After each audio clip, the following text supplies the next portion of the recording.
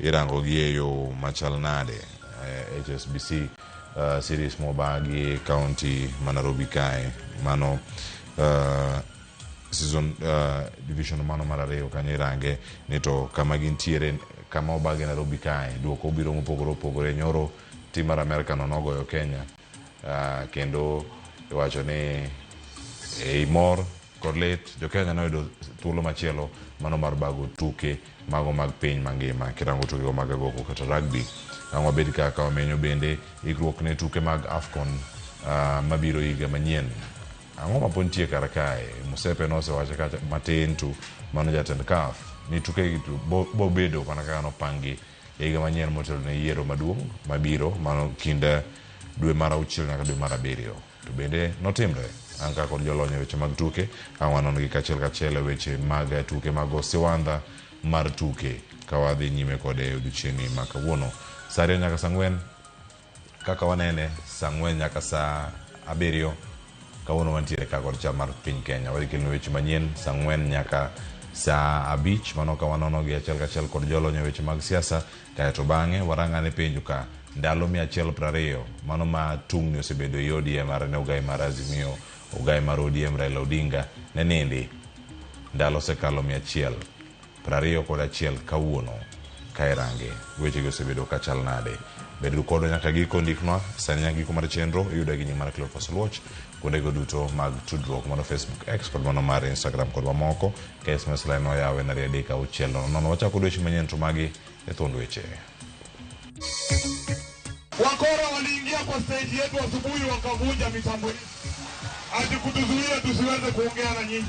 Wako na chama lakini sisi tuna wanachama. Wamekula pesa kwenda kuuza chama na hatutakubali.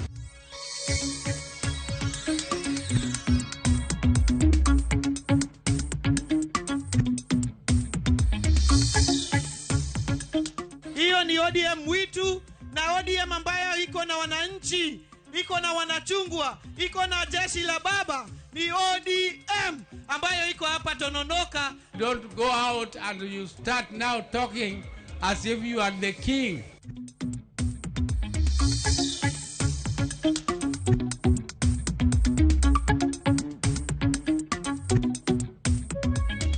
Akwayo sirikal gi jonema gufis manyalo konywa uru wawito nyithindo mok wang'e kaka kiny obedi.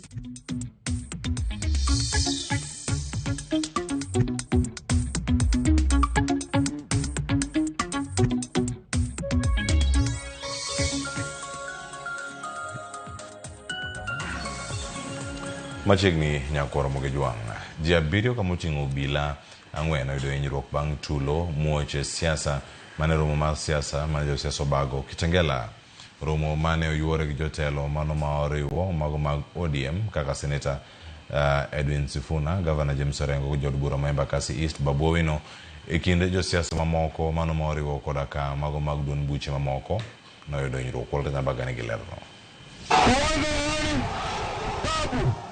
Romo mokwongo bang' thiche oko e lemo mar jagoro mar ODM opuk chal mane onyume pige Kitengela. Romo mane otak kod kweth mag ODM modok ne jagoro mar ODM Edwin Sifuna, jaod bura ma Embakasi East Babu Owino, Governor ma Siaya James Orengo to kod jalup jatend ODM Godfrey Osotsi. Moko ni ok nyal buogi kod thuol motho to gibiro chung kod jopiny ka gikoni jodito mag ODM ofolo chama modhi godo e kendo jwang'o jokanyo. Nasimama hapa Kitengela tarehe 15 mwezi wa pili mwaka 2026 nikiwa bado katibu mkuu wa chama cha ODM. Sisi ndio wachache, leo tutawahesabia wajue sisi ndio wengi, si ndio? Nataka niwaeleze watu wa ODM. Nataka niambie wale watu ambao wako Mombasa sahi ya kwamba siku ya leo wako na chama cha party, wako na chama cha ODM, lakini sisi tuna wanachama. Wako na chama lakini sisi tuna wanachama. Niwaeleze watu wa ODM ambao wako Mombasa wamrudishie Ruto pesa zake.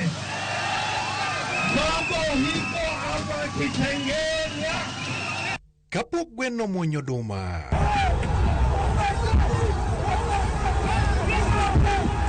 Endagi machama tuni kod puth njiri makoro eres oganda. Zima hiyo kitu.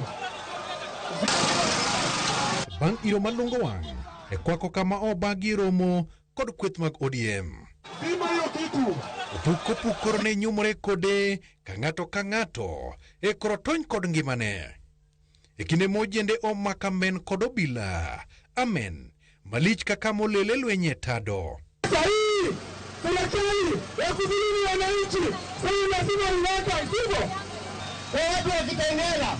Ya kwanza wale vijana ambao waliuawa hapa. Baba alisema wapatiwa fidia.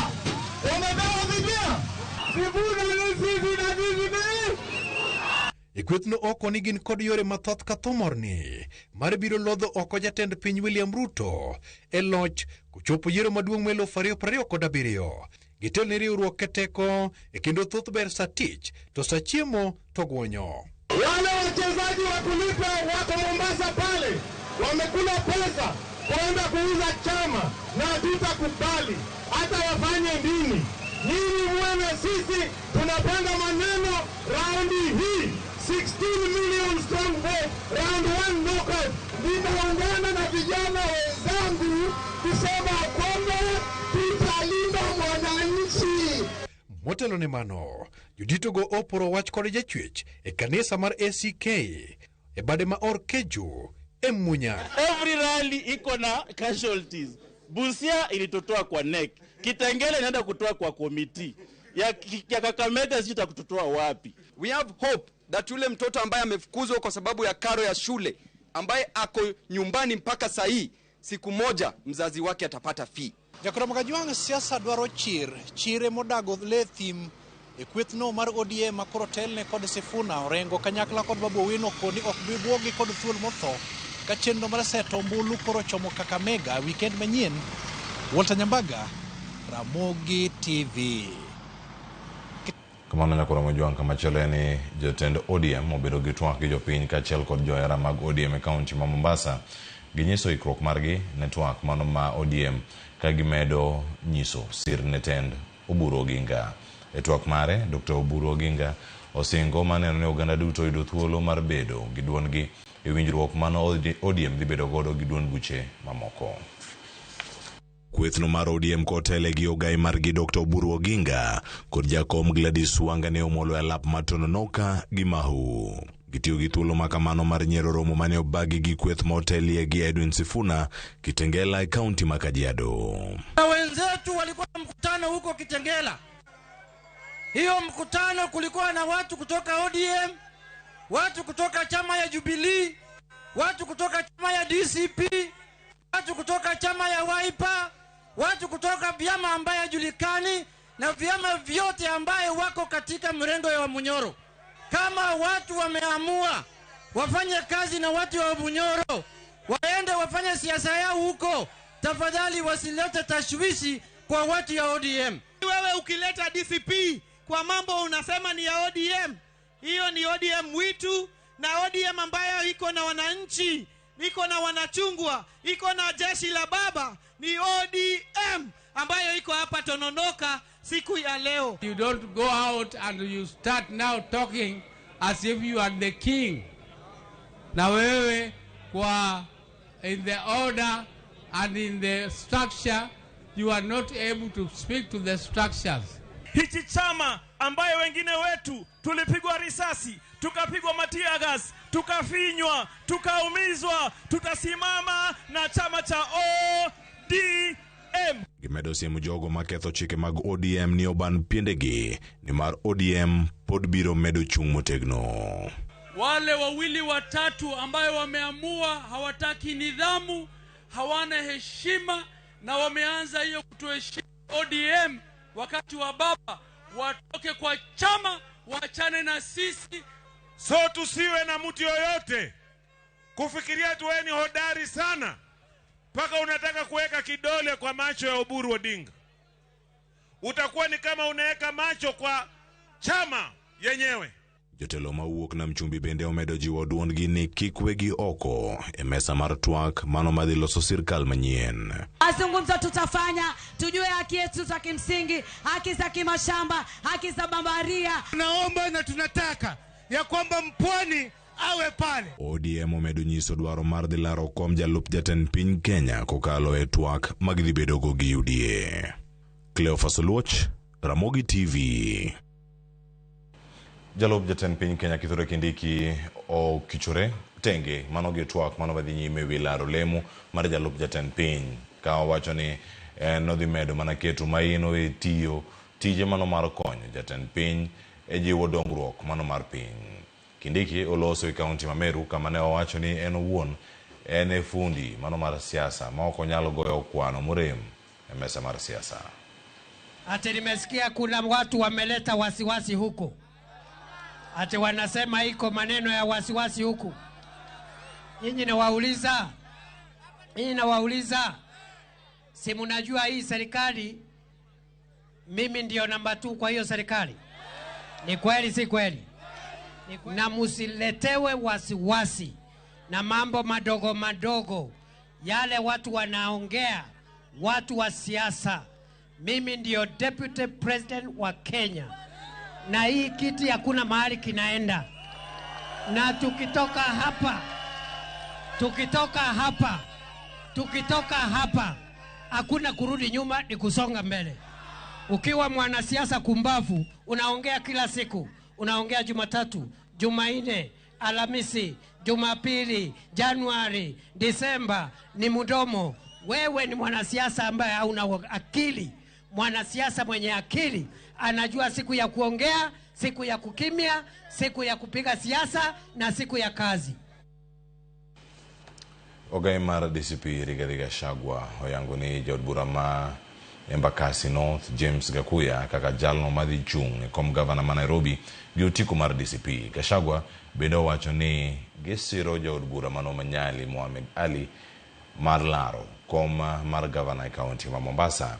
Gachagua mano yura lam e kanisa mar PCM Edward Zimmerman e kar chung bura maro Isambu bende owacho ni gin ok gidich gi kom jalup jatend piny ni mar dwaro mar gien mar neno jatend piny William Ruto odhi dala. Oseo jatend migawo mano mar arita Kipchumba Murkomen ni wechego mago mag tiyo kod njore kendo kelo tulo e ute lamo kama jo siasa nitiere mabende omedore nyaka nokawo migawo no. Atatumia chama gani?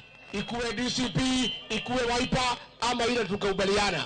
Mimi nataka kuleta ujumbe hapa katikati mwa jiji la Nairobi ya kwamba kule Mombasa atakayeongoza jeshi ya nchi kavu ya wanamaji na hewani kupitia Rigiji na Kalonzo Musyoka na United Opposition atakuwa ni jicho pevu. Huyu jamaa anaitwa Sakaja.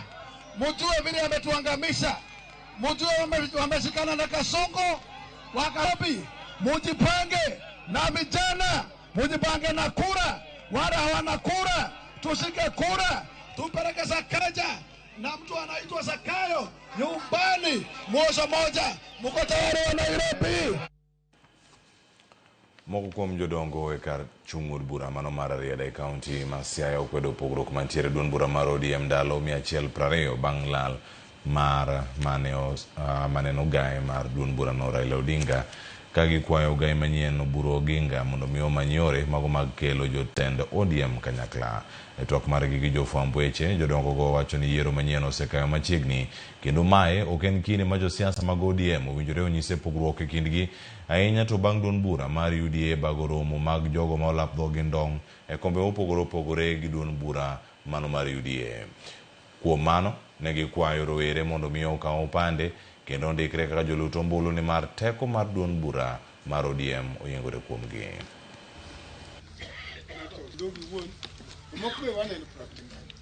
Oburu nego koro chok jo ODM moyie kode kendo moko yie kode go be otimang'o odwara ng'amo otamre atama onego chok jo ODM mondo jo ODM obed gimoro ang'o achiel. ODM iso kawo kode mukawo jakom miyo jadungo Oburogi daktari daktari maluwo ko sunu lo ngato daktari jogi wacho ni daktari magaluwo emancho obedo endorsed mondo rit ODM bang' tho jaduong' Raila Odinga ni joma balo kode ni dwaru kuma jaduong' nitie mondo ubed piny loso gi kwe piny ok ji los ka ji go korgi. Akwayo ojende masane sani kuru ka okura waka ururu kura onge kama nyalo dhi e bunge ka ok ogone kura kirwa bed ni wago koko oko to waonge gi silaha mar tero ng'ato e bunge en ang'o en kura. Riwruok mag jodong Suba e kaunti ma Migori okwayo josiasa e kaunti ma Migori mondo miogo siasa mar kwe ka gikwedo siasa mano mar tulo mosenenore e kaunti ma Migori e kinde mokalo mano ndalo ariyo mano mokalo e kind jod bura ma Suna West Peter Masara kod gavana ma Migori Ochila Yako. Jodong Suba gi kautene kod ker mar Suba Jafeth Riogi ka giwacho kanyo ni moko kata koko mano mar siasa osenenore e kaunti ma Migori kelo wichkuot e kaunti ma Migori. Riogi wacho ni rawere mathoth oseinyore nikech tulo mag siasa e kaunti ma Migori ka gombo margi en ni neno ni jotelo mag siasa ogo siasa mar kwe. Jodong Suna gi mano bende giwacho jo siasa onego lore mana gi tich mano magitimo tok tulo kinde ka kinde mabende koro gikwayo rawere mondo mi othegre kod jo siasa matiyo kod gikelo tulo. Yoling to kare kae ni dhao dagi kuongi dhao gi ji ariyo gi mondi ginyisi de teko moloyo kar dhi kuonde kuyo. Kiswahili nowacho ni fahari wawili wakipigana nyasi ndiye naumia. To sama gigore no raia wani mowinjo marach nikech nadhi eliel ai ka tiendo tur nadhi eliel ai kan gilero mama no dhi eliel o ai kama tijol mage mano dhi go tore koro man to nyiso dongruok maneno koro gima gilaro jogi duto gini joge na to miyo na kwayo kwe kata kopo nono ni nitie gima gilaro to mondo wang'e nikech gima gilaro ji ariyo kende ok nyal nego piny ngima.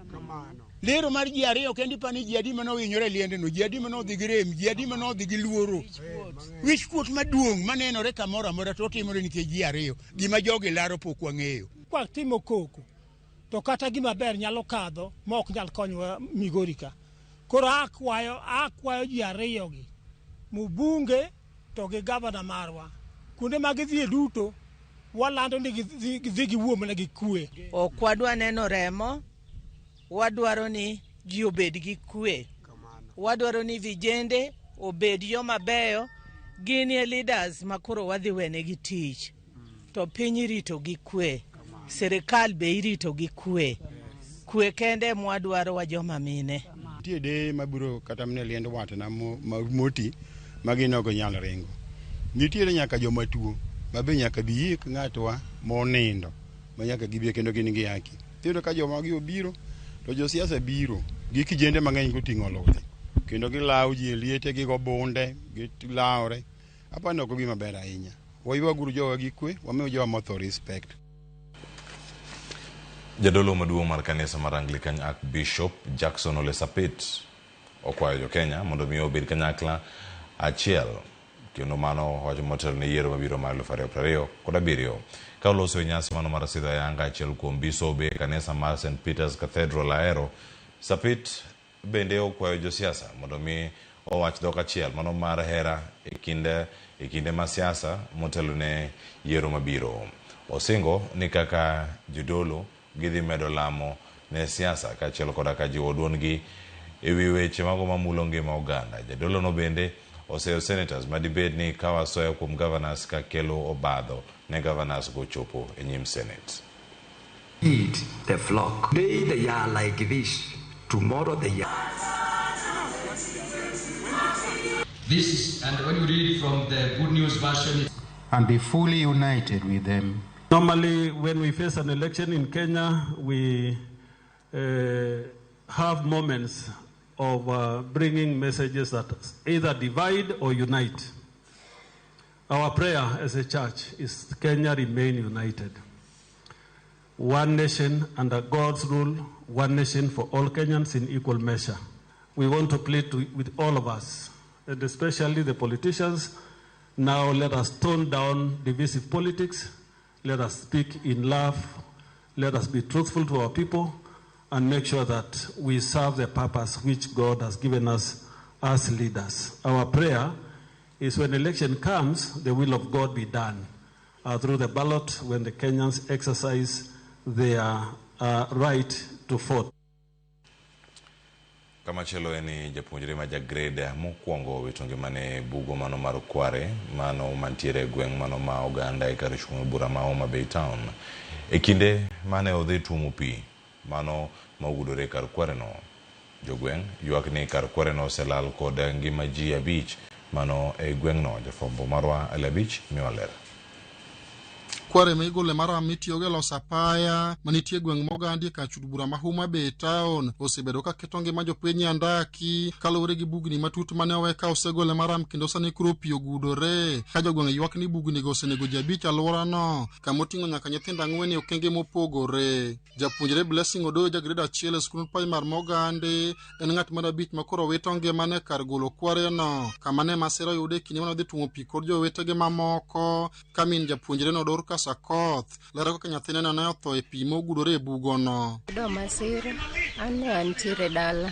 kane an dala nyithinda gi noseo nyathino kuongo omo pi gokinyi kare nyathi ochako wuok odok luoko ato nokang'eyo koro pod aiko magi to ohero gagalore koro awacho ni nyathini samoro enero abiro ot kata yudo ka babu neno TV tawacho ni to ababu saki donje TV blere ni ble luokore koro kapenje ni bolwokore ni odong' chien koro sama pod arite ni madonje iot kae tawinjo koko moro koro aparo ni to nitie gande girls gin gi wach moro e skul ne gin gi lemo moro kosango matimore tawinjo gini kaugi. Temo mar jogweng mar reso japuonjre no ne ogore e lwanda kendo ne ogado pi mawito ngimane kar Kware no ka jonyuolne mabende odak machiegni kod kar kunyo Kware no wacho ni gin koluoro ni pi mogudore kar Kware no biro medo tiko ne gi nyithindo kata odoko ni gisechiwo lipot ne te nanga makono kaachiel kod migepe mamoko mag sirikal to onge okang' ma osekaw.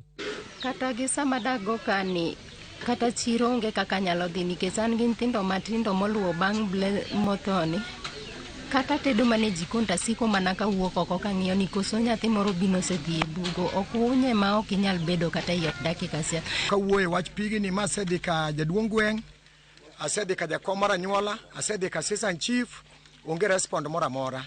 Asedhi nyaka ka chief sie, onge respond. Ka dir chief nonyisa ni biro kawo okang', awuoyo koda nyaka last on Tuesday, manyise ni chief konya nikech gini osebedo ka nego nyithindo to kang'eni modhi nego next en mar ng'a. Koro wakwayo kaka community mawito nyithindgi, akwayo sirikal gi jonema gofis manyalo konywa uru wawito nyithindo mok wang'e kaka kiny nobedi. An sani ni an gi nyathi achiel kende mawuoyi, nyathina nawito. Jopiny alwora mogandi mabende moko osewito nyithindgi kar kunyo Kware no ywak ni ji 5 osewito ngimagi kanyo ka nitie kata ma osedong' kod songa to ywak gi ng'ama winjo onge. Ne gin nyithindo 3, 2 ne mar ng'ama chielo jirani, 1 ne mara.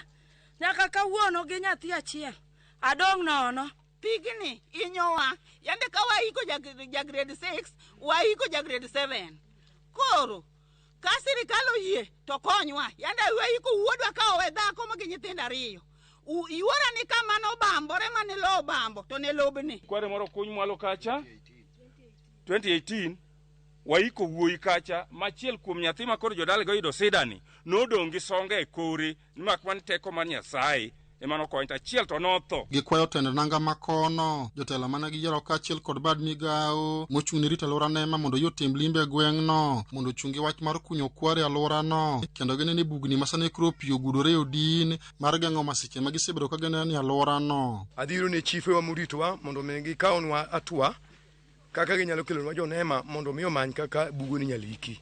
Gini nochakore kinde the late Ben ma Ben nowuoye kendo nokawo atua manonyalo mak mana ne pok onyago lemo. Kawuono wan gi ng'at mar 5 kiny wakia ni wan gi ng'a kod ng'a. Ali Abich, Ramogi TV, Homa Bay.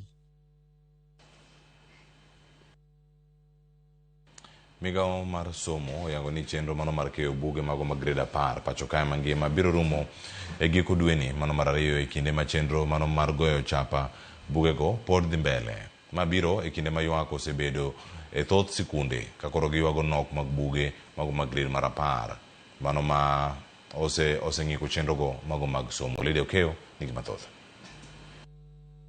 Migao mar somo kokalo kuom jogo buge chapa maromo 21 mane omiyo rak mar go chapa buge osepogo buge moheo milion 1,193 mag grade mar 10 pacho ka mangima. Ma en atamalo 71 mar buge duto manochan pogi e pacho ka chakre tarik 13 dwe mar 2 higani. Kembe mago bugo chapa gin ka Kenya Literature Bureau KLB, Oxford University Press East Africa, East African Educational Publishers EAEP, Longhorn Publishers, Story Moja Publishers kod moko. Chenro mar keyo bugego e pacho ka mangima no chakore ayanga dwe mar 1 higani kotele gi jatend migao mar somo Julius Migoso Gamba kanyaka sani chenro ni pod dhi mbele counties bura ma pacho kae. Migao mar somo osingo ni buge modong ibi pogi kanyakla gi gisomo mag grade mar 10 chop giko mar dwe mar 2 higani. Nyaka sani buge ma osego chapa romo milion 11,142 230 kuom milion 11,867,325 mane dwarore. Kama en atamalo 93.89 kuom bugego. Buge milion 8,355,780 osepogi e skunde, kama en atamalo 70.41. Skunde manie kaunti ma Nairobi ema oseke buge mathoth mogik ka atamalo 86.71 mag buge manowinjo ternegi oseter. Iluwe gi masawa mar piny Kenya man kod atamalo 80.18. Imbo mar piny Kenya luwe gi atamalo 79.77. Gwenge ma Nyanza atamalo 75.4. Homa mar Okak atamalo 67.46. Ugwe mar Kenya atamalo 64.4 kaka dhoad nam chumbi en atamalo 60.25. Kaeto nyandwat ma ugwe mar piny Kenya ni kod atamalo 48.57. Nokura mjongi report malile ukeono ema kiro wagi kumarwechi manye sapagari oginu sari kod gazet nyinga kile fasoloch jagi sumukanya kwa mkionya kachisango kikidima bora.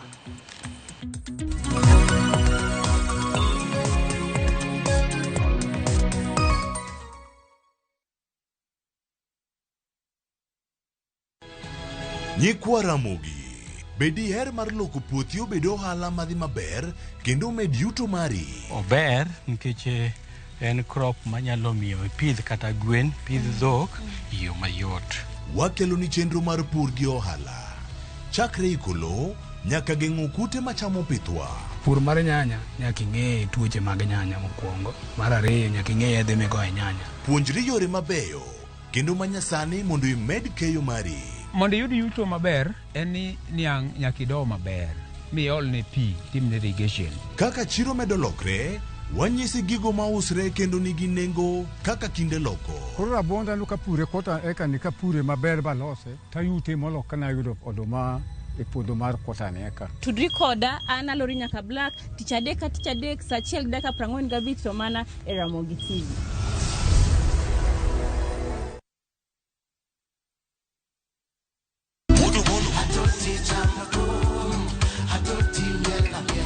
Woktich ka woktich wakelo ni don ya wotonagi.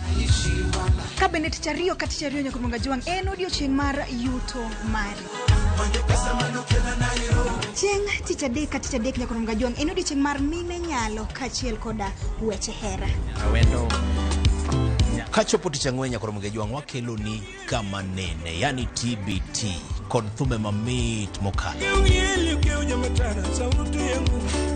Furahi the edition and thum kaliech. Loso kapuoyo nyakuronga juang. Ka wakelo ni jothumbe mopogore opogore. Kanyo ndo bende wakelo ni gimiluongo ni Ben Yawa.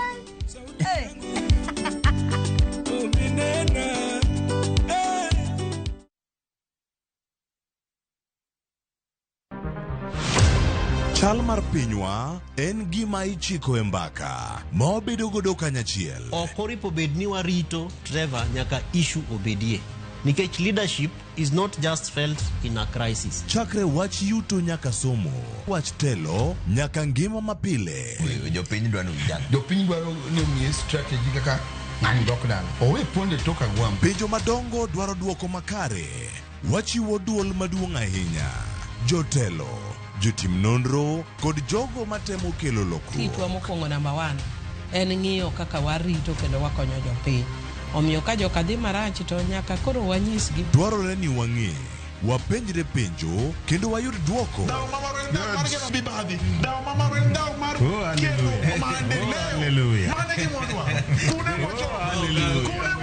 Riori kod Trevor Ombija, tich adek, saa 3 otieno, mana e Ramogi TV.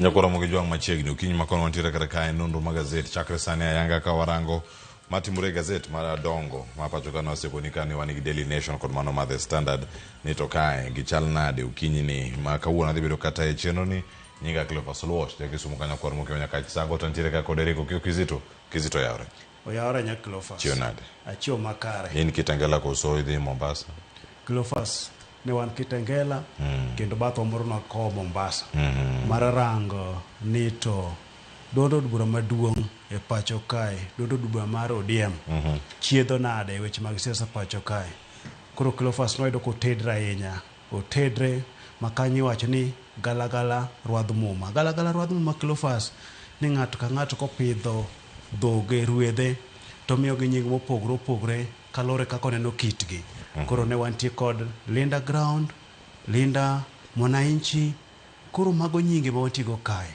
to duto te koro idaranga ni to siasa mar ODM dhi loko tugo e yo mane siasa ma pacho kae to dhi bedo gweth ne kon mane mar siasa to dhi bedo kuong ne kon mane mane gweth makoro darango Cleophas to bende no aneno ka iro bende koro ne ntiere dibed mana ni iro chako lungore kako chakra ni kamane kako da nyakura Ramogi Jwang nyaka e giko mare ang'eni gazet mar Daily Nation oseket batha kae to imiya gazet mar The Standard imiya gazet mar The Standard wachak gazet mar The Standard ite mokwongo kaachiel koda ka ite mogik magi kama sigeni guntiere mano kama ngwarange kacha nikech gazet mar The Standard kawuono mane ite mokwongo nyakura Ramogi Jwang mineno kar kanyo kane ka oseyude ng'itho mar some ndike kacha ne Sifuna Roas mano nyakura Ramogi Jwang mano kama ntie kacha niero en Simba Ochalani iwinjo kacha ni kikine ni kori loso ni kori ine king mano wach kacha ka ntiere oganda ODM ne ntiere Mombasa to no kodo chieng' manyoro kata kamano Sifuna otelo ne kweth ondike kar kanyo ni chal ni ntiere pogruok maduong' ahinya mantiere e ODM kacha to kanyo nenore kanyo kama kweth ariyo bedo kod rombe ariyo mopogore machielo buro Oginga otelo ne Mombasa machielo nitiere Kitengela kotel ne kacha kod jagoro maduong' margi machon mano Edwin Sifuna mano mara ODM podi nikech pod jakanyo jo ODM do sotni oyo Sifuna okoriembe chama Sifuna pod en ja ODM Cleophas nywane no rombe mag ODM Kitengela kod Mombasa ogai mar ODM Oburu Odinga nyowacho nang'o ruodh goro mar ODM Edwin Sifuna okoriembe chama mabende nowacho kacha kane ntie kesa ni en mana jagoro mar do to Catherine Omanye makoro jagoro mar ODM kalure ni lokruok manche gitimo mano wacho nang'o ni lokruok mitimo gi en kalure kod weche mag wich teko kod koso luwo chike ma duondo bura emomiyo ne gi nyiso Sifuna mar mondo mi obeda ne tenge matin no wacho mana ni kuom kinde moko ka en yono mar kum ma en bende no wacho nang'o ni ka en bende okolure kod chike kata nyisa cha kod wang' teko duondo bura ma ODM tiketa tenge mondo buru ne oloso kamano koro nwa neno ka Simba ne ng'ur gwenge go ma Kitengela ka koro wacho ni Mombasa kucho bende koro ne ODM nitiere kuro ne gin weche mag siasa Cleophas koro ka jolony weche mag siasa rango ni to wuoth mar ODM ni kata miwacho ni pogruok mantie dondo bura ma ODM ni odhi bedo nade kata odhi kelo chal mar siasa e yo mane pacho kae nikech gi lak seche gi jatend piny Kenya William Ruto bende oketo geno kuom dondo mar ODM mondo mi gitim winjruok mar riwruok ka girango yiero mabiro mar 2027 to gi lak seche gi koro waneno ODM owuok ODM owuok en kod oteko nwanene e gwenge ma Kitengela ka oganda turi ne odhi kuro e romo machal kamano. Mombasa kucho bende ne nitiere kuro. Koro kanyo bende ma koro wacho ni to en ng'a man kod dhera riemba, nikech wacho ni dhera riemba kinyiedho to ing'iyo rangach Kilofas. ODM nwang'eyo ni nita kod Raila Amolo Odinga, koro lak sechegi en ng'a man kode mano riembne, en ng'a monego bed ni ng'iyo rangach. Kanyo bende wacho nang'o Ratonga kwaya ibeto gode king'iyo dhoge nikech onya bedo madik, mane wacho ni mach kotho e nyoyo tibaro yien kod le. ODM daka wuoth mane nikech kalure kod weche ma siasa pacho ka Kilofas en siasa ma igoyo mabende koro noloko nomiyo kata rombe mag DCP ne ok winjre ahinya. Koro en mana ODM Kitengela, ODM Tononoka. Mabende koro Kilofas weche mag siasa ka gidhi kaka gidhini ma mbele kucho gidhi bedo kod winjruok mag bedo kanyakla, mae bende yo ma nyalo gero ODM kata nyalo ketho. Koro wabro range mos Kilofas mar mondo mi wasik wanyiso jopiny kokadho Ramogi TV kae ni to siasa mar ODM ni kure, kech ma en duond od bura maduong' e pacho kae.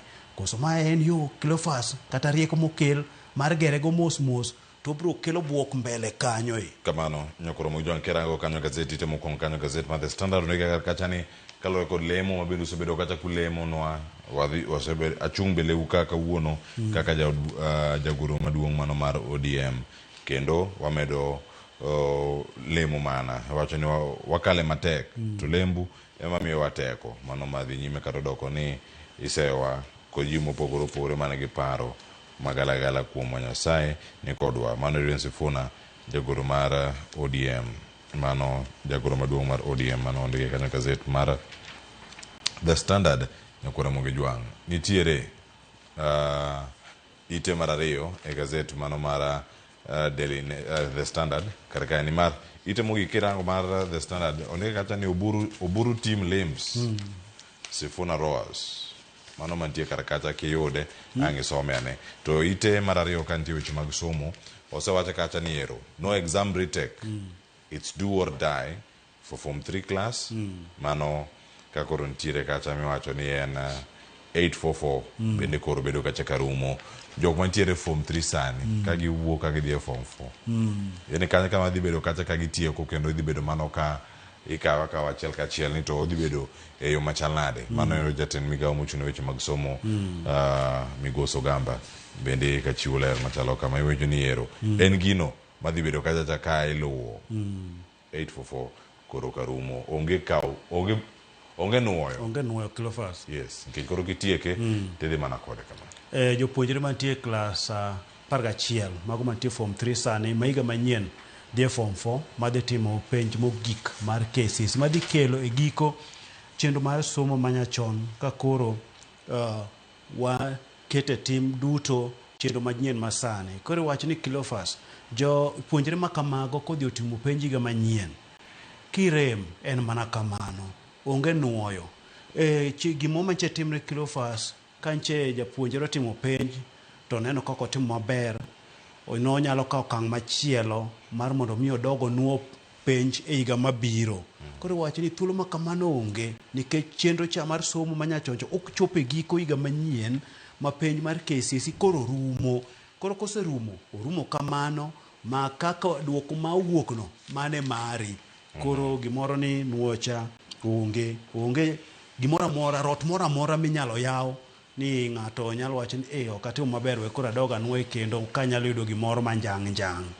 Kamano nyakoro mojo kisomo kar kanyo bende nitiere wach mar matimore Nyamira japuonjre mar KJSEA mano koyudo duoko mage gikone to donjo e skul mano mar senior school somene iteno mano mar ariyo ka ite mar adek ntie weche matimore e doho isomene kacha achiel kachiel kirango kanyo ikruok mar Ramadhan joho dhi bedo kar kacha ka gine jogo madhi bedo opara manyime. Wacho ni tim mar joho mano iti mar abich Oburu CS Joho will lead ODM talks with Ruto mano ka gintiere kar kacha mano wach mowacho kacha Tononoka nyakoro Ramogi Jwang mano mantiere e iteno mar abich. Nitiere wach ma ite mar ang'wen ka karogoloko ni en tulo mantiere kar ka dido thuolo mano mar rango ni kacho to gin ang'o matimore weche mag siasa wacho ndike kar ka ni Wandai calls for ODM unity warns dissenters amid UDA talks.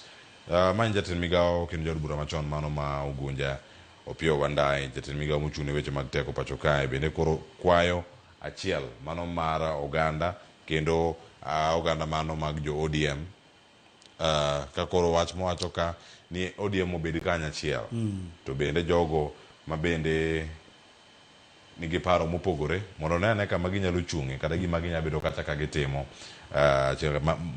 maga dissenters jok ma nigi paro mopogore opogore mano kinene kata ni twak mar ODM gi UDA to nyaka dhi mbele. Cleophas jatend migao ma teko kod modhi e pacho ka Opiyo Wandayi bende koro kwayo duond od bura mar ODM mane duond od bura mane gintiere motelo ne bedo jatend migao kanyo mar mondo mi koro gibed kanya achiel, gibed kanyakla mano kinde ma bende koro ilieko kata iko twak ma onego bende time kind duond od bura mar ODM kod UDA mar neno ni gidhi yiero mabiro ka gin kanya achiel. Koro riwruok ma kanyakla mokwayo Cleophas iwacho ni ka gidhi ka ODM tieko duol achiel kendo kotegno to eka twak mar winjruok mar yiero bedo motegno Cleophas, to ka koro ji opogore ng'ato ni kon gi koni koro bedo matek, ikia ni wuoyo gi kweth mane, ikia ni winjri kod kweth mane. Mano be wach Cleophas ma kata kirango weche mag siasa bende koro miyo jatend piny Kenya William Ruto wich bar. To kara ODM mane koro datimo godo winjruok no datimo gi kweth mane kamano mano mantie kar kanyo ite mar auchiel kanyo koro mgojwan kidhi some kar kanyo achiel kachiel wijo kanyo ka jatend migao mar omenda yange kar kani ero gowi ma piny Kenya ntiere godo en moro ma pod inyalo ranga kinyalo ber kendo ok ni piny Kenya nitie kumoro matek ahinya kowacho ni piny Kenya dongruok mano mar uchumi dibedo kacha ka nitiere atamalo 5.3 kamano bende wacho ni osir kacha kod weche go mag pur kendo mag keto weche mag service lwet jopiny e yo makare mano ito mar auchiel kon Mogejwang diyuda ne kacha thuolo mag range nitie ite mar auchiel kanyo podi nitie wach mar 7 arrested as police bust fake fertilizers racket mano mantiere kacha North Rift mago kuo mano mar mbolea kata mbolea mano mabandia mabende koro obila omako achije moko abirio e county mano ma Uasin Gishu enango matimore ka Mulembe Nation ite maraboro wacho ni ero how divisions in Mulembe Nation are costing the region its political clout pogruok mano mantie kind oganda mago mag jo Baloya mano ino picha kanyo moketi ite maraboro mara Musalia Mudavadi kod Moses Wetangula mano enyasi moro mokalo kirange kacha achiel kachiel en pogruok machal nari mare ite mar ochiko bende Kizito en sigana mano mar Natembeya iwacho ni sani dar thoth ahinya idonjo duonyo buche mopogore opogore to mae omiyo Natembeya thuolo mano mar chikre malo kendo iwacho ni ero entiere ong'ala manyime kipimo kod josiasa mamoko. Cleophas ma sigana makoro rango siasa matimre imbo mar Kenya mawacho ni kuom kinde malach kata kuom higni malach josiasa mawuok imbo mar Kenya pok obedo ga kanyakla kendo pok owuoyo ga e duol achiel machokogi e weche mag siasa. Makirango kanyo dino koket picha mar speaker mar od bura Moses Wetangula kod jotend migepe Musalia Mudavadi. Gilak sechegi yiero mokadho ne gidhi ka gin kanyakla. To seche magin kanyakla makoro neno ni gin jogo madito e imbo mar Kenya kucho. Bende nitiere koro jok moko makoro wuok ting'o wigi koting'o nyaka gavana ma Trans Nzoia Natembeya. Natembeya wuok ka bende siasa makoro wuok godo imbo mar Kenya en mano ma Ford Kenya tawe. Ka koro okelo siasa moro ma bende koro kelo ni to gidwa rango ka gidhi kon mage moloto koro imbo mar Kenya kanyo wacho nitie dot moro mar Bukusu ma bende kosebedo kare kod jowetegi e weche mag siasa. Maketa kirango chien kinde mokadho kinde mane Raila Amolo Odinga ne ntiere kanoyudo ser mapek ahinya imbo mar Kenya nido ka nitiere jok moko bende mane pok kelo pogruok kanyo makoro nokoyudo mbulu chate. Koro mane siasa ma pod timre imbo mar Kenya. Mane siasa mwang'iyo go mabe pod tiega ni jogi ok riwrega kanyakla madhi edebe ka gichokre okapo achiel. Nyakura mojawa mano kantiere ite mar 8 kod mano mar 9 kirango ite mar 10 nitie pogruok bende mag weche go mag telo mantiere ka alwora mano mar Rift Valley iwache kar kaniero mae e moro mwacho ni en pogruok nitiere jodongo kata achiel kuom jodongo mago mag Talai iwacho ni ka en odeclare mano iwacho ni Christopher Koyogi mano mayudore Uasin Gishu. Yunjo kanyo mana lura ma Rift Valley. Giyango kacha ni Senator ma Uasin Gishu man Governor machon, mano Jackson Mandago, kachel kodaka jaod bura, mano ma Emurua Dikir, mano Joanna Ngeno. No wacho ni mago e jotelo kata Kingpin oko mako luo kende. Kingpin omako nyaka kocha nikech girango ni bang' William Ruto ng'ama nitiere kacha kendo. En wacho mokelo paro mathoth ahinya kendo kelo wacho ni en pogruok e paro. Mano e kinde jogo mabende geto bedo Kingpin. Kingpin ka gin Kingpin de. Mago ruodhi kirango gi kacha mag gwenge mopogore wacho leadership race. Ochal nare jok madwa kao kar William Ruto poni koro tieko tam mare. Marayo ponyo yiere bende, mano wach mantiega. Cleophas, wach mar bedo ruodh gweng' kata oganda mar Kalenjin bende koro gidore kanyo ni to en ng'ano ma koro nyalo kao bang' jatend piny Kenya William Ruto koro tieko mare. Koro iwach ni nyingi ma koro bende nyiedhre kanyo en mano mar Mandago. Mandago inyalo par kaka jagono mane kinde machien owacho na ng'wech mag siasa okikete chuny, ikete roni maki ng'udha ni to wuok odhi mana kamano. En bende koro en kanyo. Inya paro ni ne osebedo gavana kendo sani koro en senator. Ma bende nyinge wuok kanyo en jatend migao mar arita Murkomen. Kipchumba bende nyinge wuok kanyo kaachiel kod Ng'eno. Mago jok ma nyingi koro jodongo mag oganda mag Kalenjin koro neno kanyo. Cleophas, weche mag ruodhigi bende koro biro bedo matek ahinya moloyo to gweng' mopogore opogore pacho kae. Kineno kata gweng' ma Kaluo koro wacho ni to en ng'a ma koro nyalo rwako wuoch mar Raila Amolo Odinga. Cleophas, ang'o miyo siasa ma kama sani koro biro? Siasa ma kama sani biro kendo koro bedo matek ni sani onge jogo mane oseikre kinde machien kacha makare mar kawo thuolo ma kamago kodong' nono. Nikech kirango kata Luo kucho Raila Amolo Odinga kaka nobiro, en bende nitiere kaka nodonjo mana gotik oteku mare owuon. En ng'ano mok nyawachi ni nobedo piny ma ji wacho ni koro Raila ema koro nwaketo. Nowuok mana gi yore manowuok godo mar ono gi tekone manowuok godo kanyo e. Koro ng'ama nyalo wuok kaka nowuok no bende pod onge. King'iyo kata William Ruto bende e gwenge mag Kalenjin kucho Cleophas, en bende kaka nowuok e yore moro mopogre kanyo miwacho ni notie bo jatend piny Kenya machon Moi kanyo obiro riwre kod Raila Amolo Odinga be mano medo gere ma odonje siasa mare kien owuon mobedo kama entie sani ni. Koro sani gima koro wacho en mani to en ng'ama da bedo koro keto yor mar siasa mar pimruok ni ng'ama koro da kawo. Nyiso ni ji romre te. Obuolo mawuok mathulre motelo ne jowadgi ewi liel kama koro onge. Nyakoro Mojwang' ite ma iye kawadhiane ite mara 13 mano wach mantiere kar kanyo koro Mojwang' 12 kanyo mondi ma warangi kae to bang'e na warang gazet ma Daily Nation kae ka ang'watieko. To ka warangi kar kae nitiere machinglo ma omipe kar kae. Iwacho ni 1990s nitie gima ne timre sani, nitie machielo ma pod nitiere kar kae. Mano wach mantiere machinglo e ite mara 12. Iwacho ni 1990s and Young Turks 2026 Spirit Revived. Picha man ka James Orengo kod picha machalo mar Babu Owino ka gintiere kar kacha ne timeyo machal nade. Paro mapiyo kanya kora Mojwang' bende okunwa ni onene yo machal nade.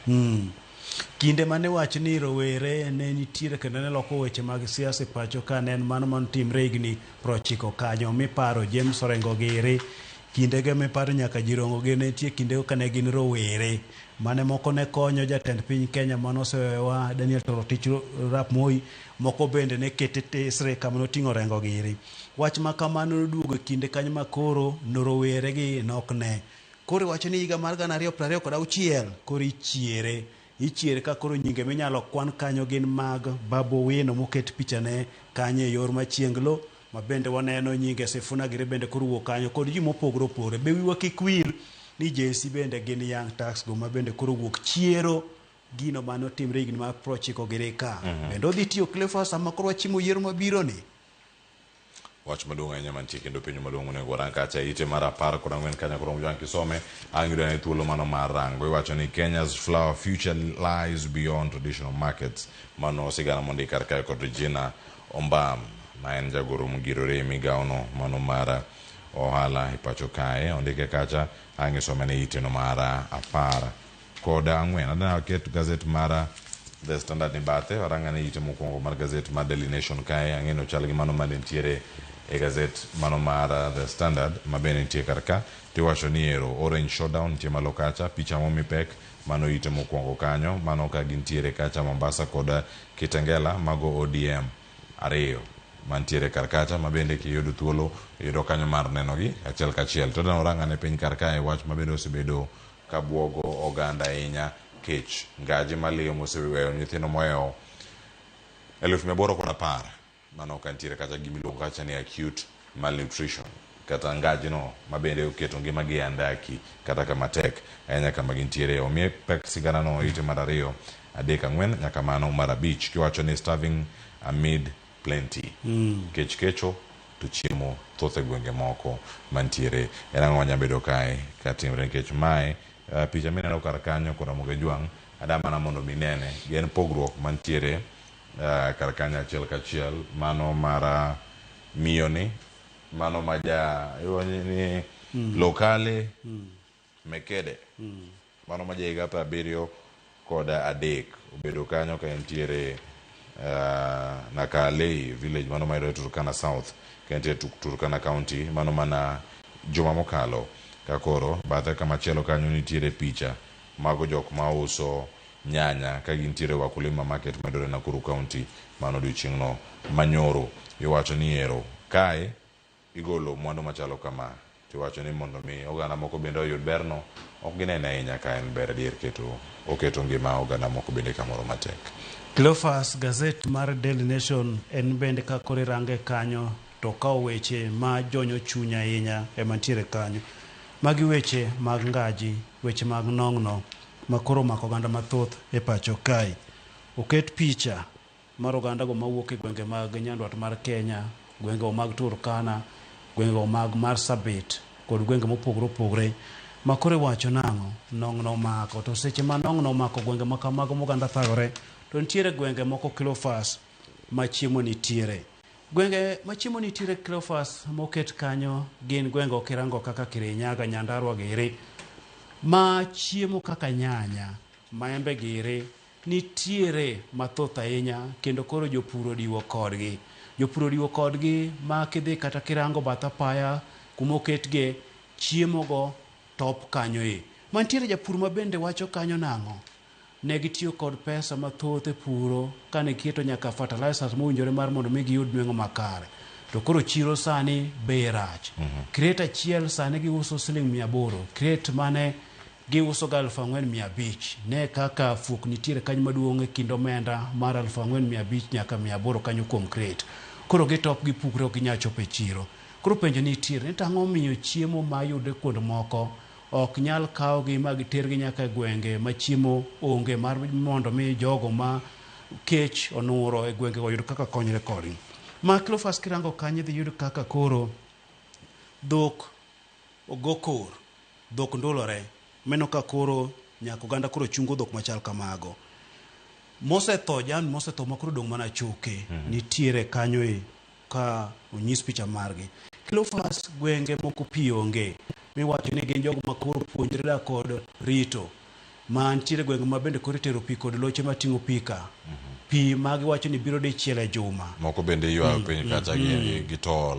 mano kubni mantiere piny moko bende okuny mantiere piny kar kacha oganda manyo chiemo jamni tho ikondo kacha mondo mi girang ngima dhano mondi kapok girango kata mag jamni mano yote ma sirkal bende medo oronge kinde ma omenda go ntiere punde bende no kanyo ka ntiere makoro weche machalo kamagi mabende koro ikeyo e konde mopogore opogore Kizito mano sokni otuo Cleophas pi onge kanyo yudo nyaka skunde Cleophas ka jopuonjre koro dok piny ma kaniyawo skul iwacho kanyo ni nitiere kaka namba mag jopuonjre nodonjo maber to koro gilek sechegi koro namba dok piny nikech ji ok nyal chopo e skul kaluwore kod nong'no kod pi maonge iyudo ka skunde moko iwacho ni jopuonjre dhi gokinyi to koromo sa 7 to gidok ot mok nyal duogo skul nikech weche koro tek kuro koro mago midhiero mantie kuro ma koro mako gwenge mathoth mantie kuro Cleophas dhi bedo nade nikech kirango kata kinde machien kacha gwengo mag nyandwat mag Kenya osebedo kod midhiero mag chiemo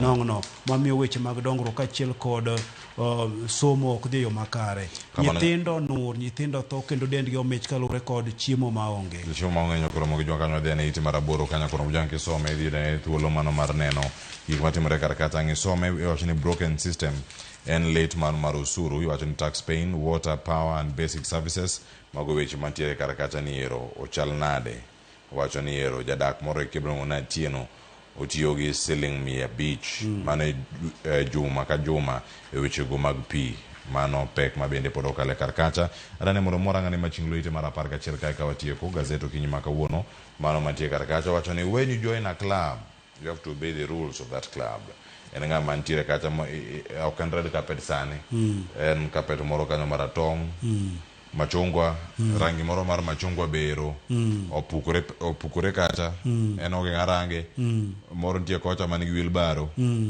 ipuke ngato nigi rangi mawichore karka to ngama rembo wheelbarrow goroko rangi mano mar UDA machaba to mar ODM mano kamirange janeno kono anene to nene yo machal nade angine angwa yodi paro ka opogore Willis Odembe kod Kennedy Ochola osedonjo karka mar do migidonj gi rangno weche mag tuke man mana machinglo Kizito paro makanyo imiya gi wach mari mogik Cleophas Machinglo kamano okawo rangi mwang'eyo ga ahinya pacho ka mago mag siasa mar UDA kod ODM koro Machinglo moket kanyo janeno kadhi nene malong'o dhi neno ka ogor picha madwa chalo kod mano mar jatend piny Kenya William Ruto komako gacho thiwi dhiro to gacho thiwi oting'o youth leader mabende en ogai mar ODM kanyo ma omi brass mondo bukre godo karangi momien mano maratong ka koro mano mar machungwa kineno chien kacha en koro gore piny opukore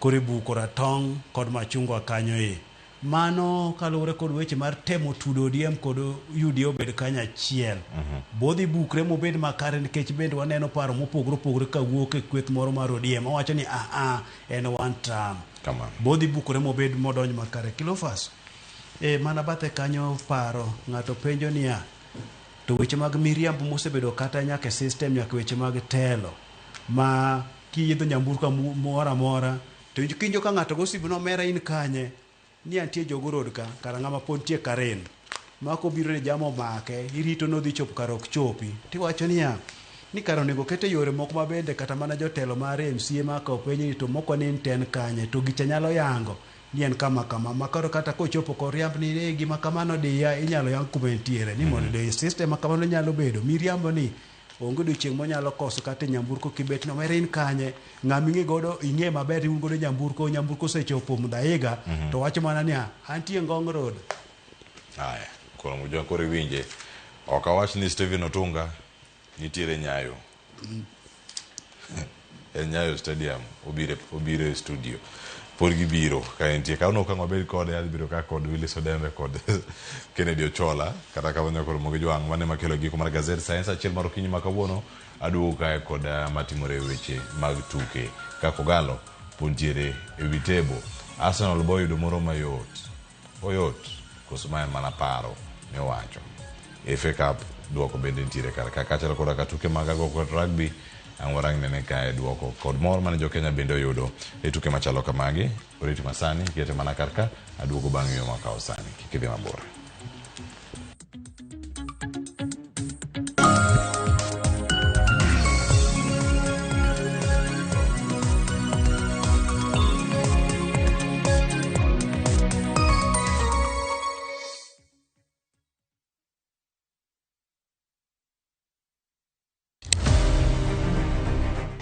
woman can be Mrs. Ombaka, but not any woman can be Dr. Ombaka. Gin mine mabende osebero ngima magi kabende gijiwo joma moko otim kamano. Madwani mondo wajol joma mine, watieg joma mine mondo kwan joma mine mantie telo obed mang'eny. Gichiwore mar mako lwet jogo mawuok tokgi. Sa ochopo manyaka wan mon ok wanyal timo demonstration. Twanyalo timo sit in. Watemo wacho ne nyithindo manyiri ni kaber to konego bene oringaringa kende ka wiye bare ni to tina chom kanye ka nitie gima thage to yudo ng'ama miyo mosewuotho yor nieri to penjo wach mantiere. E chenro ni mar mine wacho wakelo mine mantiere gi lony mopogore opogore tudi koda juma ka juma tich ang'wen e chenro ni sa 3 mar otieno.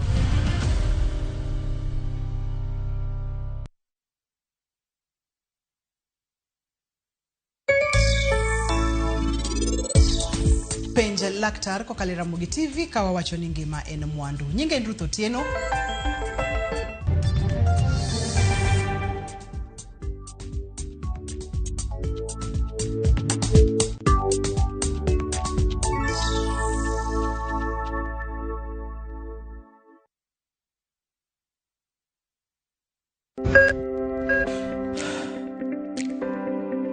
E chuny ogandawa, ngima mar del en mwandu maduong'ie moloyo. Mondo tekruok mar dende obed maber, ok gin ga gik matek. Gin gik miluongo ni lifestyle. Manyiso ga jotuo ni gigi ok gin gik minyiewo, gin gik mitimo. We bedo gi kiawa, kendo chak bedo gi ng'eyo. Nachako chemotherapy. Side effects nen, yier wi nyaka lwar, constipation, chandi seriously. Warwaki e penj laktar, ma en tudruok gi lakteche molony. Sama idhi ir jahocho cha, nyaka ibed ni iseng'eyo ni mae shida ma an godo, to adwa kony. Chakre weche thieth kod chiemo mar mine mayach, nyaka e weche thieth mag tuoche masiko. Wakelo od thieth e od dak. Tuo mar rheumatic heart disease ni landore sana e gwenge ma poverty nitiere. Riwri gi Ruth Otieno, wuok tich nyaka tich abich, saa 12 odhiambo. Chakre dho nam lolwe nyaka e nderni mag boma maduong', pesa ka pesa nigi sigande. Kae en kar dak mar joloko ohala. Growth wa mostly bedo attributed to consistency and hard work. Kokalo kuom jo ohala manyiso rieko margi e ohala mopogore opogore. Gima nyaka ikwong ing'i en location kamidwa kete dukano. Wapuonji timo ohala okang' kokang', kaka ilose, kaka ipidhe modongi, nyaka kaka irite mondo odagi. Siri mar business wane gimomiyo osebudho kabisa en ni itiye gadier. Kae, kama timo gik moko gi kinda, romo gi rieko, kod lek mabedo adiera. Watemo choko artifacts mag luo, to watiyo kod gas decoration e ot ka. Ohala gi mwandu, gi Cleophas Oluoch, tich ang'wen, saa 1:45 otieno. Kik bai.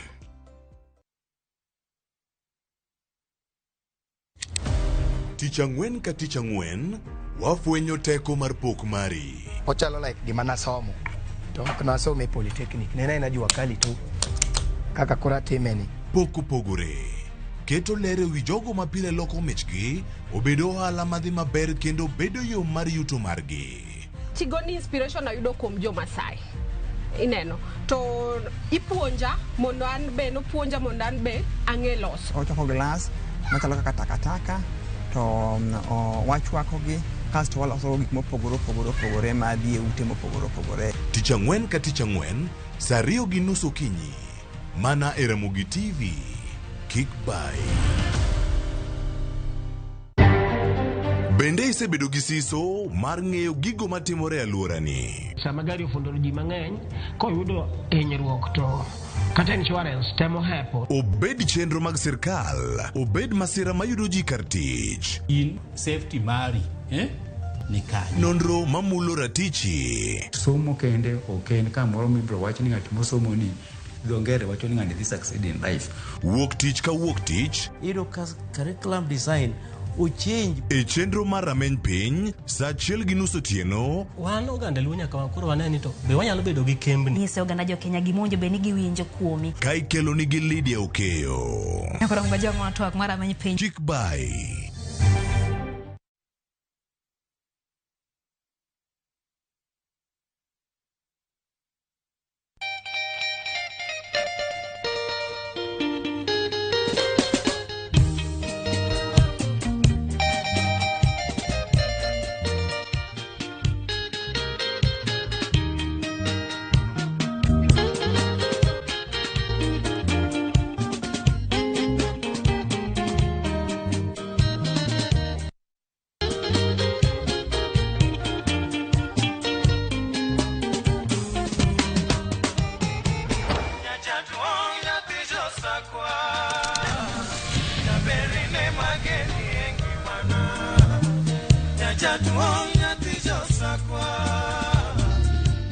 Radio Ramogi, Cartoon Jaluo.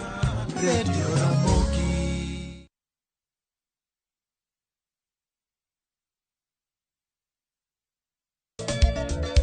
Machigni nyakura manga juange chenro mar ngoma owake.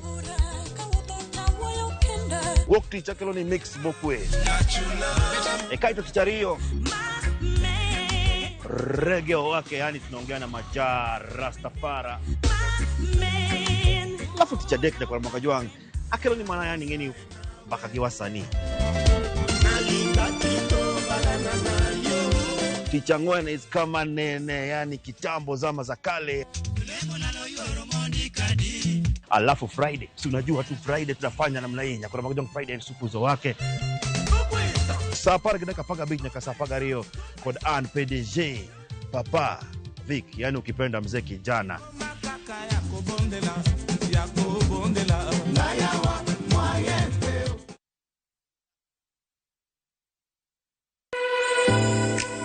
Chiemo oken mana gima wachamo kende, en sigana. Tim mapile, nyasi mar nyiso ni wan ng'agini. Mit chiemo en ang'o? Kitungu. Ber mar chiemo mar fry en ka kitungu nene. Wanono kido mag tedo e alwora waduto.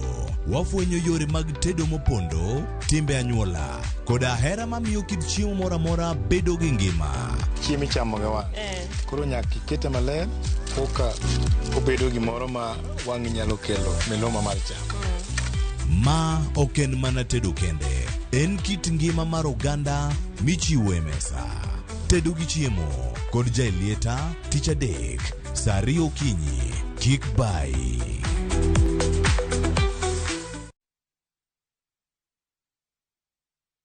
Chakre dho nam lulwe nyaka e nderni mag boma maduong', pesa ka pesa nigi sigande. Kae en kar dak mar joloko ohala. Growth wa mostly bedo attributed to consistency and hard work. Kokalo kuom jo ohala manyiso rieko margi e ohala mopogore opogore. Gima nyaka ikuong ing'i en location kamidwa kete dukano. Wapuonji timo ohala okang' kokang', kaka ilose, kaka ipidhe modongi, nyaka kaka irite mondo odagi. Siri mar business wane gimomiyo osebudho kabisa en ni itiye gadier. Kae, kama timo gik moko gi kinda, romo gi rieko, kod lek mabedo adiera. Watemo choko artifacts mag luo, to watiyo kod gas decoration e ot ka. Ohala gi mwandu, gi Cleophas Oluoch, tich ang'wen, saa 1:45 otieno. Kik bai.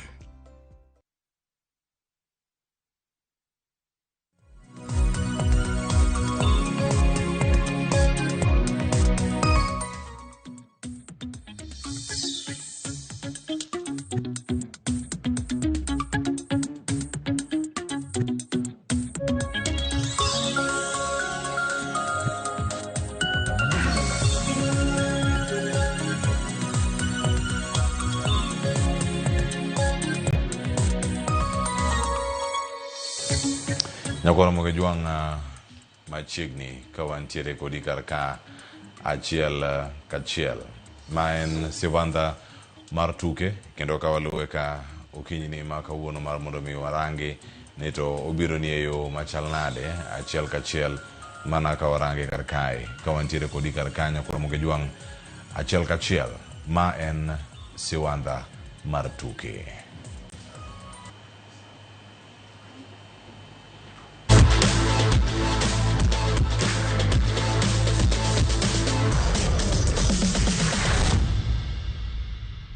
Tuke obedo nade weekend mokalo, adhi bedo katai nyinga Cleophas Oluoch, jakisumo kanyo kwar mokeo nyaka jisango, to wanene kaka bende obedo e weekend mobedo mag tuke mathoth ahinya, chaka kod Willis Odembe ma osedojo studio, kachal kod ka Kennedy Ochola, tiem Willis Odembe wa rekino machiegni. Weekend mari obedo yo machalare mana machuoka ahinya, ngeni nyoro no yudo ng'ama no nyalo go kata par, sakenda se muono ne kamurange, weekend obedo nade. Erokamano ahinya Cleo, weekend obedo maber. Kendo nye wan gi Valentine, mwawenye happy Valentine to all Siwandha tuke, Siwandha mar tuke. Jo era mag Siwandha mar tuke. Weekend nyoko dhi marach Cleo, kech nyo wan gi rugby, HSBC, Sevens, Div 1, Div 2. Kendo nyanene chakre Saturday gi Sunday. Kendo nyoro kochopo Sunday, kawaida, Injili kalo. Kendo wachako mana wach rugby. Kanyo chopo godhiambo, nyo kapok aneno Arsenal, nyo aneno margine matin, aneno Nairobi United, matin nye gocho gi Maima, piny Congo, kendo achak aneno Wirad maginene manyo gocho gi Azam, manyo gigoyo Azam 2-0, to jo Nairobi United be nyo lo 3-0, matin ni gin gisewuok, Azam bo sewuok, koro Wirad to kod Maima emadhi mbele, then bang'e no, nyatieke gi team maduong' Arsenal, kendo nyineno ko waketo mna squad moro matin, yoro nye waketo nyaka under 16 squad mane matin mukiro nyaka jok malembi oje kero nyaka ese gini e papu uda tieko nyithindo kendo kama gintiere joko igo gimos mana kaka wagera kama no poch gi paka inyane Arsenal gi jogo duto mabende no gocho mana weekend kama ne wantiere karaka ka chel koda ka team Kenya jo Kenya no wuok oko mano moromo ahinya wacho ni kona mar Kenya, wacho ni neno home corner, nen moro lilo, jo Kenya no wuok oko karombgi mano duchingno ma ngeso kur nyoro chienga Jumapil. Ochola ntiere iri wike mare bedo nade. Okay, erokamano Cleo. Mokwongo wadwa penjo sa erokamano kuom arita maber mwachopo. Cleo nyo weche ng'eny dala, weche ng'eny Nairobi, lakini e siwandha matuke nyo I'm very happy. Kendo aneno ka koro piche matis mapiny mwa participating. Nyo amor sana gi nyithindwa mar Gor Mahia Youth, nyo gimora sana. Nyo andalo mare Mathare North United Drive-in Primary. Leo nyo aneno opira makuru nyiso ni kuro opira. And ayie ni kare teamwork make team to work. Neno ka nyithindo nyogo mpira maber nyo aloyo Mathare North United 5-2. But nyo en game kata ng'ato nyalo gombone. Naparo ni amor sana gi kijende nago ang'en koro gineno weche wasani. Mose chelu kuom. Jomolo gonda bichi gite. Jomolo gonda bichi gite dawe awe kama. Amos abu mose miya kimia thuola bu mose jok manyo loyo. Wabo chako gi Maxwell, Davis, Oliver nyolo, Livingston chien kata Oliver nyolo ariyo. To gi Celestine Kennedy. In fact nyo en opira ma jok manyo biro akondo ga pele ni kwa dhiga wei to gimi kwongi timo en ni kwongi ng'ato malongo ong'ere kaka malongo ma kisegoye malongo tibiro win spirit mag home team chake win spirit mag referee then ko isettle mpira ko display opira kaka ng'en tiyo maduong competition to kidogo tu lakini tiyo maduong en development seche wang'iyo angles to gimane mwanyalo tere senior team to gimane manyadhi e team achiel koro amor kodgi sana gi jok ma wiyo ok nyal wilo gi jonyuol ma samoro miwa support kaka wuon Amos Jagol nyokelonwa pi wuon Peter Chok jana mana kuru nyoronwa pi wamor sana kechi motivation mathisigo miyo nyithindo go koro nyalo perform nyaka sechego ok wiyo ok nyal wil kodgi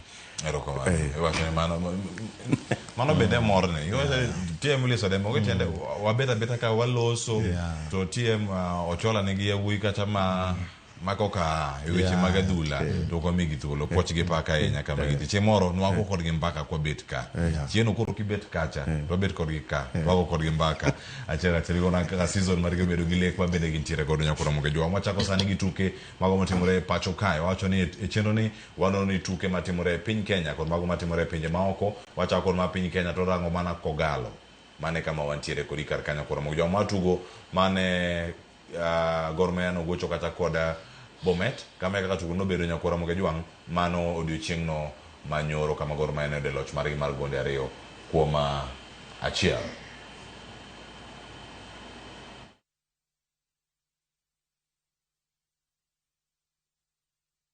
Too far, and Alfred Onyango picks it up, presses it on the feet. I think Gor Mahia have got in a second goal, and it's Duang. Jackson Duang, the South Sudanese international, who puts the ball past the goalkeeper. But nicely then taken care of by the goalkeeper.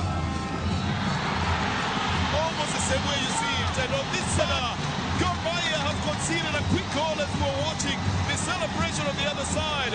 MPS have pulled one back. I'm really impressed the way my boys played, more especially building the ball from behind.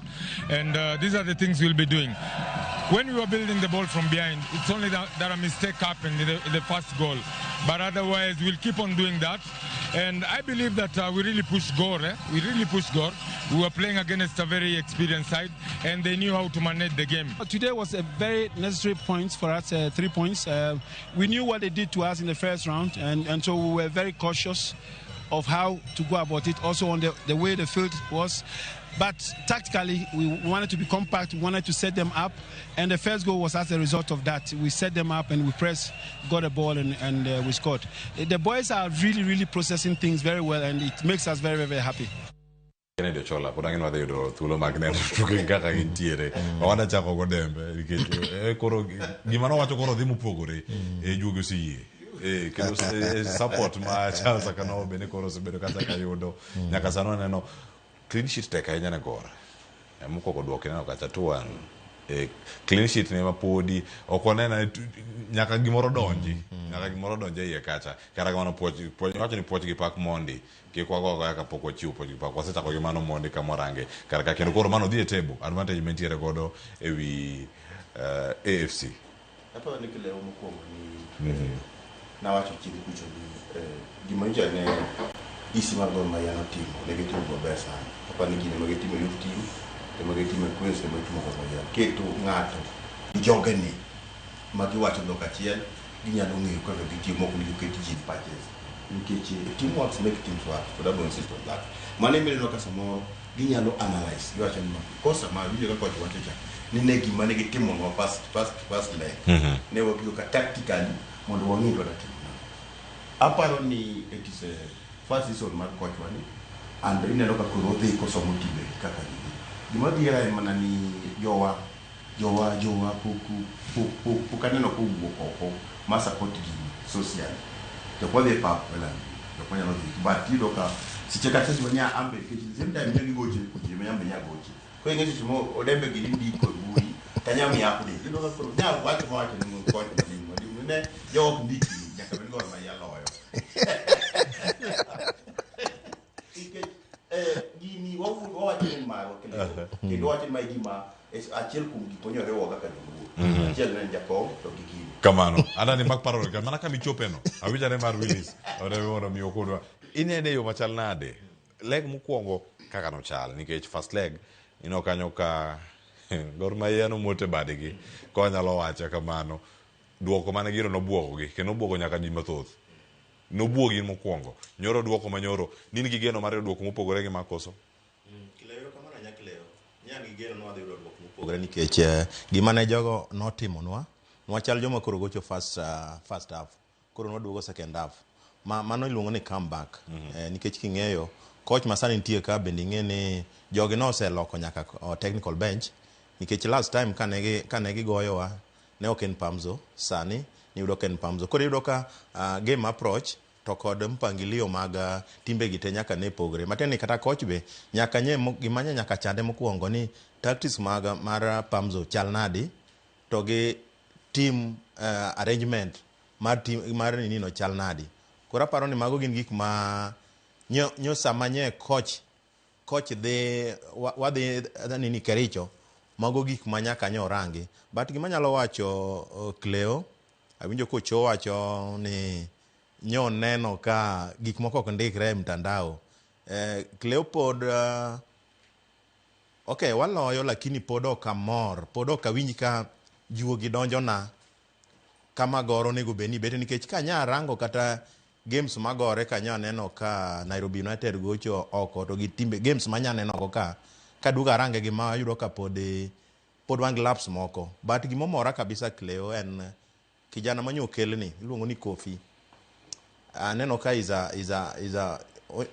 finisher nikech na neno chieng moro kan watugo akeni game mane mona tuka Kasarani mane wa from 1-0 to wago 2-1 naneno ko loyo goal moro ma classic kendo naneno the same kani positioning mare to gi running mage aneno ka nini sana ka dhi maber sana kendo yudo ka gima paro ni sani nie Gor ka sani nitie some harmony moro nitie kwe moro aneno ka nitiere nyaka nyo weche moko ben magine ne ma nani wuogi ma Austin wuogi aneno ka nitiere kwe moro to maga paro ni gimo ocho wacha dier nikech kubiro joma winjore to yot mondo ukel kue technical bench nikech kata kineno kata mana youth team mare mondo mine ogego ji abich nitiere lokruok manyo timore matini harmony moro be nitiere matene ni jomo biro to yudo joma nitiere ka to gidonje bwo joma nitiere ka manyiso ni jogi sama ni gibiro kata mana senior ni coaches kaka gibiro to giyudo fees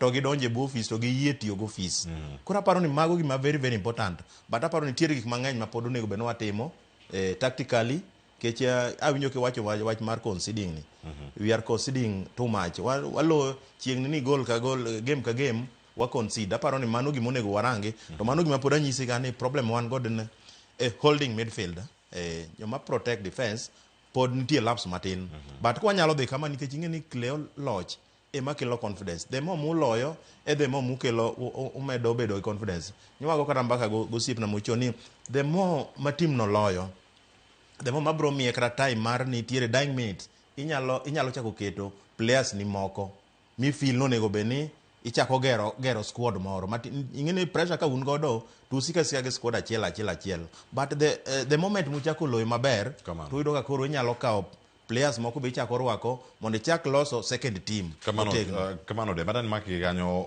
Ochola ochal nade mokwongo ineno kanyo kit duoko ma nitie kaka gima Gor Mahia ting'o ahinya maduong' kawuok e tugo margi kod APS Bomet mano mane obago odiochieng' manyoro ka gidhi nyime nikech tielo mokwongo duoko nok ni makare to sani wan opogruok to bende kirango kaka tebo chung' pod in community clubs misebedo kiwacho kacha ni mae mit adhula ma pacho ka Gor Mahia FC Leopards nitie kacha Shabana Murang'a Seals kod Namba Beach Kakamega Homeboys. Aparo ni Cleo en gima ber sana ne kendo pod gipak ne kamano ikona ni marino chaka ima joseme magawo timo ne gicha wechegi pod walose ma tudruok no achiel kachiel ayudo pacha odembe kendo kar kae ka waloso wach mar microphone mano mar Ochola mar community clubs top 5 ka pod gintiere mago madongo to points giwere go mathoth ahinya nikech kirango number 1 43 points kacha number 2 AFC Leopards nigi 37 lakini pod gitugo achiel kata wapo gitugo mar mondo gichop tuke 20 duto magisegoyo Shabana nigi 34 Murang'a Seal nigi 33 kanyo giwere mana gi point achiel to dire kanyo kama gintiere gisego tuke gite kanyo gisegoye tuke 20 duto ka Kakamega Homeboys ndikata gi thuolo mar Namba Beach gi points 30 kod achiel mae kamano go bede kendo koro mae mit mare wacho ni league ka okare chon Police my defending champions mantiere karka bire namba 6 Cleo koro mae chuny league mae chuny league kendo mae gimo no wacho ga pile ni kaber to nego bene these institutions or sponsor these community clubs to gibro neno gimatime neno ka pesa matin ma sponsors oketo ineno gima koro timre Savana ineno gima timre FC ineno timre Gor Mahia ineno Murang'a kirango gi do gi Homeboys kirango gi gin gi betting companies ma wenjo wach mpira to ntiere pesa moro momigi matin mineno ka omiyo team sani timo maber koro mage momiyo ni chon wachako ywak ng'eni Cleo mpich Kenya ka okethre ndalo mane president machon Daniel Arap Moi the late Daniel Arap Moi no kelo ni kapo ni igocho ne nini kitiyo e corporation kaka Posta kaka KPA gi kambe matindo kaka nini otunego beni igocho mana igineno e kambino koro kanye mane gigi okethre Cleo but kama koro wachomo the right direction matinde ni nitie sponsors mosebiro magi wacho ni kata kapo ni corporates gi ok gi support these teams but sponsors gi nyalo miyo team dhi maber koro Cleo magi time makoro nego beni koro watap revenue kech sani ma ineno ka jogor dhi e pap kabisa sani ineno kata nini kata wuon nego benadhi ma bende kata pesa nyase golo to en odhi adhiya kamano to kayuagi nikech ng'ato nowakilisha to wayudo win matiende ni koro pesa no kayuagi koro magi gik masani wadwaro ni team kaka Gor sani koro gilos game tikede mag seasonal tickets Matiende ni sasa ya makata beni ukichopo kata Kisumu kata beni ukichopo kanye to revenue ni wadhi yudo mondo players gi odag maber mondo wayud nini sports kits gi gik yo mowinjore. Mana paro ni gima koro waria to gima dhi bagwa matin Cleo en wach mar pap. Pap osechako bagwa kabisa nikech neno kata mana nini kata mana sofa paka gi poster no kanyo gidhi mana Wanguru Stadium yo Moya kucha. Koro kanye challenge mwasechako bedo go but kwa nyalo dhi kama community clubs to wanyalo identify pewe mwange maber ni pauni ema Sabana nitie, pauni ema Gor Mahia nitie, pauni ema Murang'a nitie, pauni ema Homeboyz nitie, pauni ema FC nitiere. Tibro kwa tap these nini wabro dhi maber kabisa. To kida gernu pap yo desta to ngor. Anabi mano ochola igora goro selo smarinya mana dhi nyime Moskwa mana timbre mana kinyalo maleno kar kacha community clubs ne kama gichope gilesos magor ka wuok kuom tugo mar gima weekend ka gidhi nyime. Aparo ni so far so good Cleo kalura gi performance ma community club opako gito gi main sponsor. Aparo ni motivation is the key factor yudo result mag sports and kopo no nyalo medo kwa dhi kama to wadhi neno pogruok nikech king'iyo jok ma community club mane motelo gin gi sponsor chigni achiel ma ismain mo sponsor gite emomiyo ka gitimo gima winjo gitimo koro mana ni koro gimodong kwase dominance mpira kata football kaka community clubs ko wacha kwa ngindo step mani kuro ma next ka kwa nyalo own our own facilities, our own training grounds mondo mi avoid those exercises motigo mang'eny mano kuro kama wachiko then gigi te wabotimo gi one at a time ni ano sendo kendo sani kineno tich mane nitie kata mana technique manyotimore ineno ka wan gi sani jo scout mang'iyo squad to ng'iyo nitere kama gidwa kelo kineno kanyo gikelo Dwang e dier pap kacha attacking midfielder kingen manyolo the second goal maten tie ngama nitie kawacha mung'eyo niko poni osino wuok to ng'ani nyalo replace immediately kendo mano odhi kendo kichak ng'iyo mbele kacha ke striker manyo kelja almost every game timo gi jo team aparo ni those are the quality makwadhi okodwa no dhi kwadhi to dhi participate e CAF odwa no wadhi kacha gi team mochiek makwa chiko CAF to kodhi participate kodhi compete gi jomoko neno ka team onywa oro kuchucho almost East Africa teams eno ka gidong te e group stages e CAF batende ni okang'e nang'o motimore ke dala ka japuonj ka omiyo Simba onge Yanga gidong te kichak bi dala wakabe United bodong batende ti gima tingo punyo jakwa team odwa ni gini glory ni no sekelega to en far back Jenderson masani madhi papni dwani koro wang'eyo gimoko no office masani magor maiya gimora mag community club wang'eyo ne quality players, young players and quality players to gi consistency mwang'eni kwa kao league to kwa dhi kucho to advance at least mondo wagi ke stage moro ma jatugo mantie ong'eyo gimowinjo team kech Cleo gigas coach wawacho ga pile ni coach give only 20%. 80% gin ma nyithindo gi. Coach can only restrict to training. Lakini sama ine game situation to koro kaka Nyasaye okoni gimang coach ang negoni mana koko kaka gimetimo no okelo result. Lakini kaka gimetimo no okelo result ngabo goni koko onge. Koro en gima en ngata can do it cause me opportunity.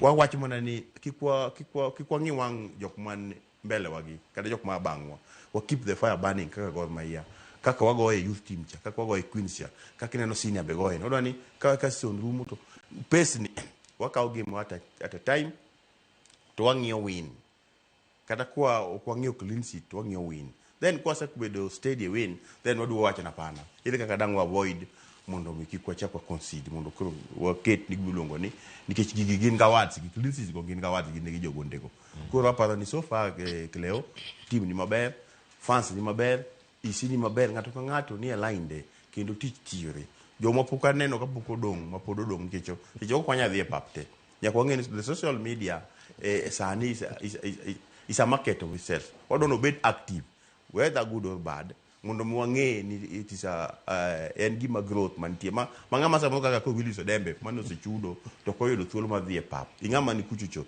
just update gima dhi mbele kata ka indiko to bed ni kama ndika mondo ng'ama ni kocha cha bongi ni as much as okadhi lakini kericho to God lead to one kata God kama then wayudo ka koro weche bro chopo se chike mage eras ma wantie to eras mon tie gi binyo kwa wati kod gi temo ndo information ochop nyaka dala kucho kicho okwanya bedo at the same time at the same place at any time nyaka be ni koja tan koni lakini tika mare wa together ko akete nwada kete mana mar pingo dala wa ko bo nyiso wani ngato bo ngegi maindo kik pile pile do gani kik ngato understand iwacha ngata gi midwaro gimetimo kucho bo nyisi kuma intie so far one up and one our target is only one our aim is only one dwaro be na chiel ma ni nyakwa ka olik leo ken ka olik nyakora mo jangi timbe ka nyoga jok mugolo ko jogo ma odong e lig jogo mantiere oko ka chiel koda wecho mathoth mo pontiere kar kae irango gi e yo mane mane gi mesa nyakora mo jono lok tanga deka so kalo prade koda dek tok sa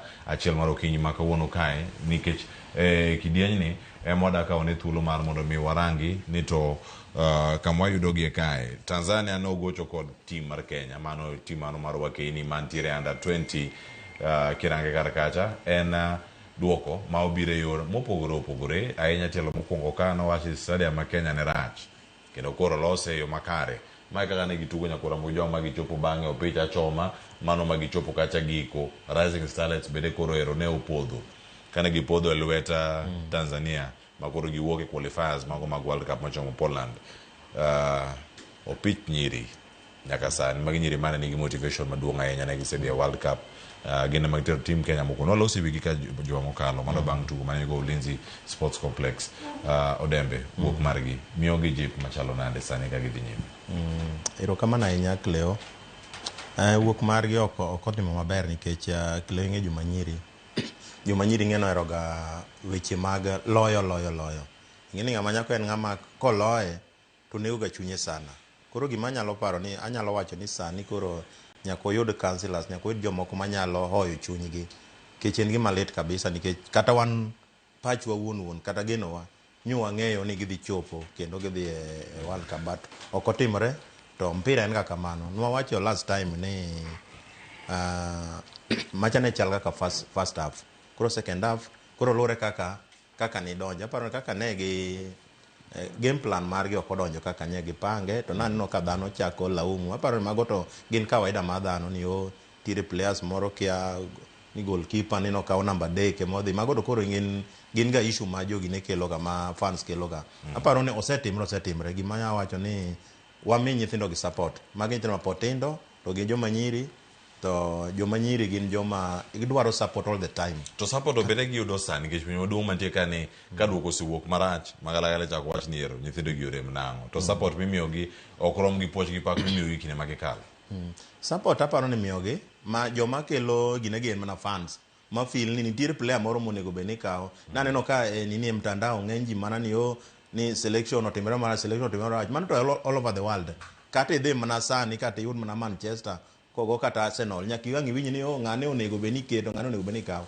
to koch ok apar ni onge ng'ama nyalo dhi kawo ng'at ma dhi go e piny mana paro ni nyaka ibed mana labda in coach ma ok ong'e gima timo nikech macha tich muti oketi ni iti kendo ndiki kendo ichamo msara kendo idwaro ni iperform mondo neni oko ma onge ng'ama nyalo yie kawo player marach to weyo maber gimirango kuom players gi Cleo ma ji ok ong'eyo nitiere gimoro gande ni discipline man is the first key secondly bende player ni odonjo gi system mari mar coach ing'e ni coach bende gi system mare to bende player ni onyalo adapt gi system mari mago gik madhano rango koro onyalo bedo ka wan dhano adek tiyudo ka ng'ato neno ni Cleo do train maber ndi ineno lakini iyudo kiduogi kawa kata ikawo cho nikech ang'o coach nitiere gima oserango kanyo mokwongo ng'ani winjone seche moko iyudo ka nitiere ng'ama winjone piyo seche moko oneno ni ng'ani en ng'ama mondo odhi donjo gi system nani maber ng'ani en ng'ama discipline koro nitie gik mang'eny mirango koro aparo ni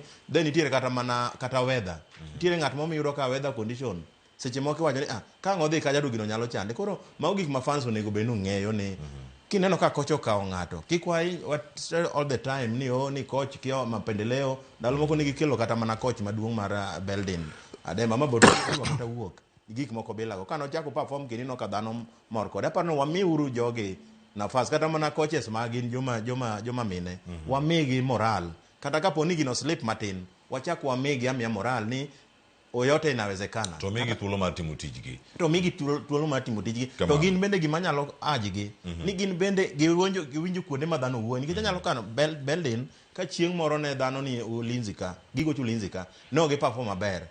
To nitiere players moko mane dhano nolalamika ni dak no mi game. Ta dier ka players go no miyo game kwa dhi Tanzania nwagolo win. Koro aparo ni coaches gi be gin bende giyie technical bench, gin bende giyie lawama kama beyo to gikaw. Maricho to giwerego, lakini ka gineno ni seche moko ma fans wajogi nitiere fact nikech fans ng'eny maneno ga gigi mang'eny. Koro ka nitiere kuonde moko ma fact nitiere to gikaw facts go mondo gikete tim mondo wadhi mbele. But gima nyalo wacho ni en poj gi pak nikech nolowa mane penalty. To bende wasetemo ok ni koro ni ne en team mano loyo mo marach.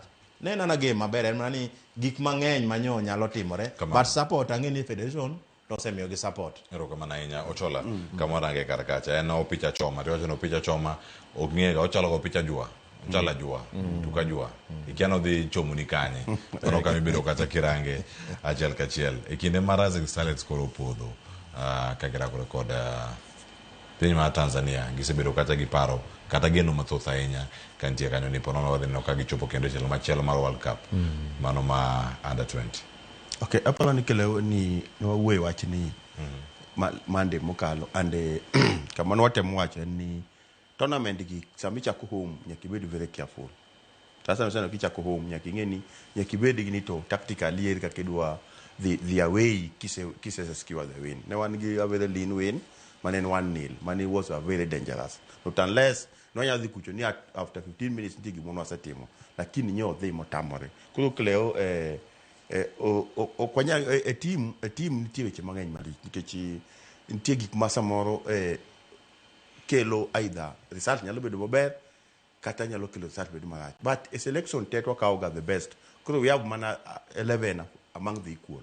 11 among the equal gi samoro nitie personal issues, nitie injuries to gi family issues. Masa samoro nyalo ka samoro nyalo chuno jatugo mo ming'eyo do winjo gochi to yudo ka timo nade en gitabu nikech kata wan yudo ka sani wan gi player ja goal ma train gi senior team lakini ko biro ka kendo koro en gi nok okinyal mi new strength kuch ibiro mi second keeper sichego second keeper no ng'ama nyong'eyo the first keeper biro penjo ni to koloyi to first keeper di kanye to nikech ok ong'eyo e seche tam ni the first keeper di injury omiyo ket second keeper but yudo ka samo second keeper nyalo biro ma perform koro en mana ni timing marwa emanyo samoro nyo kidogo yudo ka seche nyo chako dala cha maybe nyo kwa bedo piny mo ng'eyo essence mar ma chako dala ni to ang'o winjo wayud dala kapo kwa dhi away kanyo kende ma wayudego makosa ma yuywe ni seche nyo dala cha e tournament mora mora kata knockout stage mora mora ko mi thuolo ma chako dala to ng'eni you kill the game at home kiwa wa nafasi kidogo to ng'eni kisedhi away to go manyalo Martin Ulinzi no nego goye proper no winjo be ninga wagoye ka imagine of 3-0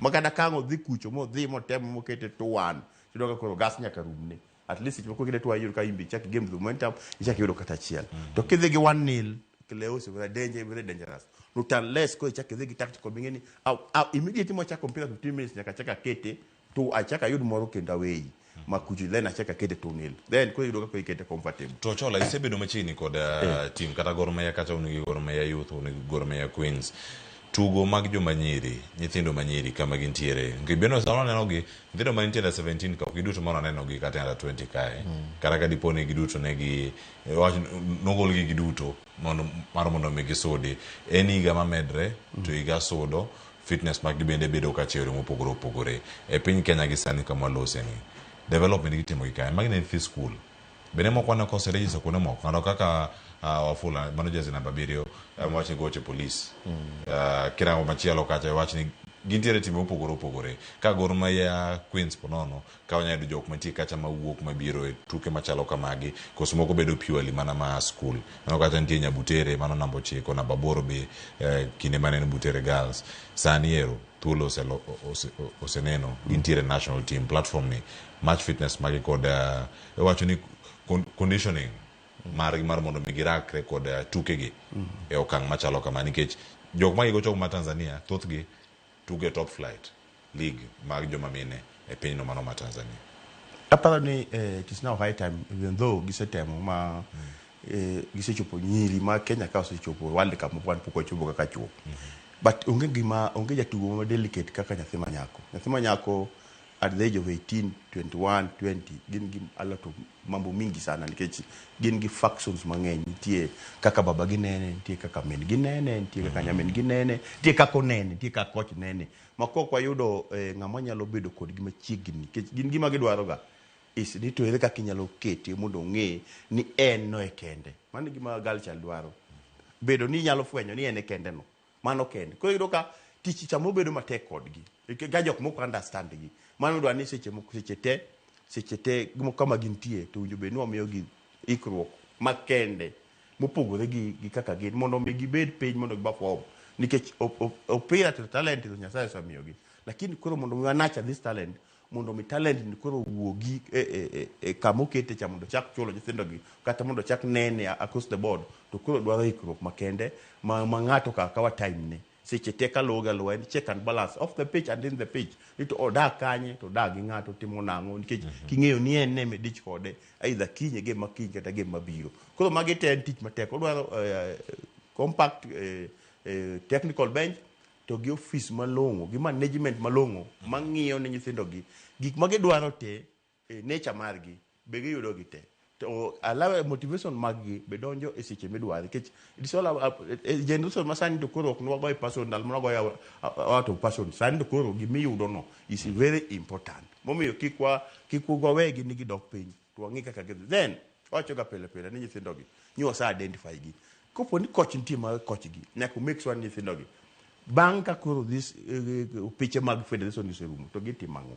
yaki make sure ni gine teams magi gocho magi yudo match fitness gi yudo kilango to ngama handle gi kuno go be bedo handle kuma gidok go gi coaches to be gi bedo handle gi dak techi be gi handle mondo mi kata ka koro ticho bire ka koro bire national level to koro tie basics ma coach ma e club level sitieko so you just go to that technically and tactically then ko chingewa kaka yoro mana win lakini kage wen gigi tedi podo dueti mas national level yudo ka tich bedo matek e kine matuki timore kendo Uganda yudo paro mopogore siro nyathi ma nyako ituki machalo kama e boda ika chiela yud pachi odembe kata rangani tuke magefe ero kama na nyakleo awinjo gimocho wacho is true mana gima wacho ni joma nyiri gin weche gi ng'eny to ineno gimomiyo koro kichopo kiwuok kata 17 kore na 20 oja kubedo matek nikech under 17 pod ne en high school pod nitiere under guidance mar japuonj magi mora ma nyathini timo nyaka go simu ni dwa gole mondo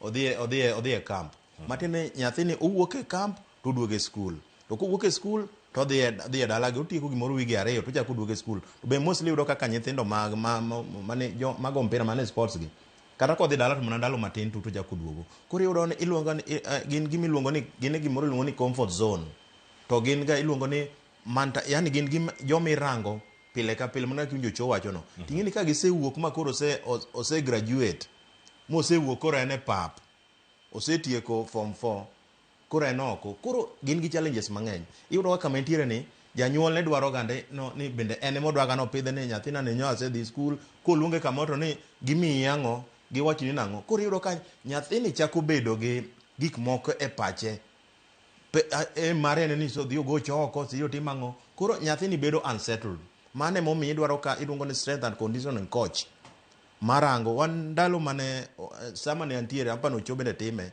kwa ne wa train mwange ni kwa ni game to waketo players piny to wapenye ni ere ng'ata man gi shida ti wacho shida mari manyiso ne sami wacho shida mari no okwabi ketie squad kapo ni wan gi paro ni train maber to wabro gole oko mondo shida ni no obine oko nikech seche moko kata nyathini nyado kata ke jonyuolne odare ot olorne gi dhot to obire training to seche moko nyoma nyiri oluorga kaka winjo wacho giluorga wacho gibro neno ni jibro nyiero geniyo ni gin joma lwetgi ni piny neno koro yudo ka gigo traumatize pachgi kabisa koro yudo ka nyathini obiro koni to iyudo kaka Kenya ka iyudo ka nafas matin mwabede camp emo idwaro ni nyithindo nyirigi dwa ni gibudhe camp matine ni sami wuok tikwongi rango ni ang'o mantiere e dala e ot kucha to gino unyalo tatua then odhi e camp kaja for like even 3 weeks ma pache wuogi gi wach mag rent and whatever go nyathini dhi concentrate maga gik mabeto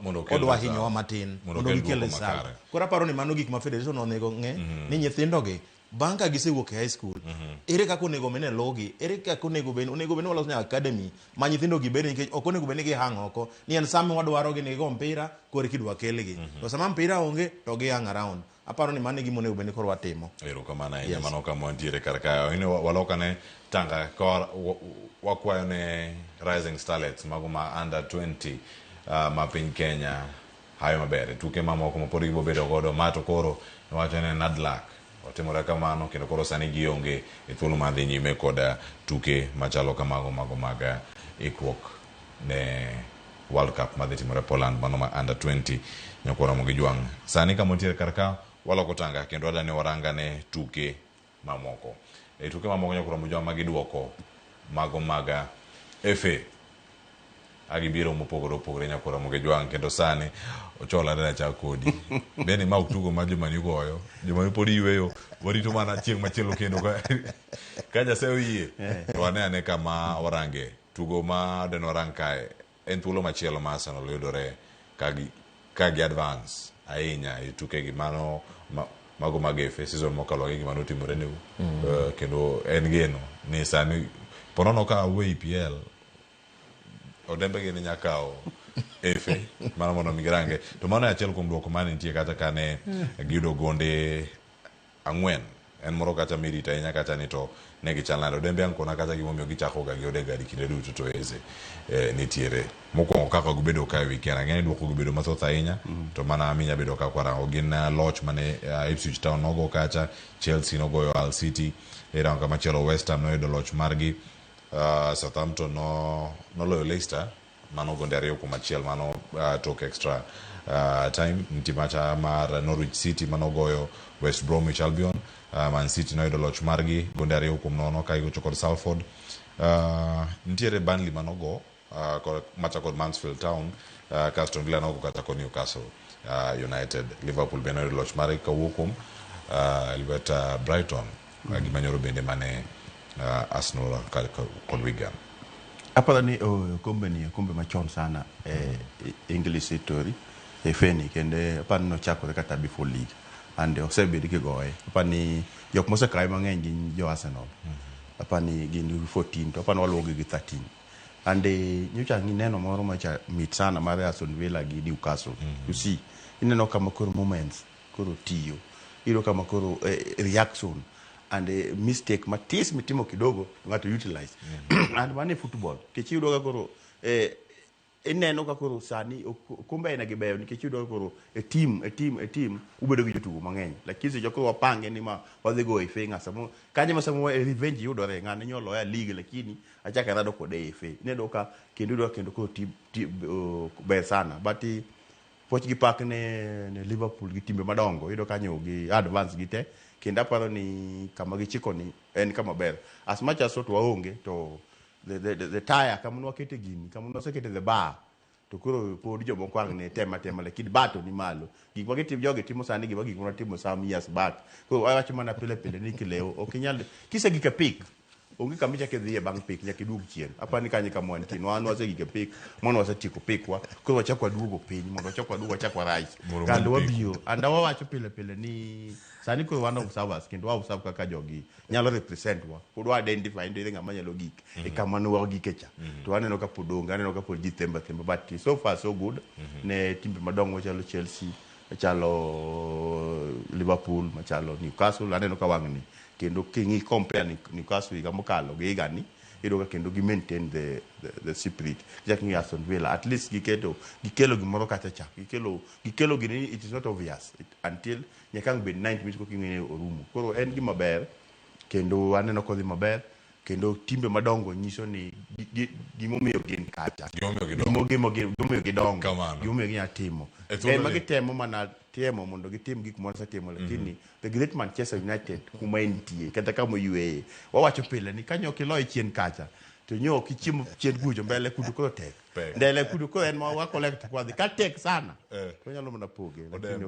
wadhi pogo kodu mbele ka mano wach ma ochola kodi kaka to mokongo FM kongo poch gi pak kaka nyarango kaka tu manu keto kacha wacho ne okuketo squad maro mojeng wacho ne uketo jok motegno mondo mi orak record jogo ung'eyo pek ma kap ni ntiere godo gi ber me ntiere godo kod okwachi tugo ka tugo nyap ng'ato nitie kata gigi momiyo bende otimo mokongo tugo manyoro kod tuke mamoko bende ka irango gi kae FA okang' machielo onyiso duoko ma omoro gana erokamano nyakileo ipani ochiwo ni wan ema wan kode mang'eny gin gi namba 2 koro in terms of pecking orders gin gi namba 2 kendo anyalo paro chieng' moro ka nowandalo Roy Keane to gi Vieira ne en battle zone ne en tournament ni ok en tournament ma yot nikech oting'o the Lords en tournament ma nigi pesa ma bang' UEFA tournaments gi bang' UEFA en moluwore gi UEFA koro Cleo gima nyalo wacho ni mana kaka Ocho wacho no ka timbe madongo gichako term the authority ni gidongo kara gigo gine gigo liga din kenya neno kata Leeds ka nyodhi e team mana team na paro ni monogo Manchester kendo nyogi go gi penalty to nyoko gima yot ne nikech nye gina way but aneno ka big teams ose term the authority manyiso gidwa nyiso team small boys ni ma ka karu un pod go uragoya kama ugoche cha Cleo kaneno game mar Arsenal asega bedo kanyisi ni Eze ober on the ball off the ball emorache nitiere kaka obedo lack of concentration matin but nyi neno passes apa nyi game no anya neno game na Rio ma classic ineno style moro mar Ozil cha mane ma Eze nigo matene ni Samir wako number 10 mane gima nyiso ga Manchester ni Manchester number 7 mane ema unlock ga game to nagoro nini to Arsenal en ga number 10 nyi neno pass gi wangi to nyi neno kaka mpira nye flow first half nyi wanego game wago ang'wen second half nyi nana kurwa wako nyaka jana 16 years manyi neno gi wangi e defense wagolo Saliba wachakoro goalkeeper borako ma pok nuneno kata gi wangi mabende ja 16 years koro mano manyiso ni Arsenal kama koro chomo wan wachomo mna Wolves to wago Wolves then final mar Carabao wago Man City waduogo ka gi kombe Monday ko duogo ka siwandaka to duogo gi kombe mokwongo erokamano Willis Odembe erokamano Kennedy Ochola dai osekalo 55 toksa achiel moro kinywa kodore 5 kero romo sario mane makelo wegiko waradi juma manyien siwanda mar tuke nyakwara mojong mane mokelo wegiko machenro sani koro wawuok jok madhi madho chai madhi chai jok madhi madho gik magichako ruticho dhi madhi siwanda mar tuke mochopo giko kae nan ka kod Kennedy Ochola tie mar Gor Mahia Youth kachel koda ka tie mar Gor Mahia Youth machon mano Willis Odembe anyika Cleophas Oluoja Kisumu kanya kwar mokio nyaka sango welo et VOJ kaka wanene achiel kachiel manen siwanda mar tuke oriti masani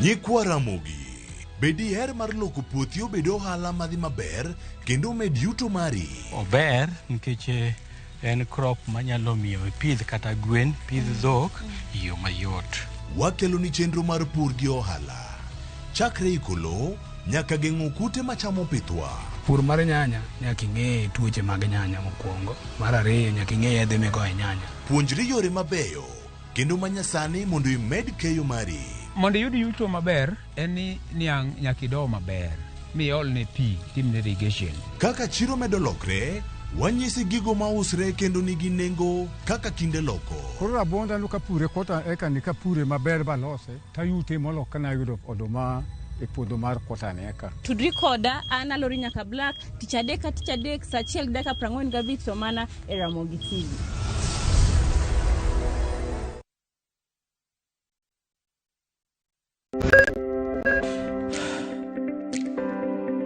E chuny ogandawa ngima mar del en mwandu maduong'ie moloyo mondo tekruok mar dende obed maber ok gin ga gik matek gin gik maluongo ni lifestyle manyiso ga jotuo ni gigi ok gin gik minyiewo gin na gik mitimo. We bedo gi kiawa kendo chak bedo gi ng'eyo. Nachako chemotherapy. Side effects nen yier wi nyaka lwar, constipation, chandi seriously. Warwaki e penj laktar ma en tudruok gi lakteche molony. Isamidhir jahocho cha nyaka ibed ni iseng'eyo ni mae shida ma an godo to adwa kony. Chakre weche thieth kod chiemo mar mine mayach nyaka e weche thieth mag tuoche masiko. Wakelo od thieth e od dak. Tuo mar rheumatic heart disease ni landore sana e gwenge ma poverty nitiere. Riwri gi Ruth Otieno wuok tich nyaka tich abich saa 12 odhiambo.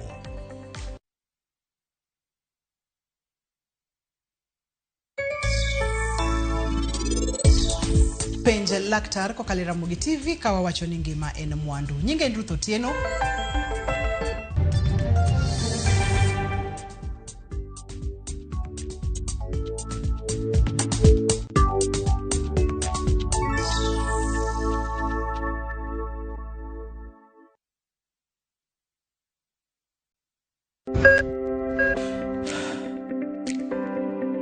E chuny ogandawa, ngima mar del en mwandu maduong'ie moloyo.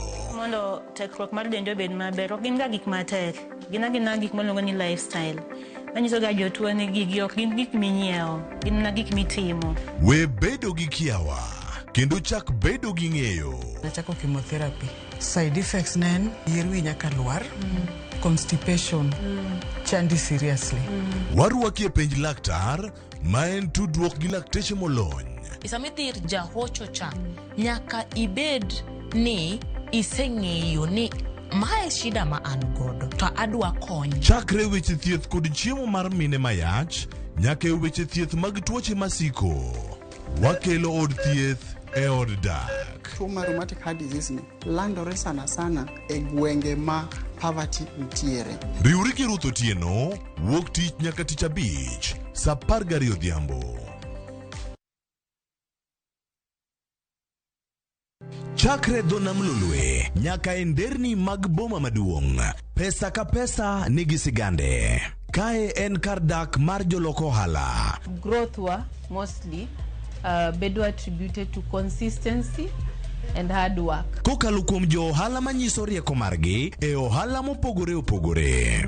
Gima nyaka ikwong ing'i en location kamidwa kete dukano. Wapuonji timo ohala okang' kokang', kaka ilose, kaka ipidhe modongi, nyaka kaka irite mondo odagi. Siri mar business wane gimomiyo osebudho kabisa en ni itiye gadier. Kae kama timo gik moko gi kinda romo gi rieko kod lek mabedo adiera. Watemo choko artifacts mag luo to watiyo kod gas decoration e ot ka. Ohala gi mwandu gi Cleophas Oluoch tich ang'wen saa 1:45 otieno. Kik bai.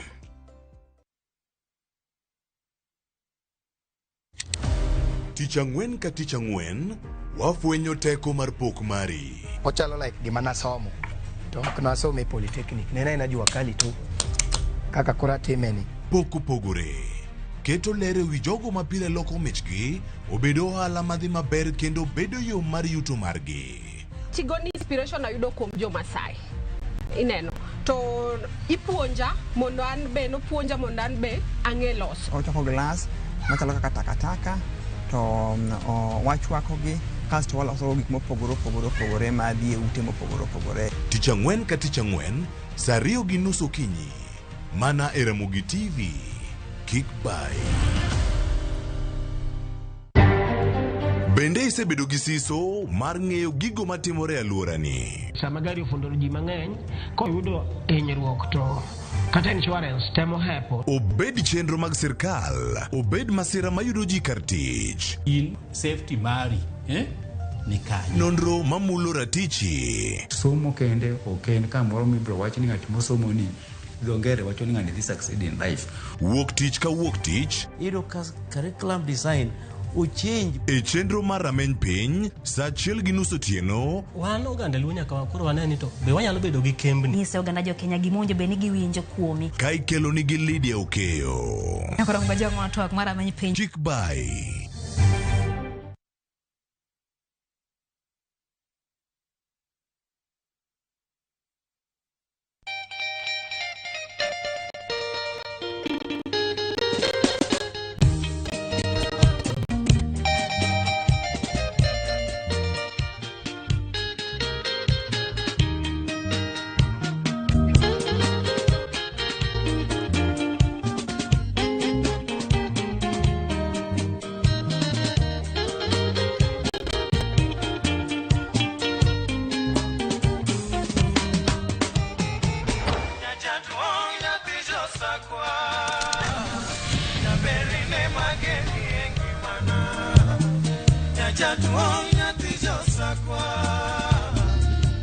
Radio Ramogi, Cartoon Jaluo. Radio Ramogi.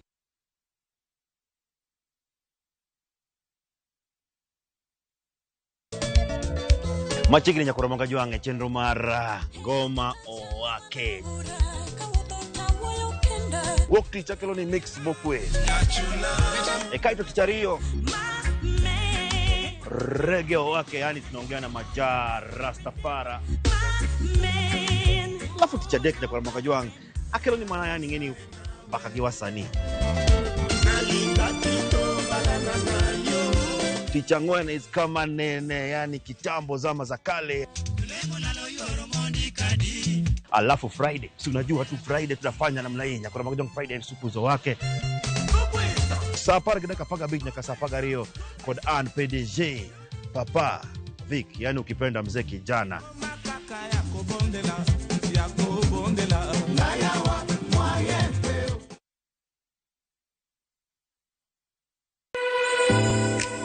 Chiemo oken mana gima wachamo kende, en sigana, tim mapile, nyasi mar nyiso ni wan ng'agini. Mit chiemo en ang'o? Kitungu. Ber mar chiemo mar fry en ka kitungu nene. Wanono kido mag tedo e alwora waduto. Wafwenyo yore mag tedo mopondo, timbe anyuola, koda hera mamiyo kit chiemo mora mora bedo gi ngima. Chiemo ichamo ga wan. Koro nyaka ikete maler, oka obedo gimoro ma wang'i nyalo kelo miloma mar chako. Ma oken mana tedo kende, en kit ngima mar oganda michiwo e mesa. Tedo gi chiemo kod Jailieta tich adek, saa 2 okinyi, Chik Bai.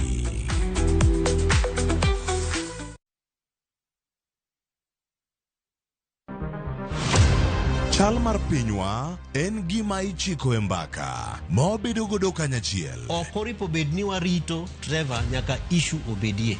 Nikech leadership is not just felt in a crisis. Chakre wach yuto nyaka somo, wach telo nyaka ngima mapile. Jopiny dwaro ni omiye strategy kaka ng'ani dok dala. Owe ponde toka gwam. Penjo madongo dwaro duoko makare. Wachiwo duol maduong' ahinya. Jotelo, jotim nonro kod jogo matemo kelo lokruok. Kitwa mokwongo namba 1 en ng'iyo kaka warito kendo wakonyo jopiny. Omiyo ka joka dhi marach to nyaka koro wanyisgi. Dwarore ni wang'e, wapenjre penjo kendo wayud duoko.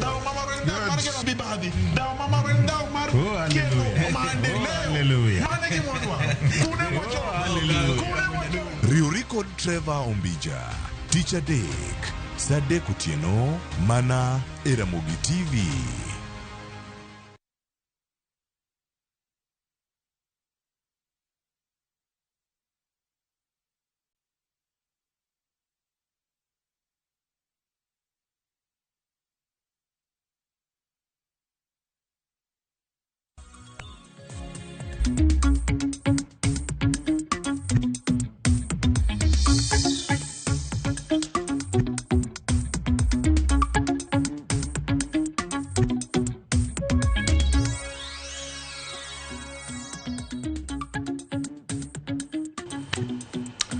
Oyaure nyakora Mugajwang, tarika 16 dwe mar 2 higa mar 2026 ma en chenro kaka wanene okinyi makawuono e Ramogi FM kod Ramogi TV. Ma chenro kende ma bende kolo weche mopogore opogore, weche mag siasa, dongruok mar oganda, kaachiel kod bende miyo jopiny thuolo mar go mbaka. Waroke ni machiegni okinyi ma kawuono bet lokruok madundo nitie kanya kod Mgajwang'. Kaka pile wacho ni in bende in gi kaka nene in iwuon kaka jawinjo kendo janeno marwa.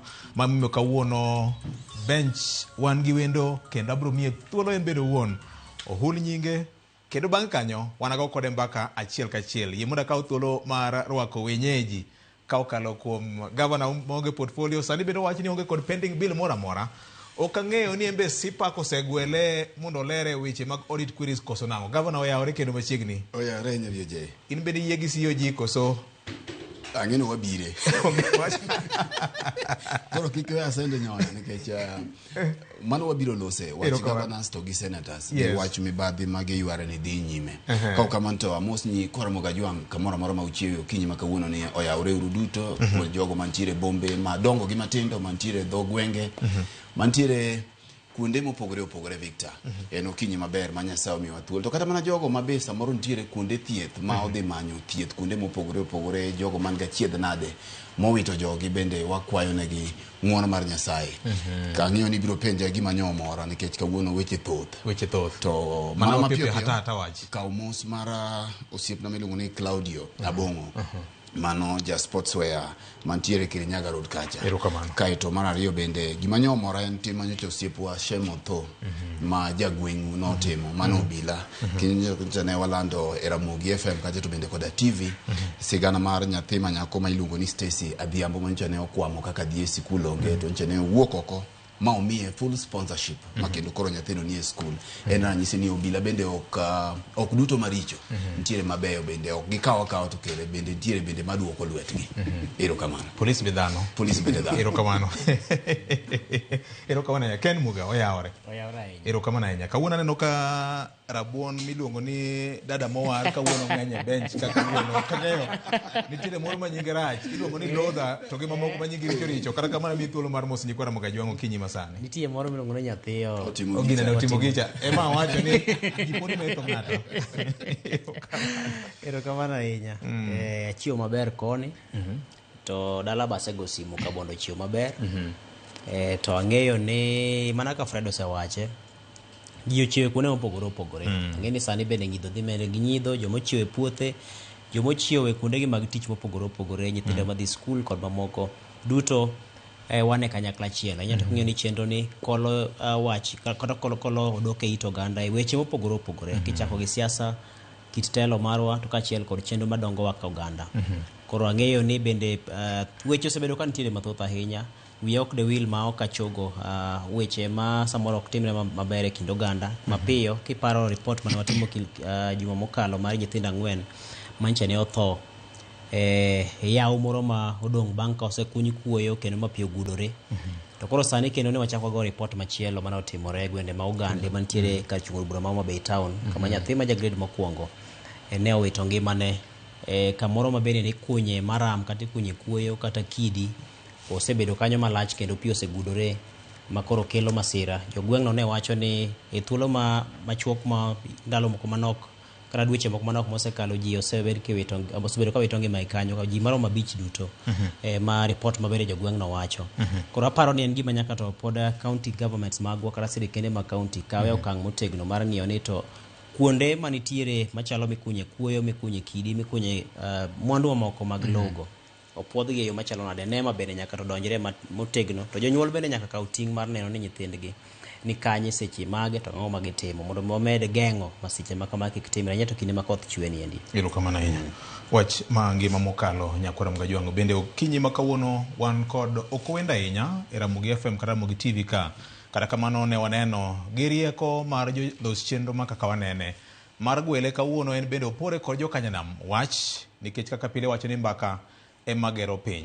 Iluongo ni Odhiambo Otieno na wacho ka ni kawuono wan gi joka bondo te. Akeni jogi nosolore kawuono ni gine manyaka gibed ka wanayud maling'ling tok saa 4 mar okinyi makono. Odhiambo Otieno ang'eni ma en hango ni bedo e set mar kaka wanene. Ami thuolo mar moso Kora Mgajwang'. Erokamano vioje. Akaw thuolo ni mar moso Kora Mgajwang' no yawre uru kendo aduoko erokamano maduong' nikech asebedo kaneno kaka wanene ka oko.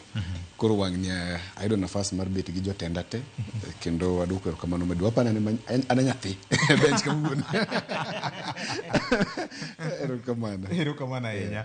Mana kamano Nyakwar Mugajwang, wada mana chake kanyo an beda ka thuolo makende mar rwako ni mar kauru mos mar Senior J Bonyo.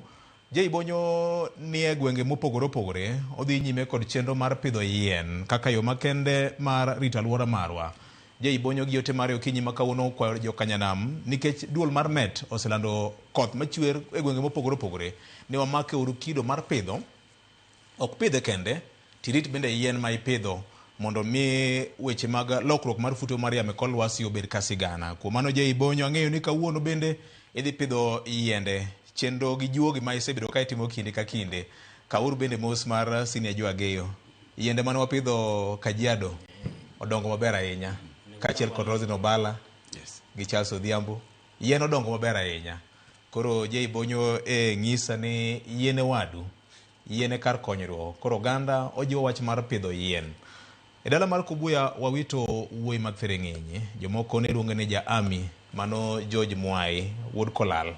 Mos makene ne anyuola wede kod osiepe ne jo Kubuya duto te e kinde ma wane gi kuyo mar wito George Mwai ma wuod Olal. Mar Nyasach kwe bed kod familia mare kinde ka kinde gi jo Kubuya duto te. Poleni sana elo mesa mar kaka wanene kod VOJ. Ang'eyo ni en ng'ama nohero chenro mar kaka wanene kinde ka kinde kendo ne oko we moko neno chenro mar kaka wanene Ramogi TV. Nyakwar Mugajwang, weche ng'eny ma en mana chakruok mare. Siasa, weche mag dongruok mar oganda kanyakla kod keto ler. Wuodhwa achiel kachiel biro terowa nyaka e kaunti mano ma Migori. Nyakwar Mugajwang, kama bende weche osebedo ka nitie mang'eny ahinya e laro kom mar gavana. Nyasi moro mar iko ne otore e kinde ma bende ywaruok moro maduno nobed e kind gavana kanyakla kod jaod bura ma Suna West Mheshimiwa Peter Masara. Mae ni nochuno jotelo ariyo gi ondiko dhogi kata sendo bila kaluwore koda koko manoneno. Mae wach ma bende koro kelo penjo mathoth malo duoko ni to kit siasa marwa ma wagoyo ni terowa kanye. Gavana adona chak kodi nikech gini koro mulo koma malo mar gavana. Ng'eni nitie weche moko ma bende wabro mulo bang'e ka. Koko kata siasa mar gunizum ni chal ka gima osechako kawo kore gwenge ma Kaluo. Ne wawene gigi te ne wasetieko. Ogwang' nyuolo man Ogwang'. Joluo nogo ngero. Ogwang' pok nonyuolo mbura. Jatelo mikawo mani ofis chalo mana gi kite chalo kode, gik motimo chalo kode. Victor, mokwongo ya wach ni en gima rach moloyo ka waneno ka jotelo modhi sikul to man gi lony ma wigi konyo. Mana kaka Jay yande wache ni gima notimore Siaya. Jotelo ma wigi ler e piny masani nyalo nyayo ang'enge to odiochieng' alanga. Maka ng'iyo video achiel manyo wuok kuom Masara kaka nyo loso. To bang'e king'iyo Ochilo kaka nyo giloso, picha mane ma ginyiso oganda. Aparo ni en gima rach ni migawo mar obila pacho ka nyo jogi odhi andika dhogi to wegi gidok dala. Masara go Ochilo sani onego bed ni waneno kitero gi e kot, itero gi e doho gokinyi sani. Ma ok no kawo ng'at achiel kendo ichako irito gi ng'at achiel. Kawuono ne gininde iye weekend ni. Chik mane mo magiketho. Ang'o momiyo waloso kuom gi sani? Nikech ochunowa. Nikech ochunowa. Nyaka walose. To sama koro ochunowa nyaka walose. Sama koro jogi wuok ma gidhi gidhaw wiye lela. Ma koro iwinjo ok adwa nuoyo weche mane Masara tiyo godo ka. Sama ne gintiere. To maling'ling' wacho ni dhano ne ohinyore. Ma bende ka ne ing'iyo weche moko bende wacho ni chalo gima bende kata mana ng'ato nyo witie ngimane. To sama koro wachomo yiero mar 2027 picha mane ma jotelo nyiso oganda. Ka ok migawo mar obila okawo okang' e lak sechegi. To sama wachomo yiero maduong' ni dhano biro hinyore malichie mokalo. Jatelo moyier mani ofis nyaka luor ofise. Obed apisi mar mujumbe. Kisedonje apisino to nyaka imi ofis ma intiere no luor. Bende gavana bende. To malichie moloyo ni nyocha ne ikawo jolweny ka. To nyocha ok waneno Kochilo gi Masara wuok joringe pap. Jolweny no okaw ka jo Kenya nyo dwaro joma nyalo rito lweny. Ne gidhi manyo telo mar ombulu. Kare nonego bed ni gidhi giringi e pap gidhi gikaw. Aparo ni gima ne odwa mora matin ni na winjo ka Masara ywak no Ochilo ojako buombe ni en bende nyako ringo dhi ochul samo chulo ni kanyo giromo ken gi giwegi mag diro ringum ken gi lorne gi kamoro mojako buombe kende to mano gima ber but ka gitiyo gi kijende gi nyithi ji kaka mana winjo gi kwanoka mokuongo giketo kit nyithindo go kamarach kiny ng'at ka ng'ato no dhi owuok gi mare jatelo ka dwaro wach marang'enge to we office to dhi ogo ang'enge omiyo kadwa wacho mathoth ewi wachni malich ni en wich kuot en gima nyako bila kawia okang' kuom sani mondo jomoko obedie example ka ok gibedo example to kama wachomo ni wabiro neno gini kawuok bende kuonde mamoko nikech ing'e ni jomokalo chien jatend migawo mochung' weche mag arita maiye nyocha nitie komiti moro ma National Assembly to nitiere wach manowacho ni chal ka gima jood bura moko gi jotend siasa mamoko nitie kod yudhe moko marori ma gitiyogo mar chopo dwachgi mar siasa mar chapo kwe mar oganda.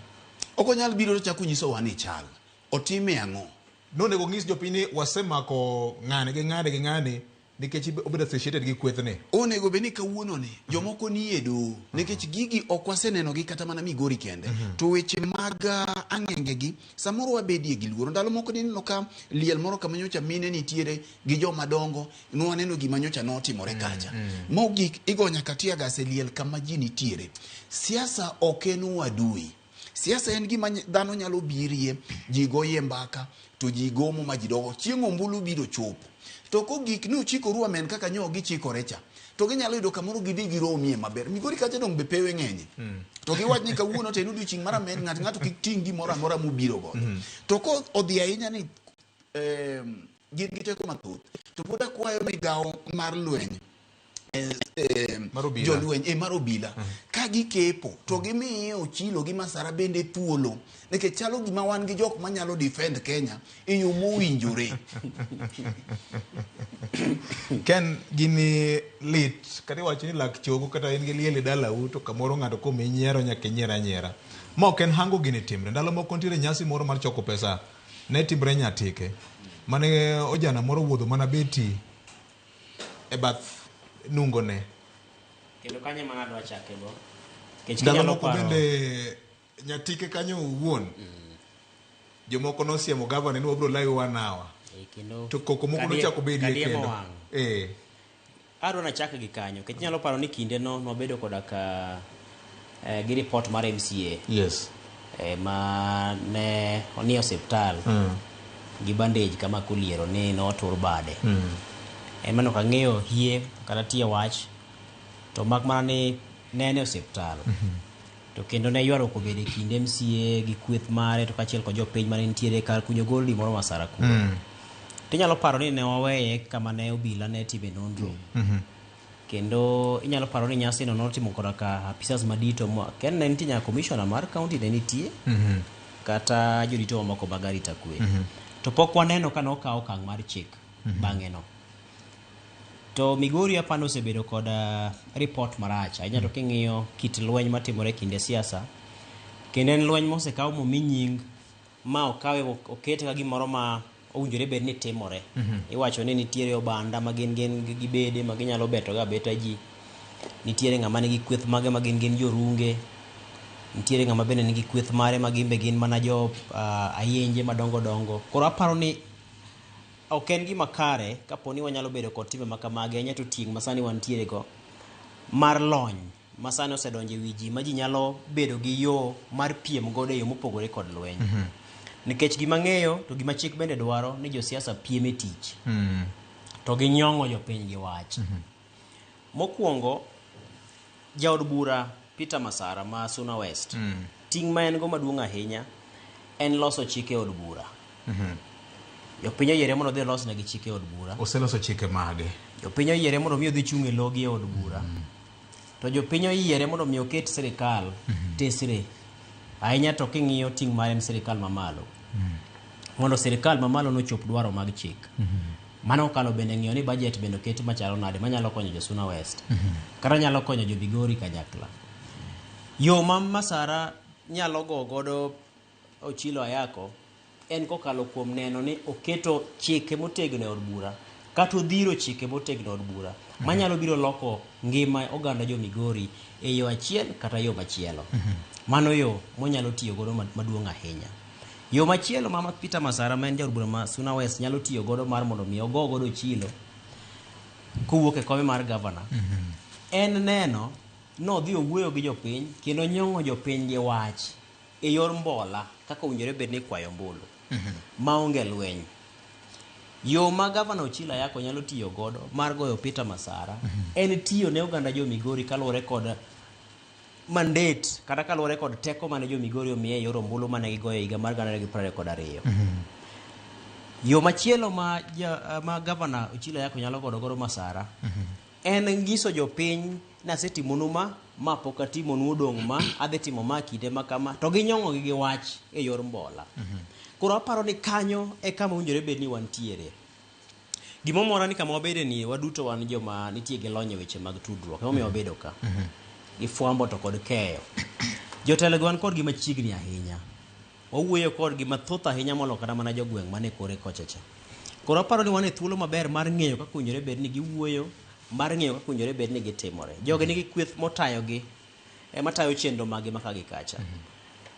Jasiasa kata jatelo namba mokwongo en kod jo arita kwe maketo ne arita mare. En kod jo matayo ne chenro mag tudruok mare mabro ng'ise ni koro kata kidhi kacha tibro wacho kama kiki wach ma kiki wach ma. Nitie joma moko bende mating'o ne ndai ma bende konye maka gi kacha. Jogi e kinde ma jogi timo timbegi duto jogi nitiere kanye. Koso jo siasa gi gin gidhi giketore e yo moro ma samoro ok nyal miye, ok nyal kwere, ok nyal ng'ise ni kichopo kacha to tim kama, kikitim kama. Be gin joma inyalo puonji gi joma gimiyo ting' mar puonjo kata joma nitie machiegni kodgi. Nikech king'iyo kinde kata ma IBC chano chenro mar campaign, sama jojo siasa chano chenro mar campaign, IBC miyo gi kalenda. Ming'isi ni Peter Masara in tarik makama sewacho ni bro bedo kama koro tarik makama Gavana Ochilo Ayacko en ok obibedo ka, en obobedo ka. Mondo kik ubed ni unyalo bedo nuromo kamoro achiel. Kech samoro siasa gibed ni samoro mirima nyalo bedie. Kada ka ok kindu unu wegi to samoro kindu johera mag. Koro ma nyisi ni kata mane liete matimore gie. Kopogore kinde campaign mibro puodhe ni koro sechaki. Jo siasa gi jotelo nyaka bed jo moko bende nyalo bedo kod wich moro maleo mar paro ni ka koro ne Gavana Ochilo Ayacko dhi kacha. To chalno kwa mudhre kode pi. Samoro chunya odage kabisa ma ka samoro kanene tang'oka to koro kanye mokadhiye adhi kama chielo. Nchade women rep machon ma Migori Dr. Pamela Odhiambo losoka ko wacho ni liete thoth manyalo dhiye. Okapani Migori weekend achiel iko mana ng'ata achiel kende. Aparo ni samoro nitinga mi ko ruba, samoro ng'ati iko nyatike nikech ji to tho mathoth. Ng'ato samoro iko Suna, ng'ato samoro iko Rongo. Kaponi winjo ni Masara ni kama to in dak dhi machielo cha ng'ane dak ang'o miyo jogi dhi giyudore kamoro achiel mar mondo mi gidhi gimed mirima kuom jopiny mondo jopiny obed kod dwaro mar gore gin giwegi to gin seche go ng'eni gin ikawo gi sogi e nyamburko ilal kodgi liete liel en gima lit kabisa ma ok onego bed ni gik matimore ok owinjore bed ni gik makamago timore to kata kamano liete bende opogore gi ratil margi. Ing'eni ratil to be ok ni ratil. E yor ng'amo nindo. Ratil to be ok luore. En ng'a e kind oganda. Ratil to be jogi keta. Nikech kor gweng' kuchocho sama jogo winjo ni ng'ane dhi kacha. To koro kata ko bed ma kama ratinde ni piny. To nyaka ang' mede jomoko ma bende ang' ne kony, ang' ne goye mondo kik oyud thuolo mar loso gi joka ahinya. Koro ibro keto bedo gima duong' kata ka en liel moro mane familia odolo kar margi kendgi gi kwatgi gi kwe. Jo siasa biro loke mu bed gi moro malich miweni iko kaka ne wakowo Mosonda Odinga gi uma gi nyadhi cha. Koro aparo ni en gima jo siasa gi jotendwa oseketo e ng'iyo ahinya to e kor gwenge kucho ka koro ranyisi mawulo ose mar Migori ni. Liete osebed kitiyo godo ahinya ma samoro gimoro mane anyuola odolo ma margi kendgi ma ginyalo iko godo watgi gi ku godo kanyakla iloke obedo paw lweny en paw dura ma igwe opira ma kon gi koni ma ng'ama gwe koni ma samoro ido kata gikone saa iko bende kadho mipo maka ang'o ikara ma ringre ng'ato saa ariyo otieno. Koro aparo ni wasedhi mwakadho kiewo kendo mwakawo gini mobedo mayot nikech waseneno ni kede king'iyo kata mana joma bende osebedo ka kawo ting' mar kawo okang' ne mar chikne ji machalo kamagi ok wane kama go timore. Mane manyayo gini nikech koso kawo okang' kaka gavana ne wache ni ema miyo jogi bedo gi wang' teko moro ni ng'at ne notimo kama to onge gima osetimne nyaka kawuono. Onge gima osetimne. Kurambe ka time to onge gima ibiro timna. Kech ineno ka video ma wantiere godo sani ma bende nitie moko moko nyago e yamo. Ma iwinjo ka jaod bura wacho ni odwa dhi manyo gavana kamoro amora mayode otieno nyaka okinyi nyaka ang' omin bade motur bade no. Girakre ji ariyo kende. Girakre gi ariyo gigore kendo ng'ino wacho to ji winjo. To kendo ji pamo. Mano gima lit ahinya. To in gi NCIC ma bende gintie kod joloko mag-gi. Pok iwinjo kata nokawo okang' mar luongo ng'ani mondo tem wacho gima owacho mbele jopiny gie. Awinjo ka machielo bende nitiere ma jaod bura wacho ni mondo ng'ato luongo nyinge ng'ato moro kanyo mar mondo mikaw okang' mar puko kuome pi maliet. Iwinjo ka gin weche ma king'iye tichalo iwacho ni soko tok dhao. Finy pod okinyi. Isoko dak kich. Isoko dak kich. Gero ma soko dak kich. Soko dak kich. Kachier mar dhao. Koro aparo ni nyaka to koro NCIC kaw ting' mare. Ang'eyo ni wantiere kod Medusa engineer Philip Okundi. Osebedo ka nitiere kod paro maliwa nyane oganda luo kata kod thuolo mar loso kuonde mag fwambo gi keyo gi. Nyaka to gine ni gigayo wi jotelo gi. Anyalo paro kinde mane wadongo ka wane kwath. Ruedhi ne nitiere ma bende nochare e gweng'. Anyalo paro kinde cha nitie kod rwath moro ne wuok ka kwara ma jaduong' ope iluongo ni Loketo. Loketo ne rwath mar rwath. Ne nitie ruedhi mamoko, ne nitie rwath moro iluongo ni Bonyo ni wuok kawuono machielo. Bonyo sine chi. Ne gin ruedhi ma samoro korado to ang' en lweny ma bathego tek ma kata in ok inyal chopo machiegni. Koro iyudo ka samoro kwath ni pogo e yo mamuol ma samoro kata janyuol nyalo ng'isi ni koro nikech apani Loketo osechopo wach we ane monde ukaw thuolo matin ang' udhi bang'e mondo kik ruedhi rom mondo mi lweny wuogie ma samoro nyalo bedo matek thego. Nikech sama gisechako lweny no to ne bedo matek ma dhok maringo malala sechego. Joma pamo kaka wan ng'ini sechego samoro dhawo mit. Samoro in weg rwath to koro samoro ywak kaka githegi botamore to wan joma nene gi oko bo wapamo gi chambitnwa. Koro mane kama gini chope. Mamoko matindo tindo gi be koro samoro jiringo ke gilal. To mane ka siasa chalo. Sama ruedhi gi oko gagi mamoro tim ne ogayo no moro tim ne ogayo to joma bende ochung' ne ng'iyo kaka owinjore bed ni tayo chenro mag kwath gi bende ok otayo gi yo makare. To gikone lweny mabiro wuok kanyo, hinyruok bedo mang'eny. Japiny ma biro ringa ma samoro tiende nyalo tur ka wuok e liendno. Kata japiny ma samoro iro nyalo gong' weche marach ma samoro muche ng'adre kech samoro nigi tuoche mopogore opogore. Liel be samoro ng'ato wuok kucho ma samoro kata ng'ama ok nyal ringo, samoro kata gi ng'ol mar wuotho. En ng'ama samoro ringo kata magi nyange moro moringo go kech obire liel moko ng'eni lweny nyalo wuok. Kaka doringi bedo matek. Aparo ni kwa wuok mwagolo pachwa oko mwaparo kaka jopiny ni kik wayie ne josiasa kata jotelo kata bed ni gin e ngadho machalo nade mar telo.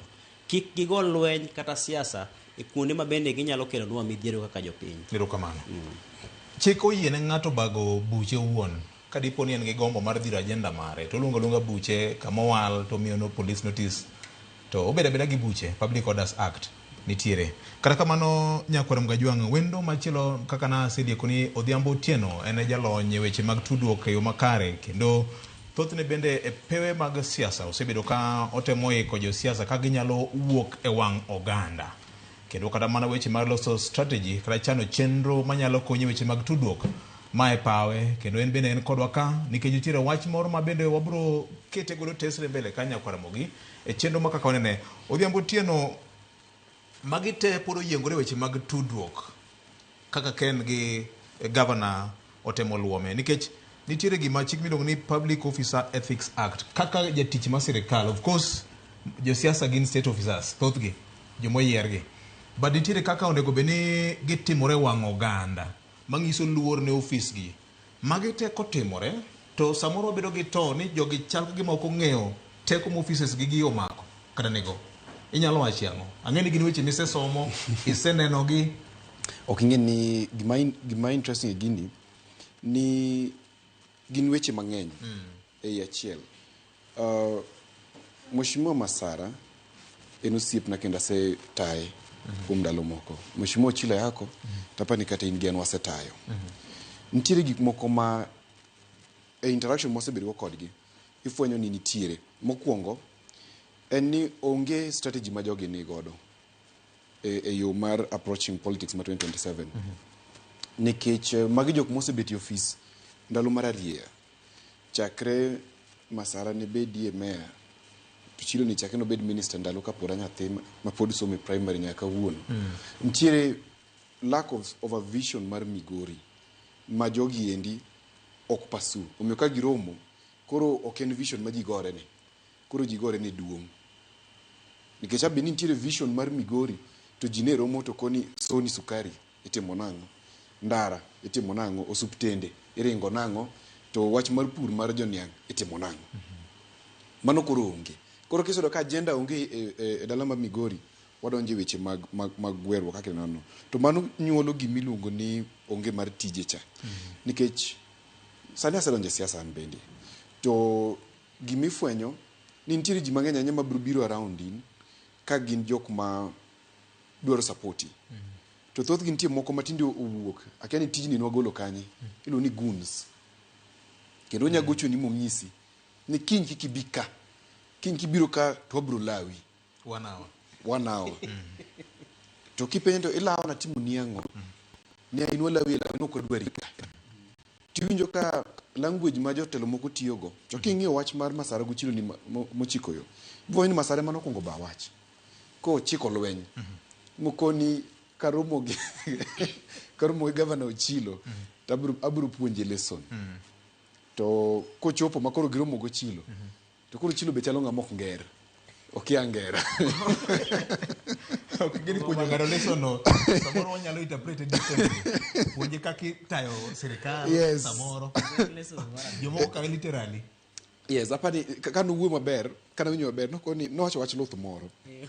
Apani Masara nokono nowacho wach mar luth moro. To kochopo kucho, tapano Ochilo mogoye gi luth personally.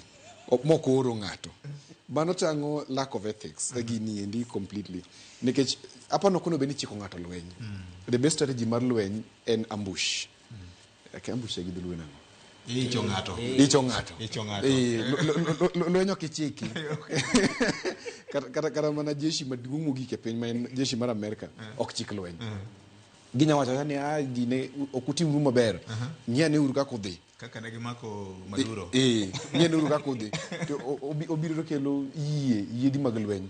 To kete alura ni to koni to be ok wagore kodi. Wamako mana jo mauso mia darati tindi kanyo. To kipocha to gikawi. Omiyo apani Masara nitiere gimoro nitije ndiko mondo ni Robert Greene mondiko chike 48 mag pao mag telo. To Robert Greene wacho e kin chikego ni kik imi ng'at mipiem godo ng'e gimidhi timo next. Nikech koseng'eyo gimidhi timo next odhi pangrini, odhi ikoreni. To ng'ama chalo governor ker ng'ama nyachiko lweny. Apani mano gima osiepna Masara nyaka koro kaw mabed go e pache. Nikech governor achiel nitiere ji mang'eny ahinya mantie tiende madwaro prove ne ni gihere. Nikech moko kuom tho moko monne siasa ka ok arabed ni jatelo wuon mowacho ni ng'ane dhi uneg na ng'ane. Gin ga jok manie tie jatelogi mado tangone ni wach Victor Chanwa setieko. Koro ko beauty and report Victor no setieko en sani koro onge gino kik chandi inwa dhi mbele gik madhi mbele. Omiyo apani mano makosa mane Masara otimo. Kabet Migori ndalo ma apani no dhi kodicha ne aneno gimoro ma very interesting e dala ma Migori. Migori en metropolitan. Ok chal gi pinje mag luo moko. Nikech pinje mag luo moko constituency duto pek mag joluo dhoudi mag luo nie. But kidi Migori kichaka Stella ka wan gi jo Maragol. Wan gi jo luo mo agem. Kine kamano wan gi jo Kuria kocha, wan gi jo Tanganyika. Ji ng'eny kabisa wan go rieche. Maber ni ka chande. Omiyo yudo ka interest mantiere Migori e yor siasa en interest mapek kabisa. To mano koro ming'iyo ni Masara versus Ochilo versus Nyamita. Nitiere gima kizungu luongo ni duopoly, en pogruok e diere. Masara gi Nyamita ni konchiel nikech gin pod gidwa larore koni endi ma igole ruoth moro motegno makoro dhi gi Ochilo. Koro e kind ini jowa ma joluo ohero dhano ma brave jachir machomo wach tir kendo mawacho weche moko malit sana ne power that be ne telo manitiere.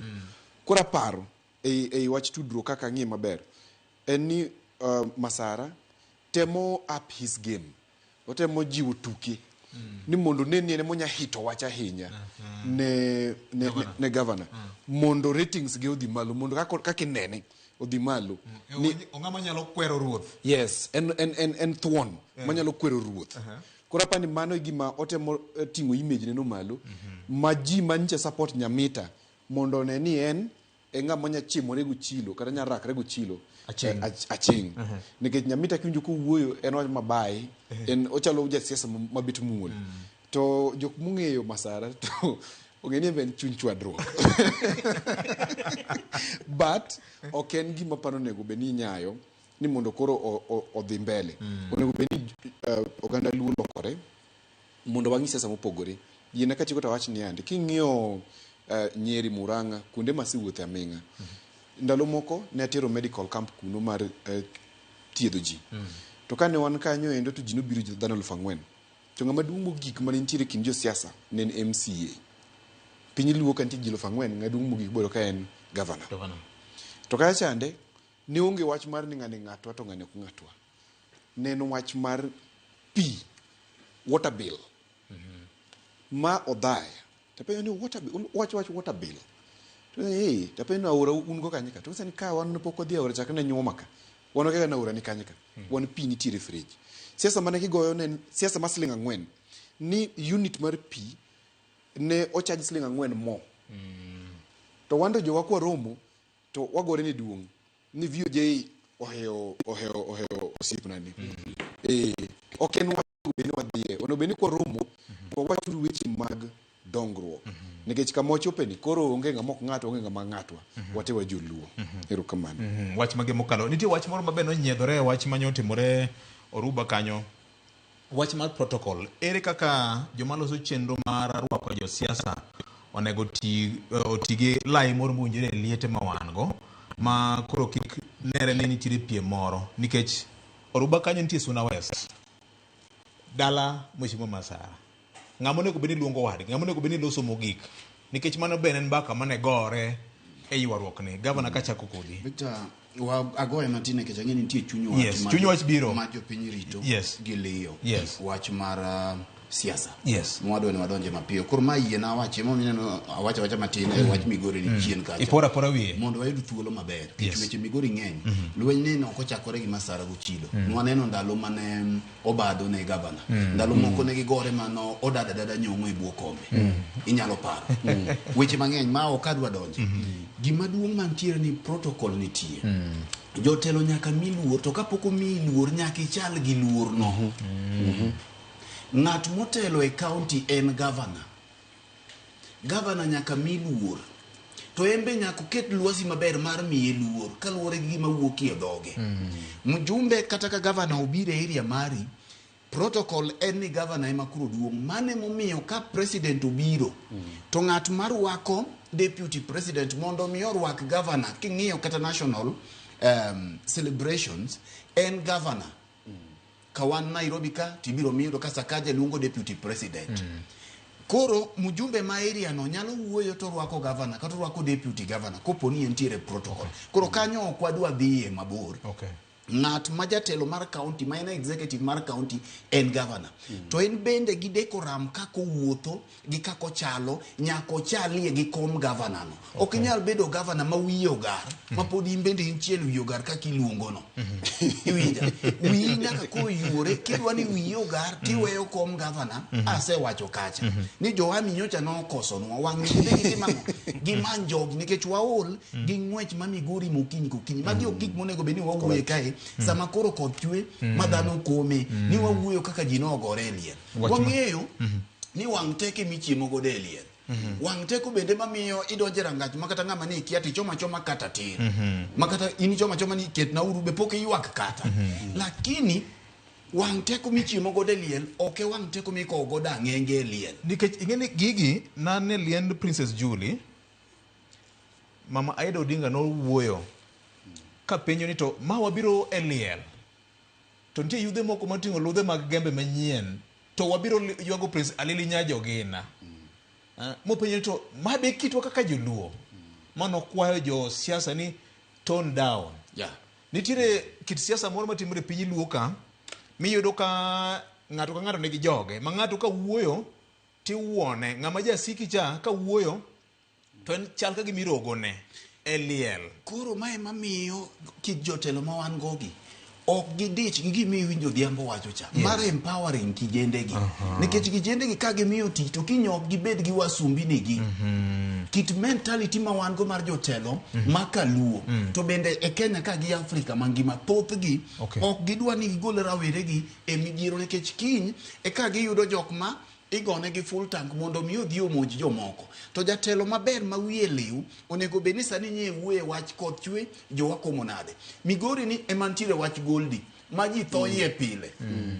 mondo mi ging'i ni to strategies mage molosi ma jowa manyalo kunyo golnigi kunye Migori ni emantiere wach niang' ma jopur niang' pok ochul nyaka sani to jatelo man gi wiye kendo ng'ute oteno wiye dhi wuok kochiko jatelo machielo lweny to sano to nitiere nyithindo ma pok odhi sikul e grade 10 ma gavana pok onyiso wa ni ento adima no okonyo dhi winjo ka wacho moko mane osiepo otho okonyo kacha sano pod ok ginyiso wa ni to nyithindo ma pok odhi sikul gi ikonyo nade gin ging'iyo kama lweny nitie kama ng'ato othoye mae manyisi ni siasa mar joma wigi omoko mok adwa dhie matut nikech ok anyal bedo gi weche makainde e weche makamagi tambe ok anyal muogi en ni Masara gochilo duto wigi omoko erokamano kenda kachiel ang'e nitiere chuny wach ma wabire wach matonono ka to kod Kitengela nyoro mane chuny wach mabire erokamano Ken aparo ni ok abidhi kendo matut ahinya nikech wasesase to gima duong' ahinya en ni oganda bere kanyakla joma go kura seche ma idwa diero ng'ama idwa dhi gone kura nyaka to wang'e ni okwago kura kaluwore koda mbi mar loch mar teko mane ng'ato biro godo kata mar lweny mane ng'ato biro godo nikech iwinjo kaka ne Odhiambo temo kele mar kaka josiasa gi thoth gi medo dwaro mondo mi ng'ato mane ni en rwath to sama ang' ibiro yiero ng'ato ni en rwath nikech samoro nitie kaka onyalo wuoyo motegno ahinya molonga machielo samoro kit tije to ok nyal romore gi mowacho koro nyaka to wago kogno maber mondo mi kwa biro yiero to kwa yier nikech jogi samoro norade pap ma ng'ato mino barwa gi moturo kata samoro ng'ato bar gi ngum to machielo block to ni ng'ache ma kore yiero koro wang'i yiero jotelo gi kaluwore kod nyalo margi mar tich erokamano Odhiambo ka watieko wachni protocol en gima very important king'iyo kuonde ma asitie before ibiro fwenyo ni nitiere jok ma in charge of protocol kendo interrelationship between one gi kuonde mwadhiye gima duong' moloyo protocol ok nyal bedo enforced ka onge luor between jotelo achaya mantiere between Masara gi Ochilo gi Nyamita en gima nyaka bed call to order early enough no Migori will go in a very wrong direction protocol ok nyaka onyo unless ni jogo luorore erokamano omiyo aparo clip moro nyocha neno mar Mheshimiwa Mark Nyamita kawacho kendo kwayo ojende ni oket kwe ni onge tiende mondo ji ogore ni gichunga platform achiel gi Ochilo yako ni wanu neno ka wagore ka jopiny ok wagore wago mana mbekni ng'ato ka ng'ato wacho mana pache ma ok odonjo ne wadgi mane kit siasa mondo bed ni wagoyo Nyakwara Mugajwang' ok mar lweny kod ang'enge jo-Migori ting'ni e lwetu ere tiende pamo sama josiasa rakore aching' en faida mane ma in iwuon jago kura iyudo ka jotelo koro lokore gore kendgi giwegi kaka jowetewa osewacho jotelo nyaka bed ranyisi mar luor ne offices ma koro gimako kendo luorno nyaka nenre kuomgi e yor tim kod weche ma giwacho manyalo rito wat bende wakwayo ni migepe mag arita kwe ma e sa monego bed ni koro wuok oko ung'iso ne to gino kenge mage ma osekawo ne jok ma osebedo ka nyayo koko gi tulo mamiyo kwe bedo maonge e dala mar Migori ang'e ni weche mag chandruok mag tije gin weche ma pod nitiere kodwa ka makara mana pinje ma odongo machal piny Amerika gimbe giywaga weche mag unemployment to kata kamano nitie kaka wanyalo gayo weche gi duto mondo kik muamwa e kinde ma koro achomo siasa mar 2027 Nyakwara Mugajwang' telo mar piny ikawo mana kod ombulu jopiny theguru jogi managombulu chieng'ono ka IBC osetimonegi clearance. Kao kamano nyakwar Mgajwang' weche mag siasa mar piny Kenya pod omitni odiochieng' manyoro neno odiochieng' makende mar piem e yor ratil ni to ratil oywayo kor ng'a. Jomoko ne temo pimo wach mar juogi mar jakom Raila Odinga ni chal ka gima ochako chiere. Jomoko bende wacho ni maendi en siasa manoneno maka mar 9 bang' section 2A nobedo repeal mano wachako bedo kod duond buche mag siasa. E kinde ma bende maka mane Ford Kenya bende opogore diere gi weche moko maka kod kacha. Duond bura mar ODM sani chal ka gima nitiere akik yore nikech jagoro margi machon mane othich oko kata mano gol oko Edwin Sifuna ywakore ka achiel kod pati Dr. Oburu Oginga bende ywakore ka moro pimore mbi. Gavana gini ne oneno nyoro kendo ne chal ka gima ne kwan oganda ni pimo. Odhiambo Otieno ne madona chak kodi wachni. Okang'e ni jachama mane.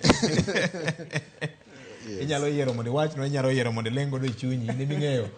Apa ni onge dhano ma jeluo ma siesie mang'iyo dongruok mar luo maonge chama mar ODM kata ka en gi chuny kata ka en gi ndikruok. Yes. Okay. Apa na duoki. Ero kama na enya. Kaka ODM ni sani ipano chomo kanye en kama okethore opogore koso ma en man ranyisi mar chuny mar demokrasia e duond bura mar ODM. Wow. Iketa kuma tek. But abro duoki yo maber kabisa. Ni achiel nitiere gik matimore ODM ma ok odhi kare. Mana dier makende kiko wuondre. King'iyo chal mar duond buche siasa e piny ngima. Duond buch siasa ema ting'o lek mar oganda ka dhi godo nyime. Duond buch siasa ok en gimidhi godo e laro kom ker kata laro kombe mag offices manitiere kasto wach rumo gi kanyo. Jakom mosenindo mulu Raila Amolo Odinga noketo burani kuom higni 20 makoro ne Nyasaye okawe. Okapar kane nie chunye ni mar mondo ne ODM chieng' moro ofwal viomboge mondo dhi ojwe. Okapar kamane e gima ne en godo. Apa ni desire mane en godo nikech kan en gima laro go elections to yiero moro amora ne jakom nyalo change to another party. But no sechopo level mano neno ni ideologies bedo hosted in a party. That said, ODM nitiere kama wacho ni kinda kuru ga sumbi. To entie kinda kuru ga sumbi nikech nok mar rieko e kind team mar Jaduong' Oburu gi team mar Sifuna gi Babu. To chalo kama. Nyaka wakwong wang'e kaka jakom ni nyiso wacha ni odwa en ot achiel. To ka odwa en ot achiel, nyithindo kin ng'ama jaduong' to nyithindo manie otgi moko jojuogi, moko jonek, moko joma chal nade, moko be professors, to giduto gin nyithindi. Ok inyal chung' tikwedo moko. To nyithindo bende ok onego bed ni dhi oko to yanyo ot. Mano gima duong' kabisa. But king'iyo gima timore kani, nitiere pogruok nikech dhano ng'iyo mara. Dhano ok ng'i oganda luo. Both of these people. ODM is a national political party. It is a public institution. Nikech usuru marwa. Yes. Pesa dhiye kanyo. It's a public institution. Yes. Ma we credit Jaduong' Raila Amolo Odinga mar konyo wa e parono. Okay. But usuru wadhi kanyo endo. Koro ken public institution nyaka wakwong wang'i ni to ang'o motimonwa en ni otero wa kanye. ODM ndalogi duto osebedo chama magore ne ratiro mar japiny. Kendo japiny mani piny mogik. Ok osebedo chama masiro nus gi nok mag sirikal. So to sani endi, kata ka jakom pod ngima, ineno ko osiro sirikal e yo matin mondo sirikal obed stable. But bende ok oluor mar siemo wang' sirikal kuom gik maricho ma sirikal timo. Ok notug nus. Mane telo. Mane bedo ruoth. Mane ok bedo thuon. To iye kani, makoro wan goni, koro wan gi thuondi. To thuon moro, thuondi moko matindo gi, be koro temo kok. Nyaka gikoga nikech mata odgi, ma nyaka gikogi. Mistake matimore en jok mantiere maluwo Jaduong' Oburu to kaluor mar wacho ni gin ok gin comfortable, gin ok gin jotelo ma nyalo kawo jogi duto magi appreciate ni magi owetewa. Ni kata indela u Victor, an gadier kata koka ng'eyo, nitie nyathi mo matimbe gi richo dela ukacha. To komone bedo wadu kata nyaminu kata ng'uni. To konyal wacho niya, nikech ng'ane uwuoyo kama, mabe ok oyanyo ng'ato. Uwuoyo wacho niya, sirikal to kanyal dhigo nikech magi. To jakom sama tho, ok owene ng'ato report ni koro un wuoturu gi sirikal nyaka 2027. Kata ni koro support uru sirikal. Eliend Fibiasio jakom nowacho wach moro. Yes. Nowacho ni kaka ODM ne waketo winjruok gi jatend piny Kenya William Ruto. Mano winjruok modiedo nyaka 2027. Yes. Makosa ni gani? Modiedo nyaka 2027. Yes. Okay? Mar stabilization. Oko nyiso ni winjruok matero nyaka 2027. Nyiso ni koro waling ka gik moko maricho timre sirikande. Koro ka jite oling kare ng'abro wacho gik matimre sirikal maricho. Mano gima nyaka wang'i gadiera. To momiyo wacho VOJ. Kama koro ne jogi chopeni. Gin gichako wacho wach yiero ma 2027. To jakom to wewa kaki wacho ni wadhiuru nyaka 2027. Pok wadonje pre-election pact. To bende wuoth ma kiny chako kawuono. Kik wabed jok maringa ahinya. Nikech wanya ringa ahinya to wuoyi ni ma koro wakata wadwa ringo go ahinya mwadwa support ni. Bende king'iyo jomoko manodonjogo othicho. Apenjo kama ng'a miyi paro niya ni wan kwa dhi kode to be onge gima wadwaro mochikoyo nikech kiwinjo tim mar oburu onge gima giwacho mochikoyo ma gidwaro e sirikand ni. Apenjo kama endi duond buche mag siasa iloso nikech ang'o? Mondo giendeleza lek mar jopiny. Koro lek manyo telo. Mane mistake ma ji mang'eny timo. Giwacho niya ni lek mar manyo telo. Kamano a situation. Lek mar loso sirikal. To kare wacho niya and for governance of the people. Okay. Mar telo ne jopiny. Okay. Oken mar manyo leadership of the people. Governance and leadership, yes, they go together. But political leadership opogore. Jakom cha in kaka nine cha. Debe niya ni gimocho ni nedier. Ni noloso chama mondo odhigo e yudo kom mar ker. Mondo miye teko mar rito piny nikech ko idwa wacho niya mano koro wacho niya mwandu sirikal mamale manigi mwandu mar rito piny. Of course. Mano koro wacho niya ni ko jakom en ng'ama ofel ahinya e tich ma injo timo higni ge 20 mar chama mar ODM ni. Injo fail marach kabisa nikech injo koyo dango. But king'yo gik mang'eny motimore e sirikal kata mar Uhuru kata mana ma kata mar Kibaki en nikech kama ne jakom obetie. Telo does not matter. Kintiere position mar politics kata kintiere koni endi. So long as ni tingo lek mar jopiny to in gi gweth mar Nyasaye.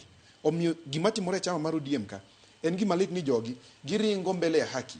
Noko nego bed ni gidhi gichako wacho wach mar election to gichako negotiate nade. Ka jok manyalo konyo yudo gik mang'eny moloyo to weyo oko nikech gin giwuoyo matek ahinya. Wach en gima loso piny. Jogi mani luongo tibet godo piny.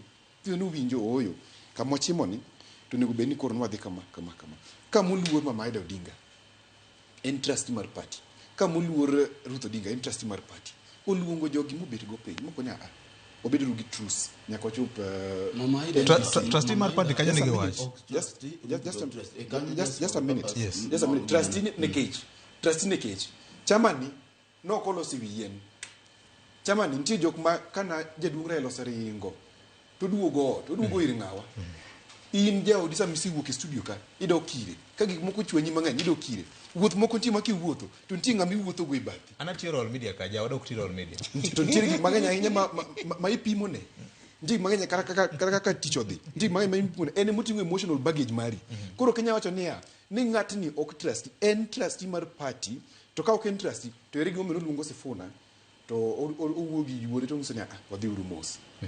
Wabedo gi truce kwe mondo chop NDC mondo wadhi uru mbele yawa. Koro gima kelo koko ka en ndi jomoko mamanyo margi to ndi jomoko moko be duol mar wacho pachgi. Exactly. Nyakwa chiw nafas ni e ot ntiere koko mane odwa. Structure mar party nyiso ni en gi migepe mopogore.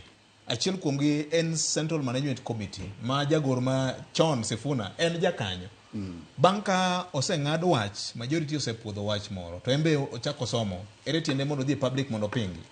Nitie kama Sifuna noche makosa mokadwa wuonda nikech ana believe wacho adiera. Kan usewinjuru e party ni my position to position nyaka be respected. Okay? Mano en gima ni kare. Bende gima ni kare ni ya nyakwa pogi personal opinion gi party position. Okay. En gimo keto Sifuna kumatek nikech ne secretary general mar party mano ko nyalo wacho gir party to chako wacho pache mano ne gima tek ayie kabisa to kumano endo kumano wachope ni nokono be ni ifwale kako fwale cha gigi momeyo strategy mano me hapa ni lunga ka Victor strategy ni wawa fwal kanyo strategy ni en ni samidi sero kudi sero nyaki bed gi ngati moro madhoge tek kata inching mani dhi nyombo nitingo wadwa cha madhoge tek kabisa maka wicho dhi matek to en muchuto kod ato karunya do kata gi ngane mano de pesa za mimo wona gavana beneneria nyako wakawo yo badin nyako na muka jwang wadugo mage gin weche mabede biro nyachiel kachiel ko kale cheto baka kawanene yokinyi makawuono wachni wadugo yare matut nikech omulo ngimani ka ok ochuni to kilosie nikech chunowa nyako goye mbaka nyako ramogi med mana kete kato indi paro nade jomoko nego mbaka ni chal ka gima jagoro machon mar ODM osekawo piny dibed ni pong mar kama ji nie giromo mar siasa era ngisi mar kawo piny koso nang'o kete mana ka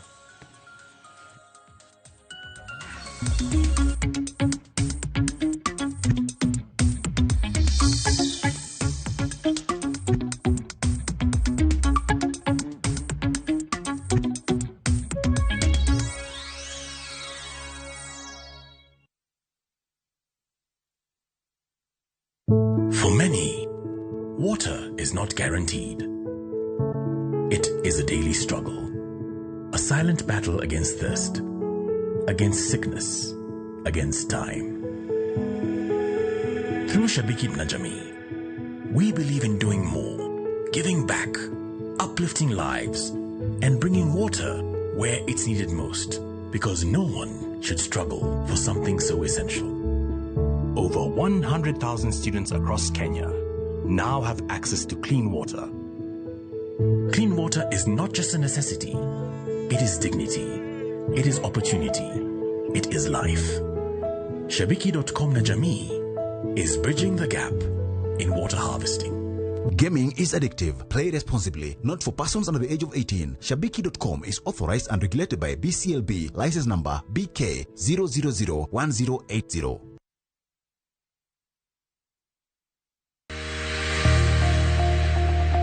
Ng'ato ka ng'ato nigi gima ber mohero. En mich. Gima wadhi gi art. Onge ng'at mabobiro to yudi kuma intiere to kawi gi kanya. En tije madhi ming'eri. Mae en chenro ma ji nigi nyalo mar timo gik moko e yore mopogore opogore. An ma design tani ma arango quality mar gino kapok owuok. Moro ka moro kuom gik matimore e ngima ng'ato en gima duong'. Tije lwedogi nigi pesa sana kikutegemea tije andika.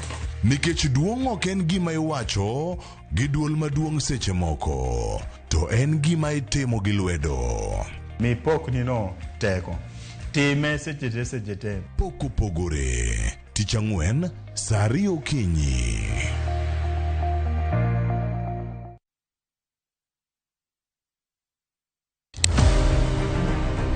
Any woman can be Mrs. Ombaka, but not any woman can be Dr. Ombaka. Gin mine ma bende osebero ngima magi ka bende gijiwo joma moko otim kamano. Wadwani mondo wajol joma mine, watieg joma mine, mondo kwan joma mine mantie telo obed mang'eny. Gichiwore mar mako lwet jogo mawuok tukgi. Sa ochopo manyaka wan mon ok wanyal timo demonstration.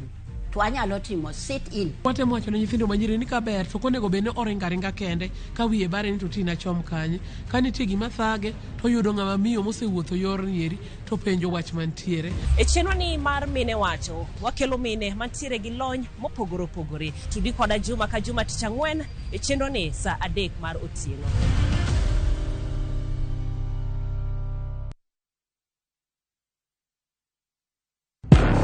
Hera, andhoga, adiera.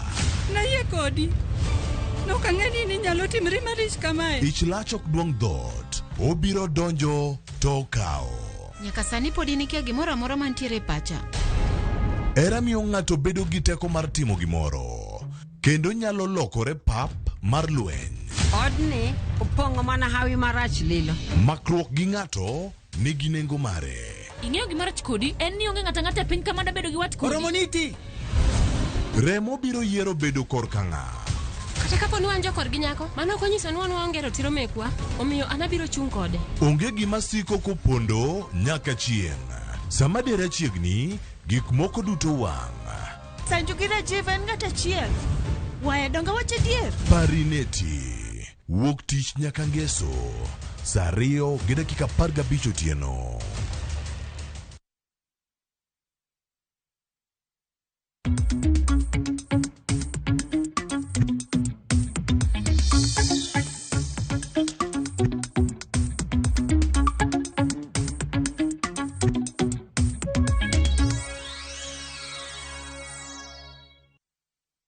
Mana kamano nyakwara mgajwang' machiegni kendo mar mondo mi kor wasome ote weche manyien dhi nyime Ramogi FM kocha ka wang' waduogo wanakwanya gi kama wawego no en neno kanyo ka Victor Litainya ni jotelo ma Migori gore to wan jonyuol masota wasolo pesa mar nyuka ni nyithindo e PP1 gi PP2 Eli Jonyo ka wuok Nyatike Sota Ohango kanyo erokamano ahinya. Omera Ken weuru ungoru konchiel sana sana broad based anenu e TV kanyo. Okay, erokamano ahinya. Woodluo aneno ka uwacho weche mangima mokalo kanyo. Bura manyoro cha nen mana jo Uhuru Kenyatta nikech bedo Pauline Njoroge kacha ngisa pia ni macha ne en gi Uhuru Kenyatta. Do not mix gik moko. ODM manenti Mombasa e ODM asili. Okay, nyinga en Brian Onyango Onditi kawuok Siaya. Tipenja kanyo ni VOJ tuluongonwa Governor James Orengo no pimnwa anena ni to ang'o ma osetimo ni jo Siaya karang'o. Obro luonge nyakwara mgajwang' koyudo thuolo nikech aparo ni wabedo kode dwe mar 10 higa mokalo chien kana wan gi nyasi mar Sitiko maben notore nikech nindo mar jakom Raila Amolo Odinga. Nyasaye omed keto chuny jakom kamokwe. Maka jomo oyawre. Gima chanda eni to jo magoga koko ne jo siasa gi chulo giga pesa di to ground nyaka losi. There is no politics without mobilization. Gigi te nyaka timre kada manyoro nyu neno Kitengela kod Mombasa cha maka pesa no wuotho kuom ji ywarok manitiere ODM sani eni to ng'amofuke lach e kind William Ruto gi the fourth Uhuru Kenyatta. Nyinge en Joshua Oyora kawuok dala mar Kisii kacha. Okay, puoj gi pak ne panel mar kaka wanene okinyi makawuono mak mani manyeuru ng'ama miyo moro chieng' moro achiel be obedo go set ka watemo kenda joma mine gi joma nyiri wamba wakwayo ni to weche mag siasa mag piny ni umbe donje uru dipo ka wambe wawinjo pacho kata kamano wagoero kamano kuom report makamano nyaka ne wabed gi nyarawila paro ni waloso gimoro donge Ken en gima pod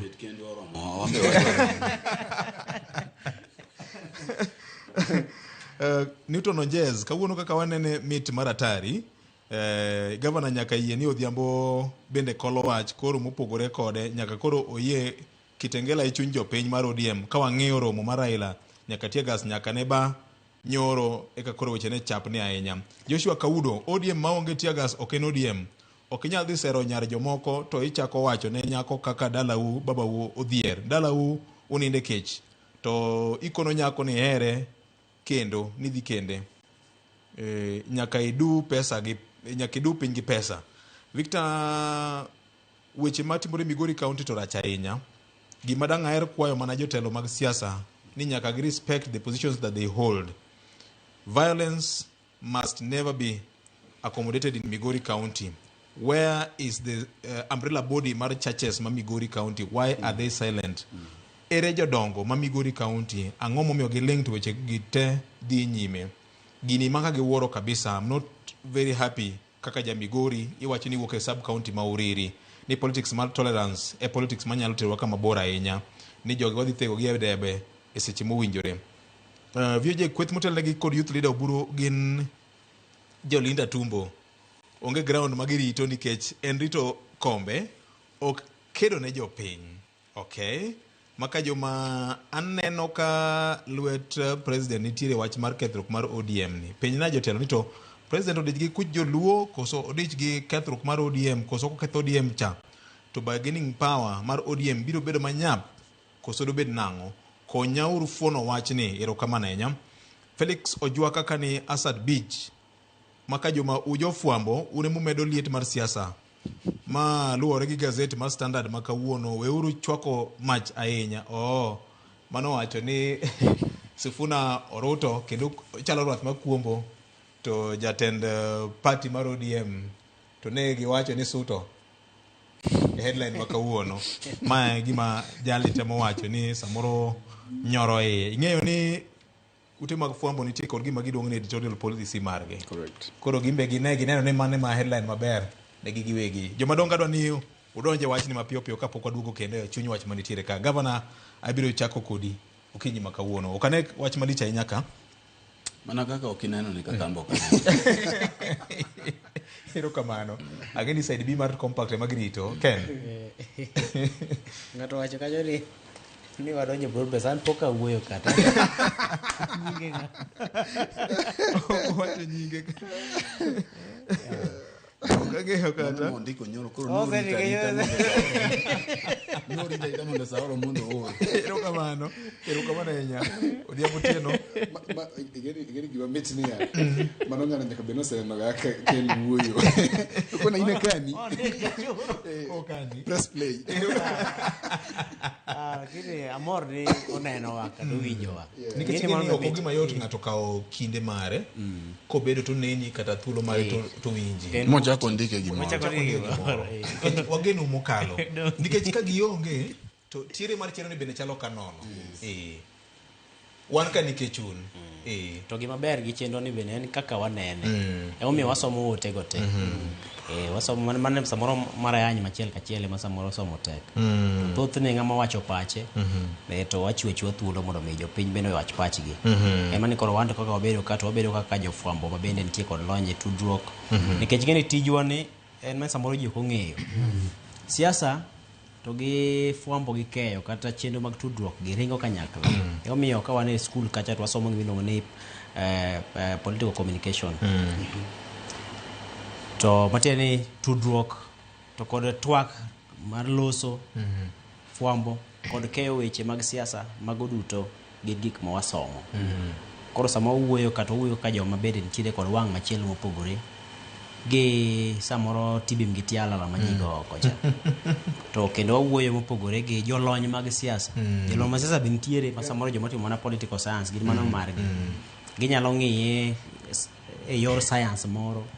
To wan koro wang'iye kaluwore kod wang'wa mar fwambo. Jogi bende gin e chuny lwetwa ka. Nen man samoro ginyalo yawa gi mbi nikech koro gintiere kod teko mag ofis. To samoro teko mar ofuku nikech ofise go biro kirop gi bende dongo. To mak mana ni gin ga e chuny lwetwa ka. Nitie jarieko moro nowacho ni siasa en kaka ipogo mwandu. To king'iyo kama warome gima dong ni point of convergence e kind loch mar piny mokel gi a political process en jopiny. Nikech sirikal nigi ting' ne jopiny. Wajofwambo ne jopiny. Koro kar jopiny kanyo warome wate. Odhiambo. Koso ang'adi kapok itieko wachni. Poda temo chomo wiye ka. Yes. Koro momiyo seche ma wabedo kani to wan bende wachiwo pacho kaka jofwambo. Ma bende samoro nitie gima ling' moko ma samoro joma moko kucho ongego. Ang'eyo ni kata mana nyoro gik mane timore Kitengela ka. Wantie kod matuta ahinya. Kata mana Odhiambo ne nitiere kono. Ne nitie kono masimbe ne ma flight mode. Koro samoro wadhi kuro ma yora ling' samoro bende wana kanya dhara, samoro bende waoro mana team wanyamba ka geni nitiere mana kanyo machoko weche go picha. Seche moko be in kanyo gi angochi moro bende ichwoyo kanyo to nitie gimo mako. Koro siasa ka wathoro wuothe, wathoro bedie. Samoro rome ma jogi timo gie, wantiere ga samoro rombe go.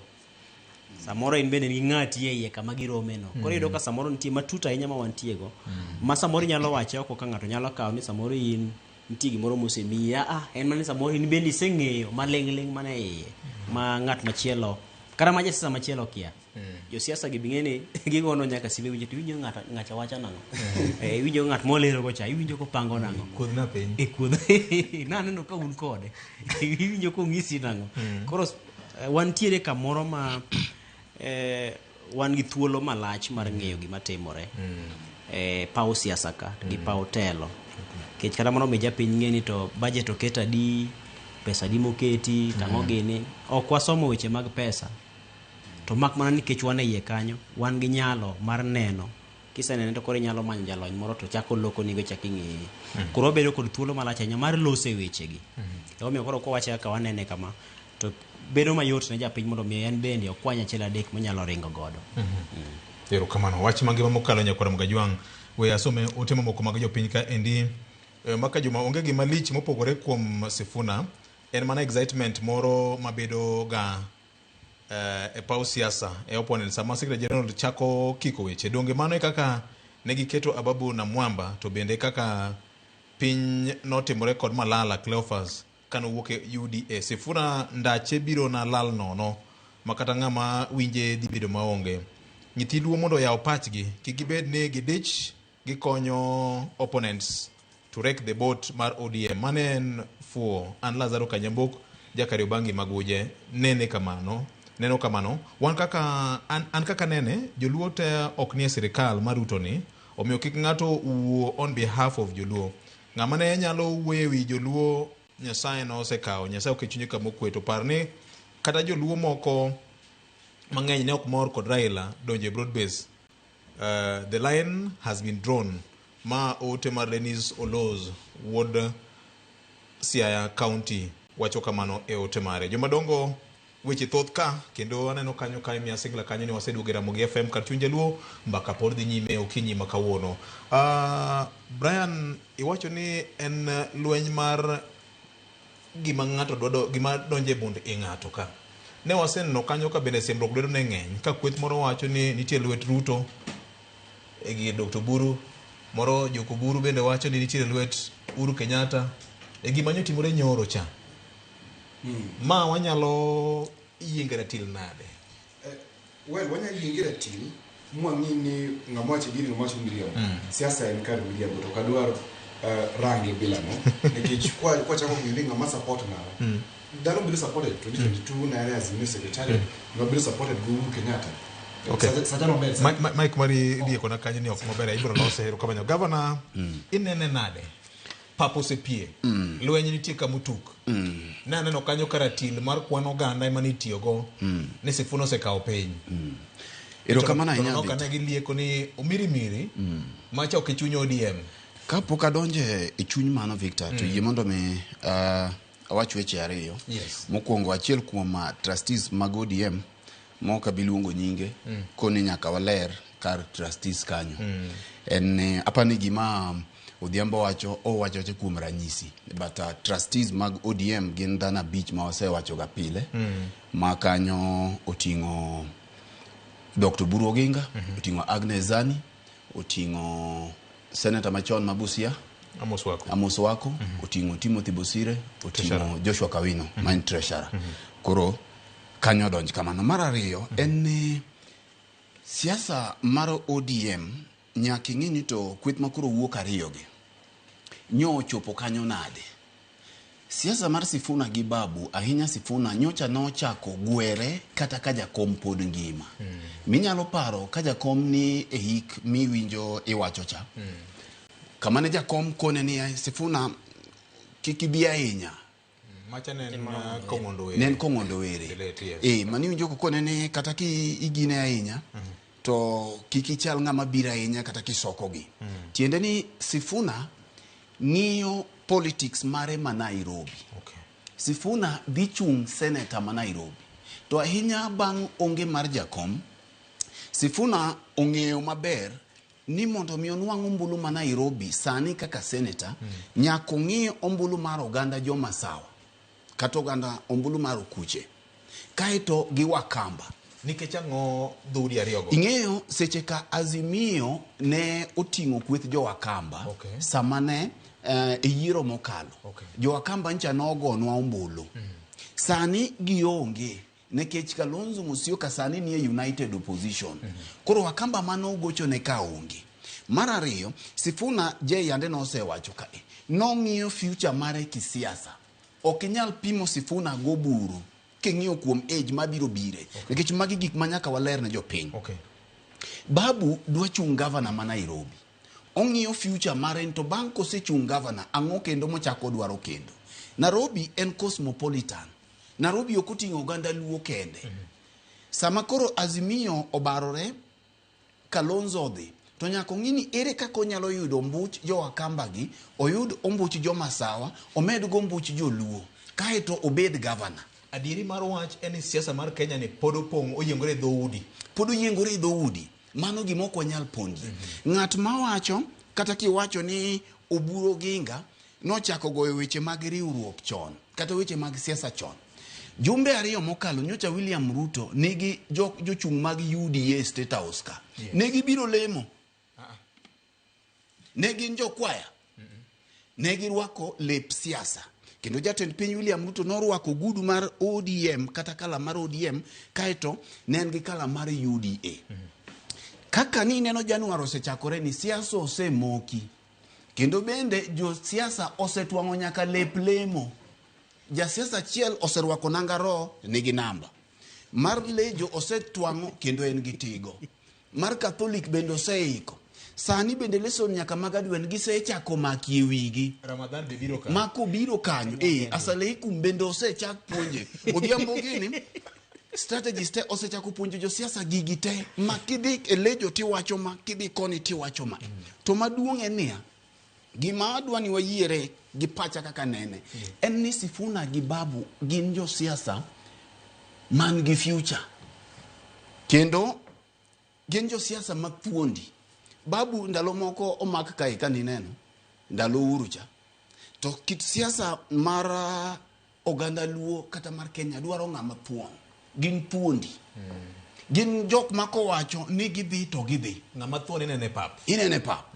Kendo Babu wacho cha. Babu ndalo moko tiarore go Uhuru Kenyatta kai kochomore go kende. Kidwaro ni to koro ng'ama nyalo make ka ne en gi jakom. En ng'at mako wuok to wuok. Kendo gin gi future king'iyo age mar gi gikgi. Gin jok man pod gi future mar kisiasa. Kendo king'iyo jok migo mbaka gi miwinjo. Tiwinjo ka nyinge gi wachi ahinya. Mak mana ni gima nyaki ng'e ni ODM kama nitiere gimiluongo gi dho ngere ni transition period.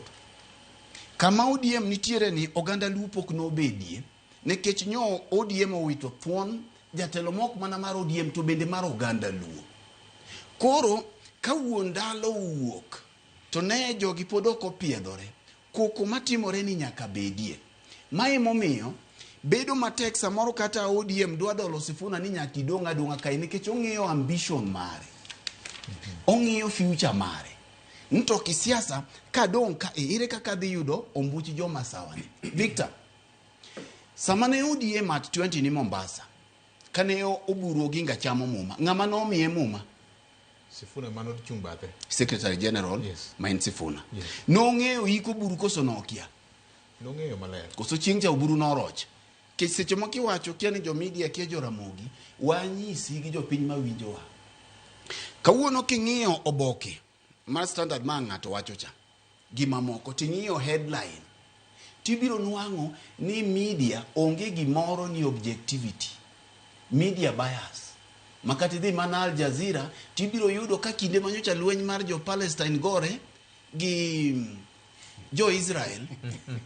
Ki yudo analyst margi machalo Maran Shamak gini gik magi wacho kata inyalo kata mana loro mi wach ni to jogi ging'iyo interest mar jo Islam isechego. Media kidi noro sani okibi yudo ka jogo bet kanyo makata arigi ji owachi ang'o marach ni gisunde ni gidwa wacho nang'owa. Ging'eyo to gidolo. Mar ariyo, gima do wacho ni ka mondi winj maler kabisa. Ikech winjo ga weche gite. Ing'iyo ni to interest mane ma jogi champion. Nyoro ka ne ing'iyo rombe makoro ji losiegi. Romo manyo Sifuna gini ni godo. Ne en romo mara tipo kendo makore lach. To king'iyo headline miyudo sani tiwacho ni Oburu suto. Ken biro nyisi kasama wane skul mar fwambo ni nitiere opinion. Nitiere paro ma kindiko headline to mano pachi. To giwacho ni kwith machielo ni kumanyo osipna Odhiambo gini nyo nitiere. Ni nyo timang'o? Ni nyo pek. Tiende ni sami chiwo gini ting'iyo ni ng'at mane mantiere e tok gini. Gima wayie ni kwith mar Sifuna nigi mbi, nigi teko.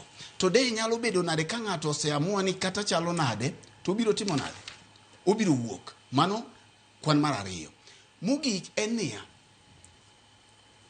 kwano mar presidential candidate ji osechako go kwano sani gima Babu gi Sifuna gorengo gi kweth manyo gin godo ok wachno ni gin to president candidate margi en ng'a.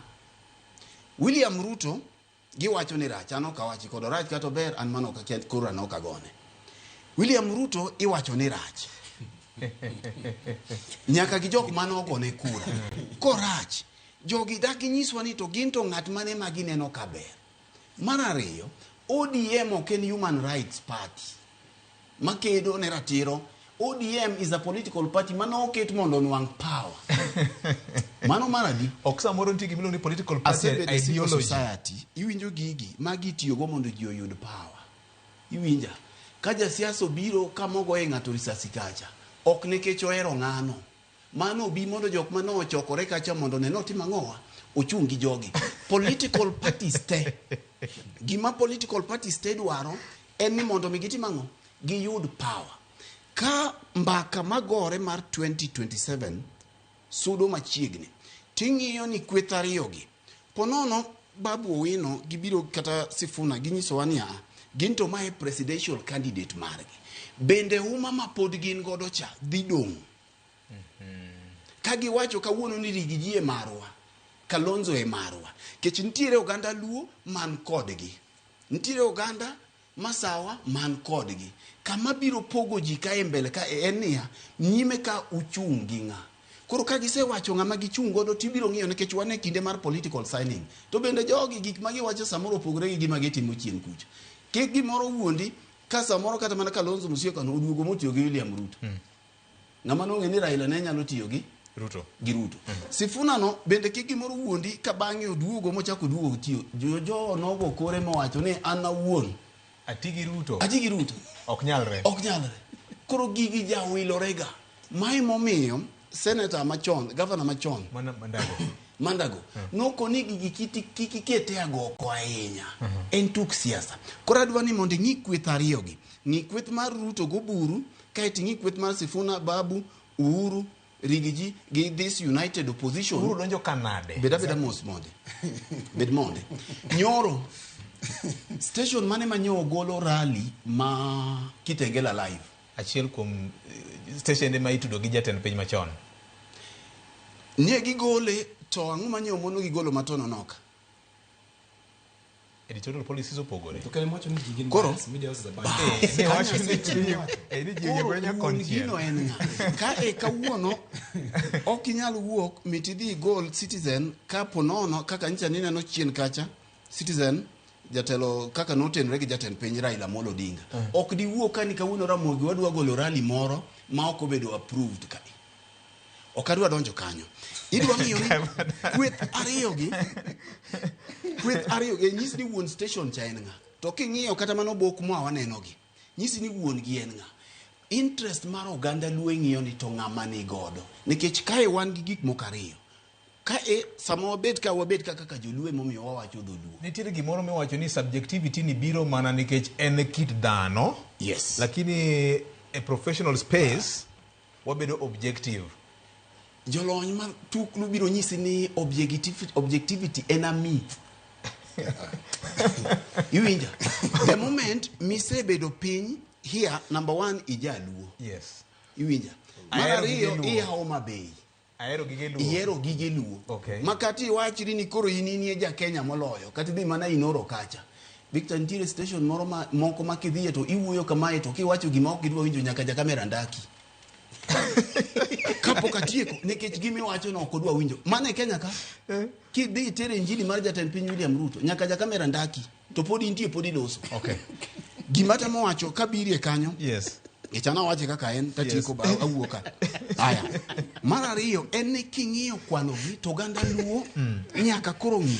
Nikech chien kacha kanyo cha kompodo konindo. Bang' nindo ne koro no ka Oburu wacho ni gigo mbaka gi jatend piny William Ruto. Yes. Ting'iyo pek mar jogi ni kanye. Kweth mar jatend piny William Ruto ni gi kweth mar united opposition ni kech Uhuru sani ni kono. Ang'o mangiso Victor koso bedo ni Matiang'i ni kocha idwa wacho ni en kanye donge Uhuru ema ne Azimio ni nyo wacho ni Kalonzo Musyoka emoti mango obed party leader ngama no wacho mano Uhuru Kenyatta iseng'eyo ene chairman mar council bas Karoli gi jok mane oketo cha nyisi no pango opposition koro king'iyo kaka tugo ni dhi tugore mbele ka ting'iyo ni omenda gi duto gin godo William Ruto ni godo kweth cha bende nigo nekech mbi mar Uhuru Kenyatta king'iyo kit jo ombulu joma biro go ombulu ka to jomoko wacho ni kweth William Ruto gi kweth mar Oburu ni nigi jo ombulu ma samoro ikigi onia to giwacho ni kweth mar Sifuna gi joma moko king'iyo to gibiro wacho ni gin jok marowere gin jok matindo gi jok mabiro kanyo mathoth gi onge ombulu mar adek ibiro ng'iyo weche mag system Victor system play a very big role okwa wach kaka gino dhi bedo mbele state piny owacho mae jatend piny William Ruto king'iyo system makamutingo bad migawo mar obila gi jogi te gi mbi mar piny owacho mar sirikal inyalo paro Bomas kacha William Ruto no land gi commissioners adi ariyo kende ang'wen no ringo dhi Bomas sani koro en gadi negringo gidhi Serena ema gimbe gidhi gilendi mare William Ruto jatend piny koso ok en jatend piny en president sani koro en gima ene manyo loso te Gazette notice mano wacho ni chairperson mar the Electoral Commission ema bedo the returning officer mar the presidential ballot koro ng'at ma wacho ni oganda luo ni go siasa chon siasa sani emigoye emomiyo rigi iluongo na Kidiki nyo wacho ni karakanyo kata ka jomoko wacho ni mulo to koni embendo ubiro pango kirito mogiki kirito mogiki dakika mogik tibiro yudo ka in ng'injo emidhi yudo mae sani pango siasa temo mi ODM king'iyo communication mane gichiwo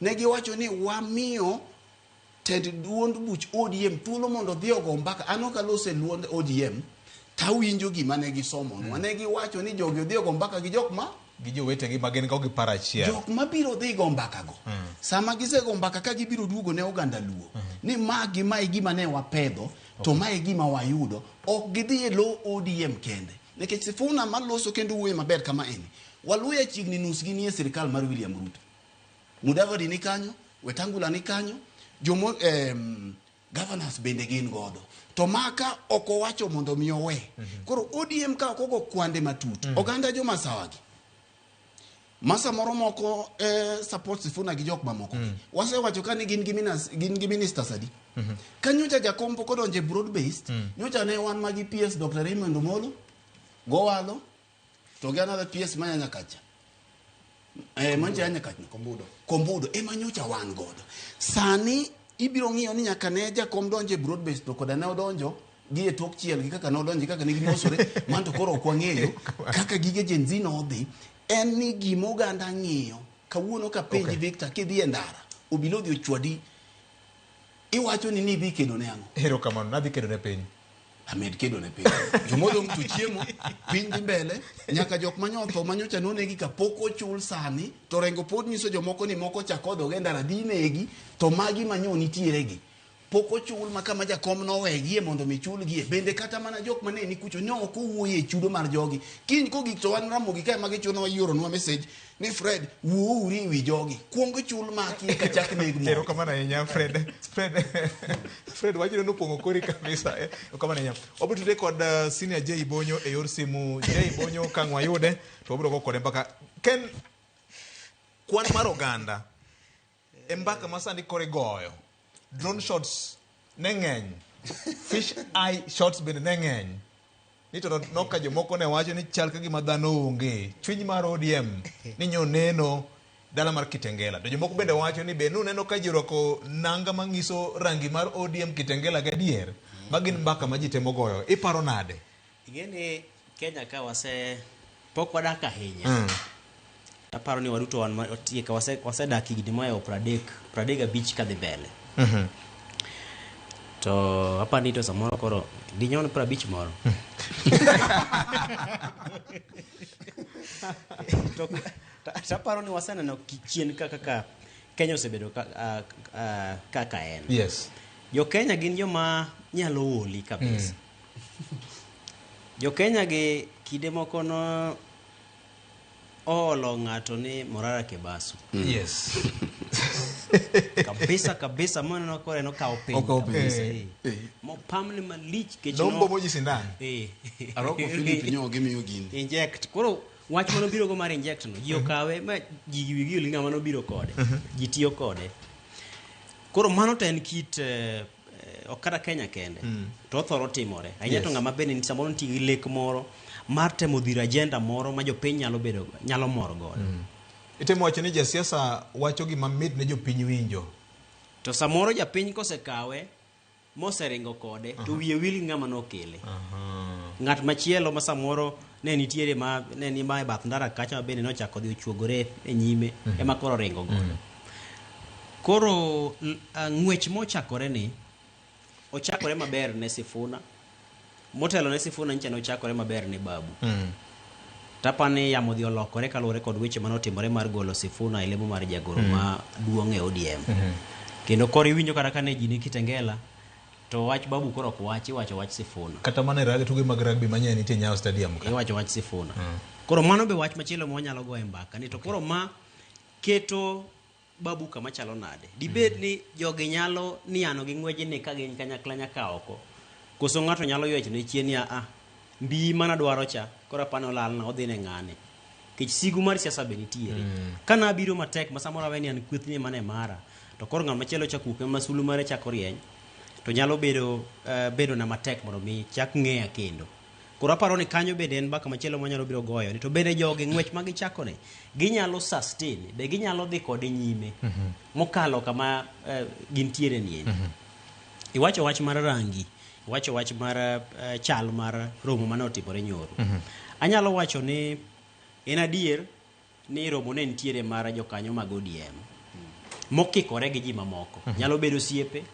kata nyalo bedo tudruok moko ma pamoro gin godo e boardroom kocha jo ODM nikech ang'o ODM Edwin Sifuna pok oriembe ODM embe wuon pok owuok e ODM gima nche ne ogole en leo mar jagoro maduong' mar ODM mabene nche ne odhi e do mar mako bura koro ODM to pod Sifuna pod en ja ODM yes ma en wuon nchiwinjo kata ko wacho ni ok onyalo weyo ok odwa weyo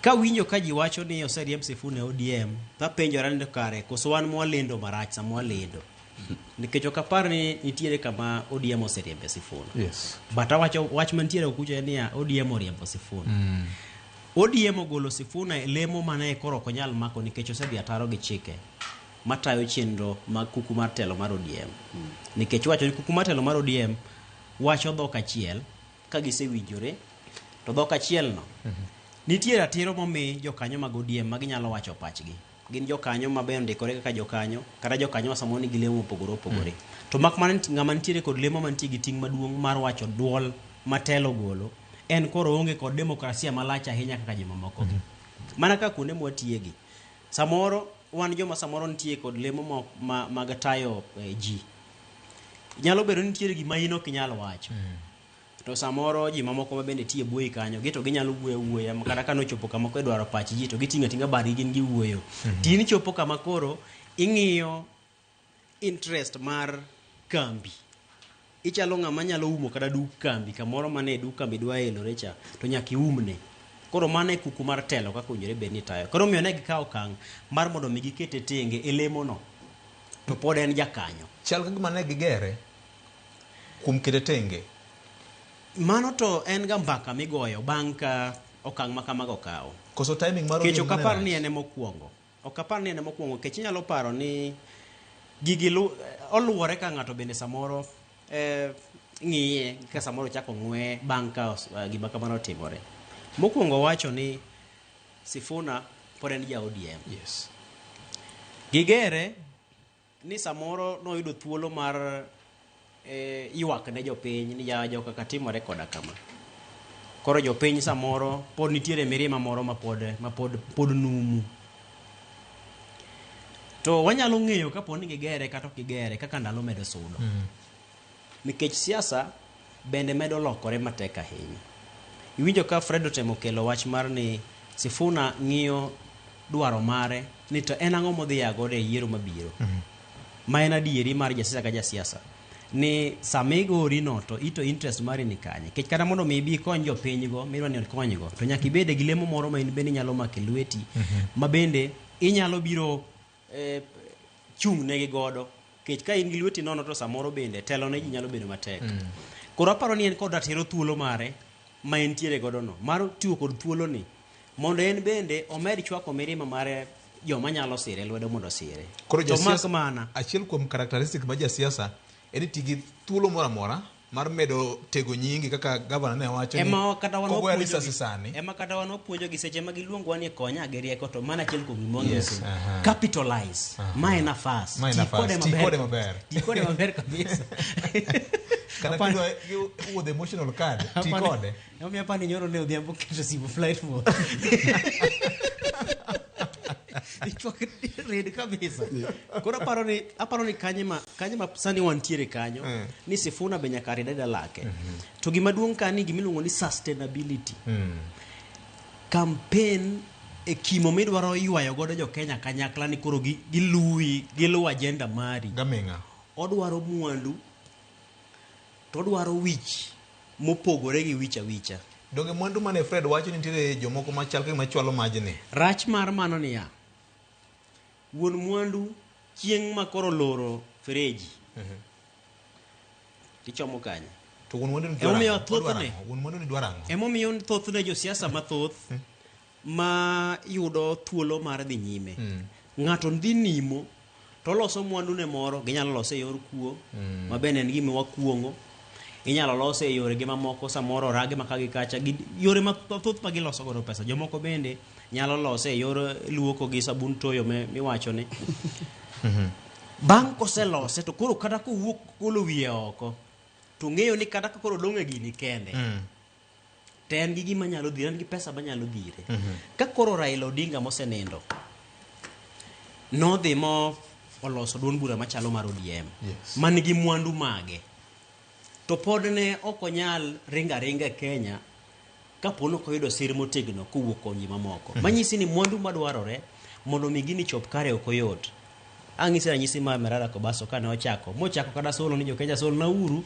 kech kama koro achope ni kata mana kada wuok ka mondo mi adhi achop Kwale kata mondo adhi achop Homa Bay kata Migori mondo ang'iye chenro ma sirikal nochako kotieko koro tama Emeritus Maraga ben no tama orna uru Maraga noywak sustainability e wach machielo kendo emomiyo samoro wanyalo ringo ng'wejno Sifuna nyalo ringe Babu nyalo ringe gi ji mamoko to giko ne samoro ok onyal biro nyuolo lemo emomiyo en koth ma samoro jopiny kaka oganda luo kik kome ahinya nikech nyalo biro kome kodhno to samoro dhi dong' ni koro udong' e diere kacha ma samoro okang' machielo minyalo goyo onge to ji noseringo ng'wech ma samoro kawo thuolo mano nyalo kawo kaponi en mwandu miyako make mana kanyo Senior Jerry Bonyo ni kodwa achiel kachiel e line akiani kawuono osepidho yiende adi Senior oyawore kendo machiegni kaka wanene okinyi ma kawuono erokamano kuom riwri kodwa okinyi ma kawuono e yor simu Senior Jerry Bonyo weche ng'eny tiwacho ni sa matin to chal ka gima orako ma josiasa obedo katimo ochope ng'iende nye waneno ka bura nyo nitiere Kitengela Kajiado County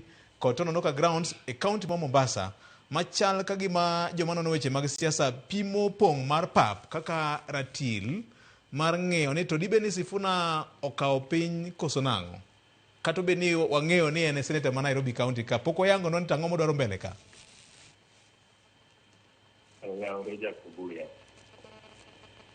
oyawore ahinya aneno ka un gi yawuoyi kanyo ma wigi otimo jere mosna wuod japuonj luongo no Odhiambo Otieno nyinge mar M-Pesa to Brian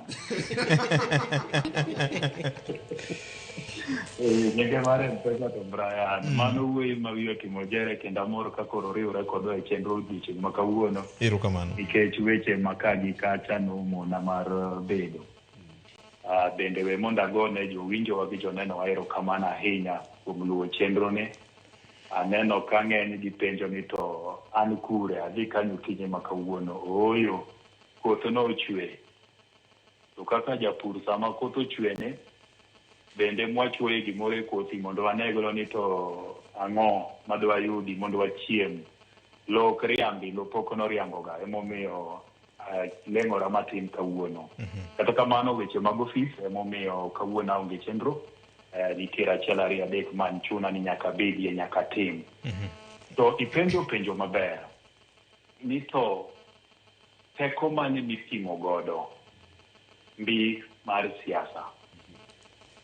Yiena mondo awachi ni siasa en gino ma kisungu wacho ni optics kata nyisruok emomiyo itimo raligi. Nikech kapono kotim raligi to bende gik moko mang'eny inya goye mbaka e tok katen to bende dhi adhiya to ji timo ang'o ji neno.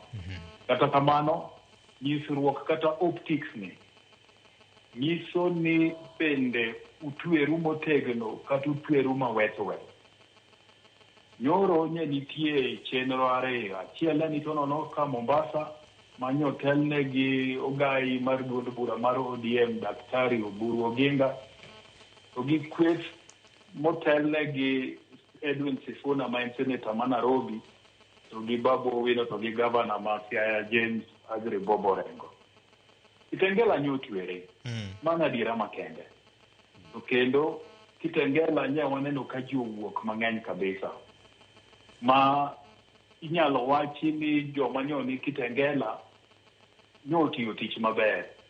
Nye ji wuok, joma oherogi, amoro bende sama nyobiro mnanenogi, nyoni kanyo mar winjo wachgi to kenda geno ni no winjo wachgi. To nono ka be ji no wuok. Ji no biro kendo jogo owacho gigo madegi wachi. To king'iyo ni to kanye madibedie ni wachne nitie. Hapa ni jo Kitengela gi nyodwa chodore oko maber ahinya. Moingo to nonoka. Emomiyo joma nyani to nonoka kweth motelnegi kod party leader mar ODM Daktari Oburu Oginga bende nyaka penjre penjo. Achiel kuom penjo ma nyaka gipenjore lure gi gino mane Daktari owacho sama nye gin to nonoka. Ni weche mag party discipline ochomo kanye. Nyaka koro gipenjre ni to sama giketo party discipline to gitemo tego party nade. Mana achiel kuom penjo ma nyaka gipenjre. Penjo mar ariyo ma nyaka gipenjre en ni to bende kweth mane ni Kitengela ni ang'o ma gidwaro. To gima gidwaro no inyalo yud nade. Nikech magi duto gin jo ODM. Nikech Edwin Sifuna, Babu Owino, James Orengo pod gin jo ODM. Pok kawinje kuma giwacho ni giwuok e ODM. Joma ne jo Mombasa bende wacho ni gin jo ODM. So magi jo ODM te. Aparo ni gima koro ODM nyaka time ni nyaka gipenjre ni to gidwaro ang'o mbele ka. Nikech mano ema biro miyo gi mbi to gichia mar dhi manyo gimoro amora ma gidwaro, obed ni gidware korka William Ruto koni, obed ni gidware korka Rigathi Gachagua, obed ni gidware korka Uhuru Kenyatta. E kweth moro amora. Adiera makende VOJ gi jowetena en ni bende onge party achiel piny Kenya ka madikaw loch piny. Gigi manyo ka ji oriwore. Emomiyo ODM kaka achiel kuom duond uche bute mantiere thurwa ka nyaka gore peksen. En mana dweche 4 nyaka ne giiko gai margi Raila Amolo Odinga. Nyaka sani koro gipenjre ni to tok dweche 4 ni wasewuotho nade. Mbaka mane mwasegoyo. Ang'o gang'o madwa tim mondo either wadhi mbele ka wariwore ko kamano to ji osegore chon awanyo mondo pogore gi lak. Lakini ng'eny ji diher ni giwuoth dichiel e tweche achiel nikech mano ema biro miyo gi mbi mar manyo gigo magimanyo. VOJ mana mapiyo piyo we mondo chaka lege kamoro mudong' matin. En ni e party mar ODM ka e bende nyaka koro penjore mag accountability. Penjo nyaka penjore ni to wan kaka party, wan kaka jo ODM, gigo mwatimo jomage magin in charge of gigo. Nikech kanya aneno gigi jok mani to nonoka to gi jok mani Kitengela ineno ka nitie wiye mang'eny mambele ka kok gibede abeda achiel to gibiro do ka gin gi gino miluongo ni so many centers of power. to so many centers of power gi bro miyo ng'ato ka ng'ato wuok ni an ODM A, an ODM B, an ODM C. Nyaka gidogi chien mondo gipenjre ni to center of power mar ODM ni kanye, to center of power mar ODM ni ere kaka ibuge. Maduong' moloyo nikech chenro ni samoro bende walidho ne gaji emomiyo ber na kosiepna Brian nitie ka nikech wechegi magi weche mochiemo godo mag advisory ne political parties gi. Koro wuora wuod japuonj kawuono tanyi ng'wona adwa lidho achiel kuom gigo michiemo godo. ODM nyaka bed gi a structured narrative ma ka gidhi mbele to ODM nyaka wach gimoro achiel. To structured narrative ni ema biro konyogi ma ka giwacho ni wan wadwaro deputy president, then deputy president ema gichoma choma tir maonge gima timo ang'o magologi. Ka giwacho ni gidwaro ni ng'ato ang'ata ma ginegotiate godo nyaka assure gi of certain things, mano nyaka bedi. Structured narrative no biro konyo ODM ka gidhi mbele moloyo to sani ni koro giwacho jo Kitengela loso, jo Tononoka loso, Kakamega kucha benye nitiere function more kanisa benda winjo ni nyegi gwere. So ODM nyaka consolidate mondo ging'e ni tok dweche 4 mar tho jakom Raila Amolo Odinga gidwa wuotho nadi. Gigo te ma giko gibero timore marach ODM osetimore nyaka sani. Gigo te ma de bendi timore marach ODM osetimore. Onge mabro timore mohingo kae. Koro nyaka koro gitim gimiluongo ni structured retreat mondo ging'e ni to going forward gidwa wuotho nade. Gidwa luongo joma ne Kitengela gi Tononoka to giromo in the middle ground to giwacho ni kama kaka timore. Koso pod gidwa wuotho akara kaka giwuotho no.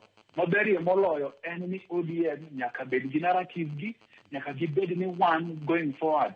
Nikech jogi ODM te, jo Kitengela kowachi, jo Tononoka kowachi, but en message achiel. Kitengela jino kikore. Sini ng'ato ng'ise ka ni Kitengela jino kikore nikech Pauline Njoroge ne pok obedo ja ODM. Lakini jok manyotele iralino wegi nyasi nyen Edwin Sifuna, nyen Babu Owino, to nyen James Orengo. Mage madiwachi ni nyegi ni wegi nyasi. Ing'e ni BOJ kata mane chenro ka. Ine jatendwa e chenro. Donge. Hey, okanyal wuok ni an bende koro adwa telo chenro to Ken dwa telo chenro nyaka bedie ng'ato kata mano biambo wuod japuonj ma koro biro ni obiro chenro to ine jatend chenro. Kom driver oklar. Kom driver nyaka bedie. Mamari yembo. Yari ng'atiel je kuma nya somnya mako dia. Erokamano. Koro mogik en ni to na ko ni higani Tranta loso ne Uganda Luo. Yes. Uganda Luo bende nyaka penjre. Ndike kwano duto mag siasa mag piny Kenya mochomo 2027 gin kanye. Nikech siasa mapacho ka en tribal. Mano kwenya wuondore.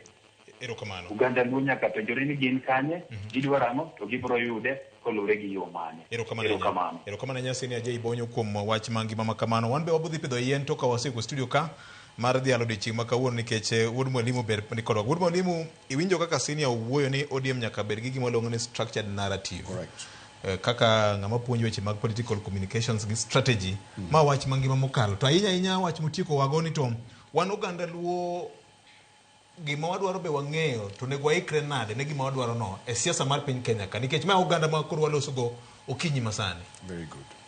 Koro VOJ erokamano maduong' nikech kuku mar wach monego bed ni wagoye touch en ni wan kaka Uganda Luo wadhi kanye.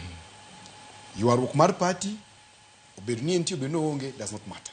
What matters en niya wadhi kanye. Chien kata chande nitie interest mar joluo, nitie dwaro mar ODM. Okay. Nyakwa poggi mkariogi. Okay. As much as ni ODM e odwa maduong'. To e Uganda Luo ka nitie parties mang'eny bende moko. But ODM e dala ma ji teno wae chalo wan joka bondo waduto no aramba. Koro kati no riang kati dala wa misambi kuchochonde kila ng'ato no mana kamoro.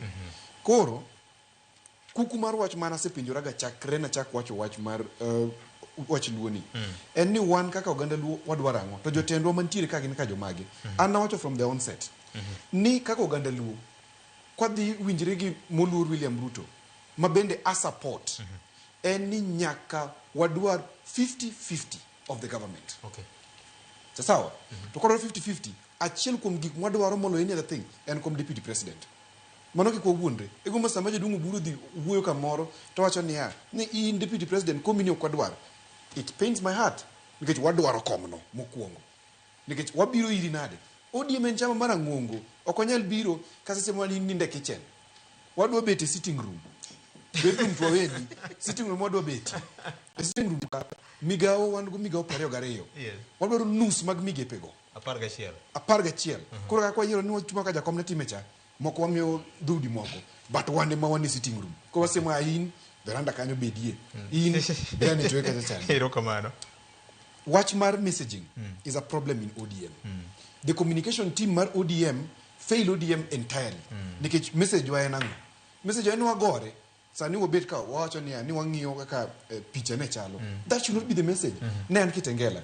Tunoka dhi Kitengela ni na support Babu, a support Sifuna, support Ngawa. Na dhi Kitengela as a researcher. Monda awinya neni ya. Jo pinyo wacha. Mundi be ni gik mo wacho gi.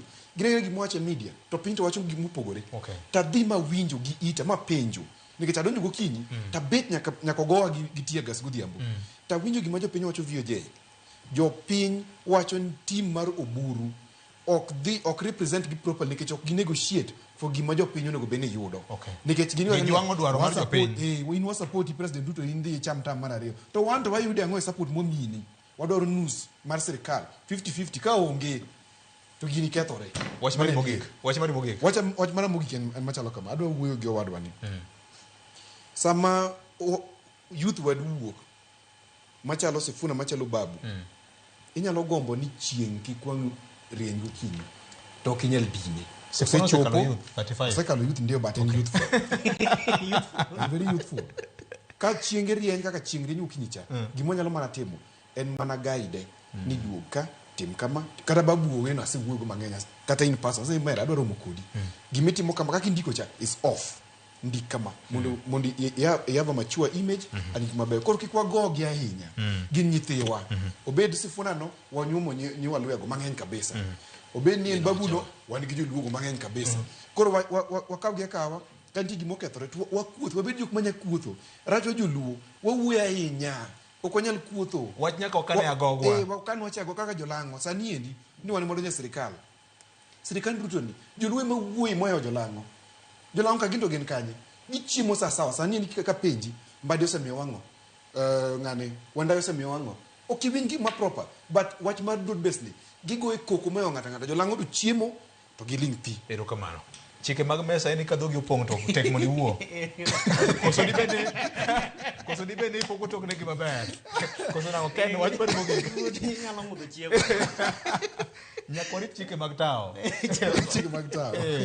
mana kama dhiambo kete kar wach Stafford ngisa ni saurumo thor wach kanyo. Yes. Apa ni advice maduong' ahinya kaka wan joma timo fwambo keyo gi tudruok en ni nyaka to gibede gi narrative moro ma ginyalo drive gibede gi thor wach moro ma ginyalo dhiro nyime to en thor wach ma ka odhony godo inyalo paro kinde moko ne chako wachako wach moro mar Okoa payslip cha en mane noduogo weye kamoro to ginyalo biro gi yo moro ma bende gin mane agenda ma gibiro to gidhi agenda ma en agenda mamulo japiny to lek achiel mar ne power miwinjo ko buru wacho cha en lek maduong' manitie mamano to waduto wayiere to nyaka wabede gi narrative moro mabedo driven properly tidhire ko kuoke kuonde tudruok mag fwambo gi tidhire kuonde tudruok mag mbui nyaka oko erokamano iwacho dwaro power erokamano governor Victor ODM nyocha Nyasaye ogwedho yes kich ne gin gachiel kuom ng'at miluongo mang'eny Ababu na Mwamba ka nowuok Raila notimo nang'o ji nowuok Mudavadi ka nowuok 2013 ji nawe ni ODM kokorumo ma 30 days to ahead of mar wuok Mudavadi mane manopong'o headlines kaka kori neno banga nowuok gik mokorumo Raila no manage wuok Mudavadi nang'o ok wawach ni ng'ato wuogi gima duong' en gimiwinjo dhiambo wacho cha mamano to kasa mobet ka eto nyaka wangi te gima je wacho ODM biro kendo biro rumo to ganda luo biro bet nyaka chieng ODM is a political party. Ka gin tiere gi no oganda luo miyo gin kaka koro gin e ot maduong' ma ging'iyo interest mar oganda luo. To gima nyaka ging'e ni sama gidhi e mesa kacha to dhano yude ang'o, to bende William kata ng'ama gibiro mogoni be ok nyal miyo ulemo ni kubiro kubaroru. Correct. Kubiro kubaroru mang'ani koni ti bas ndo ubiro to bargaining power use dok piny. Koro miyo katieko gima duong' mantiere kanyo ni interest mar oganda luo nyaka bed wang'adi wang'achiel. Erokamano. Wach mangima mokalo Nyakora Mgajwang' ni to dwaro mar oganda luo en mane e chapni gi ndekni mar siasa ni. Ja siasa moro no wacho ni gima ngima kata ng'ama ngima ema nyaka chapni kendo nyaka ndekni Nyakora Mgajwang'. Ma en mana chakruok mare to kete sani koro liet odwa chwakore ma en higa ma orako ibro tim. Podwa iko ni chenro mathoth ahinya wabiro dhi nyime kod loso kendo go kod mbaka. Kaka jowetena osewacho, achiel kuom siro maduong' mar tudruok en ni nitiere kar wach. Kama wach wuokie gi kaka wach rengo machop ne ng'ama wach ni onego beni chopo ne Nyakora Mgajwang'. To ng'ama wach ni chopo ne ni endi bende nyaka chiw gimiluongo ni feedback. Kuom mano en lalruok gi go mbaka ni ema biro konyo piny. Ka kamano nonreuru Nyakora Mgajwang' ni wan kaka oganda luo e chapne gi ndekni mar siasa ni en ang'o ma wadwaro. Oriti ma kawuono bed kod odiochieng' maber.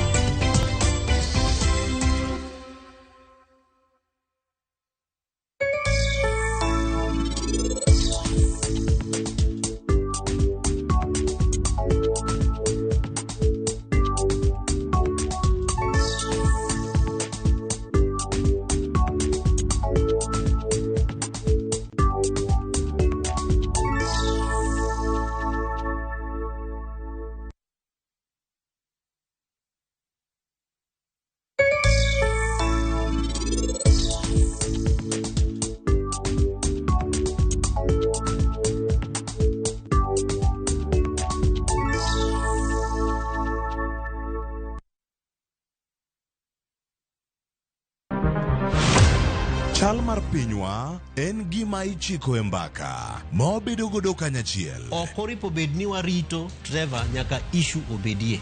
Nikech leadership is not just felt in a crisis. Chakre wach yuto nyaka somo, wach telo nyaka ngima mapile. Jopiny dwaro ni ong'e strategy kaka ng'ani dok dala. Owe ponde toka gwam. Penjo madongo dwaro duoko makare. Wachiwo duol maduong' ahinya.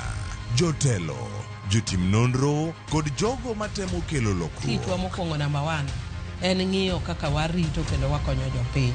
Omiyo ka joka dhi marach to nyaka koro wanyisgi. Dwarore ni wang'e, wapenjre penjo kendo wayud duoko.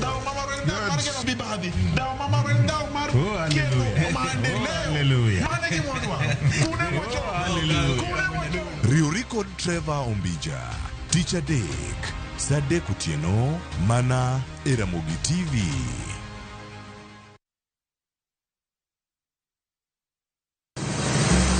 Be isepenjori e sigendni mayudore kuonde ma waluongo ni pachowa? Kapuonjani nobiro nikech gwenyruok e kind owete. Riwri kodwa mondo wanon sigendni mabeyo mag kuonde ma wadakie. Nitie ninyuo kong'o kacha niluongo ni kilap jokowili. Kochakore bombe madongo nyaka e gwenge ma iye. Odusenge en piny joimbo mar oganda kiluonu Wasenge. Ng'e gigo mamiyo oganda ka oganda bedo mopogore. Nweng'o ma wan godo ka en mar kunyo goldi. Urudi. En kama ji duoge ji ok lam. Ng'e weche mane osekalo. Chon chande lweny nitie kor e gweng'. Rwako sigendni mag kuonde ma wadakie. Iwacho ni kibedo piny e kom kineno ng'ama lwete fuare kama mano nyiso ni jakano mulo ka pivo sechope bwo mesa. Ng'e gwengewa chieng' Tich Ariyo Saa 3 otieno mana e Ramogi TV.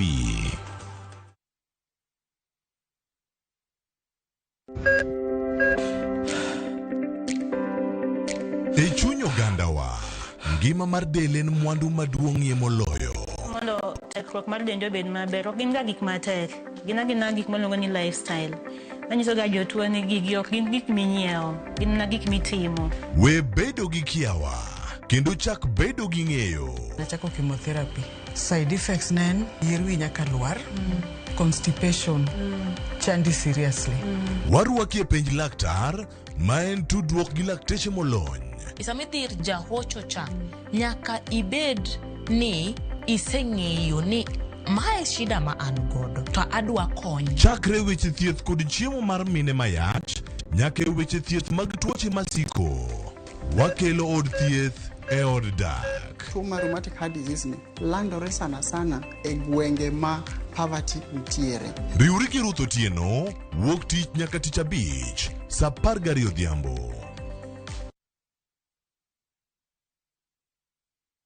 Chakre dho nam lulwe nyaka e nderni mag boma maduong', pesa ka pesa nigi sigande. Kae en kar dak mar joloko ohala. Growth wa mostly bedo attributed to consistency and hard work. Kokalo kuom jo ohala manyiso rieko margi e ohala mopogore opogore.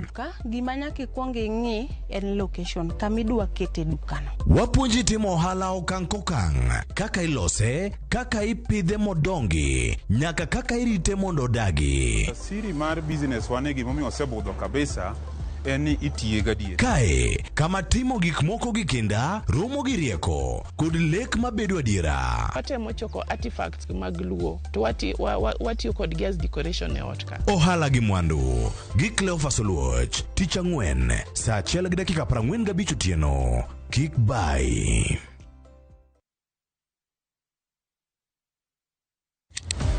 Tich ang'wen ka tich ang'wen wafwenyo teko mar pok mari. Ochalo like gima nasomo to ok nasomo e polytechnic, nena najua kali tu kaka kura timeni. Pok pogore keto lere wi jogo ma pile loko michgi obedo ohala madhi maber kendo bedo yo mar yuto margi. Tigoni inspiration ayudo kuom jo Masai ineno to ipuonja mondo an be no puonja mondo an be ang'e loso. Ochoko glass machalo kaka takataka to wachwakogi kasto waloso gik mopogore madhi e ute mopogore. Tich ang'wen ka tich ang'wen saa 2:30 okinyi mana e Ramogi TV. Kik bai. Bende isebedo gi siso mar ng'eyo gigo matimore e alworani. Sama gari ofundo ji mang'eny koyudo hinyruok to kata insurance temo hepo. Obed chenro mag sirkal, obed masira mayudo ji kar tich. In safety mari, ni kanyo. Nonro mamulo ratichi. Somo kende oken kamoro mibro wach ni ng'at mosomo ni dongere wacho ni ng'ani dhi succeed in life.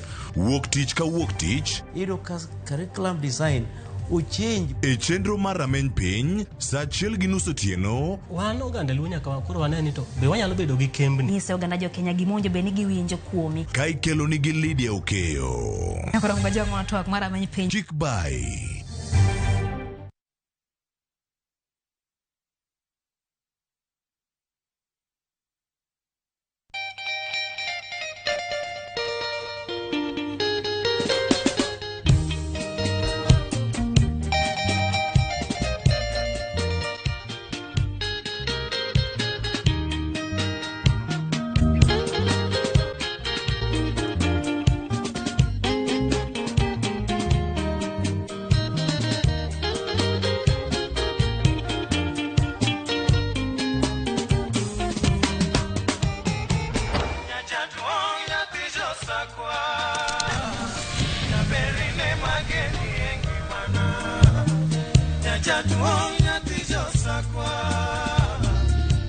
Radio Ramogi, Cartoon Jaluo. Radio Ramogi.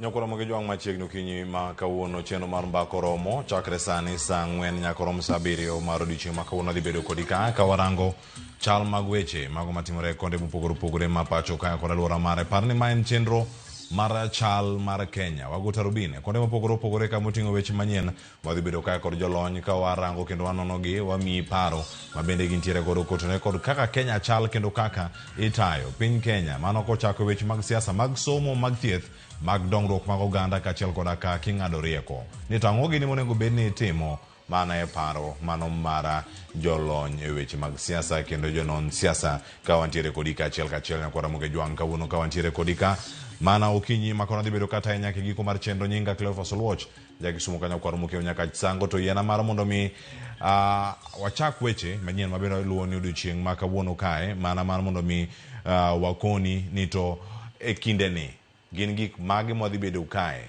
ka omiyo pek kaono nyakora moge jwang' nitiere sigana mwasebedo kae kwa luwo kuom jumbe ariyo madhi adek gi sani matimore kaunti ma Siaya. Obila mane omaki mano ka itude kod njore kata timbe njore go monj mang'enge nyakora moge jwang' mano nyaka sani ka wach mantiere ni obila mane omaki ka itudo gi kuo mano marang'enge manyocha otimore mano e chiro ma Jigo e sub county ma Bondo mane kaunti ma Siaya jumbe ariyo mokalo. Koro sani ochwal kendo e doho Mabondo ukinyini ma kawuono katigeni dhi tere kocha. Report mar obila bende Mabondo ikine mokalo kanyo no yango ni obila no manyinge en Mark Owino nyomaki kendo notere tesend obila mano maholo mano kamano make e kar sauchiel mano jumbe ariyo mokalo.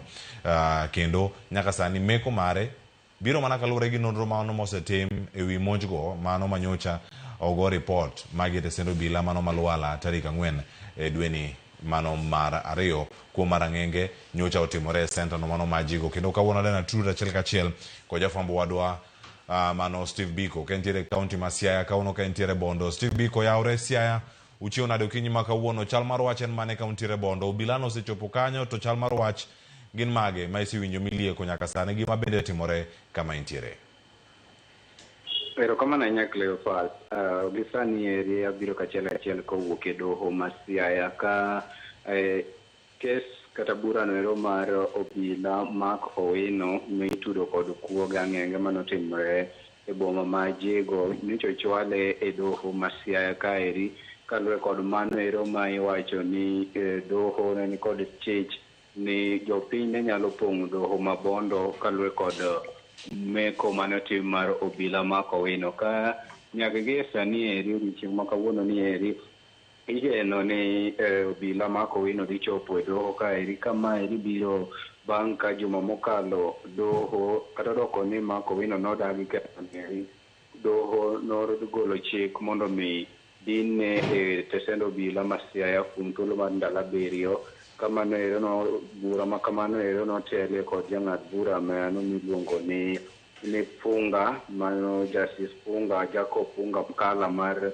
Resident Court ma Siaya ka gino ero mano mi dino ne obila ni eri kuom thuolo mar ndalo 7 ne mar chiwo thuolo mondo mi tim nonro mondo mi obila matimo nonro tim nonro e wach bura no ero ka bende mana ma piyo Cleophas juma mokalo kane Mark Owino ni e doho ma Siaya no ununyiso luoro mare ni jopiny pod ni kama rach ni mar achich meitudo gi kuo gang'enge ni eri pod ni oko ka en notemo golore wachno ero kata kamano doho nowacho ni kalre kod bedo ni en obila nonyalo donjore gi joneno ka nyaka gi sechego eko noyudo joneno moko ma bende noyudo hinyruok mopogore ni pok ondiko dhogi ka obila koro mano gima nochuno mondo mi Mark Owino med dinne ka odiochieng' ma kawuono ni eri wageto neno ni to nonro mar obila osechopo kanye so koro en okang' mane ma doho ma Siaya e nying jang'ad bura Jacob Funga Mkala dhi ng'ado ne Mark Owino bang' ka koro nosebedo kanyo kuom ndalo 7 ka bende kata mana simbe mar ong'we yamo mar M-Kopa X3 bende nyocha doho nogolo chik mondo mi mae ni mar mano bende ni tigo de timo neno koro odiochieng' ma kawuono ni Cleophas pod wago tach e doho ma Siaya ka eri mondo mi wane ni to kang'o romo sama mak owino gichopo nyim doho ni eri en ng'eto mane ma doho timo ne odiochieng' ma kawuono kama endi be biro kinde ma jopiny osebedo ka golo ng'ur mopogore opogore ni gida neno ni to kes ni eri kata bura ni eri chopo kanye ahinya to kaluwore ni en mano ero ma bende koro mulo obila mane bende kani neno tipo mar wang' dede mani nyiso kaka bonde kidono ero mar AK47 kaka ne ng'ano ting'e ne en ng'ano ero man kod lony e ting'o bonde gi jopiny pod keto wang'gi mondo mi gine ni to doho dhi mako wachni e yo machal nade Cleophas koro nyaka gi sani pod achuo ago tach e doho ma Siaya. Biko agoni erokamano ahinya. Ng'eny nitie gik mosebedo kata ka wachore kata mantiere alwora mano e kaunti ma Siaya. Are ni meko ma kamae timre. Nyaka sani ponono wach mantiere alwora kanyo. Tendo obila bedo oselose wach machalo kama koso giwene mana doho mondo mi otim tijgi. Erokamano ahinya Cleophas. Nyaka gi Samuel osenieri obila pok to owuok kata yanga mondo mi onyis jopiny okang' moro amora ma gisechopo gi nonro magi kata kamano wageno ni odiochieng' ma kawuono ang' giped neno margi moromo e nyim doho ma Siaya Cleophas. Erokamano ahinya Steve Biko. Ang' waduogo iri achiel kachiel mar mondo mi bende wang'eyo weche mathoth matimore kacha kotenore kod mikono mano mar obila nyaka sani koro obila nitie kamolose kodi kar kachiel wabokoni ane gi kuku mag weche gi duto mana kama wamedo mana luogie. Kama chalo kanya kuramoge jwang'e ni higa ka higa piny Kenya wito mon ma odhuro ma wito ngimagi ka ginyuol ka thoth ngimagi gino ma jolony koni inyalo resi. E romo mano mar yango jolony mano makonyo ngima mag mon kod nyithindo mano bagi e boma ma Mombasa penjo obedo ni chutho medruok mano mar mine kod nyithindo 100,000 manyuolie pacho ka higa 355 wito ngimagi. Kwan ma jolony yango ni pod ni malo kendo winjo resi. Twak mar duoko kwan ni piny obiro e romo ma okelo kanyakla nyamrerwa kod jolony duto mag thieth mag mine kod nyithindo. Romo ma obagi e boma ma Mombasa kama migawo mar thieth kokalo kuom director maduong' mar thieth Dr. Patrick Kamoth oyango chenro manyien magin go mar tiyo kanyakla kod counties e duoko kwan ni piny. We have prioritized the counties with the leading contribution of maternal mortality. These are 26 counties which contribute more than 60% of maternal and newborn deaths. We are going to ensure that we have commodities in place to be able to save mothers, including syntocinon, eat-stable carbetocin, and also caffeine citrate. Amoth koni piny owacho osechako yaro badgi mar keto bengi mag remo e counties duto ma pacho ka gino madhi konyo mine ma wito remo mathoth e kinde mag nyuol. We are revamping the regional blood transfusion center in Garissa County, and that will be able to serve Garissa. It will be able to serve for example, a county like Samburu did not have a blood transfusion center.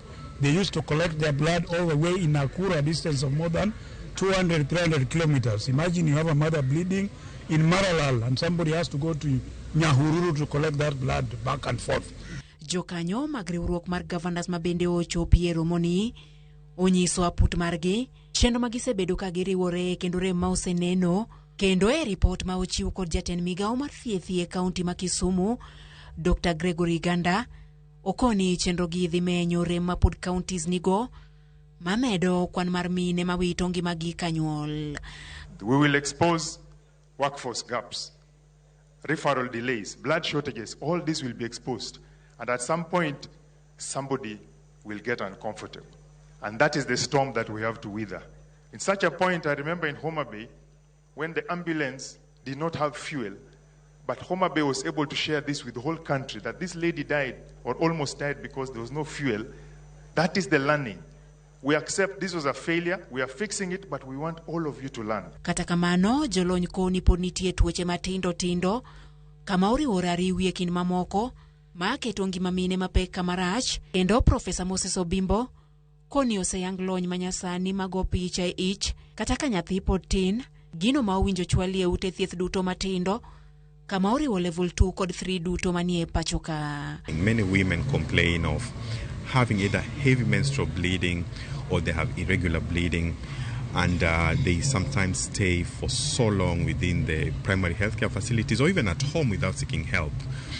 one of the things that I'll be leading in the discussion on is how can we deploy artificial intelligence and point of care ultrasound at the very primary care facilities to fast track these women with some abnormality. Romonio kelo winjruok ni gilony manyasani, medruok mar jolony e ute thieth, yedhe kod sir mar piny owacho e yor omenda, kwan mar mine kod nyithindo mawito ngimagi ka inyuolo dhi dok piny e pacho ka.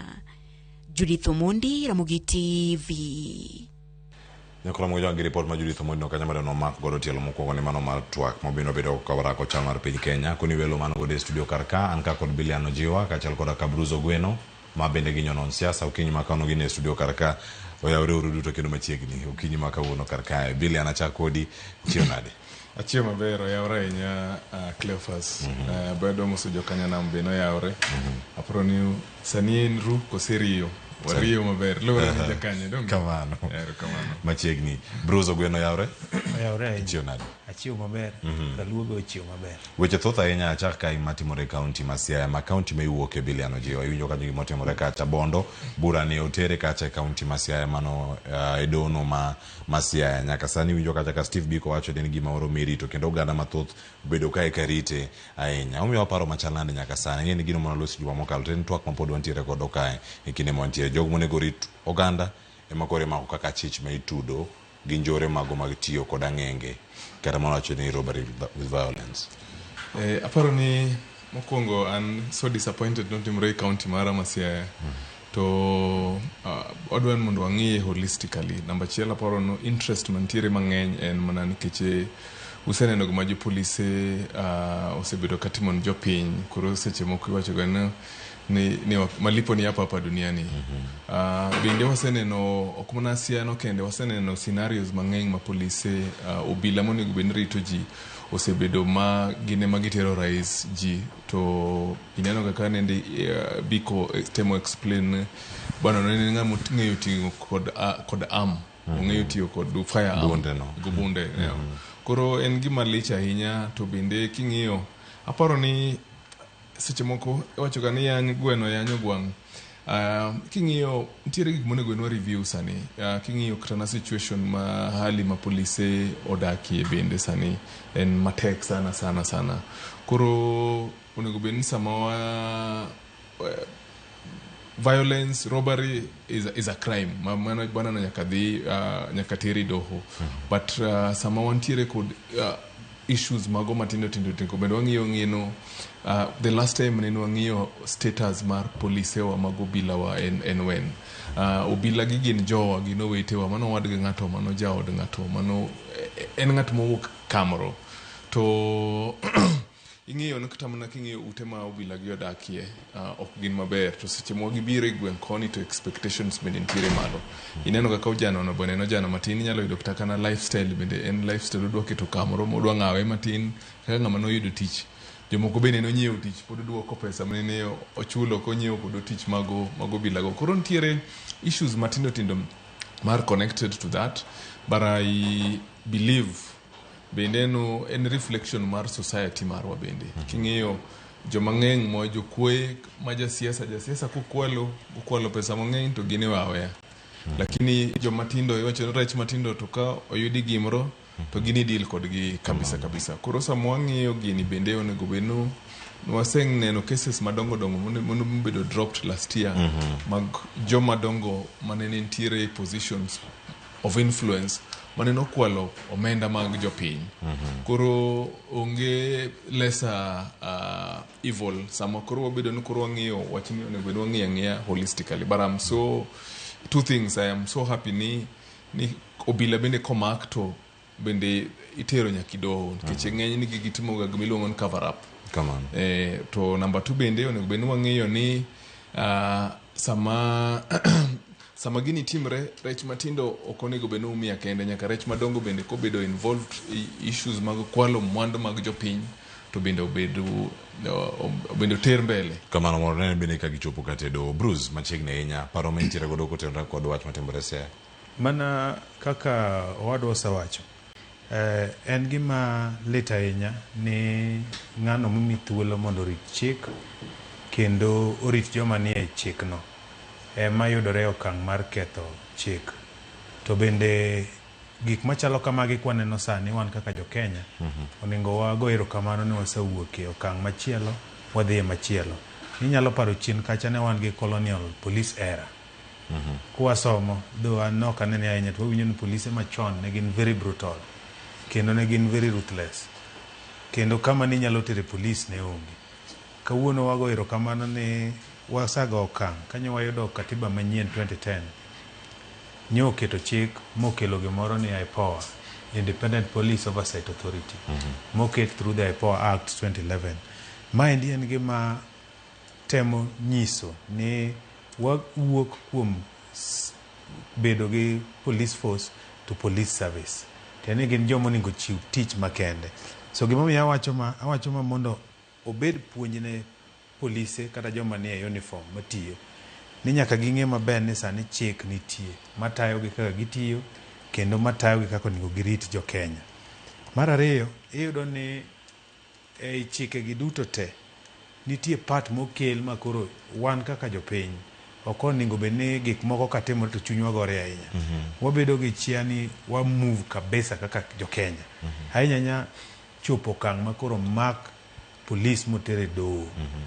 Mano nyingo nyiswa ni wan bende kaka jo Kenya kitimo makosa to karimbi nyalo teri ang'o e doho. Ambe aleko kendo agombo ni chieng' moro achiel rech moro maduong' mana kaka wadwa wacho ni bende timo knade. Tadier king'iyo timako rech madongo gi sani.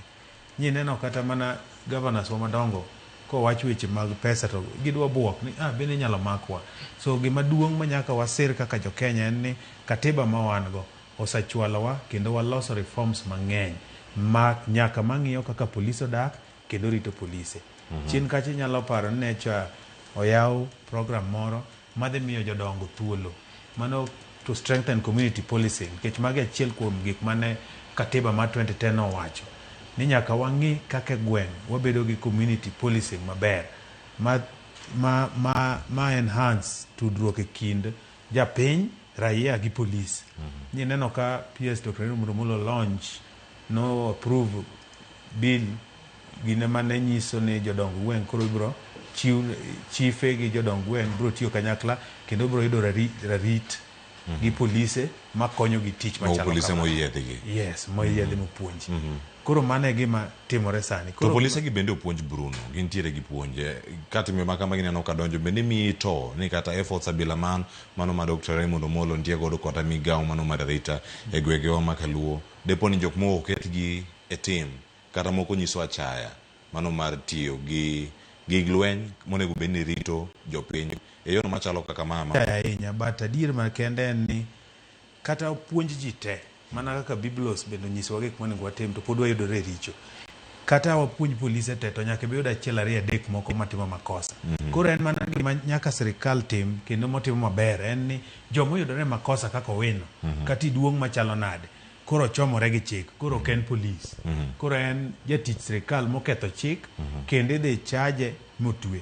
Wadeno kata OCS Talam gini manyo cases mako kata Mombasa benyo nitie OCS manyo twe nyaka milele. So ng'ata man gi teko e ofis mora mora nyaka ng'e maber ni chike nitie ma jo Kenya osago atwa moketo mako bedo gi kier to nyako dhi through that process. Yes, Cleophas kata mana an ka kiere teko moro kiere wach ndara gokinyi kawuono adhi through chik okonyiso na ng'ama lich machalo nade kendo tika gi police maber. So I also expect ni police bende luwo chik maber momiye ka ok gitimo to gine magi biro hinyore giwegi including ketho ne mare mar tich. Kamano iwacho ni chik ni lose mar mondo mi urite achiel kachiel. Kuyena kamano mondo mi wadhi sigana machielo mantiere kar kae ma warango ni migawo mar somo oyango ni chenro mano mar keyo buge mago mag grade mar 10 e pacho kae mangima biro rumo giko mar dwe ni mar 2 e kinde ma chenro mano mar goyo chapa buge to pod ma osebedo kata mathoth e sikunde kage ywago nok mag buge mag grade mar 10 mago nyaka sani koro oseng'iko chenro mag somo e pacho ka. Leda ukeyo ni gisigana buge chapa maromo 21 mane omiyo rak mar go chapa buge osepogo buge moheo milion 1,193 gi 70 mag grade mar 10 e pacho ka mangima. ma en 71 mar buge duto manochan pogi e pachoka chakre tarik 13 dwe mar 2 higani. Kembe mag buge chapa gin ka Kenya Literature Bureau KLB, Oxford University Press East Africa, East African Educational Publishers EAEP, Longhorn Publishers, Story Moja Publishers kod moko. Chenro mar keyo bugego e pachoka mangima nochakore ayanga dwe mar 1 higani kotele gi jatend migawo mar somo Julius Migoso Gamba kanyaka sani chenro ni pod dhi mbele counties bura ma pachokae. Migawo mar somo osingo ni buge modong ibi pogi kanyakla gi gisomo mag grade mar 10 chop giko mar dwe mar 2 higani. Nyaka sani buge ma osego chapa romo milion 11, 1,142 230 kuom milion 11, 867,325 mane dwarore, kama en 93.89%. Kuom bugego, buge milion 8,355 780 osepogi e skunde, kama en 70.41%. Skunde manie kaunti ma Nairobi ema oseke buge mathoth mogik ka 86.71% mag buge manowinjo ternegi oseter. Iluwe gi masawa mar piny Kenya man kod 80.18%. Imbo mar piny Kenya luwe gi 79.7%. Gwenge ma Nyanza 75.4%. Homa mar Okak 67.46%. Ugwe mar Kenya 64.4%. Kaka dhoad nam chumbi en 60.25%. Kaeto nyandwat ma ugwe mar piny Kenya ni kod 48.57%. Nyakora mojua sikano kelno kata kod Lydia Okeyo. To pode e weche motenre kod somo kae jodak e alwora mano mar od bura mano ma Lamu East ywak ni thoth ni somo e thoth sikunde mano makono dhi podho poni ok omanyo mano mar reso jopuonjre magikoni somgi dok piny kaka higa medo sudo. E sikunde mag sekondar maroma 6 mano makoro report bende yango ni jopuonjre mane higi maromo 250 e kar chung' bura mano ma Lamu East bende koro wacho ni odok chien mano mar penj e higa mokalo. Moheo 100 noyudo grade mano mar E. Gino maduong' kendo duong' ahinya chuny jonyuol kod jopuonjre mamoko mapod a piny kadhi malo. Kakoro e romo mano kelo kanyakla jolony mag weche mag somo e kaunti mano ma Lamu gidwaro mondo mi gichak tiyo kanyakla gi jotelo mondo mi omany bugni mapod mienjo maduoko somo piny e alworano.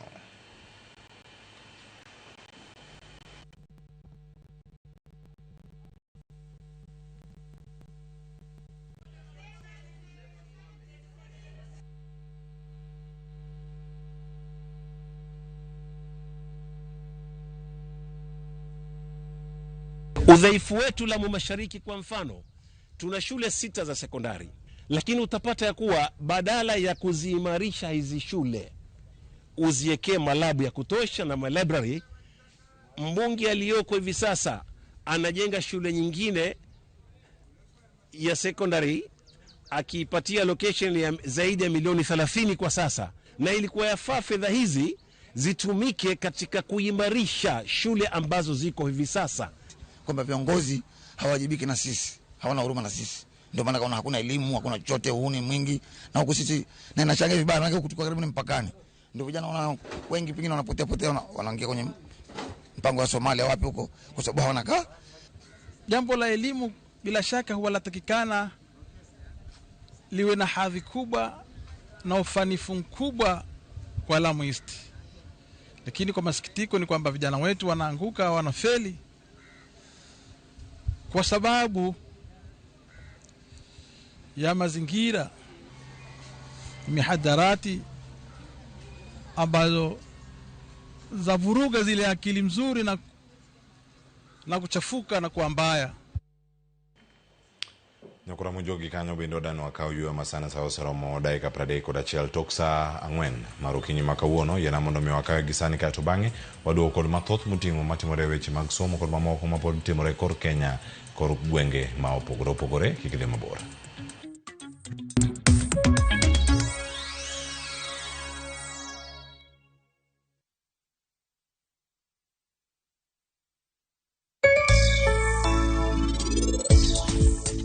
laktar kokalo Ramogi TV kawa wacho ni ngima en mwandu. Nyinga en Ruth Otieno.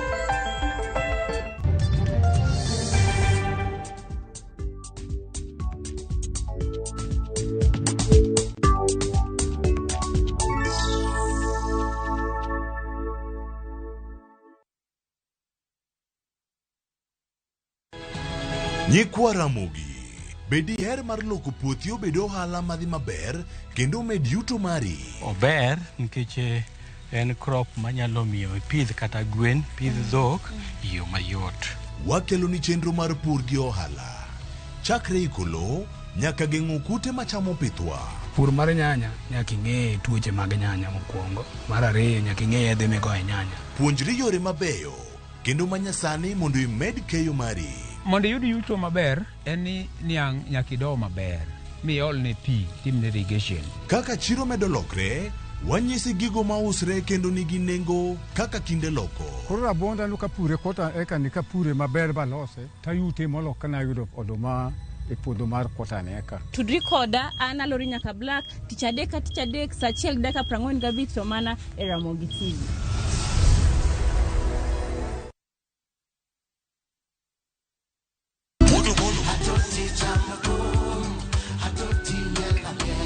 Woktich ka woktich wakelo ni duon ya wuoto nagi.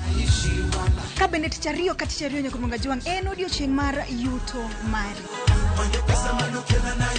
Chieng' tich adek ka tich adek nyaka jwang' en odiochieng' mar mine nyalo kachiel koda weche hera. Awendo kachopo tich ang'wen nyaka jwang' wakelo ni kama nene, yani TBT kod thume mamit mokalo.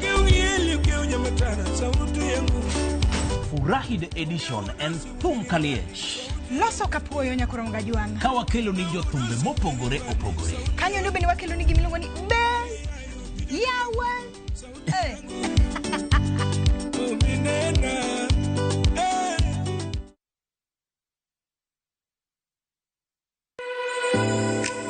Chiemo ok en mana gima wachamo kende, en sigana, tim mapile, nyasi mar nyiso ni wan ng'agini. Mit chiemo en ang'o? Kitungu.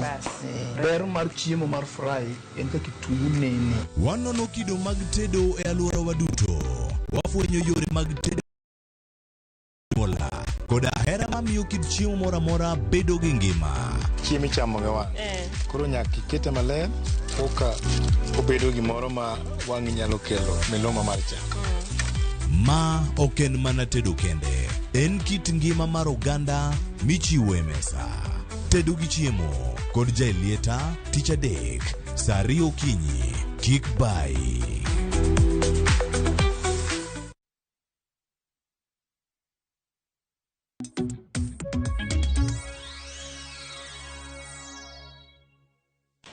Macheni kiro nyako Ramogi jwang' en moro marani podi kete kar ka wadhi nyime kod weche matimore kor gwenge mopogore opogore ka wanono gi kae kod jolony mane studio.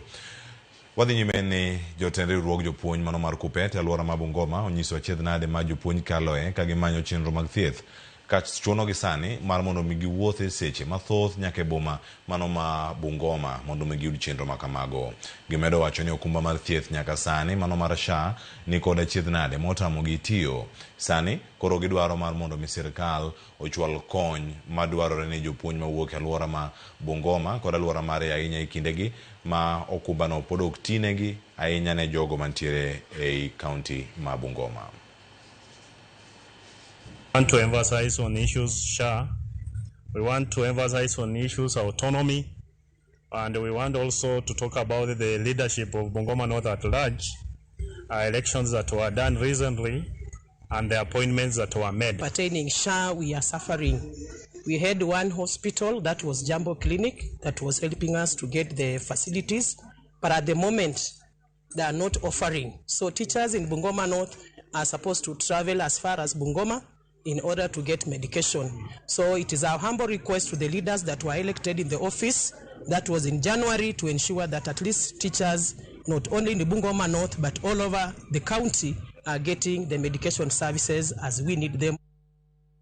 Gino weche mathoth nyamatimore kata moting'o achiedh nade bila no jiwa ntiere ri kar kae wachaki kendo kata ka wadhi nyime kod twak kamarange ka en sekta mar somo nok mag buge somo ni koda chiedh nade kami wuok e Mathare ponono ochal nade mano kamirang nikech grade 10 rodhi to giwacho ni nok mag buge nitie jopuonji wago shauk tine gi mano county ma Bungoma e kin gik mathoth en chal ni sekta mar somo ndi gik moko mathoth mok dhi ahinya yo makare. Cleophas erokamano ahinya. Sekta mar somo nitie machiegni sana kod Guchunya. Number one, baba na nene japuonj, nyako bedo headmaster. Number two, organization mara support education. To grade 10 wasebedo kod challenge mang'eny sana both Mathare kod dala. Gimatimo maber en chiwo uniforms e schools, chiwo scholarships magwa ya madhi schools. To ineno nu pile iwachonwa nu msingi ng'iswa foundation maber wuok isomo. But serikal osebedo katugo kod wach mar somo kabisa for the longest. Nikech king'iyo kata mna transition mando to last time nineno ka serikal wacho nu wawewa hiyo this school kodu maongo school fees wawewa hiyo this school ma kodu maongo uniforms. Kineno weche wacho kamano ni krentiere disconnect kama onego bednu before wabedo kod transition tire plan maber mwang'eyo nu next one go here madi transition wach mabuge ni grade 10 okochakre nyoro kochakre January grade 10 ni nyone wenu by last year December wase transition mabuge ntire school kuro wach mar education ni holistically nato wachona ja holistically wach mar education ni osebedo ka oken maber ineno ka jopuonje mabende onego bed ntiere class monego benu puonjo ahichwa bedo demoralized kod gik matindo go so ano kamor nikech an tiere sector mar education to bende au ki family ma nene babo nene ntiere nene japuonj koro demora nikech samoloso ni otloso mna wach maru government schools king'iyo areas kaka Mathare ntiere informal schools mang'eny to informal schools no biro mondo complement government schools kantiere challenge maduong' government schools ngisre no even more than 60% mag informal schools onge kod bugego koro yuak mara en mondo okikwa bed joma gin reactional nisama waneno problem yakwa wachako penjere nu we need to have a board meeting mondo wanyalo timo nang'ono onego bednu before what transition wantiere kod proper plan gumodwa timo mondo omi jopuonje ample time omi nyithindwa ample time nikech iwacho 70% go ibro yudo na skunde mabeyo mantiere connection emo yudo buge skundwa mai dala miluongo ni Nyasreka primary school kona mogik kabisa West Ugenya idhiro ka karana buge go pokochopo to en gibedo disadvantaged koro yuak mara en mondo kapodi gik moko kotimre onego bed ni wan kod plan ma sani en grade 10 kendo kochopo next year bro biro bedo grade 11 we'll just get back to here nisani wa gitieko grade 10 next year koro ko chopo next year kakoro tenwa chako manyo buge mag grade 11 so there's a big challenge education to kochakre kawuono to onego bed ni wan tiere kod plan maber mondo watiek wach mar yuak kod migawo mar education erokamano kamano iwacho ni mago matimore kor gwenge mago ma opogore mana ka wabedo kae ka waluwogi mano achiel kachiel Bruce sani kama irange chal mar somo kasugongo akiani wanani erokamano aneno ka ji yuak Kilifi bege yuak wanafeli aneno ka yuak kanyo watoto wanafeli koro Kasugunga bende ufeli Kasugunga wa temo wadhi maber na neno ka duoko mobiro ne ok odhi kodwa marach king'iye second mamalo no to gi ma junior kineno mamalo ng'ene kanyo mwane gi The Giant National School Mbeta High School kibiro e piny ka bende wan gi skunde machali Sipe ne gi perform extremely well to dwa pogora mana matin gi paro en ni ka wadongore kaka oganda nyaka wa go erokamano kuom wayaye ka waneno ka pogruok nitie news mabere kanyo en ni 71 ewi 100 oseyudo buge nikech gidhi timo penj te de ber ka sani giseyudo 100 ewi 100 but nyaka wago erokamano ne sirikal osatemo moketo kata obedo ni challenges nitie weche machalo kaka mag gaps mag weche pesa capitations gite madhiro weche kata chwalo weche somo nyaka kawuono sirkal oseketo 71% mag bugegi. Tineno ne gap modong nitie. And the government aparo ni kokalo gi Ministry of Education ne nyocha gilando ni by the end of 2 weeks gisa make sure ni skunde teto manade oyudo buge. Challenge mar buge en challenge mabiro ahinya ne sirkal nikech weche mag budget. Aparo ni kata parliament kanye neno jo mochung' ne weche somo e parliament kane gi debate issues mag challenges, one of them ne wach mar budget kendo ne gikwayo mondo med pesa e sekta mar somo. Koro medo pesa e sekta mar somo dhi konyo sirkal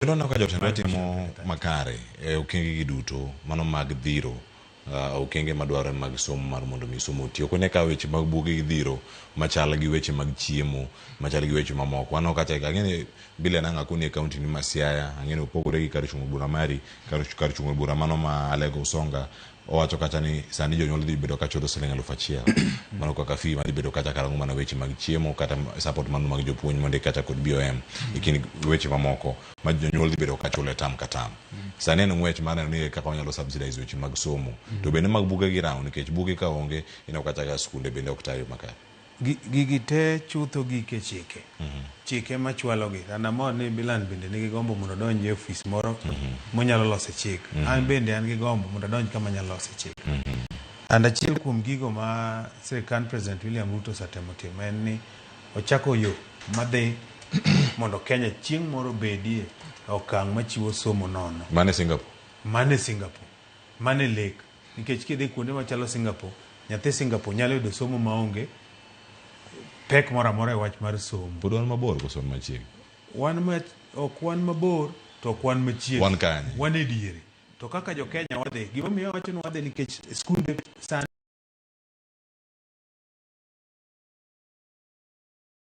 skunde tena nigi capitation. Bilion nigi paro mopogore. Mano chiw bilion ami thuolo.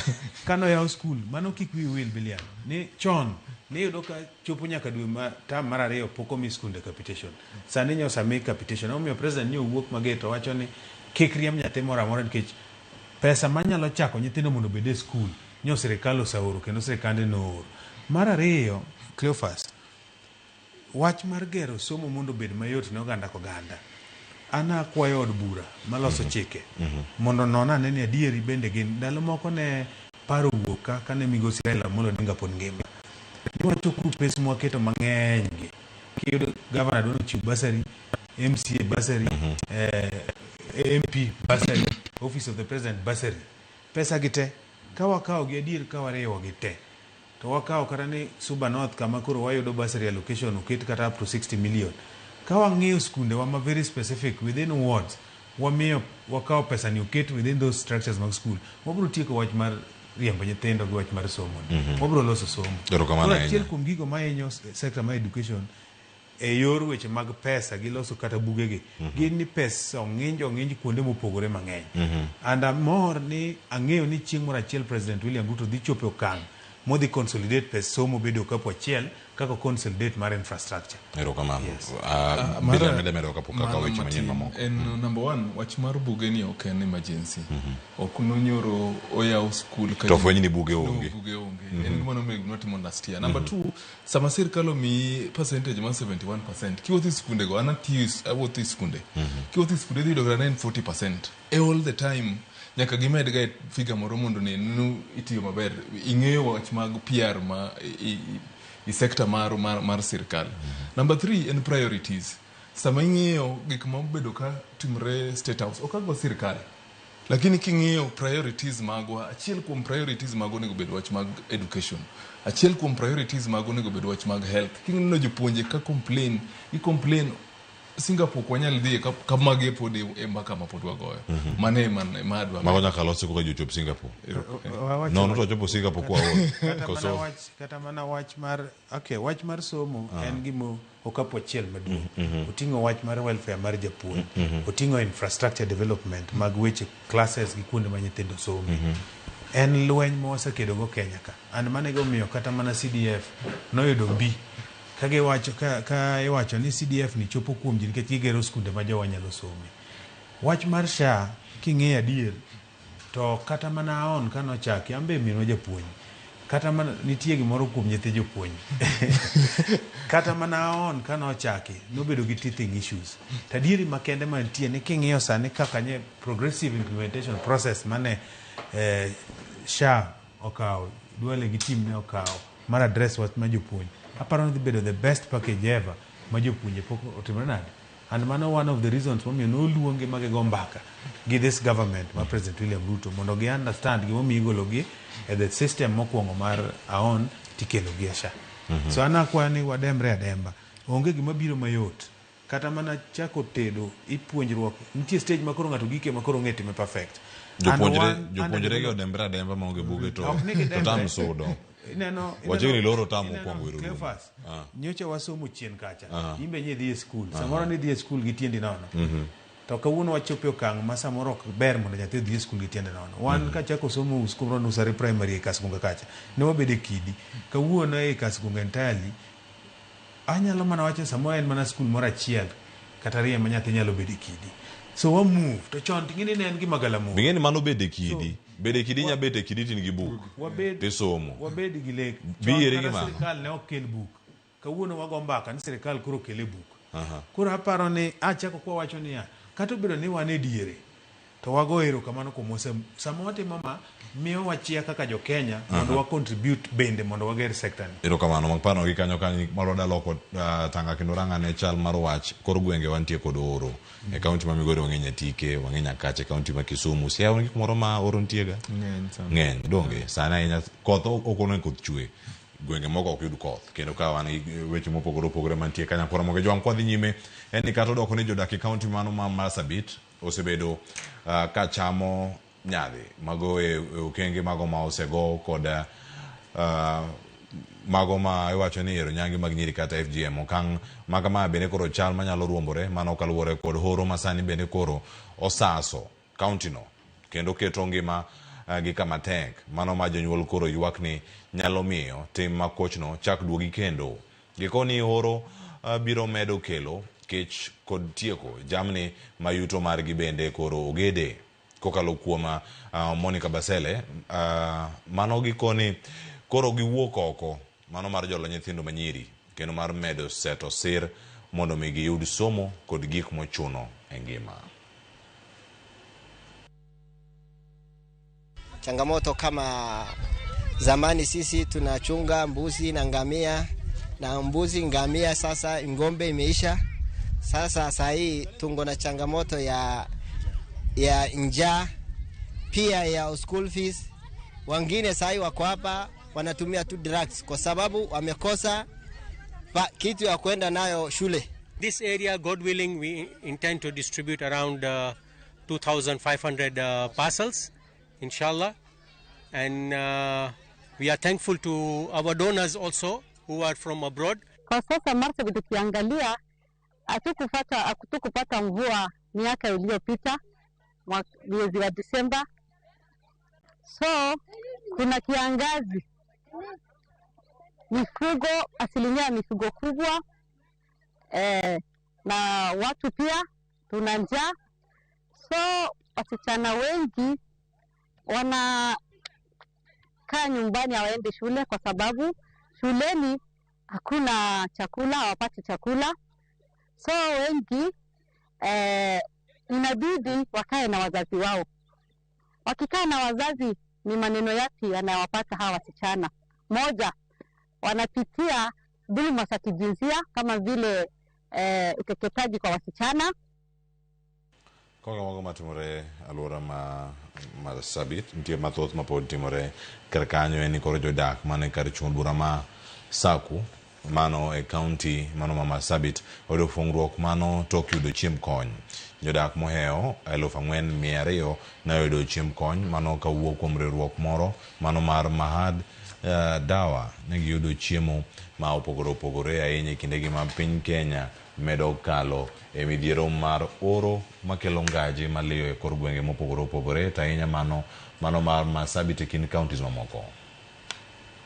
Islamu na Ebisa Sasa ni wakati ukame, watu walipata chakula wakiwa wanatarajia Ramadhan kwa majaliwa yake Mwenyezi Mungu wiki ujao, na jamii ya Imanyata wamefurahi sana kuona watu wamewaletea chakula ya msaada.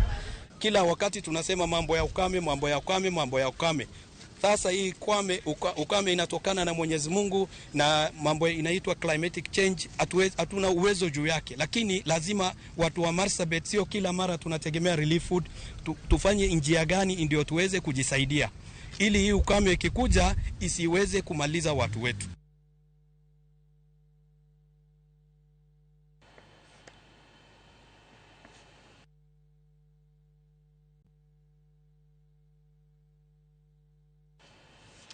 Kama chelo nyakura mogi jongeni jodak alwora mano ma Inkroi Olde Kresi mano karchungud bura man Narok South obago ng'anyo mano bang committee mano mar Senate remi chopo eromo mane gibago mane gigeno ni dhi kelo duoko e midhiero mano mar lo magisebedo godo kuom kinde malach.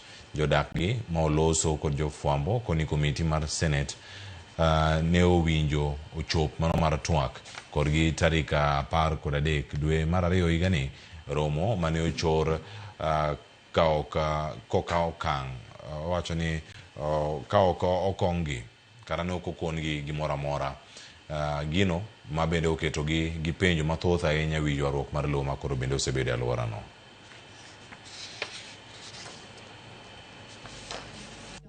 For years, the people of Olderkesi in Narok West, Narok County, have endured silence, intimidation, and injustices. Our widows have wept in fear of losing the only land they call home. Our orphans have grown up under the shadow of uncertainty.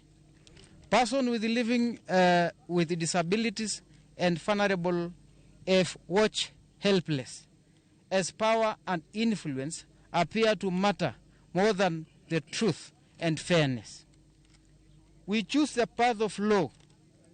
We choose patience over chaos. We choose the constitution of confrontation. Wakati ambaye title deed imeletwa, hata sisi wenye tulikuwa kwenye petition, kuna baadhi wetu wamenyimwa title deed yao na haikuwa na kesi, unyanyasaji. Hata kuna watu ambaye title deed yao imekatazwa, imefungiwa, hata tujui mahali iko. Na hakuna viongozi wanatusikiza hapa. Sisi tunalilia kamati ya Senate na tunaomba hata president aweze kuingilia kati. Kwa vile tukilia na sisi ndio watu ambao tunachagua hii viongozi. Hiyo ni kitu mbaya. Tunaomba hata rais wetu Ruto aweze kutusikiliza. Ko karkanyo koro mogi joma timore Narok South wadhani nyaka Garissa jopuonjre mawuok e county ma Garissa okwa mondo mi otim kos manyalo konyogi mara mondo mi ginikre tije gin giwegi magi oketi elela e kinde maromo mano mar somo paro ewi kaka inyalo konyo jopuonjre e county ma Garissa yudo tije pinje maoko. Sirkal bende koro jiwo mondo mi oket yot e yudo otese mag wuoth kata passport ne jopuonjre ma oikore mar wuok kendo kadhi manyo tich e pinje maoko.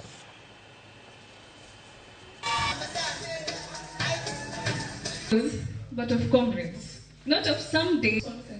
These are people who will tell you.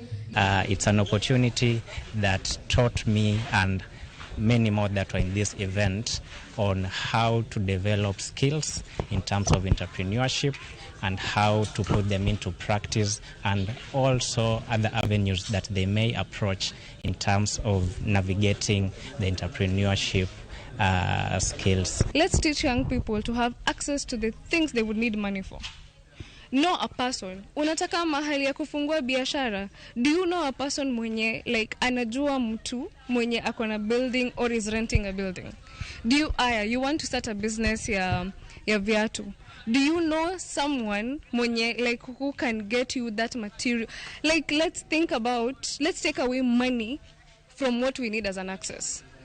Because what you need that money for, it's for something you can have access to. We have so many graduates, especially our universities and secondary and tertiary institutions. There are so many, they are flooded. But once these young people graduate and they come outside, they do not have any capacity or any basic skill to undertake anything. Even if they're given the job opportunity, they do not have any kind of skill that will allow them, to move ahead with life. So for me, as a young person, I see that we need to, change the mindset of young people, focusing them on life skill development, basic life skills, so that once this person has graduated, he has basic finance skills. Kamano nyakoro mugijwa ngweche githotanya mantiere kar kae mabedo kae kawalunu achiel kachiel nitiere twak madhi nyime chuny boma ma Nairobi kae Vigilance House angene kanga dutula ng'aduoka mar mondo mi watieke teka kod welo studio to sani nyakoro mugijwa winjane mano ma United Opposition sani loso ka gintiere kacha Kalonzo Musyoka gintiere kacha bende kod jatend DCP mano Rigathi Gachagua winjane ka giwuoyo. Kwa hivyo ni wazi kwamba idara ya polisi pengine wanapatiwa instruction kutoka kwingine, kutoka huko juu, na ndio wameambiwa watoroke. Tunajua wameamurisha watoke, lakini sasa tumesema, kwa ametuma spokesman akasema kwamba the next day to be communicated itakuwa communicated, na sisi tukasema hiyo date icommunicatiwe leo ama kesho, isipokuwa communicated, na hata kama kuna communication tumeamua kwamba Ijumaa wiki hii tutarudi hapa. Therefore, if he wants to communicate the date of the next meeting, it should be before Friday. Ikifanyika before Friday, tutakuja hapa. Kama ana communicate siku ingine, kwa sababu ya umuhimu wa jambo hili, mauaji ambayo yanazidi kutokea kutokana na excess use of police force, hatuwezi sisi tukavumilia kwa niaba ya wananchi wa Kenya ati mpaka mkuu wa polisi ataamua ni lini atakutana na viongozi ambao ni viongozi ambao wako wanaheshimika na Kenya nzima. Sisi tunazungumza kwa niaba ya Wakenya wote. Kwa hivyo hiyo ndio ambayo tumeamua, na tunarudi hapa Friday. Na tutakuja na Wakenya wenzetu, tutakuja na wao hapa siku hiyo, kwa sababu hii inaonekana this type of obstinacy, this type of impunity can only be dealt with kupitia action ya wananchi wenyewe. Asanteni, my friend.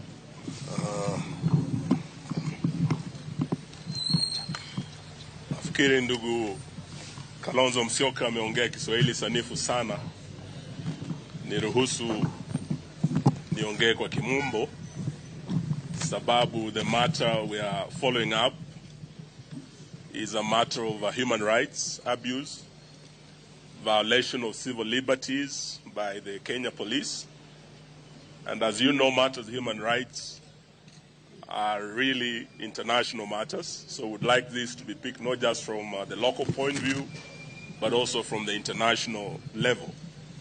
We were here on 30th of last month, and we were 7 party leaders representing other party leaders in the one-term movement.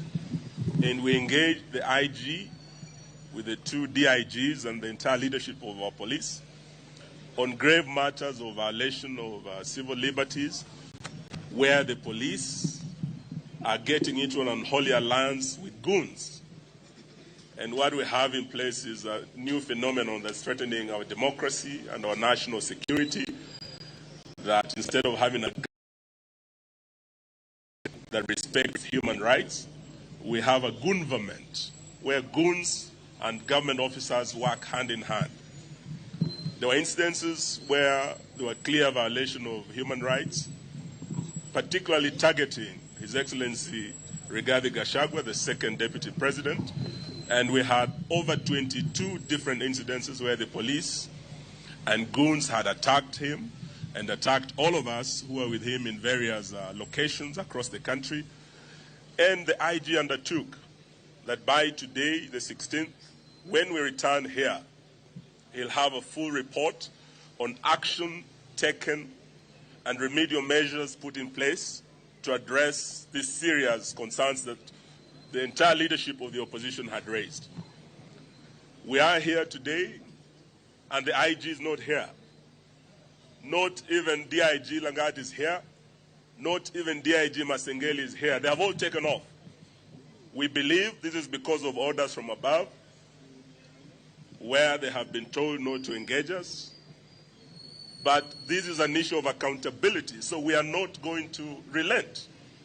We have said we'll be back here again on Friday, and when we come, we expect none other than IG Kanja himself to be here to address the concerns we have raised. If he does not appear, we will still keep coming here every week until we hold accountable all those officers who have perpetuated these gross violations of human rights. Of greater concern is that since we are here, the police have continued doing what they said they would not do. IG Kanja himself undertook before all of us that he'll make sure that the police remain apolitical, that the police will not be used with goons to disrupt meetings of the opposition or to injure any Kenyans. We know that soon after we left, the second deputy president, who is also the DCP party leader, went to Nyandarua. And as he was crossing into Naivasha to hold a rally at a place called Kinamba, again the police were used to erect roadblocks to block him from crossing from Nyandarua County into Nakuru County under the orders of you-know-who. Yesterday in Kitengela, we had the ODM faction led by Sifuna, James Orengo, Babu Owino, Otsotsi, Caleb Amisi, holding a very peaceful rally in Kitengela. We all watched it. The rally was peaceful. But we had a disruption towards the end of the rally. Tear gas was lobbed into the peaceful crowd. As we speak today, we have information that 2 young people lost their lives. We have almost 50 people who sustained injuries during the disruption where the police started shooting and the police lobbed tear gas. So we are saying we will be back here because we've not seen any goodwill demonstrated or any commitment shown from the part of the IG of police. And I want to invite His Excellency Rigathi to also say a few words, but we say we will not relent in holding this government to account. Thank you. Thank you very much. As you have been told, we are here to see the IG. He is the one who gave the appointment. And shortly before we arrived, he took off to avoid this meeting and purported to delegate a junior officer to talk to us, and we have declined. The magnitude of this matter, the attack on the places of worship, is an act of terror. We cannot discuss with any other officer other than the AG himself because he bears the greatest responsibility over security in our country. This meeting was scheduled by him. He did not even have the courtesy to tell us he will not be there, but he was instructed to take off shortly before we arrived. We have information from inside the police service that these investigations are complete. The 12 police officers who attacked us have been identified. They have been positively been located, that they are the ones who are in Witima. They have been located at the house of the local member of parliament where they took lunch after the attack. We also have information that the police actually want to prosecute these people, but William Ruto and Kipchumba Murkomen are insisting on a cover-up that this should not face the law. This is very sad, and as my colleagues have said, we'll be back on Friday, and these people must face the law, and Kenyans would demand that they face the law. This is just the beginning now of pressure from the Kenyan people, because if we allow this impunity ahead of the general elections next year, there could be anarchy in this country. I think we must bring order, and the IG and the people under him must be held to account by the people of Kenya. And the police themselves are complaining about harassment and being ordered to do wrong things. They are really complaining that they find it very unprofessional to be accompanying goons to attack Kenyans. They find it very unprofessional that they are being forced to attack civilians in meetings when they have not been provoked, as happened yesterday in Kengela. In Nakuru, the police are telling us they were not given instructions to put a roadblock to stop us from going to Nakuru by the IG or the two deputy IGs. There are new directives outside the police command structure. It is Murkomen who had caught the Nakuru police outside the chain of command to attack, to erect a roadblock to stop us from going to Nakuru. Effectively, the National Police Service is no longer independent. The CS is supposed to interact with the police on policy matters only, not on operations. But Murkomen has taken over police operations, and he is even calling county commanders and regional commanders outside the established command structure within the National Police Service. When a roadblock was elected in Naivasha, the police headquarters here was not even aware. It has only come now to the fore that it is the CS Interior who is giving instructions directly to the police. And actually the police are asking that they be helped, they be protected from the excesses of Kipchumba Murkomen and PS Raymond Omolo, who have taken over police operations, and they are giving instructions for police to deal with dirty political matters outside the established chain of command within the National Police Service. So IG Kaja will be back on Friday, and will come. We'll have a conversation, because you must tell the people of Kenya, if you have lost control of the National Police Service, if Kipchumba Murkomen and Raymond Omolo have taken over police operations, then you have no business being in office. Kipchumba had better come here in Jogo House and sit here, and Raymond can sit at the Vigilance House and run the police service from there. But otherwise, what is happening is unfortunate, but in the fullness of time, I think these matters will be addressed. The people of Kenya cannot be intimidated. The people of Kenya have a right, constitutional right, to assemble, to associate, to choose whatever political formation they want, and it cannot be the police who are charged with the responsibility of maintaining law and order are the ones that are breaking the law. It cannot be that police who are supposed to protect Kenyans from being injured by anybody are the ones who are injuring the people of Kenya. It cannot be that guns and ammunition meant to protect the people, bought by the taxpayers' money, the same guns and ammunition are being used against the people of Kenya, who are unarmed, who are civilians, and in very unprovoked circumstances. So thank you very much, Asante. Perhaps I could add, let me add one thing. You will recall that a letter was issued on behalf of all of us. Nyakora mogijuang mano tipo miyudo kanyachiel kachiel mano mara jogo ma otesore nying mar United Opposition kotane kata kod jatend Wiper Patriotic Front Kalonzo Musyoka, jatend DCP Rigathi Gachagua, kachiel koda ka ogai mano mar DAPK mano Eugene Wamalwa mabende chopo kar kacha penjo ewi monj masaka sa mitimo ne kweth mantiere maketo sirkal tesre mane mbaka mabende ntiere kar kama mabende da miyo wenda e studio kama wasebedo godo are saa 4 okinyi makawuono mar mondo miyo omia wach margi mogik kotenore kod wachni kagi tieka ni wakaw yweyo taduogo gi twak ndalo 120 mag ODM bedo gi tungni wacho ni 120 days of full chaos e ODM osechalo nade welo bendo so reje studio karka ka wantiere kod gi achiel kachiel achak kodi Biliana Jiwa imia wach mari mugi kotere kod wach minjo ka matimore Nairobi kawuono ne mano ka watieko tielo mokwongo. Number one, king'iyo figures manitiere kanyono Kalonzo Musyoka any familiar grounds aparo no sebedo ka chamo tiagas no for the longest jatelo Rigathi Gachagua aparo no mani unfamiliar grounds, but for me gimang'iyo injustice anywhere is a threat to justice everywhere. Koro konego beno encourage gikamano katimre. It doesn't matter side ma intiere nikech iwachono kawone nindo diere kinyi nindo tum. Koro kawane no kantiere injustice matimre nikech nyo gimanyo timre. It was a very peaceful romo manyen, very peaceful. Kendo bange samodhi rumo tineno kantiere provocation moko kuom polise. Koro toleration siasa marwa sechopo monego beno belo wa tolerate ji. To bende gimoko wang'eyo ga kaka jo siasa ni jo Kenya wigi joru will piyo piyo.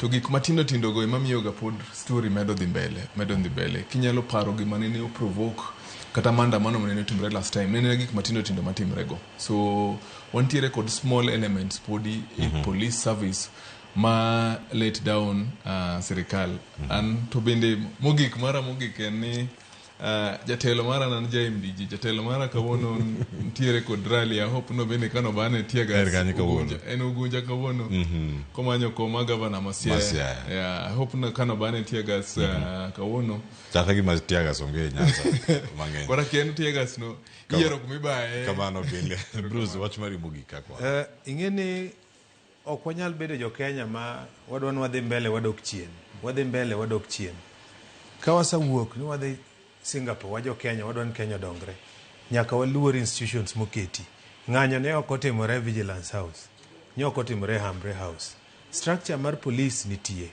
and jotelo man kanyo go kong'eyo ging'eyo maber ni kawacho keso maki sani kaka ni keso maka ni Tulele kanye matieke daka gidhi e police station ma chiegni the nearest police station ma wach na otimore to gindiko obi gi seek audience from there mane kaka chicken kagibiro ka Gachagua Bruce mano chik man mane chik manitie ma Kenya ka mane chik manitie police system kasane ka okwal dodi okinya wuok ni the report Nairobi ka case mokwal ka idhi report Mbita police station kata case mokwal Mbita police station ibiro report Central police station ka nitie to wach motimore Nyeri makata kanja bende no golo statement mare ka ma Nairobi ka nitie okenge mapogore koro kang ma Gachagua no wuok odhi Harambee House mano mana ng'ama odenyo mabende oyiene gi chik wiki kwil ni Gachagua ne tiyo kanyo oyiene gi chik oyiene gi to bende nyaka gi respect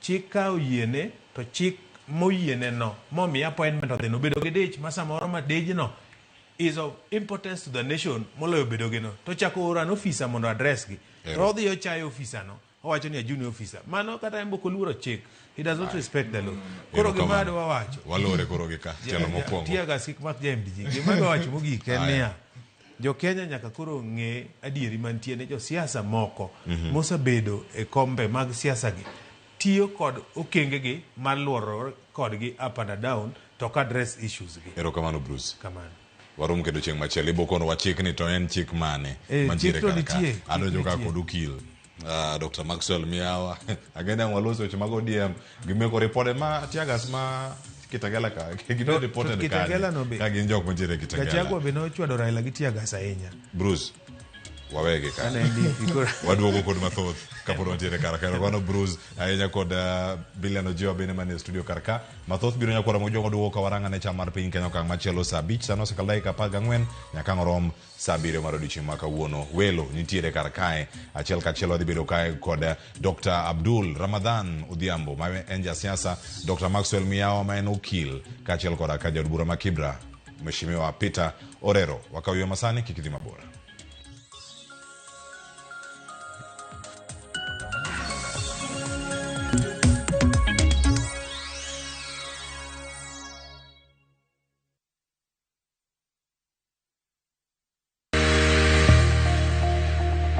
Ng'ato ka ng'ato nigi gima ber mohero en mich gima wadhi gi art onge ng'at mabobiro to yudi kuma intiere to kawi gi kanyo en tije madhi ming'eri mae en chenro ma ji nigi nyalo mar timo gik moko e yore mopogore opogore an ma design tani ma arango quality mar gino kapok owuok moro ka moro kuom gik matimore e ngima ng'ato en gima duong'. Nitie tije lwedogi nigi pesa sana kikutegemea tije andika nikech duong' ok en gima iwacho gi duol maduong' seche moko to en gima itimo gi lwedo mipokni no teko time seche te pok opogore tich ang'wen saa 2 okinyi.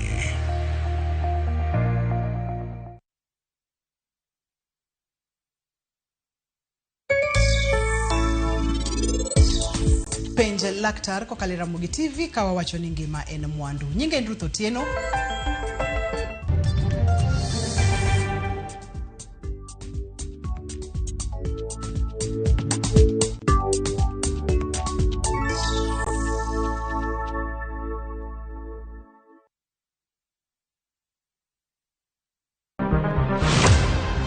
mar pinywa en gima ichiko e mbaka ma obedo godo kanyachiel. Ok oripo bed ni warito Trevor nyaka issue obedie. Nikech leadership is not just felt in a crisis. Chakre wach yuto nyaka somo, wach telo nyaka ngima mapile. Jopiny dwaro ni omiye strategy kaka ng'ani dok dala. Owe ponde toka gwam. Penjo madongo dwaro duoko makare. Wachiwo duol maduong' ahinya. Jotelo, jotim nonro kod jogo matemo kelo lokruok. Kitwa mokwongo namba 1 en ng'iyo kaka warito kendo wakonyo jopiny. Omiyo ka joka dhi marach to nyaka koro wanyisgi. Dwarore ni wang'e, wapenjre penjo kendo wayud duoko.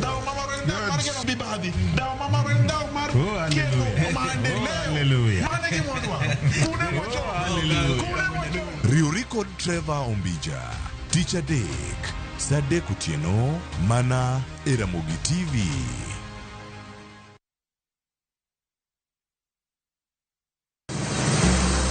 Isepenjori e sigendni mayudore kuonde ma waluongo ni pachowa. Kapuonjani nobiro nikech gwenyruok e kind owete. Riwri kodwa mondo wanon sigendni mabeyo mag kuonde ma wadakie. Nera nitie. Ninyuo kong'o kacha niluongo ni kilap joko wili. Kochakore bombe madongo nyaka e gwenge ma iye. Otusenge en piny joimbo mar oganda iluongo ni Wasenge. Ng'e gigo mamiyo oganda ka oganda Nuengo ma wan godo ka en mar kunyo goldi. Urudi. En kama ji duoge ji ok lal. Ng'e weche mane osekalo. Chon chande lweny nitie kor gweng'. Rwako sigendni mag kuonde ma wadakie. Kiwacho ni kibedo piny e kom, kineno ng'ama lwete fuare kama mano nyiso ni jakano mulo ka pigo sechope bwo mesa. Ng'e gwengewa chieng' Tich Ariyo Saa 3 otieno, mana e Ramogi TV.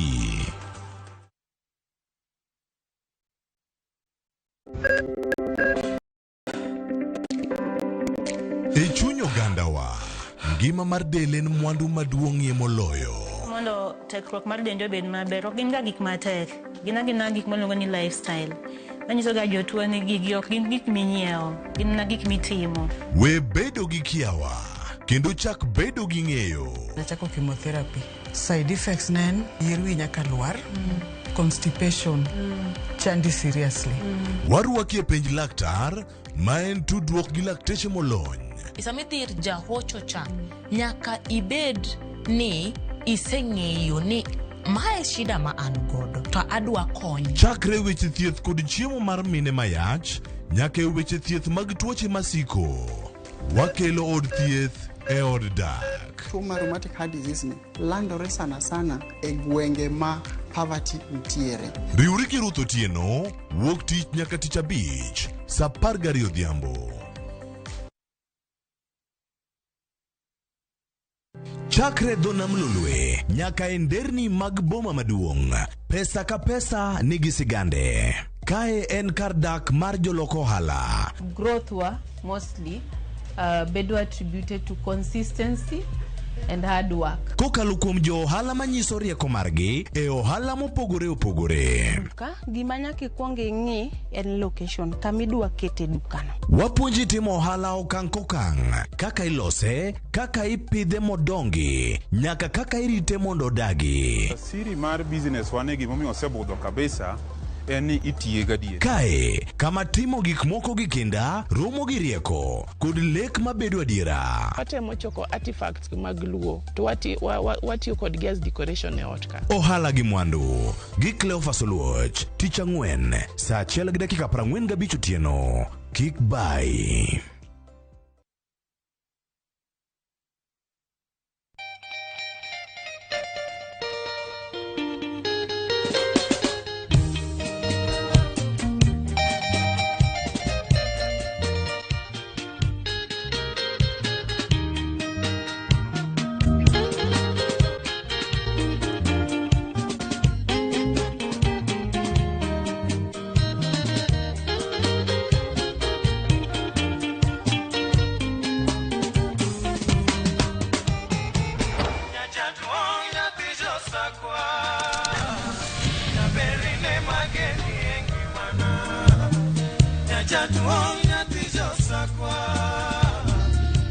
Radio Ramogi, kar chuny jaluo.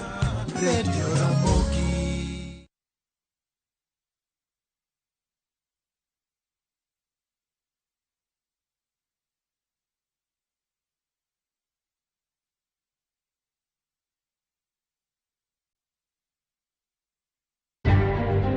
Bende isebedo gi siso mar ng'eyo gigo matimore e alworani. Sama gari ofundo ji mang'eny koyudo hinyruok to kata insurance temo hepo. Obed chenro mag sirkal, obed masira mayudo ji kar tich. In safety mari, ni kanyo. Nonro mamulo ratichi. Somo kende oken kamoro mibro wach ni ng'at mosomo ni dongere wacho ni ng'ani this succeed in life. Wuok tich ka wuok tich. Iro curriculum design uchinj. E chenro mar rameny piny, sa 1:30 otieno. Wan oganda luo nyaka wakoro waneni to be wanyalo bedo gi kembni. Nyise oganda jo Kenya gimonjo be ni giwinjo kuomi. Ka ikelo ni gi Lydia Okeyo. Nyakoro mga jo ng'o twak mar rameny piny. Chik by.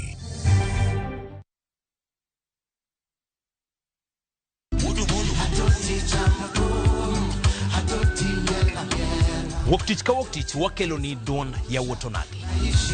Kabinet tich ariyo ka tich ariyo nyakoro mga jwang' en odiochieng' mar yuto mari. Chieng' tich adek ka tich adek nyakoro mga jwang' en odiochieng' mar mine nyalo kaachiel koda weche hera. Awendo kachopo tich ang'wen nyakoro mga jwang' wakelo ni kama nene yani TBT kod thume mamit mokalo. Furahi the edition and thum kaliech. Loso kapuoyo nyakoro mga jwang'. Ka wakelo ni jothumbe mopogore opogore. Kanyo ndo bende wakelo ni gimiluongo ni Ben Yawan.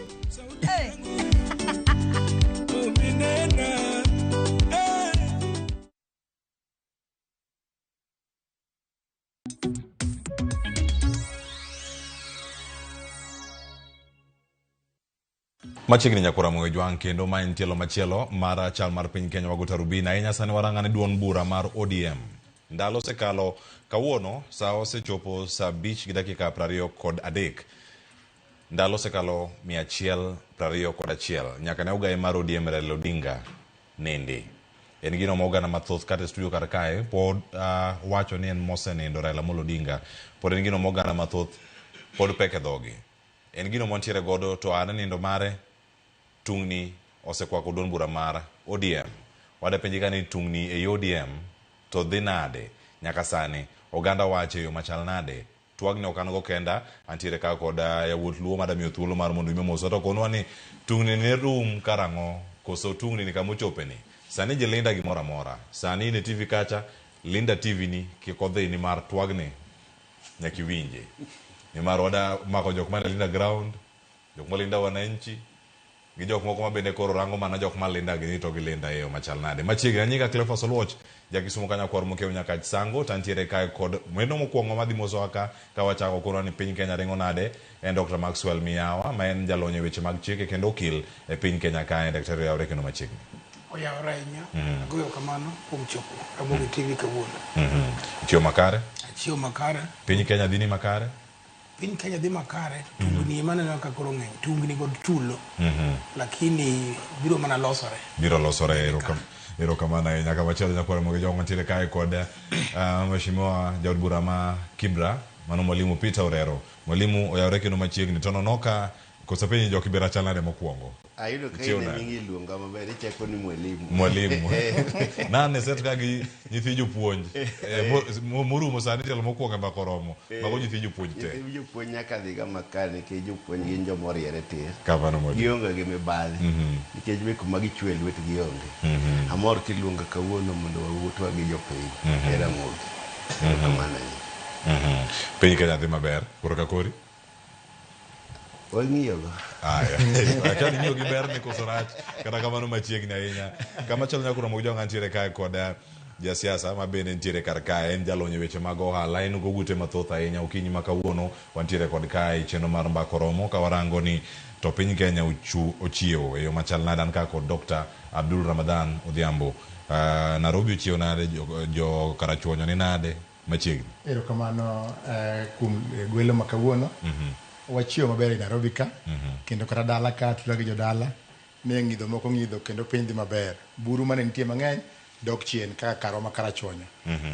Amor ahinya kuom gwela odiochieng' ma kawuono kendo ang'eyo ni wadhi twak maber kwa ng'iyo weche mag chamawa machon kan ko luongo chama na machon mar ODM kiluon kaendi e tungni manitiere ang'eyo ni nikech wan ka gi mwalimu gi jo ODM madongo dongo wadhi neno kaka kama weche go wakete pinyo bedo ber. Erokamano ahinya wacho jo ODM madongo dongo wakili Mia Wang Koroni ento en gi duond bura koso ja Kenya koso chung kama chal nade ka wachopo iri to sane ka wacho ni omin sani otek kata nyithindo minyuolo ibo chak mana lenda tieno lenda tieno dong lenda to sega nyuol nyaka sani nyakora mag jwang wachako twak wa gi county ma Homa Bay ale bicho sekore kacha odani mondo wawinja ne jopiny ma Homa Bay to wache nade ukinyi ma kawuono kae odani wawinje mokwongo gintiere jok malinda mwananchi gi jok malinda ground magi jo ODM duto koso gin ji mokikore mane iye kae to bang'e golo oko Edwin Sifuna to jodak ma Homa Bay wache yo machal nade bende ukinyi ma kawuono ala bicho yawre kendo machiegni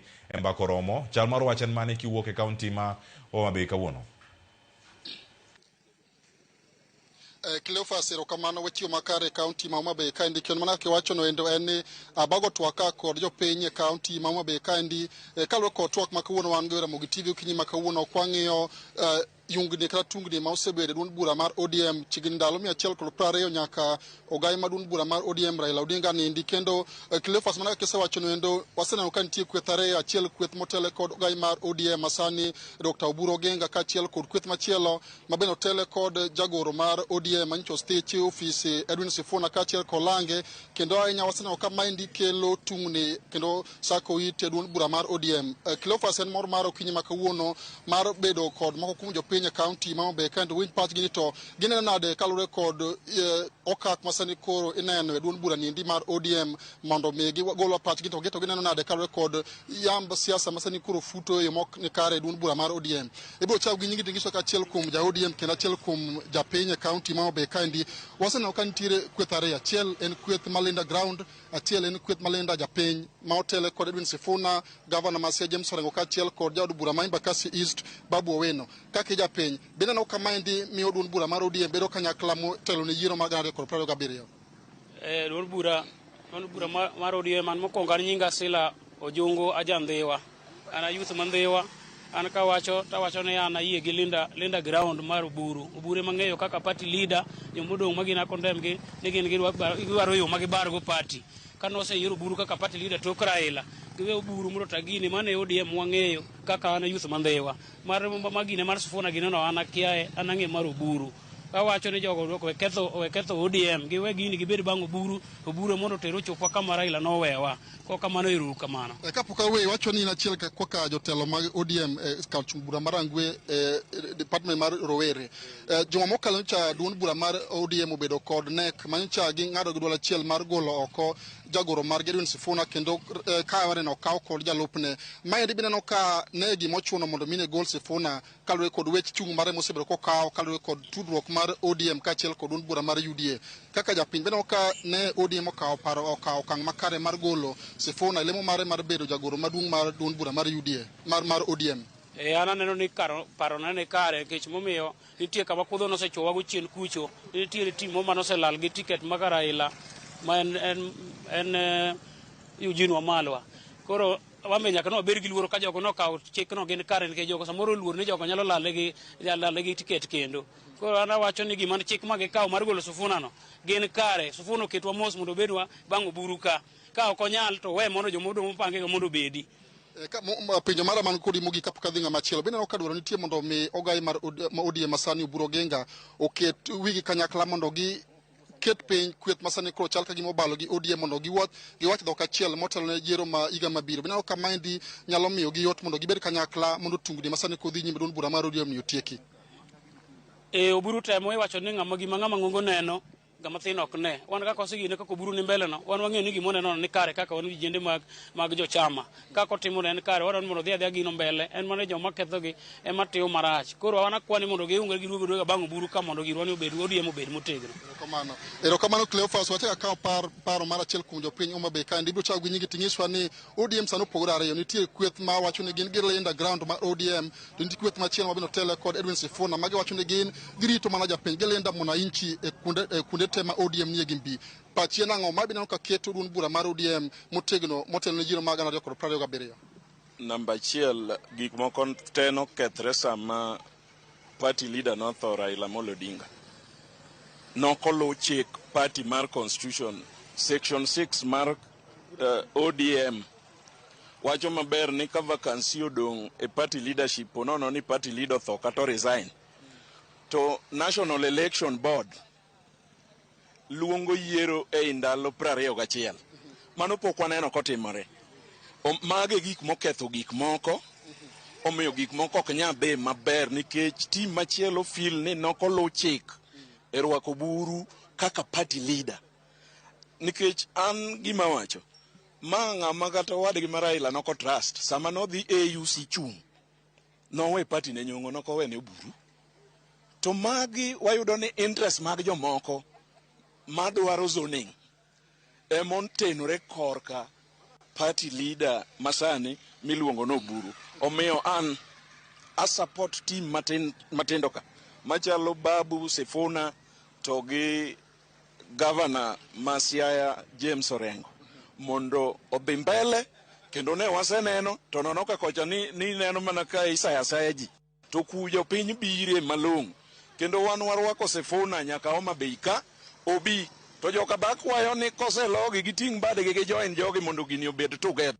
Otherwise Ruto tange twak modwa be gi timcha obed gi tim manyien ni nikech kae ma ji nitie ma jo piny osechako neno te omiyo an adwa no luong yiero mar NDC mondo ane ko buru nyalo yombo nikech ene moketho party gi tim man gi interest. Ineno ka magegi isombo ji gi buses the functions ichulo ji idho bus tichuli to mar Sifuna japiny biro kaka en no aneno Busia kocha jopiny no biro gi lewni mokiko omiyo wacho ni oburu odog piny nikech nono to kakwa bene gidhi keto Ruto one time.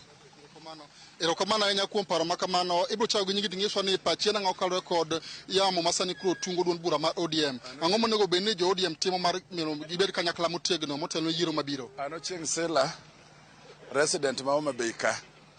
Ana support team Sifuna. Sifuna is the Secretary General.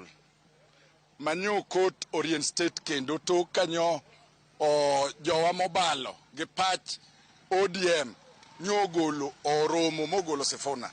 Sifuna is the Secretary General as it is, and therefore an kako Chieng Sela a support o team Sifuna nyonenore ne jo Kenya kod jo party mar ODM manyoro manyo Kitengela nyoro on a Sunday. Sifuna oromo tich mar Secretary General emomiyo baba nonene ne nitie jo mang'eny e ODM ka to baba noneno ne Sifuna noromo gi tich mar goro. Jagoro en ng'ama duong' any organization mora ok nyal thicha ka ji oromo te thiche mano ok nyal timore e party mar ODM, and therefore tima nyo bedo piny timo buru emo wuok oko mar ketho ODM. Oburu onge ng'ama noyiero to kowadgi nonindo. Nok nyal yier ng'ato gi ndalo achiel kowadgi onindo kapod ji ne ywak ji ywak. Party nigi chikege magiluwo, and therefore we support team Sifuna kamutingo Babu Owino kamutingo Orengo Ajimi Wuod Nyamayanga thuolo onge goke sama ne court tek kano Raila Kibaki Raila 2007 kendo 2013 o no man mana Orengo gene no man mano Otiende Amollo gene Sangwenya makoro nie chama sani makoro golo Sifuna ne gintero nok nyalo dwargi mondo gidhi kony baba malo.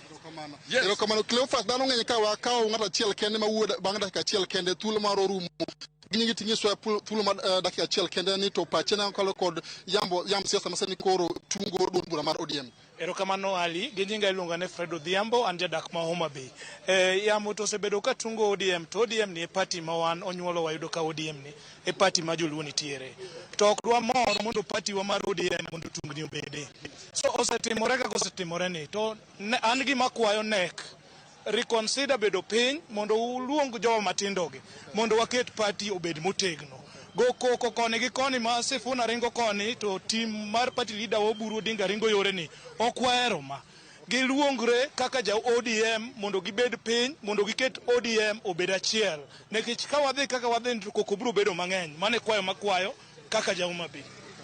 Cleophas Oluochi winjo achiel kachiel paro mamoko kuom jopiny e kaunti ma Homa Bay kandi golo kalore kod tungni masani koro kwa kodun bura mar ODM kendo ok abi dhi mang'eny kalore kod sama oserumo kendo abiro duoke achiel kachiel e studio mondo idhi nyime kod twak kalore kod mbako romo gi wendi ma en ge studio Nairobi kanyo Cleophas.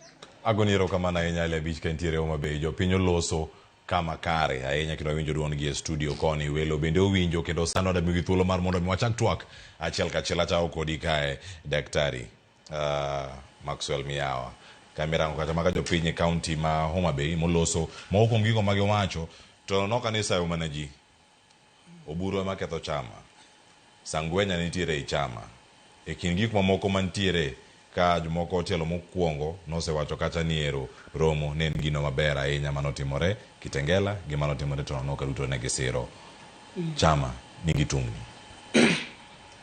en adira makende kich wach osenyiedhore ni chama mar ODM nigi tungni kod tulo matamre nono to tungni obedo nikech koro gai mana jatelo mar ODM kendo jatelo maduong' ma umbe pek umbe lach Kenya ka Afrika koro osenindo tinene ni koro mana kaka ne wawacho chon ni nyithi kiye ng'eny koro nyithi kiye koro gore dala jaduong' konindo dala nyaka tungni moro wuoge matin koro anene man en wach makare biro mana bedo kwe biro bedo tano ka kwe biro bedo mbele ka to mana kolosore e yo maber gimomiyo wan gi tulo kata kwang'iyo chien kwang'iyo historia mar Kenya en ni king'iyo chama gi te kwa chako gi ka Jaramogi onindo higa ma 49 to oweyo chama maduong' bi mana ni opposition mar Ford Kenya tulo no wuok Raila ne ni kocha to kod Lange Orengo bene ni kod Wamalwa to kod Lange abang'e ji ogwere to dhi mar Raila dugo loso chama ne mar NDP 96 bang' mano waneno kendo ka Moi koro wuok e telo to we KANU unyalo paro adiera makende en ni seche ma Kibaki koro osedonjo e telo to nodwaro mondo oketh KANU Uhuru ne ni kocha to gi joge to bi woto bende ni kocha kod joge koriwore gi nyaka ji kaka Njenga Karuma gini emiyo wacho ni ogai konindo to tulo nyaka wuoge adiera makende en ni kinono kuma tulo ni en ni nitie jogo mapod tindo madwaro kargi maneno ni jogo ma higi koro sani fut moniang' ok nyal telo negi mane gima duong' matimore ODM ka to kendo aneno ka dhi bedo matek kabisa mbele nikech jogo matindo otamore loch mar jogo madongo jogo makoro gineno ni ndalo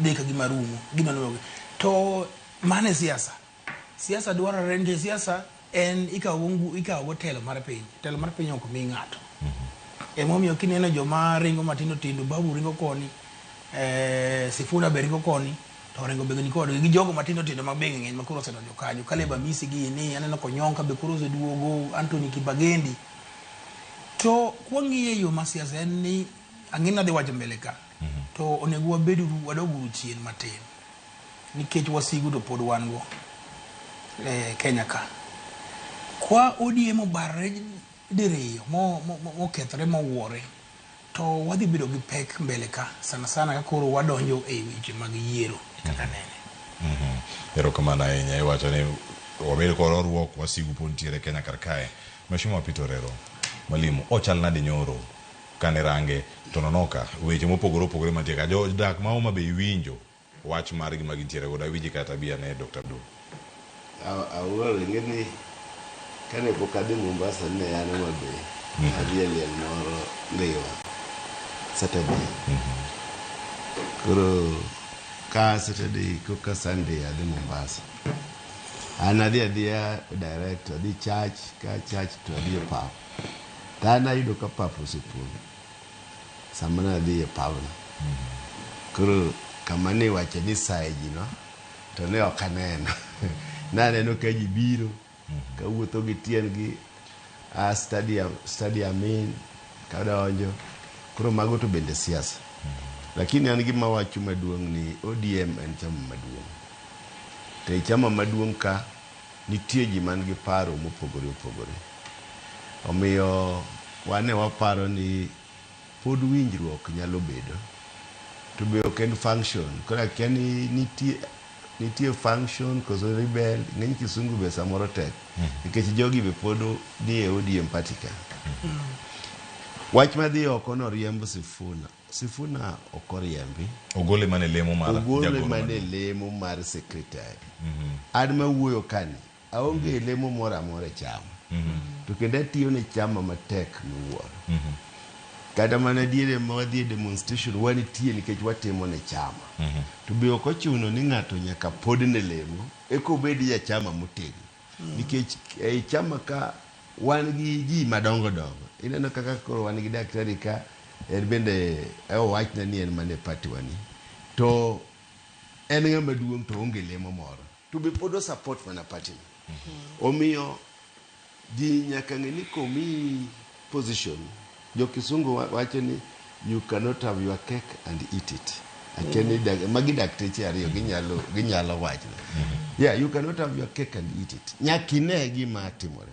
jakom kone walolaro party gi Wamalwa ne anitie ka Wamalwa odhi gorengo kocha kano neno ni gini koro dhi marach donge no resign moweyo mochako chamane moyombo an minena ka kapok abire siasa ne an japuonj depa ning'eni ni an japuonj maduong' moromo mabende an chairman mar Sports Kenya ka neno ka puonj oroma nadhi marisai ok ni negi kiga 60 podi kata 2027 podi na puonje to na decide ni gini koro oroma adwa dhi kama chielo I resigned omiyo ka ng'ato paro ni gimoro rachne to en gi teko iwuoka kineno ka teko romi ichako mari Sifuna nonego wuok chon nokonego rit mondo riembe no to romo magitimo nyoro wang'eni wanyano pichni mago ma Kitengela mane yamo sanika kane un to nonoka be nung'iyo pichni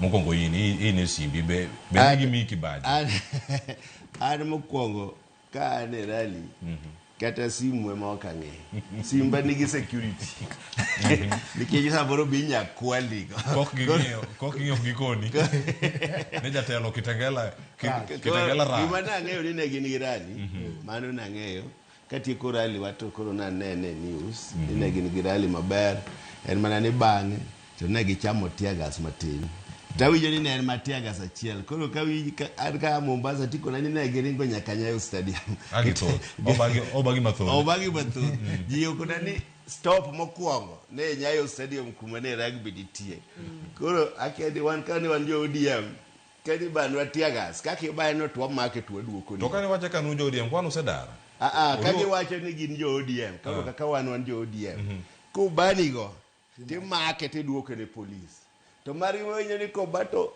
nyaka Nyayo Stadium koro bago bende jo ODM adier magobaro kikata ngena ngadugo iri mono mikono anito ochal nade bedo e chama ikinde ni matuni nitiere in bende samore nene weche mag zoning miwacho kone mopogore gini en gimoro manyalre koso chal nade Dr. Abdul adani irange e okang' machielo kaka ng'ano mantiere oko gima timore kar kae kade bed ni intiere iye kata kaka mantiere oko omi picha machal nade erokamano mokwongo jawinjo nadwa ni ng'e ni an kae di kaka osiep mar ODM nikech an e UDA to UDA sani nigi osiep momako gi ODM omiyo wakete aketa mayot ni kata ka dipo ni owadu moro nindo to ka tungni nitie kowadu to tungni nyalo chopo nyaka iri koro omiyo samoro inyalo neno ka tung nendo ka nitie kama inyalo chogo ichogo ka nitie kama inyalo geng'o igeng'o ka nitie kama inyalo loso be iloso kaka jachung' gima timore e ODM ka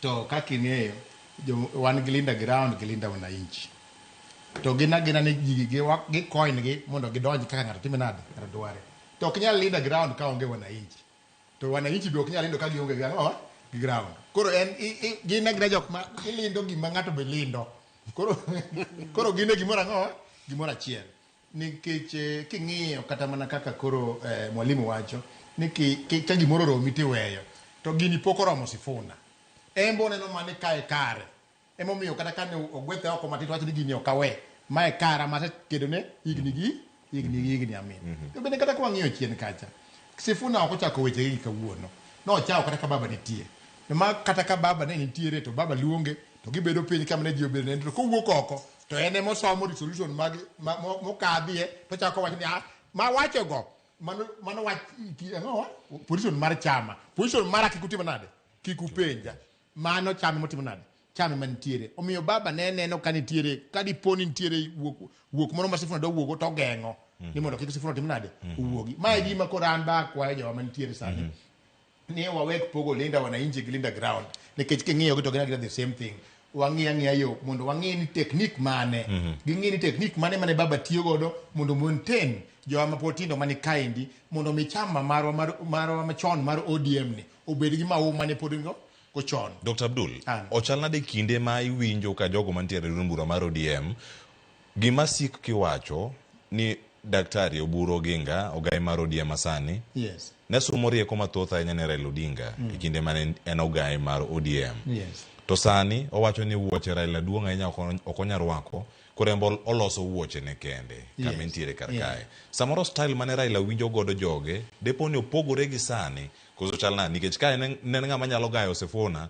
mowach gima Sifuna wacho e kama chungi e kama lose koro no pogore ka kod nikech mato wadgi ma toka ni toke ing'eyo e siasa ka gima mitna en ni ng'ata manitie buti nyalo wacho ni gimitimo maber mowuok maberno en ema no contribute to samoro yiro kata jomoko bende nitie mano contribute gimotimo nano gimowuok maberno en owuon kaka Jadung' Oburu no wacho ni wuoche no to bet pek ne matin odwaro mana temo ni ka bo nyalo tweye owuoth kode matin wuotho kode matin ni endi chuno ni nyaka koro ng'iyo moro ma joge mane en go jok mane baba wene obed ni jogo endo okelo gi wang' achiel mondo ging'i ni to ang'o mo wanyalo loso kaka team mondo wakik waketh giro mane baba tunade mane baba weyo baba ne pok kore ka wan gi daro 120 nyaka ne Jaduong' wewa kendo wakwani Nyasaye no ketwi ka maber omiyo gire mano loso chak kata obedo ni wan to oko koni to ne en osiepwa kaka jo UDA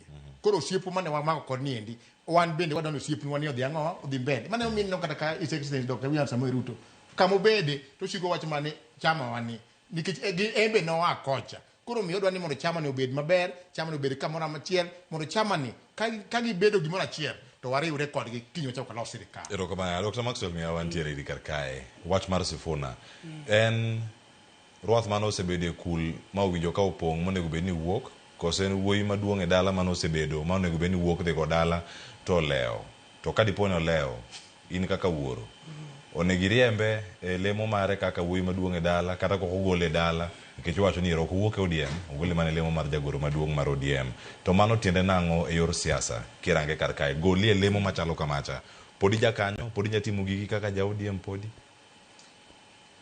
Sifuna ok en wuoyi maduong' e ODM en kuom nyithindo mang'eny e dala kata kul be nyalo bedo gi ruodhi mang'eny to ntiere ruath achiel mapokro tegno moingo te maduong' motegno moingo te en kuom nyiruedhi manie kul to kata en kuom wuod dala mapod nie dala mapoko go dala ne poko data sani aneno ne gimotimore late oseromo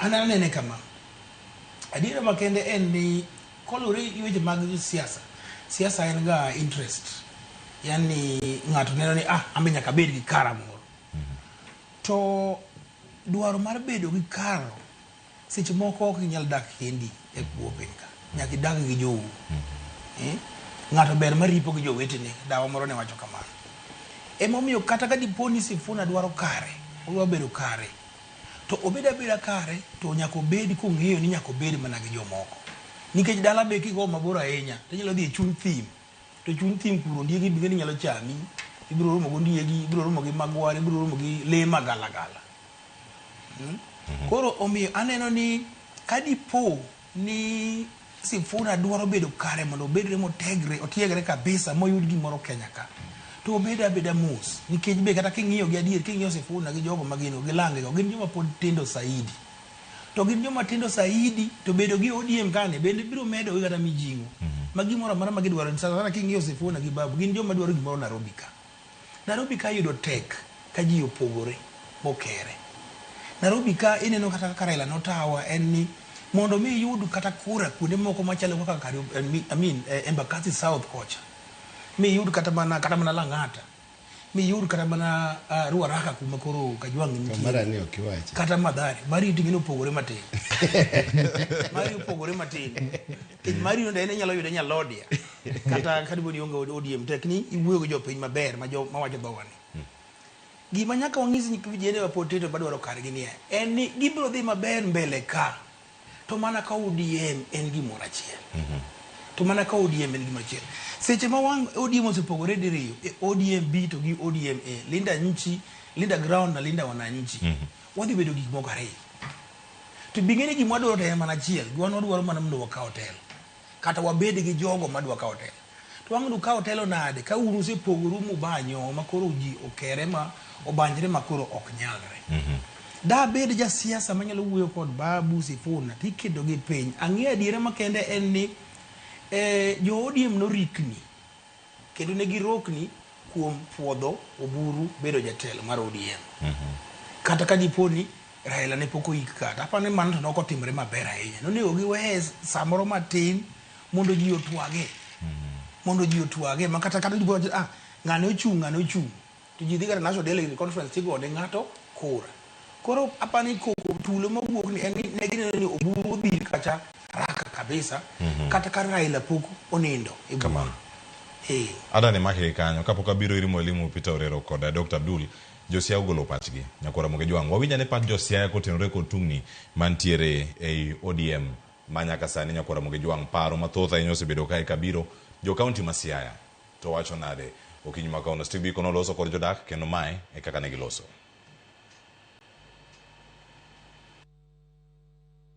Sifuna ne en jagoro maduong' mar ODM party. To nyaka ne gole sani wan gi tungni mang'eny e ODM. Chal ka gima ODM obarre. Chal gimogo oyawne Sifuna koro. Chal ng'amogo oketo pukwe e pige. Ineno ka jopiny te sani ni mane toke. To gi ODM party bende jatelo manowenwa men Dr. Oburu Odinga pok waneno riwruok moro amora mosekele kind ODM nikech ODM sani obarre. ODM chal ma gin ariyo, wan gi ODM mar Junior gi ODM mar Oburu. ODM mar Junior en ODM moterne gi Sifuna to moro ni terno Oburu. To wakwayo ni Dr. Oburu wakwayo ni mondo kaw jo ODM duto mondo riwgi gibed gimoro achiel mondo kata ka oyiero cabinet madhi bet kiloso kiyiero gik ma gipogre godo gipogre nini stronghold ma gipogre sani wakiani ODM mane mwalo ODM mane mwawere sani koro ni mana mar Linda Mwananchi. Linda Mwananchi ji ohero kabisa due to if ofight ni wananchi otimo gimoro amora ni wananchi to karango another side mar Linda ground joka kiani they are a bit confused nikopo dakiwachnwa ni dingado which tiwe accept ni del odhikamano Sifuna he was among the pillars mar ODM. To ODM sani podi nigi jopiny kalure gi kaka nyoro manene Kitingela na neno no ODM podi is a very very strong party in Kenya. Koro an gima da wach kaka deno. It's high time mondo daktari oluong NDC mondo jodhi election ODM obi obed kumoro achiel. Mane yo madi sani ODM dubed united mana ka giluongo NDC gidhi gi yier mondo party odongni vijende manyalo tiyo. Kopsani iwacho nu a youth en a leader makiny. Kirango party mar ODM ergi mosebedo kane chakre matin kiwacho nu kian tie kweth moro mopogre to tie kweth moro madhi koni tie kweth moro madhi koni tiende chaka gima tie kweth modong kod opposition to tie kweth modong makao siro sirikal to pod en na ODM achiel.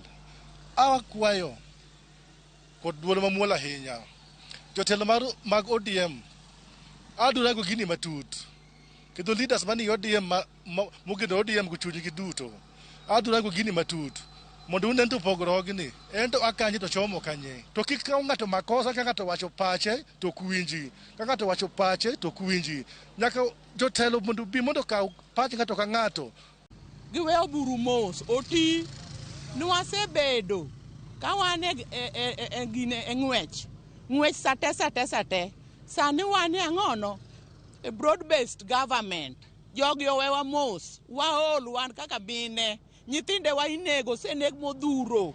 Nyinga iluongo ni Teresa Tieno, an Migori County. An kadwa wuoyo matin e wachno.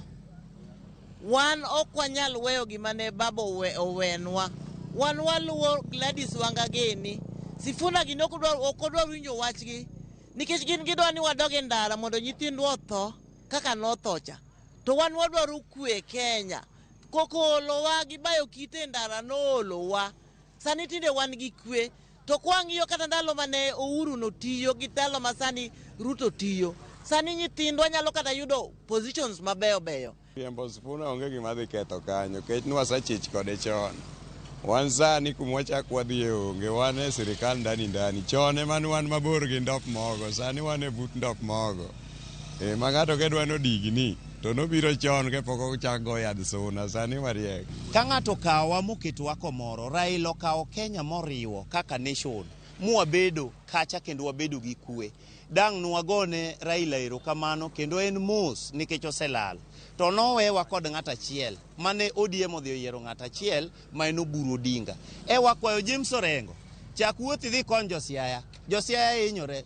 Josiaya orem gi weche mag pi, mag education, dogi dhi tine Josiaya mondo ikonygi. Edwin Sifuna, wang'eyi, baba ne siko geng'i ageng'a ka buog rombe, igeng'i. To sani, wachich kodu. Gima timore, uriworu gi the former president, mak ne chulo osuru sani. Osechich ni osuru en gima ichulo. Duoguru mondo mi nyino chulo osuru, mondo mi wayud ber, kaka koro wambe sani Migori County waigere stadium. Mokwongo ni an ja Kenya, taja Luo, taja Migori, taja Gombulu, taja ODM. ODM ma antie as a personal ane tok Oburu full tie yen anongi kuma dhiye. Raila nowewa broad based kanye ma wantie na miguu zetu mbili wan kanyo gitiende wariyo. Wach mar ODM kaluwore weche madhi ma Edwin Sifuna aneno ka tugo kodwa paka go yieyo. Danga wach ni tugo kodwa paka go yieyo nikech ing'eyo ni ODM ka ne baba nowewa nokonwa ni wadhi ni ateru Kanan.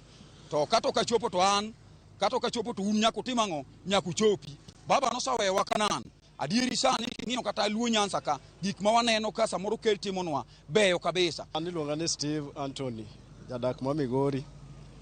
Mokwongo kabisa Linda inchi agwe ma asoe mtaro. I support Linda ground. Gimome awacho ma ka wang'iyo historia mar ODM Raila ogoro mabor.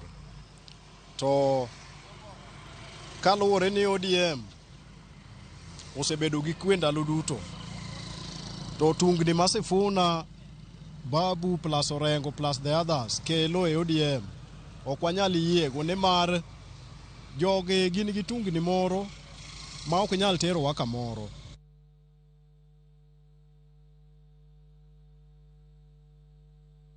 Nyakora moge Jwang, weche gi thoth ahinya. Winjo kata ndop mogo, jok mobede but ndop mogo, jok mani kanyo, jok magweyo gik moko bathe mopogore. Aduoko ka kod ote mabende uororwa ka achiel kachiel. Ang'eni waduoko kodgi ka achiel kachiel. Mheshimiwa Peter Orero nitie ote magi ma jokibera mooro ote ka. Nyaka jogo manu nugo to noko oro ote gi achiel kachiel. Nitiere ote machielo mowuok Eldoret ka ma omedo paro. Mar Eldoret wach jo mani Migori. Mwacho ka nan paro mawuok Migori nyaka koro wabed gi generational change, but we should embrace dialogue. Piny loso gi mbaka. Philip Ande wacho niero gima ne Raila wacho mano mar intergenerational conclave cha. Intergenerational dialogue koso nen conclave nochopo kama chal nade. Weche gi thoth Nyakora Moge Jwang wakao yueyo ni gisani masa auchiel mar odiochieng' ka oduogo weche pod thoth kantire gi wale studio ka kikidhi mabor.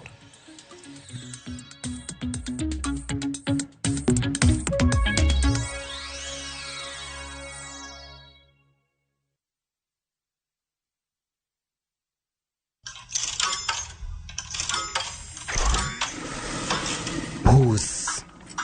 Kwa life, knowing when to pause inaweza kuwa greatest move yako. Wekelea responsibly. Mjanja ndio mshindi. Gaming is addictive. Play responsibly. Not for persons under the age of 18. Shabiki.com is authorized and regulated by BCLB. License number BK 0001080.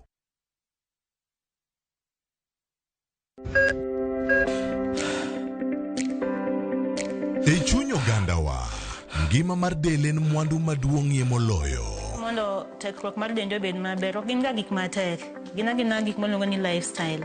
Manyiso ga jotuo ni gigi ok gin gik minyiewo, gin na gik mitimo. We bedo gi kiawa, kendo chak bedo gi ng'eyo. Nachako chemotherapy. Side effects nen, yier wi nyaka lwar, constipation, chandi seriously. Waruaki e penj laktar, ma en tudruok gi lakteche molony. Isamithir jahocho cha, nyaka ibed ni iseng'eyo ni mae shida ma an godo to adwa kony. Chakre weche thieth kod chiemo mar mine mayach, nyaka weche thieth mag tuoche masiko. Wakelo od thieth e od dak.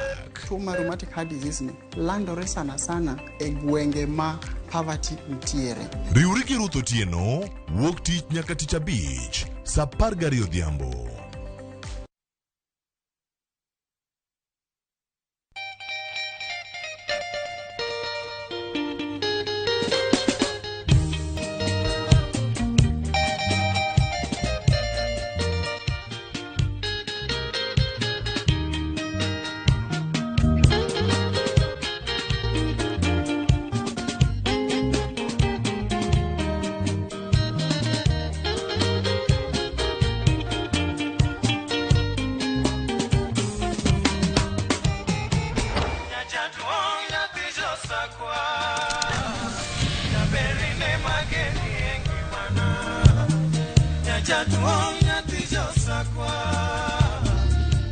Radio Ramogi, Cartoon Jaluo.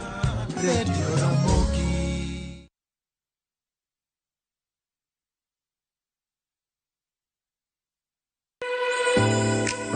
Chiemo ok en mana gima wachamo kende. En sigana, tim mapile, nyasi mar nyiso ni wan ng'agini. Mit chiemo en ang'o? Kitungu. Ber mar chiemo mar fry en ka kitungu nene. Wanono kido mag tedo e alworawa duto. Wafwenyo yore mag tedo mopondo, timbe anyuola, koda hera mamiyo kit chiemo mora mora bedo gi ngima. Chiemo ichamo ga wang'. Koro nyaka ikete maler, koka obedo gimoro ma wang' nyalo kelo miloma mar chak. Ma ok en mana tedo kende, en kit ngima mar oganda michiwo e mesa. Tedo gi chiemo kod jailieta tich adek, saa 2 okinyi, kik bai.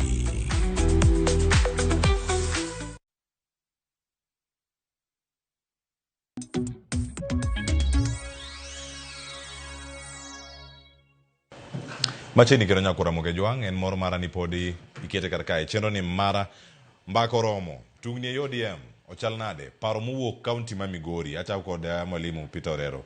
Mheshimiwa inene nade. Mano mwa Migori gi Siaya. Paro magigol mane ground ma ulinda. Jo Migori kada fandi en skewed kabisa. Fandi wache linda ground ni odonjo negi kabisa. Kiwinjo ni jagoro ni ochal ga buog rombe. Siki buoge tiduoge. Moro be owacho ni gin ng'wechologi. Ni waseringo, nyithindwa go gi bunde motho, to kapok ne baba otho, nowacho ni watim bede broad base government ka. Nyaka 2027. Ani ng'enya rito dala jakom. To nokonwa ni wabed ka nyaka 2027. 2027 opoko gik. Kuro gima wadwa ringo ne kocha gi koni ema okwane. To bende party wani ema osekonyowa, to be momiyo jowa koro chiemo. Kane waonge sirkal, kane pok wadhi e broad base, king'iyo budget te chakre mag Kibaki mag Uhuru, onge budget mane nyami thurwa mar 1 billion. Ne osiko me 400 million ka kata mar ndara. Kodhi mang'eny to 600 million. To 600 be okuogi. To sani king'iyo budget 1 gi billions mag pesa yudo ni ndara ni oket 5 billion o ka oket 8 billion. Nyoro na kana ne dala on Saturday adhi e ndara moro mane odhi oyaw ma Ring Road.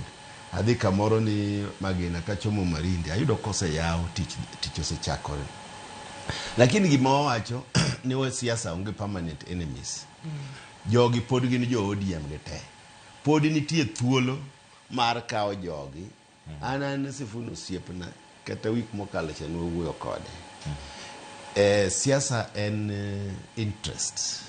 Ka interest ne inyalo ngi maber e chama ka to be apani pod obeda be. Ni en bende dwa dhi go dala ne. Nikech romo manyoro cha to ne ok aneno ka en mag jo ODM lila. Jo makwar ne dwa bede mang'eny moloyo. Samoro gi jo Manu gi Arsenal. Ting'eni Manu gi Arsenal okriwre kaka mano. Koro maja no riwruok ne neno jo makwar jo Jubilee na neno kacha mang'eny, jo DCP na neno mang'eny, jo ODM ne nitie to jo moko mabe bagni e kanyo. Nyalo bedo ni mane riwruok makelo ne ODM wich bar. Kaka ne ka jok moko gi DAP be nitie. Koro ma ok kelno wich bar kaka ODM. Tiene ni macha chalo ni en united opposition. Koro ok en function mar ODM. Den faction mar ODM to ne Sifuna kawo jowa kaka Osotsi gini mago jok mani bang'e to giwuothogo to waneno ni magi jo ODM adieri mane iye ka. To sani ka koro waneno mana Pauline Njoroge, mama moro manowito wa mach, warito ni miyo watelo to kare telo sedhi to wakia. Uchako ukete ka wadhi AU ni ene mawuotho gi jakom mabago ting'o wuoche orwako mabor ma kiwuoni gini waseyudo to kare otero wa mach. Koro sama wachako neno jogi to pachwa dhi mabor ahinya kaka oganda luo. Pachu chopo kanyo. Pachwa dhi mabor ni magi jok ma ok dwa ne joluo ber moro amora e piny ka. Omiyo nyaka wang'i gini ODM wani. Ka joka nyalo bedo duogo to giduoga duoga. Wan onge shida. To NDC bi oseluong mbele ka March 27th. Ma joma dwa dhi e position gidhi adhiya to gikwa delegates. Ko yiere kaka Sifuna, an ko yiere ta support nikech en katibu. Onge gibabro mona support. An menena ni aja party kata lemo man go maonge. Ta support party 120%. E wacho ni ko yiere, dong ne mu yiero. Ibo yiero Sifuna. Osiepi mas. Ko kwaya kura, ko biro mo kwaya to dongane ne ka odwa na ka bolo ne luore gi ngamo chung. Ji osechako kwa kura sani. Poko kwaya an onge ngamo. Ji osechako. Apodi. Ini dwara ngoyo dia. An kama antie Roma. An MP Makibra. Onge gima adwa mana support party. Koro gima wacho ni ok wadwa ni jomoko wuok e party ni. To goye oko. Ka gidwaro to giwuo e main structure ka. Structure mar party nitie wan gi from sub county to central committee, NEC, governing council. Ka in gi idea okikelnwa party ka mondo ji wuto jodhi mbele. Omiyo tungni mang'eny gi bagni mang'eny tikawo jomoko mok jo party to machalo opposition to bende pod in e party ka. Asewacho ni you cannot have your cake and eat it. Make kanyo wang'eni bi kama dikono mathoth nyama ntiere daktari antiere ni karka e wacho ni kaka osiepo ODM. Gima timre ODM ni mori. Now gima timre ODM ok nyar mora nikech ing'eyo no osiep momako gi ODM en osiep mar total. To bomi Kibaji ni udhi twak gi duond bura moro moko riwre ma samoro nyalo miu. Kibaji an go maduong' ahinya be momi ayie biro studio kaini mondo awach Kibaji. En mane? Kibaji manitiere mokwongo en ni sama koro wantiere ni kadiponi ODM dhi kaka nini samoro kata mana NDC no ok dhi bedo, samoro kata twak modhi bedo kod ok dhi bedo. Nang'o jogi ero court inya ket gi nie court joka tima timbe gi makata winjruok mane wasemiyo His Excellency Dr. William Samoei Ruto ni gidhi gibed piny go buru mondo gitiek no weche gendi mondo wang'i kaka dhi mbele. Ka koro gik tila 12 tiwacho ni gigo timo nade gidhi e court gigo yware court ka saa ema dhi joma ge moero court ODM koso uni UDA one we are set. UDA is set. Ose donjo no kine mokalo ni kata nitie buche moko mantie do mobedo sponsored mana gi jo UDA mar mondo mi oduk chien gigi mago to ji wacha ok kuno wan ing'eyo kama koro wantiere ni king'iyo kata His Excellency Dr. William Samoei Ruto one dwaro mare mar tutam to kendo dwaro the numbers omiyo ok onyalo wacho ni ODM oriemb Sifuna kar chako nyiso Sifuna ni Sifuna dhi e court kar chako nyiso jo court tam makuru gini kaka makore no en ni ng'ato ka ng'ato manyo yore modhi konyore godo. Omiyo an gima ng'eyo ni chama mar ODM kano oseyie ni gimiyo watu tam, to joma miyo watu tam gi ne niel tie Oburu Odinga ka adwaro mane Sifuna mondo duok kae ndi mondo numbers gi kaka gi ng'eny no gikelo kela numbers ng'eny to giket ni wagula achiel walos godo tich wadhi go mbele. Erokamano. Wakili. Cleophas, an kama bedi ni an gi kibaji maduong' kabisa. Keti penjo wach mar kibaji. Kibaji man go en ma. Ka ji dhi e lweny, to riwruok no en gima duong' kabisa. Kiseche muri uruno, eka unyalo neno wasigu kabiro, to ng'ato pondo koni, to ng'ato luoro gi kocha, to ng'ama bato bayo, joma nego kumba be nego kumba. Ano en joluo ne wacho ga ni king'iyo ka ji ng'eny ka ni kamoro achiel en mijing'o. Nikech adiera makende en ni nyuol be nokonyo mboga. Ka wang'eny eka wanyalo thigo wadhaw gi wasigu. To an aneno ni jok matindo makoro nyiedhore koni gi kocha cha, magi joma ijgi lach. Gidwaro mana kargi, gidwaro mana margi kendgi giwegi. Nikech gimiyo koro Sifuna chung' samoro neno ni Senate ma Nairobi ni koro samoro yie tek, koro dwaro kamoro mopogore. To gima nyaka ging'e joma pod tindo madwaro kargi ni ich lach nonego kal tako, ok bi konyogi. Ich lach nonego kal tako. Adiera magen en ni joluo wasebedo ka wan tesre gi sirikal kuom higni mang'eny, higni modhuro. To sa Nyasaye no otimore makoro Nyasaye koro Raila chal ka gima bedo noneno gi pache matut. Ka koro anto koro ndalo na dhi ka koro rumo. Tadwa we jowa gi nang'o. Owewu kamoro. To kama owewu no, kijende moko onjiri moko matino tindo mane gi ich lach koro chikore nyiedhore to giduwo pi. To seche ma wang' oseduwo pi to pi to ne Raila oseweno pi maler munyalo mundo. To jomoko giduwe mana nikech gidwaro ang'o kargi. Emomiyo adwa na wuog ogai Oburu Odinga. Obedi e piny onyon tiende magi jomoko wacho ni cracking the whip. Onyon tiende nikech ODM kopogore nyadi par nyadi boro Kenya di to ok wabi dhaw gi wasigu. Kendo wasigu biro lowa kendo biro gowa wadog mana kuma ne Jaramogi we wacha. To mae sa wan gi siasa ka gimidwaro maduong' en gang'o, en power, en telo. Kisekawo telo koka inyalo distribute resources, koka inyalo pogo joulemo. Kata Raila ne wacho ni dhiang' ie lach, we wakungo go dhiang' piny monde. Kiseyang'o dhiang' koka ipogo dhiang'. Ok unyal chako laru kendu to kata dheno pog ng'ato keto tol e ng'ute. Kamano. En wach mangima ahinya madani gi kanyo wawinja ne duonda jaod bura mano ma Nyaribari Chache mano Zahir Jihanda kachiel kodaka duol machielo mar Oburu Oginga adani gibia back to back kaka gibiro no kwa tieko mar Zahir to orang mar Oburu ko wacho ni lemoni ok wadwa bang'e lemoni koro wadwaro wawinja dichiel kae to bang'e awinja ne pach Mwalimu Peter Orero. I wanted to just make some brief comments in regards to echoing and supporting what His Excellency the Deputy President mentioned. Is that we welcomed our friends from ODM under the broad-based arrangement, which is absolutely working very well for the whole country. And I can tell you the ODM cabinet secretaries are doing a very good job. But one thing that must be very clear is that the position of the presidency, which is the president, His Excellency William Ruto's position, and the deputy president's position is not vacant. We can talk, we can negotiate on any other thing, but not the presidency.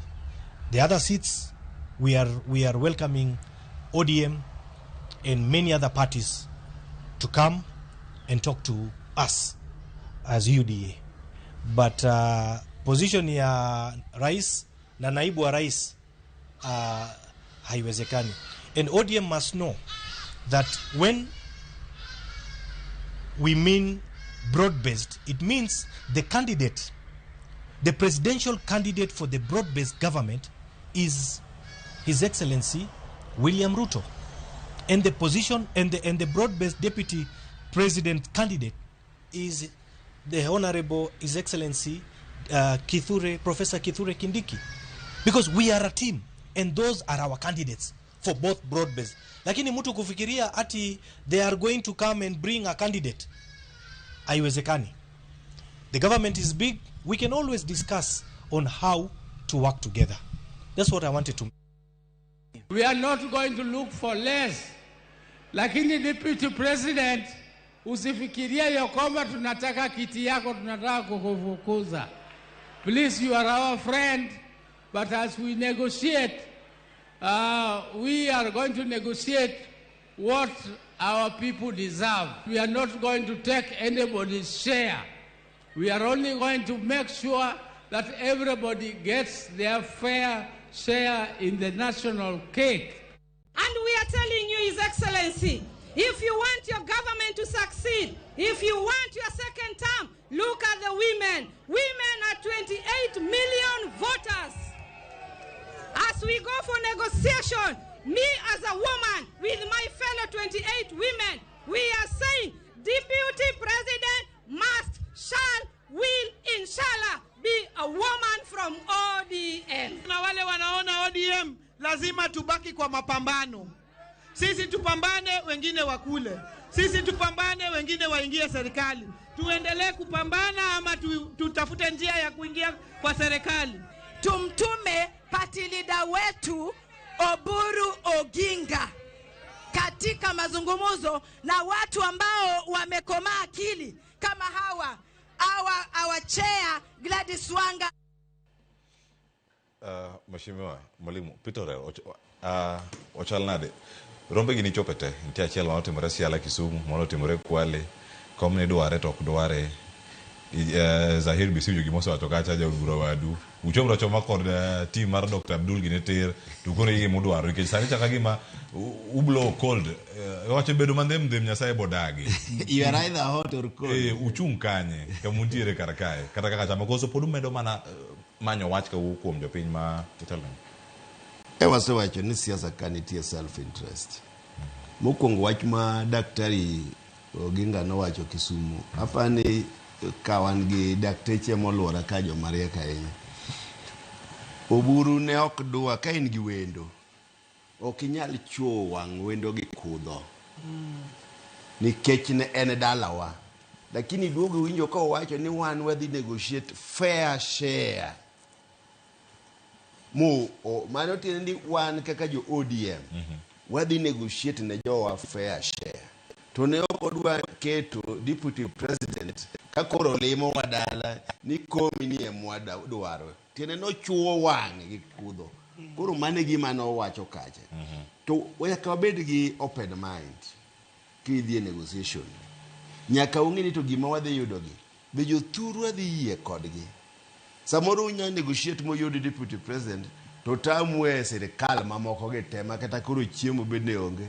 Dero mano miwa maro finance ni samori koni ako mabe wa mau moko mane wanocha osegol wan interior ka ogolwa kodi ng'enyi kudhi ubedo nyaka ng'eni ang'o madhi konyo jothurwa moloyo position koso en gik mawuok e bwo mesa maluar ka en position mar ng'ata achiel to gimo konyowa gonge to ere tiende kawe nyaka wakaw lemo madhi miyo jowa winjo maber kaka ineno jo Migori wuoyo ka. Kik wadhi adhiya ni wan wadwaro position josiasa ni mae manyaka yudi to dhi mana konya to ok kony jopiny. Wan kaka josiasa koro nyaka wang'i lemo madhi konyo jopiny. Agulu moket wacha nyaka wadhi wawach ni ma koro marwa kikumawa giteronwa go gik moko e piny kacha, ji omedo konyore, ji omedo winjo maber, wadonjo e sirikal. Koro magi gik mwaketo mbele. Jomagi mawinjo maber Mwalimu ine ground. Jomagi mawinjo maber musewinjo ka madhi nyime ma lemo mar bedo gi agulu mar omenda ni mako kata machiegni go ahinya manyalo koni kaniero. Aro yud lemo mar jatend migawo mochung' ne weche mag omenda pacho ka ngima wani ka. An ing'eni ma wach muje ing'eni ngima kidwa loko ngima kata mar dhano gimichako go piny ka en infrastructure. Kiloso infrastructure maber mane kaka koro ohala matindo tindo medo dhi mbele.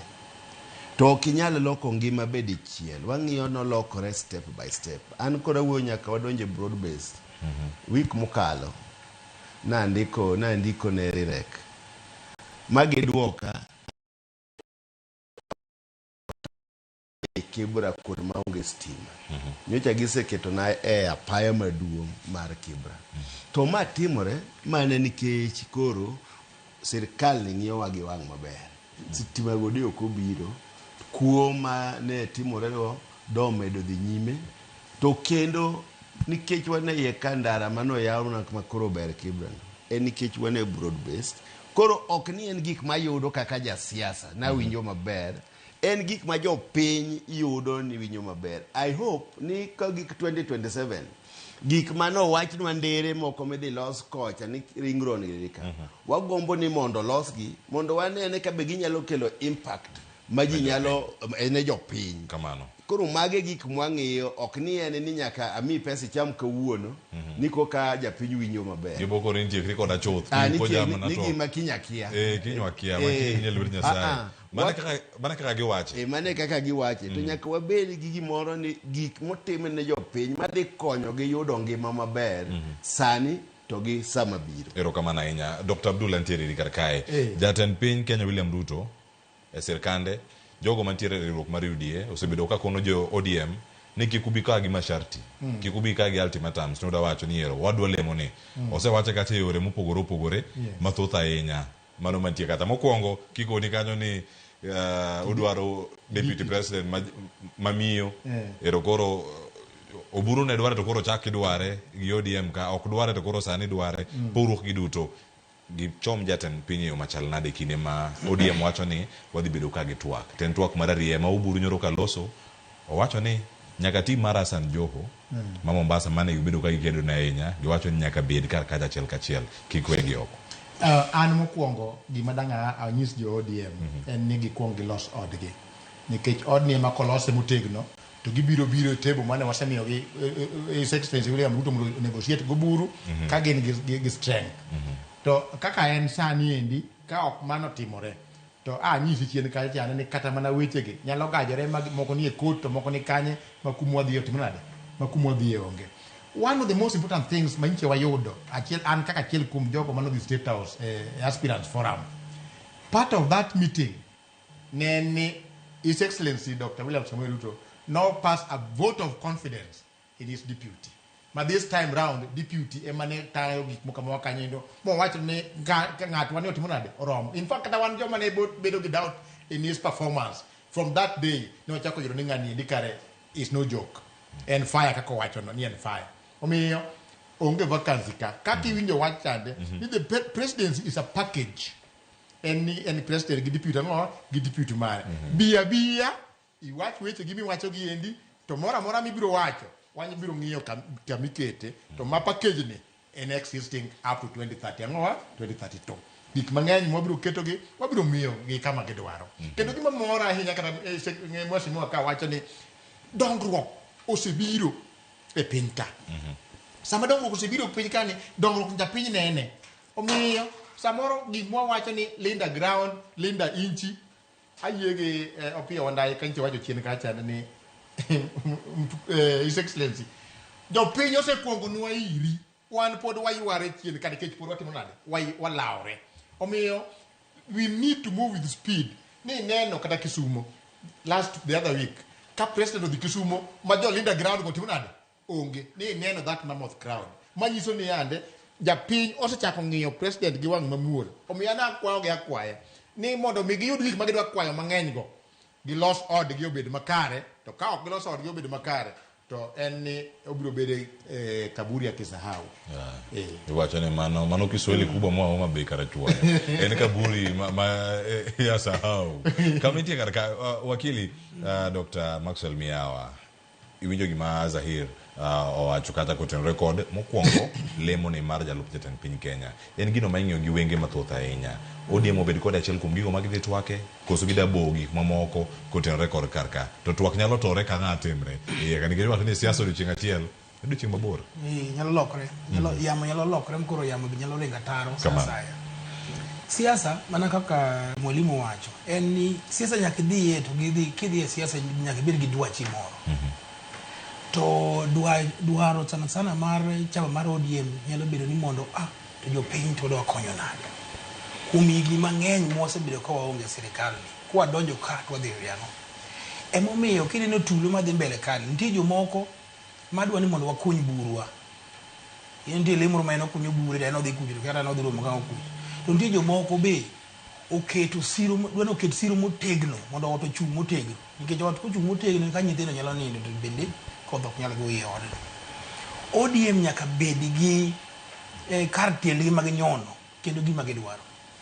Onyalo bedo ni sirikal wadhi wapogo barwa bar mana kaka Ruto notime go Uhuru cha ne gipogo sirikal barwa bar to deputy be ne gin go kata ginyalo wacho ni an ok wadwa deputy no nikech seche moko bende wadwa ni mondo waser kura makocha mano wanyalo weni to imiyo walemo marom nade ambana ni mano ODM ni kare kabisa nikech nyaka gibedi gimoro ma gidwaro buru nche ni giwelo koro nyaka wendo yen ng'ama wuondo wang' wendo igeng'o kasto wuondo wang' to kiwuondo wendo ma gimi wuondo wero ne ma ji okawo ma ji owacho adiero ne singo nwa mae ka in gi mor to koro ginero tore lweti kendo wacho ne dhoga okier to koro ng'wona uro inyalo wacho dhogi okier nikech inyalo promise wendo gimoro be koseloko ng'ete minyalo go nikech gima lich en ni nyithindi midage od kanto dwa chama ng'o dang' ok ited ne wendo gweno te to wi nyithindo we ka chama lot nyithindo be nyaka chame kata kado moro rech moro mabet ber gima nyalo wacho maduong' en niya kwa ng'iyo adiera an gina ahero wacho history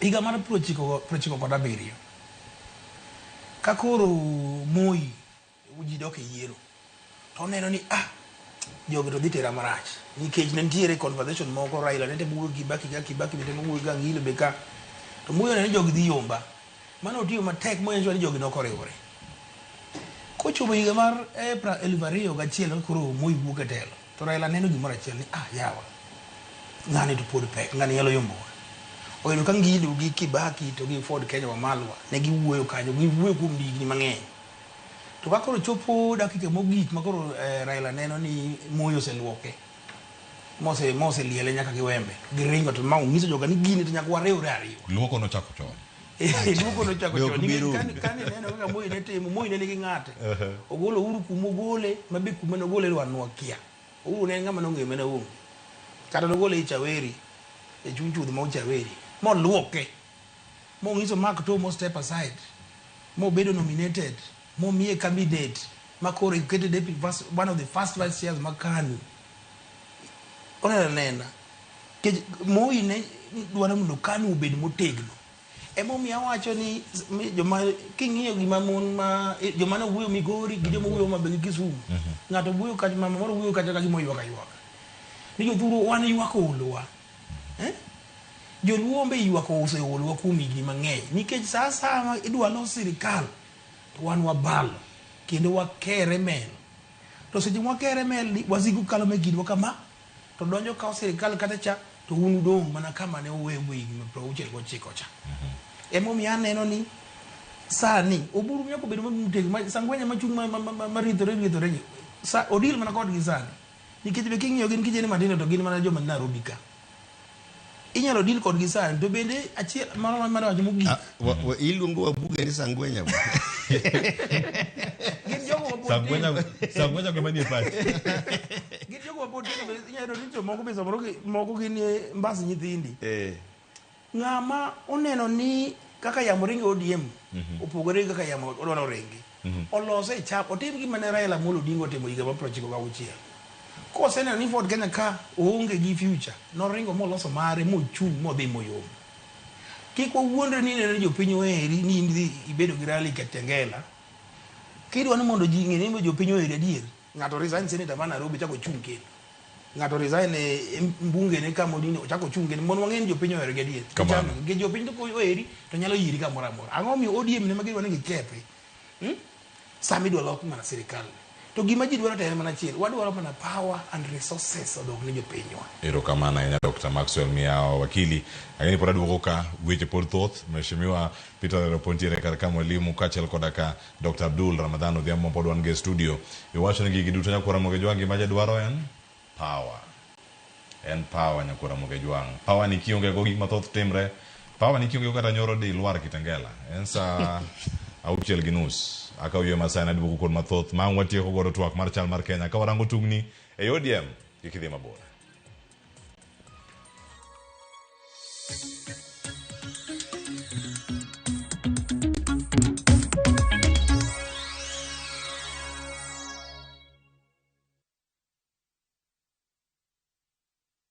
Chakre Donam Lulwe, nyaka enderni mag boma maduong', pesa ka pesa nigi sigande. Kae en kardak mar joloko hala. Growth wa mostly bedo attributed to consistency and hard work. Kokalo kuom jo ohala manyiso rieko margi e ohala mopogore opogore.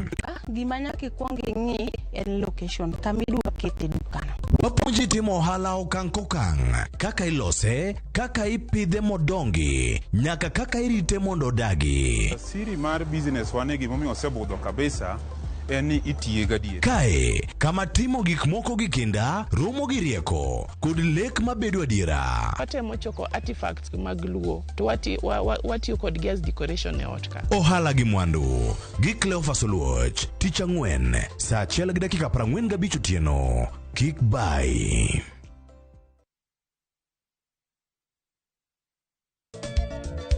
Machigni nyakoro monga jwange chenro mar ngoma owake. Wok ticha kelo ni mix bokwe. Kaito tichario. Reggae owake, yani tunaongea na Majar Rastafara.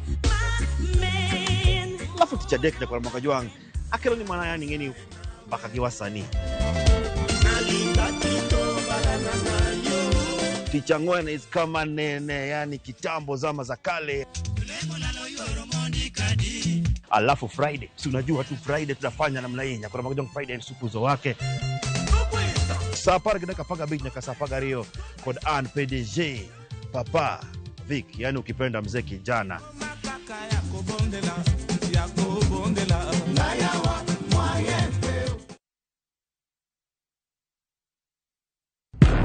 Hera, Andoga, Adira. Na ye kodi.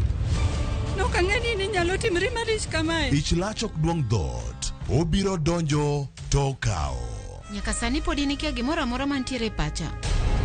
Hera miyo ng'ato bedo gi teko mar timo gimoro, kendo nyalo lokore pap mar lweny. Odni opong'o mana hawi marach lilo. Makruok gi ng'ato nigi nengo mare. Ing'eyo gimarach kodi en ni onge ng'ata piny kama da bedo gi wat kodi. Oromoniti. Remo biro yiero bedo kor kang'a. Kata kapo nuanjo kor gi nyako, mano konyiso nuan waongero tiro mekwa, omiyo anabiro chung kode. Onge gima siko kopondo nyaka chieng'. Sama dera chiegni, gik moko duto wang'. Sanju gida jiven ng'ata chieng'. Wae donga wache dier. Parineti. Wuok tich nyaka ngeso. Saa 2:15 otieno.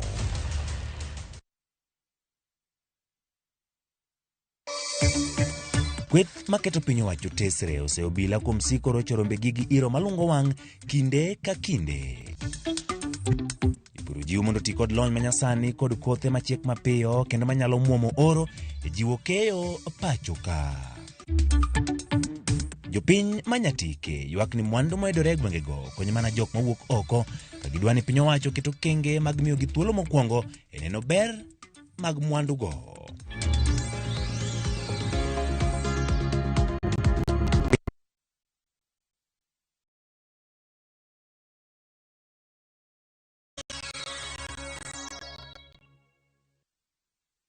Erokamano ahinya, wantiere kaunti ma Mombasa kumodichi makawuono ni adwani bende wawinja ne pach jodak e kaunti ni kotenore kod siasa mag ODM. Owuone gi moko kuom gi kaendi machiegni.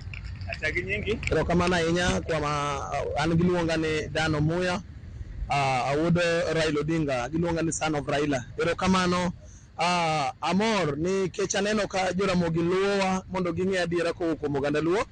Adwa na wuoyo e wach mar ODM Mombasa kae, to ODM Kenya mangima. Raila Odinga kanyocha tho, nyocha waneno ka Raila olwar piny, to Raila chalo ng'owo kolwar piny, yath maduong' kolwar piny to winy nyaka chandre ka wanyocha gipiye. Ne waneno gini kuom Jaramogi kanotho ne en gi Ford, moweyo Wamalwa kijana. To ne waneno kokawo chando Wamalwa kijana sana, mane winjruok ne onge, Raila nowuok modho chako party mare mar ODM. Raila nokelo ganda luo karachiel. Nokawo Raila Odinga higni 2. Makata no jaduong' owadwa baba wa Oburu Odinga dhi kawe ndalo mathoth mondo oriw oganda luo to oriw oganda jo Kenya mag ODM. To kech wang'eyo no ODM en jo Kenya, to jo Kenya gin ODM. ODM en party maduong'. To gima nyalo wacho mondo adhi kadhi ng'wech ahinya ni ODM nitie kae to dak, ODM ok dhi kamoro. En mana koso winjruok matin. Nikech wang'eyo ni wuon dala kotho, nyithindo nyaka chandre. Nyithindo nyaka chandre, to walamo mondo nyithindo obed mos, mondo jodongo gi onyisgi yo ma gidhigo. Kech kita kwaneno nyocha kanene joneko bedo piny momiyo Oburu gini. Ne waneno ka jagoro marwa maduong' Edwin Sifuna jok manene miyo Oburu list barua misomo kane gimiye Mombasa ka. Kane joneko luongo Oburu ma Nairobi, Sifuna ema nobiro go Oburu mbele makiluwo kuku mos maber. To waneno ka Sifuna ema koro nego beno wacha waluwo. Ndo penjo ja owadwa ang'o motimore ma ine menini chako gini titieko gini sindano go igi kanyo chuo igi kanye katieko wacho mana no ODM bedur mos kwa no oriwore kod ng'ane no Orengo kod Anyang' Nyong'o mago chuondi madongo mani ODM mondo gibedi gimoro achiel kod Gladys Wanga mama no chair lady jakom mane Raila owenwago mondo gilos weche maber wane kaka weche biro thi. To kika giwinj weche mag Uhuru Kenyatta mano president manosebede to nowacho ni miyo Raila loch, to loch notame miyo Raila. Sani koro ofel Raila, koro odwa tungo koro jango jo ODM kik wayie. Mana kaka iwinjo janeno mar Ramogi mago mana pach moko kuom jodak e kaunti ni ma Mombasa kata manyisowa pachgi e wi weche mag siasa to chutho mago motenore kod duond bura mar ODM. George Aoko, Ramogi TV, Mombasa. Na leo hii tunapoangazia masuala ya chama cha ODM na mizozo inayoendelea ya uongozi katika chama hicho hapa katika kaunti hii ya Nyamira, tuungana na baadhi ya wakazi wa kaunti hii ili nao watueleze, je, kule kuondolewa kwa Edwin Sifuna kama katibu mkuu wa chama cha ODM kutakuwa na athari gani kwa chama hicho? Sisi tunajua kwamba kuna mrengo ya viongozi na kuna mrengo ya wanachama. Ukiangalia mrengo ambaye inaongozwa na kinara wa ODM Oburu Odinga, na hata sisi wananchi hatujajua mwelekeo ni mpangilio gani walitumia kumchagua kama kinara wa ODM. So mimi kimani yangu kwamba naona hii mrengo iko miwili, kuna mrengo ya viongozi na mrengo ya wanachama. Na mrengo ya wanachama imeenda na Sifuna. So sioni kama ODM inaelekea mahali. Naona vijana watafika mahali wataelewana na watatengeneza mrengo yao ambayo ni ODM asili na ambayo itakuja kutetemesha siasa ya Kenya hapa mbeleni. Kwa maoni yangu ningesema ya kwamba Edwin Sifuna aking'olewa, Edwin ni mwana youth. Kwa hivyo na wana youth wote wameng'olewa katika ODM. Kwa hivyo hii kazi wanafanya ni kazi ya bure kabisa. Edwin Sifuna papa alimwacha kwa hii kiti na ako na nguvu. Na vijana wote wako nyuma ya Edwin Sifuna. Kwa hivyo wakimng'oa ODM imeisha. Haitarudi tena. Lakini hata wamng'oe wasimng'oe. Sasa mimi kama Mkenya, kama mwanachama wa ODM, hata mimi nitaama huko mara moja. Kwa hivyo sitakubali kukaa huko. Chama cha ODM vile Raila alikufa na ni kama chama ya ODM pia, wasipoweka nyumba yao kwa hali nzuri, ODM nao itagawanyika. Ukiangalia party leader ni 80 years old. 80 years old wanabishana na youths ambao ni akina Sifuna, akina Babu Owino, akina Ososi na hawa akina Caleb Amisi. ODM wacha wake nyumba yao in order.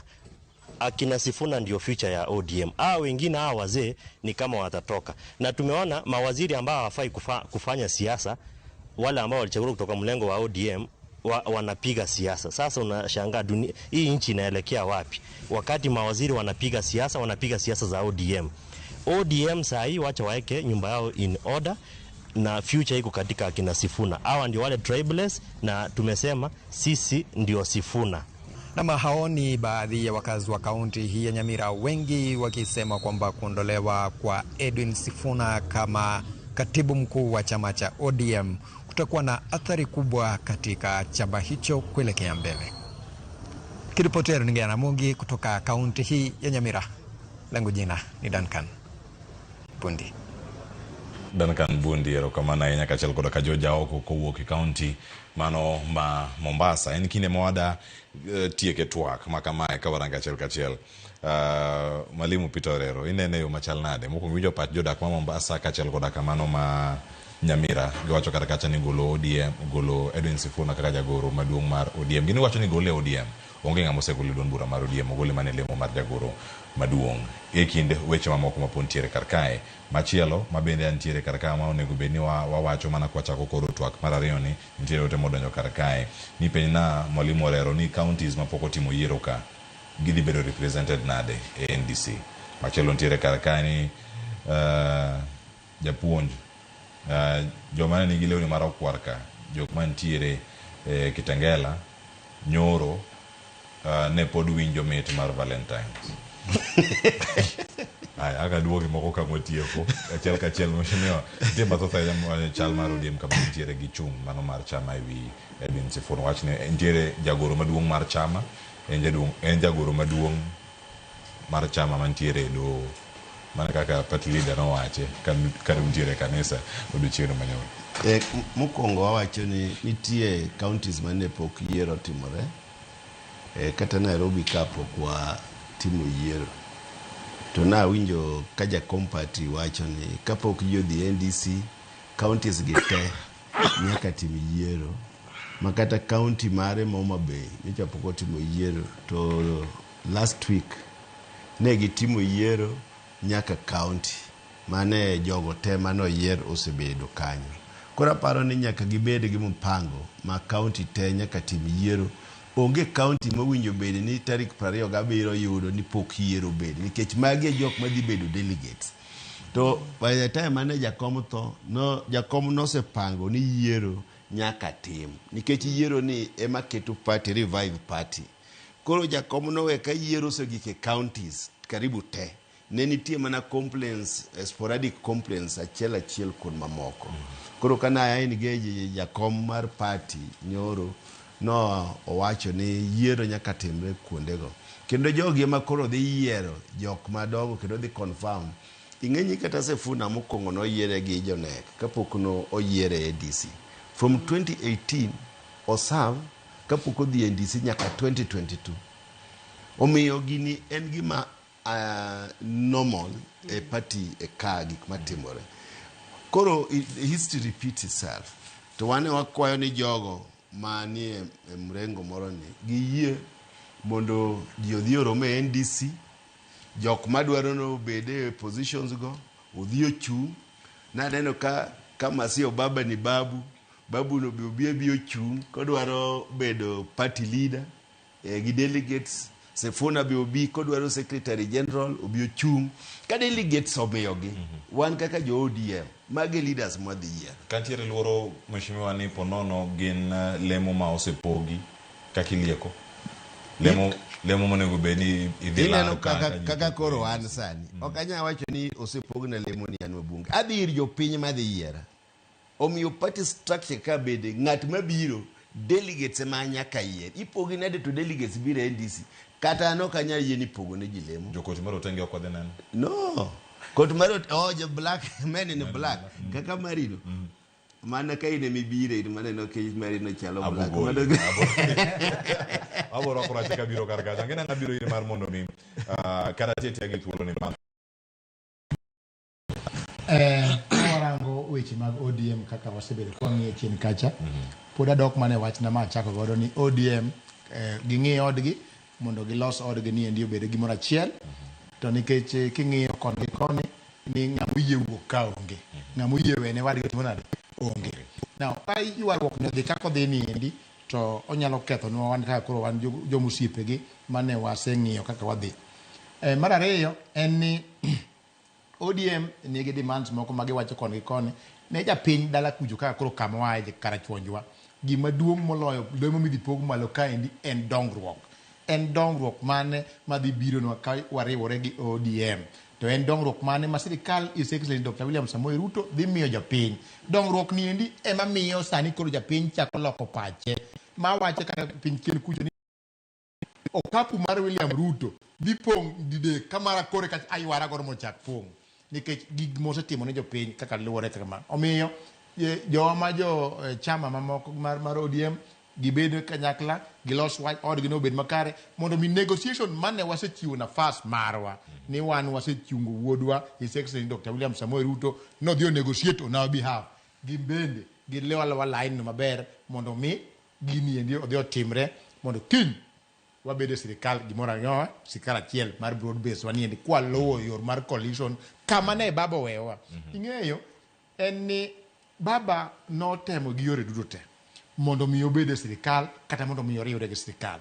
Ineno ko oriwre gi Moi ne ok odhi maber, oriwre gi Kibaki ne ok odhi maber, oriwre gi Kenyatta ne ok odhi maber, nyaka Dr. William Samoei Ruto ne Thurwa piny lokore ma king'iyo kuonde moae ka wuoyo kata mane karachuonjwa iyudo ka weche mag stima gi koro dwa chako donjo kanyo maber, weche mag barabara mano osechung donjore, weche mag administrative units gi mag DC chief ka ng'ogi nigi medore, gik moko dhinwa maber.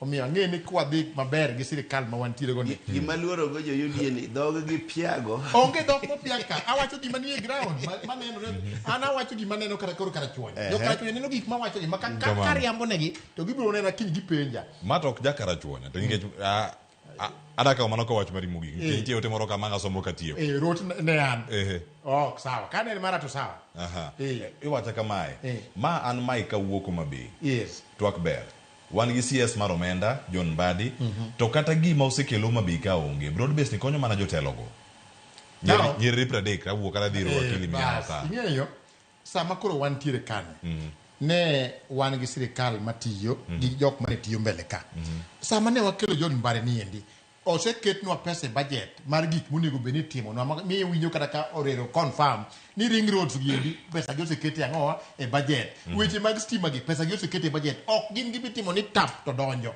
mae endi timore mane kech atade ni kache budget committee to chwalo ne Mbadi to Mbadi kete pesa kanyo to pesa timo nade pesa biro bedu mana mos gigi dhi matiekre masani onge project mora mora kata chiel mane sirikal ochako madhi chung ero kamano mane wacho ni e power mawadwaro mane power midwaro wakili miya wantiere rika to wach mari mugik sadhi kaka rumo to mar twak UDA di twak gi ODM momakore kosumo pogore to gichopo kama chal nade mane mobedo wach mari mugik bende kawacho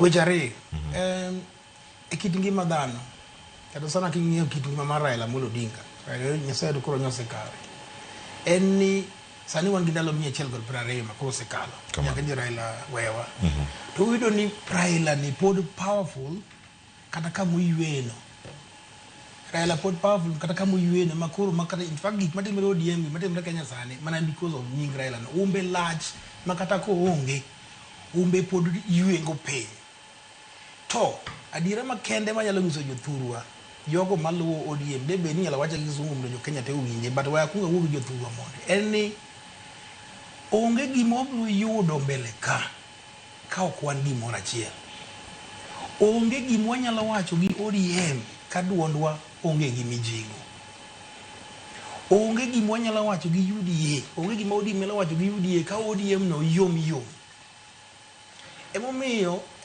adwara nuo duond daktari kachacha nikech jomoko nyalo penjore ni broad base ni kare konyo mana jogo mani malo kanyo sirikal ok ti kamano ni kawuono in minister kiny ineno ka igeda ke gik moko timre mos nikech mokwongo nyaka udhi muket pesa ma pesa ni be wabunge twage kokineno ni pesa ni odhi area mane to odhi area mane adiera makende nu neno ni Raila nyaka orore gi Kibaki mokwongo ni ito ndara mana kwongo ger en ndara mane wuoko mabe mochopo katito to gigi timo mana mos gi ok tim dichiel koro miyo jothurwa beda mos to kadipo aneno machienglo gi tunglo matimre ODM kagi matimre je mag siasa wane moinyowa ket odhi inyowa wan kendwa wawegi kendo wabiro yudo ka koro wan waonge sirikal ka ok watang jothurwa wabiro bedo mana e koyo mosebede kuom higni mang'eny walokuru pachwa wabed gi gimoro achiel erokamano ahinya Mheshimiwa Orero mwalimu wach mari mogik nyiriri 30 kae ikona kanisa orumo achiel kachiel kama nitie ka wach mari mogik agombo mana ni wan kaka jo ODM party mokwongo kwayo mara ni wadhi watim NDC nikech tulo mawuok gi te wacho ni NDC ne okoyiero party leader. Koro kwase dhi NDC kacha gidhi confirm party leader. To ng'ata madwa chung bende kaka party leader oyiene mondo odhi ochung NDC. Kendo mar ariyo wakwayo ni joweng'enyi gima thago wahero joma wacho kisungu mang'eny. Diere moro nitie ng'ato ma wacho kisungu mang'eny iluonge wuoyo kata UN kon.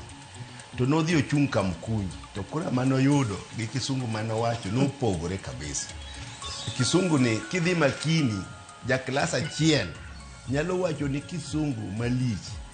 To koro mano is not a measure of intelligence. Siasa waka dwaro wisdom.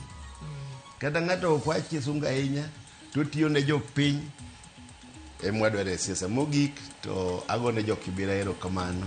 Gine momiyo biro ka kendo gine matiyo negi. Erokamano ahinya Mheshimiwa Peter Orero. Dr. Abdul Ramadan Odhiambo Tingamalo. Erokamano kuom bedo kodwa kar kae. Dr. Maxwell Miyawa wakili erokamano kuom bedo kodwa bende odiochieng' makawuono. Chenro mar mbaka oromo. Anyinga Cleophas Oluoch jakisumo kanyo kwar mokiewo nyaka sangwe lojo go duto mokelo chenro makawuono mar mbaka oromo. Chal mar Kenya ochopo kare wagonu erokamano. Awel weto chieng' manyo madhi bedo ka kelni weche manyien mag migago ikete mana kar ka orit masani kinyo warade chal mar Kenya okinyi saa 1 nyaka saa 3 chenro mar upiny orit masani.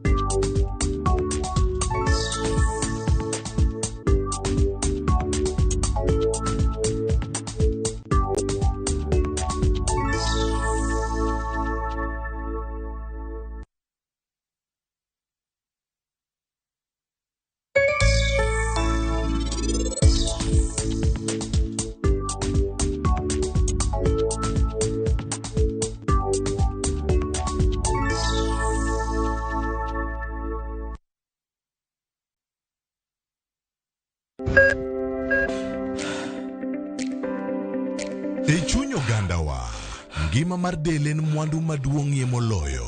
Mondo tekruok mar dende obed maber, ok gin ga gik matek. Gin gik miluongo ni lifestyle. Manyiso ga jotuo ni gigi ok gin gik minyiewo, gin na gik mitimo. We bedo gi kiawa, kendo chak bedo gi ng'eyo. Nachako chemotherapy. Side effects nen, yier wi nyaka lwar, constipation. Seriously. Warwaki e penj laktar, ma en tudruok gi lakteche molony. Isamitir jahocho cha nyaka ibed ni iseng'eyo ni mae shida ma an godo to adwa kony. Chakre weche thieth kod chiemo mar mine mayach nyaka weche thieth mag tuoche masiko. Wakelo od thieth e od dak. Tuo mar rheumatic heart disease ni landore sana e gwenge ma poverty nitiere. Riwri gi Ruth Otieno wuok tich nyaka tich abich saa 12 odhiambo.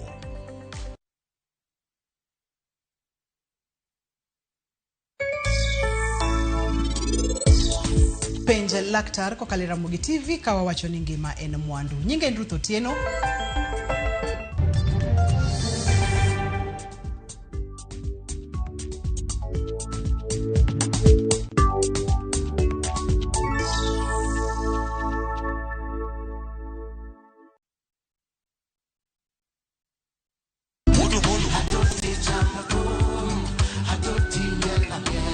Woktich ka woktich wakelo ni don ya wotonagi. Kabende tichario katichario nyakurunga juang en odiochieng' mar yuto mari. Chieng' tichadek nyakurunga juang en odiochieng' mar mine nyalo kachiel koda weche hera. Awendo kachopo tichang'we nyakurunga juang wakelo ni kama nene yani TBT kod thumbe mamit mokalo. Furahi the edition and thum kaliech. Loso kapuoyo nyakurunga juang. Ka wakelo ni jothumbe mopogore opogore. Kanyo ndio bende wakelo ni gimiluongo ni Ben Yawa.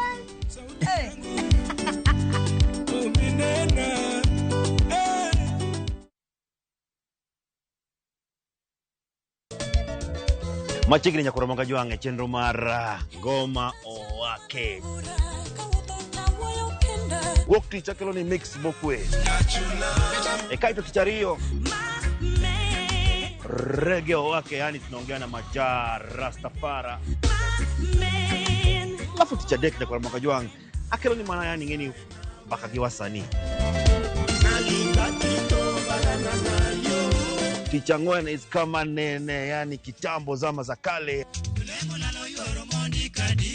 Alafu Friday, si unajua tu Friday tunafanya namna hii, kuna magojong Friday and supuzo wake. Sapara kidaka paga big nyaka sapaga rio kod an PDG Papa Vic, yani ukipenda mzee kijana.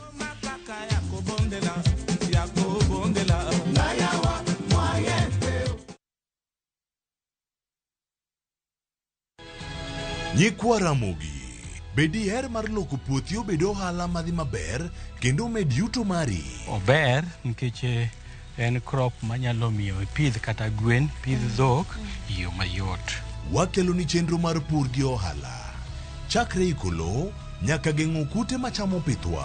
Pur mar nyanya nyaka ing'e tuoche mag nyanya mokwongo. Mar ariyo nyaka ing'e yedhe migoye nyanya. Puonjri yore mabeyo kendo manyasani mondo imed keyo mari.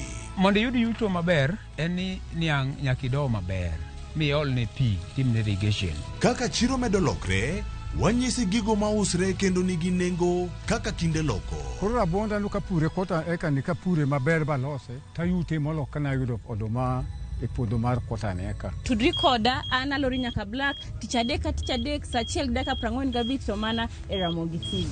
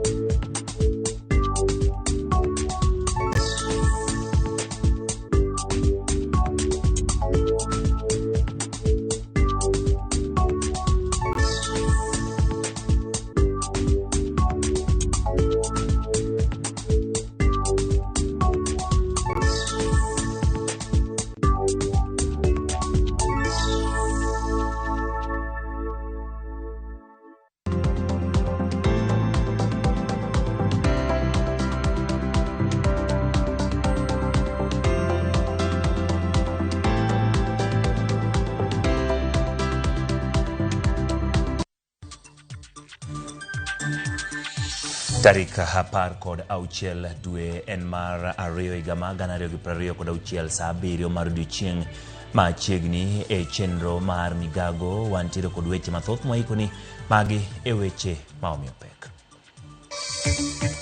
Kweth maketo piny owacho tesre oseobila kuom siko rocho rombe gigi iro malungo wang' kinde ka kinde. Jiwo mondo ti kod lony manyasani kod kothe machiek mapiyo kendo manyalo muomo oro e jiwo keyo pacho ka. Jopiny manyatike ywak ni mwandu moedore e gwengego konyo mana jok mawuok oko ka gidwa ni piny owacho keto kenge mag miyo gi thuolo mokwongo e neno ber mag mwandu go.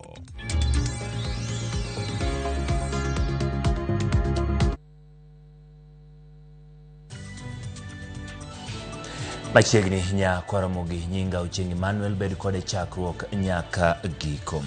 Kama chako en ni jotelo maketo piny owacho tesre medo se apisas mag obila kuom ketho kendo donjore gi romo mag siasa ahinya to ka gitiyo kod iro malungo wang' kuom jotelo kod jopiny moyuoro e rombego ka gitwa kod jofwambo tok se ogaye mar obila e apisi mare boma ma Nairobi giango ni ogaye mar obila Douglas Kanja oserem timo tijene kaka dwarore maketo arita kod kwe e rombe gi mag siasa. Tulikuwa tukitarajia kwamba leo hii tutapata ripoti kwamba wamekamatwa, wamepelekwa mahakamani ama hatua zozote zile ambazo mkuu wa idara ya polisi angesema. Lakini maajabu ni kwamba yeye na timu yake hatukuwapata. Nadhani vizuri kusema kwa sababu ukiondoka bila taarifa ni kwamba ameepa. ameepa kikao muhimu sana ambacho kinahusu usalama wa kila mwananchi wa Kenya. Jana tu peke yake tuna habari kwamba watu wawili wameuawa Kitengela na wengi wameumia sana, kwa mkutano ambao ulikuwa unajulikana na polisi kwamba utakuwa ukiendelea. They are here today and the IG is not here. Not even DIG Langat is here. Not even DIG Masengeli is here. They have all taken off.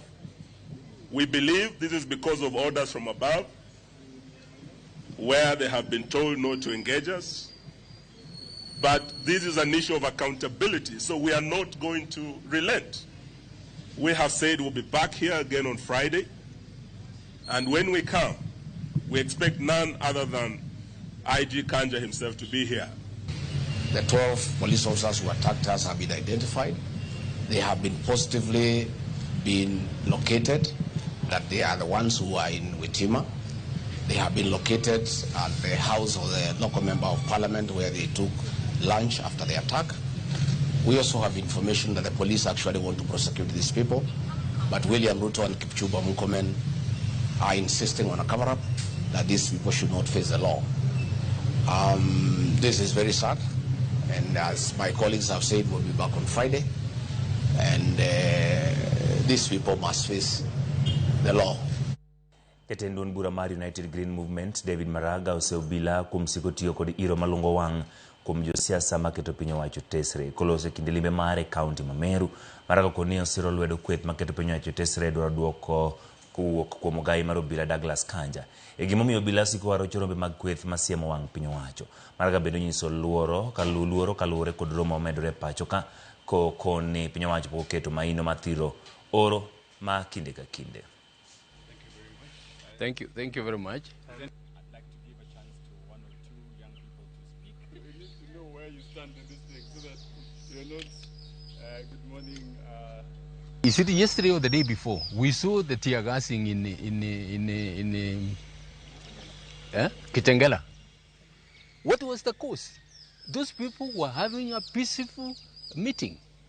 There was no cause whatsoever. There was no breach of peace whatsoever. The government has just panicked, and that tells you what is happening. I stand firmly with the united opposition in condemning the tear gassing of gatherings, the tear gassing particularly of churches.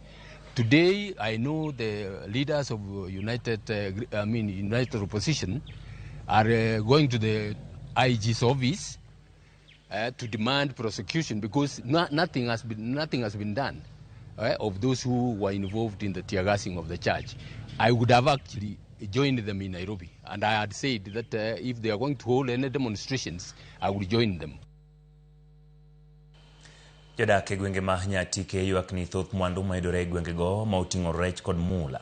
Konyo mana ji mathoth mawuok oko mar sub-county noga koro gidwaro mondo piny owacho oketo kenge maneno ni mwandu gi okonyo gi jafwambo marwa George Juma miwa mathoth.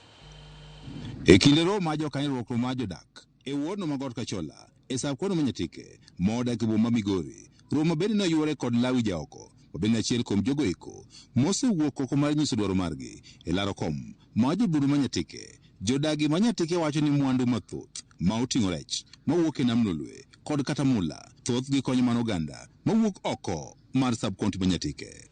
Dhuge mang'eny wuok oko itero ge pinje moko iyang'o gi kuro gikonyo joma ne kono. Wan kaka jo Nyatike wadong' ma kata kaka wanyalo timo mago onge. Ne wagombo kata ne wadiscuss kama ne wadwaro ni mondo wachak some industries moko ka modhiang' wanyalo yang'o ka recho wanyalo dang'o ka koka watere oko. Sama itimo mano biro yudo ka job opportunities ma jowa samoro ywago ni onge.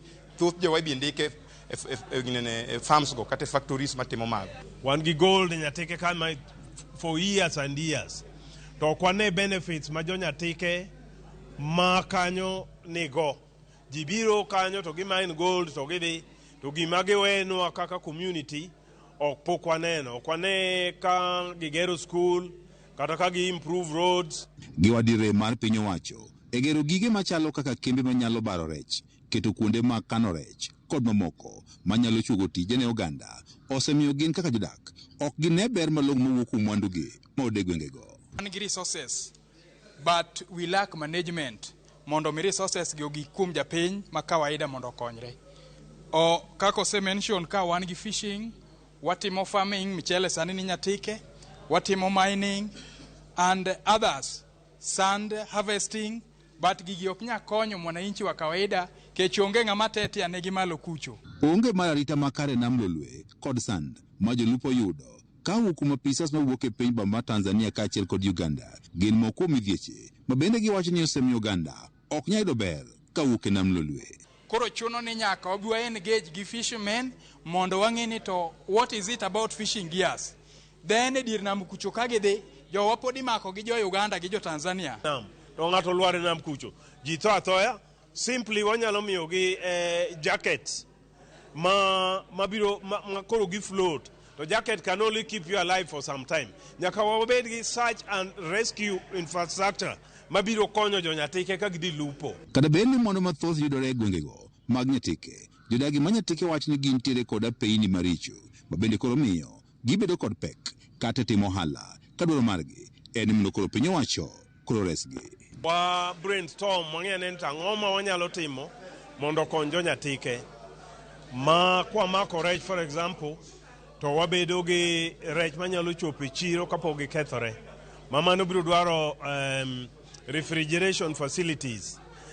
Ok Nyatike kuonde te nigi sitima to wabiro dwaro power mondo wabed gi refrigeration. Koro ne wa strategy ni to ere kaka gini some of this money can go back to help the communities. Kaluwore kod oro ma kinde ka kinde jodagi ma Nyatike e kind romo margi bende dwaro mondo koro piny owacho koro med kunyo yewni bende koro nyalo miyo gi pige ma ginyalo tiyo godo e chendego mag pur. Nyatike wapuro gik mopogore opogore to en rain fed, en wapuro mana ka koth ochwe to wadwaro yo moro ma ji nyalo puro kata ka koth onge. Sani opon nyoro ji puro to opon otho nikech koth onge. So we want a way ma ji nyalo timo go irrigation, dams mano bedo built nyalo bedo inyalo los kendo mosetwo mondo wang'iyane kaka jo Nyatike nyalo konyore. George Juma, Ramogi TV, Migori. Jatend riwruog jopuonj ma Kuppet e alwora ma Bungoma onyiso chiedh nadi ma jopuonj kadhoe ka gimanyo chenro mag thieth ka ochunogi mondo mi giwuoth e kinde mathoth nyaka e boma ma Bungoma. Gimedo wacho ni okuma mar thieth nyaka sani ni kod chiedh nadi matamogi tiyogo. Sani koro gidwaro mondo piny owacho ochwal kony madwarore ne jopuonj.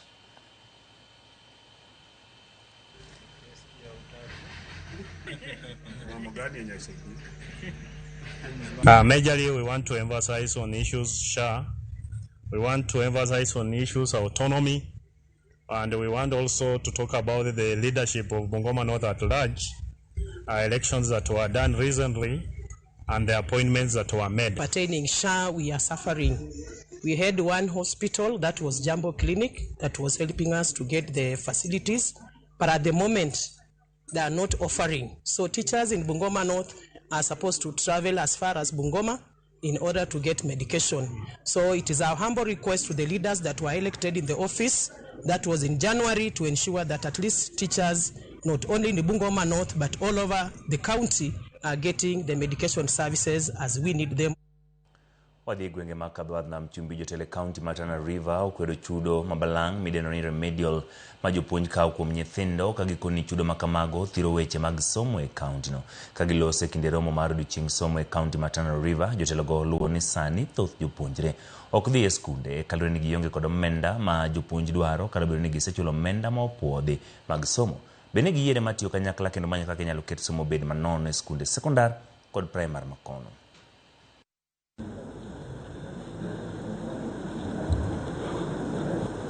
Ya pesa inapewa shule. Sisi tunataka, hatusemi hapa kuwalaumu walimu, tunataka tukae because we are all in that sector, tukae chini tuone how the best way we can keep our children in school. Ili wasome from day one up to the last day wafanye vizuri. Walimu wa provide information ya kwamba mimi nikipata pesa kiasi fulani, mtoto sitawahi kumfukuza kutoka kwa shule.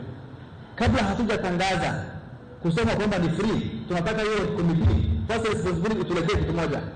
All schools in Tana River ni wangapi wanasoma day schools, ni wangapi wanasoma secondary schools, boarders. Baada ya hapo, how many capitation is received from the national government? Ukimaana sio, tujue expense ya shule ilikuwa ni ngapi. Garseni ni over 5,000 students. Galole ni wangapi? Bura ni ngapi? Ukichanganya hata hatufiki 14,000. Huko kwa Ndindi Nyoro watu wanafunzi ni 12,000. Wale wa secondary. Sasa ni nini shida gani iko hapa? Pod wantiere weche mag somo jodak e alwora mar kar chieng' bura ma Lamu East ywak ni somo e thoth skunde ma kono dhi podho poni ok manyo mar reso jopuonjre mag koni sombgi dok piny kaka higa medo sudo. E skunde mag sekondari auchiel ma okawe ripot man kod jopuonjre mariyo gi 50 e kar chieng' burano e duoko ma piny ma higa mokalo. 100 ne yudo grade mar E, gino ma duoko chuny jonyuol piny kod jopuonjre mamoko ma pod wuok piny ka koro e romo manokelo kanyakla jolony weche mag somo e kaunti no gidwaro mondo mi gichak tiyo kanyakla kod jotelo mondo mi omanyo bugni ma pod mienjo ma duoko somo piny e alworano. Taifa wetu Lamu Mashariki kwa mfano tuna shule 6 za sekondari, lakini utapata ya kuwa badala ya kuziimarisha hizi shule uziekee malabu ya kutosha na malibrary, mbunge aliyoko hivi sasa anajenga shule nyingine ya sekondari akipatia location ya zaidi ya milioni 30 kwa sasa, na ilikuwa yafaa fedha hizi zitumike katika kuimarisha shule ambazo ziko hivi sasa. Kwamba viongozi hawajibiki na sisi, hawana huruma na sisi. Ndio maana kaona hakuna elimu, hakuna chochote, uhuni mwingi. Na huko sisi na inachangia vibaya, maana huko tuko karibu ni mpakani.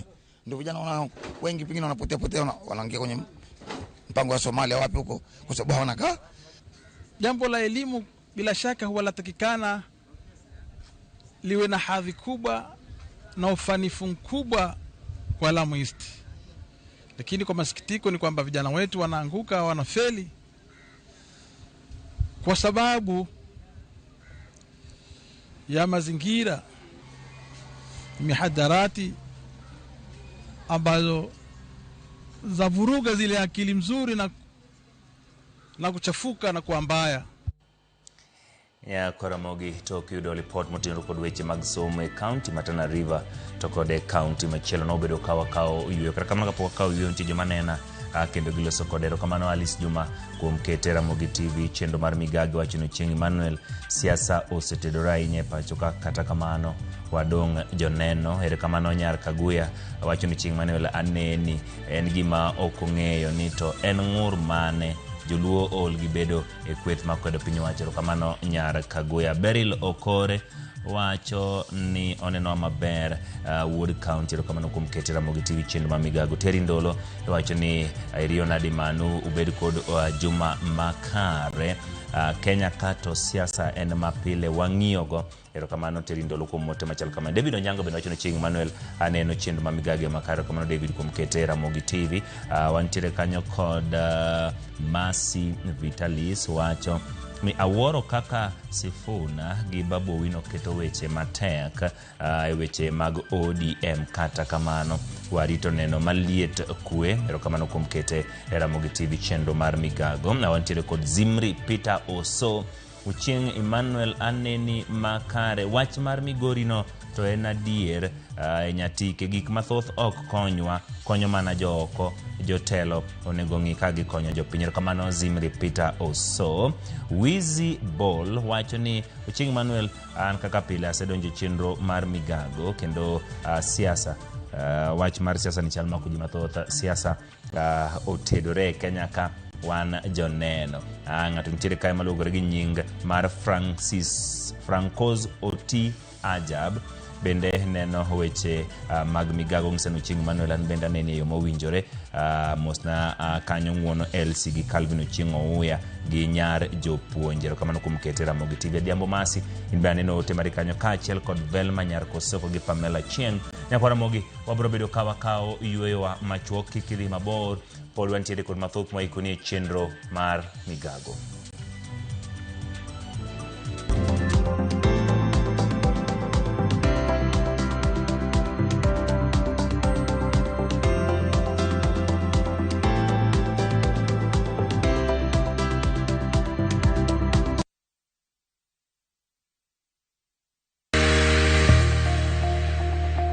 Ng'ato ka ng'ato nigi gima ber mohero.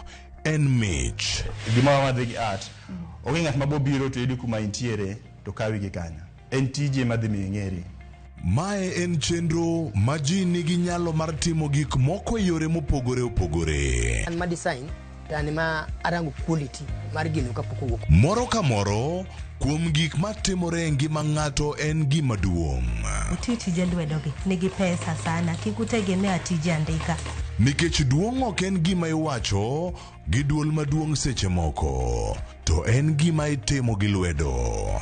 Mi pokni no teko. Time seche te. Pok opogore. Tich Ang'wen, saa 2 okinyi.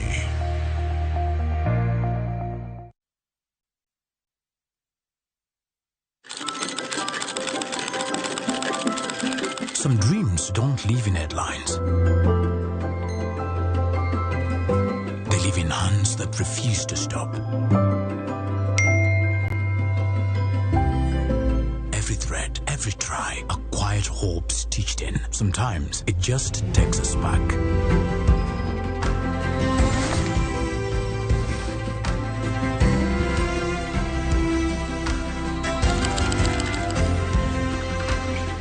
One moment that turns waiting into beginning.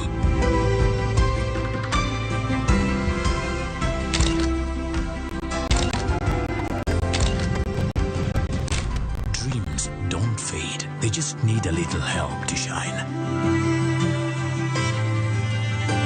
Zenka. The financial spark igniting your dreams.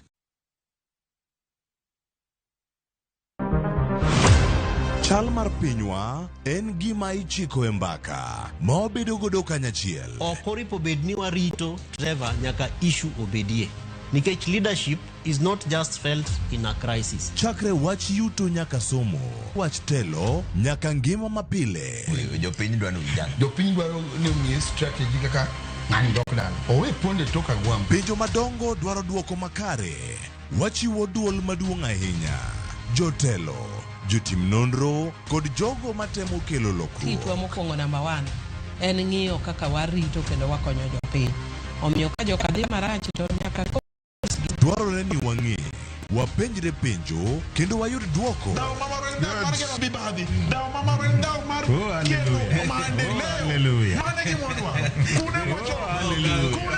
Riuri kod Trevor Ombija, Tich Adek, saa 3 otieno, mana e Ramogi TV.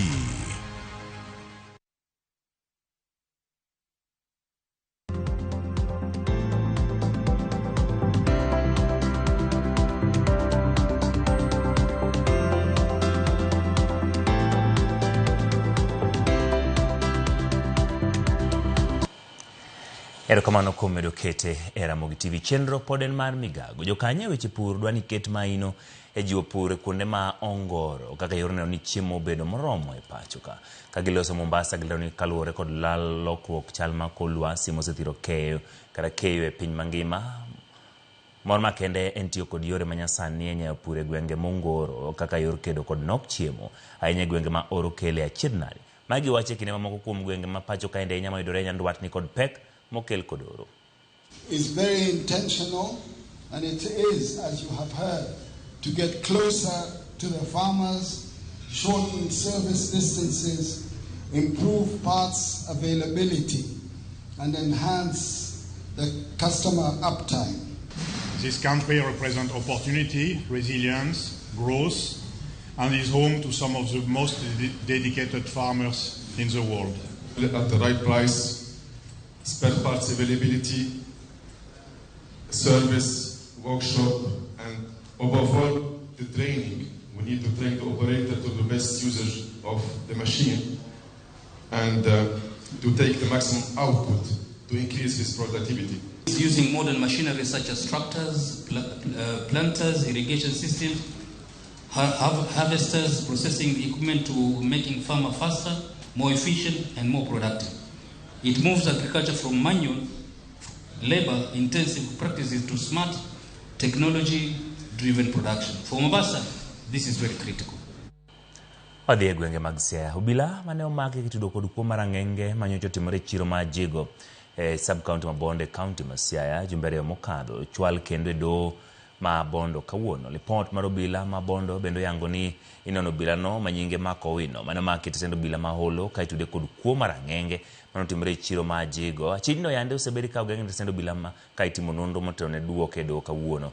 Watudane kod jafambo marwa Steve Biko yor simu mondo mi onyiso kaka burano chal. Steve, erokamano kuom yudo thuolo maloso kodwa e chenro mar migago wantiere e gwenge mag Siaya. Obila ni ma osebedi kitudo kod kuo mag ang'enge mano otimore Jigo mano weyo ka jopiny ywak kendo ne nitiere ng'ur mopogore opogore. Oduoke doho e tielo mar ariyo. Gin ang'o gini mowachi e nyim doho nikech wang'eyo ni apisas mag obila ne okawo kendo nokwayo mondo mi ne migi thuolo momedore mar mondo mi ne gimed geng'one ka gitimo nonro. Gisetieko timo nonro koso oyo?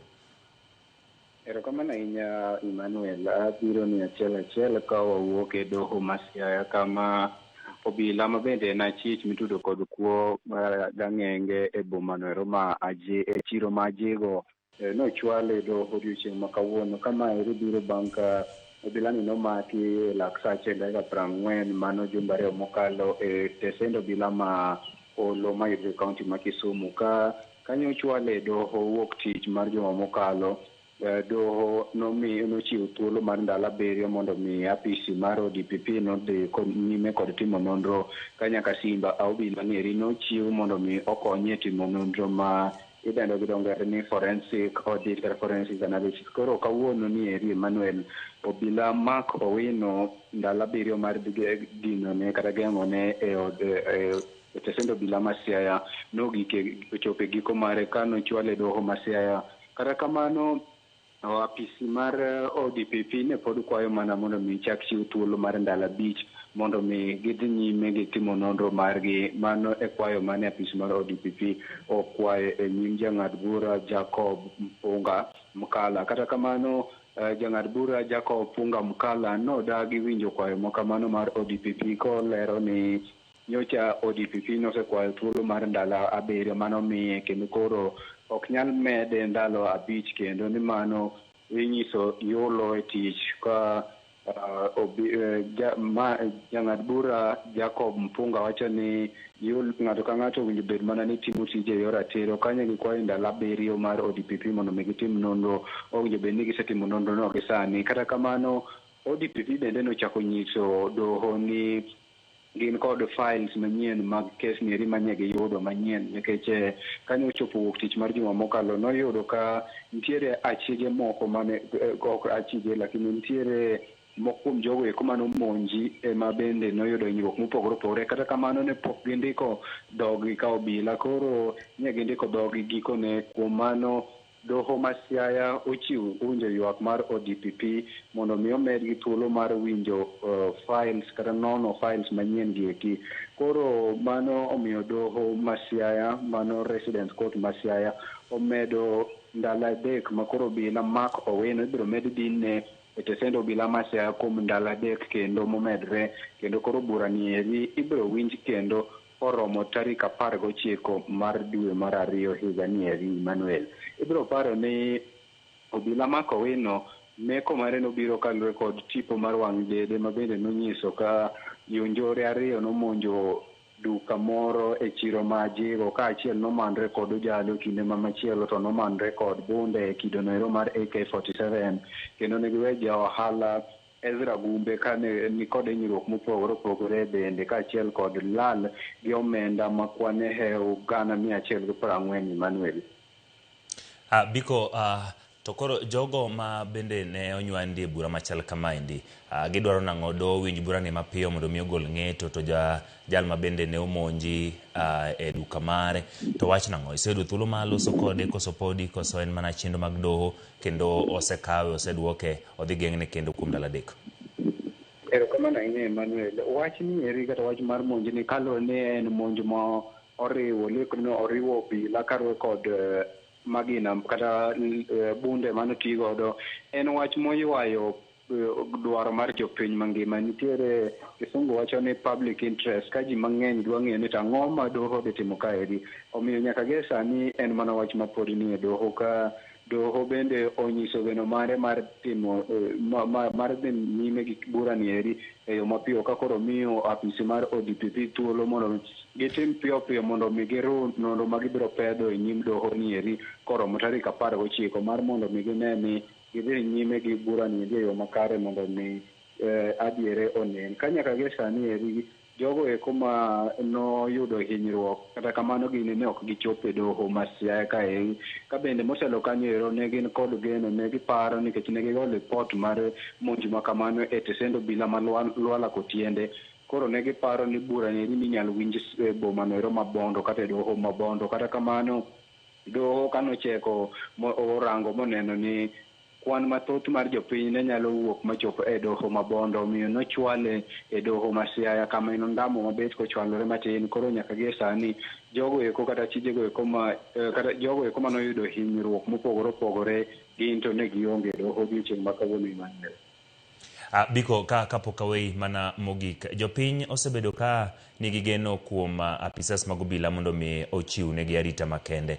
Waseneno ka odiochieng' mokwongo mane ochwale nyim doho ma Siaya ji ne nitiere kod paro mopogore opogore e wi wach mar ne apisas mag obila mondo bed ni chiwo arita kata kamano gin masani gin ma kuom jogo ma seche moko ing'wano kata imako itudo gi weche mag monjo kendo mayo jopiny. Jopiny to wacho ang'o kaachiel kod maybe jok makendo ratiro mag oganda ma bende oyuoro bura machal kama?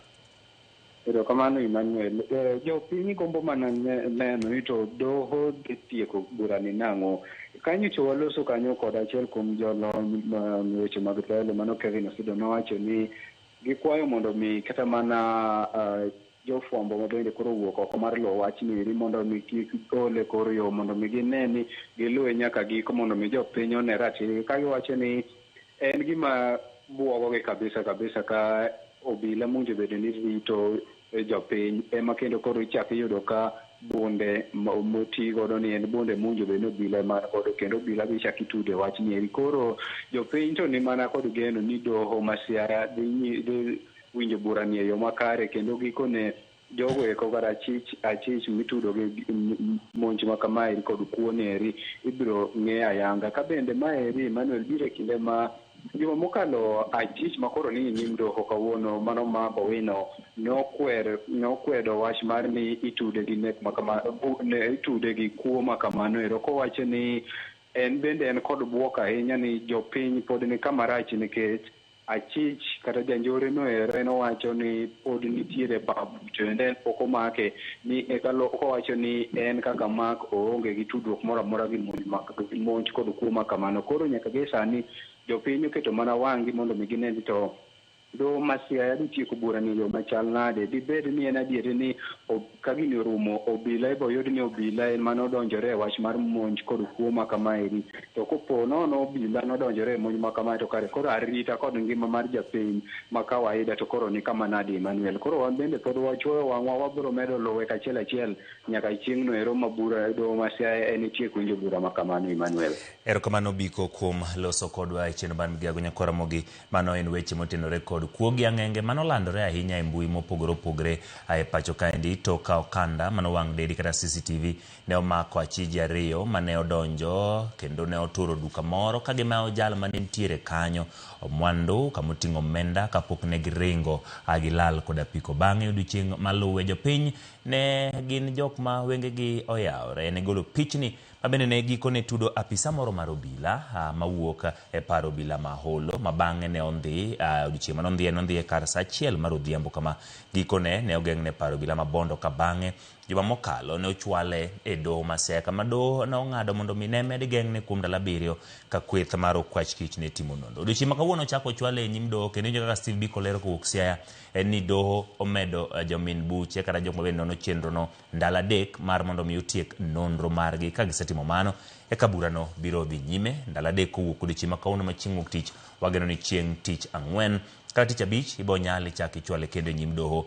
Wabiro bedo ka waluo ni report kata sigana machal kamano. Ka wadhi nyime Piny owacho dhi nyime kod chenro mar yaro chenro mag pur e puodho mag Galana Gulalu kaka yor medo chiemo e pacho ka kendo kedo kod oro masani okwako maleo counties 20 thurka kolose kinde limbe mare Galana Gulalu. Jatend migawo mar weche pi kod kuoyo pi e puothe Eric Muga oyango ni piny owacho medo kenge mag medo ekal 10,000 e puodhono mondo chop dwaro maneno ni pur otime ekal 20,000 Galana Gulalu en achiel kuom chenro ma piny owacho osebedo ka kete maino mar medo kwan chiemo e pacho ka.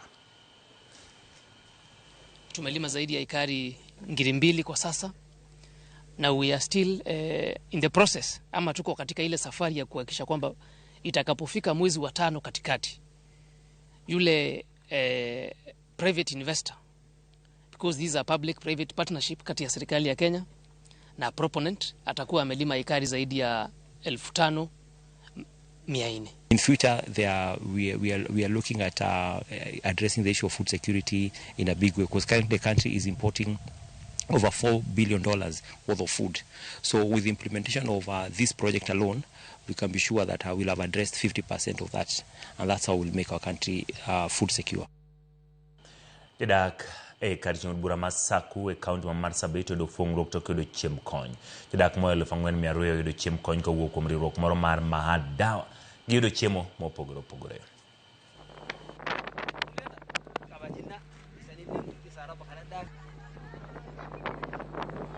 Tumeshukuru wale wametuletea chakula hasa Waislamu na Ebisa.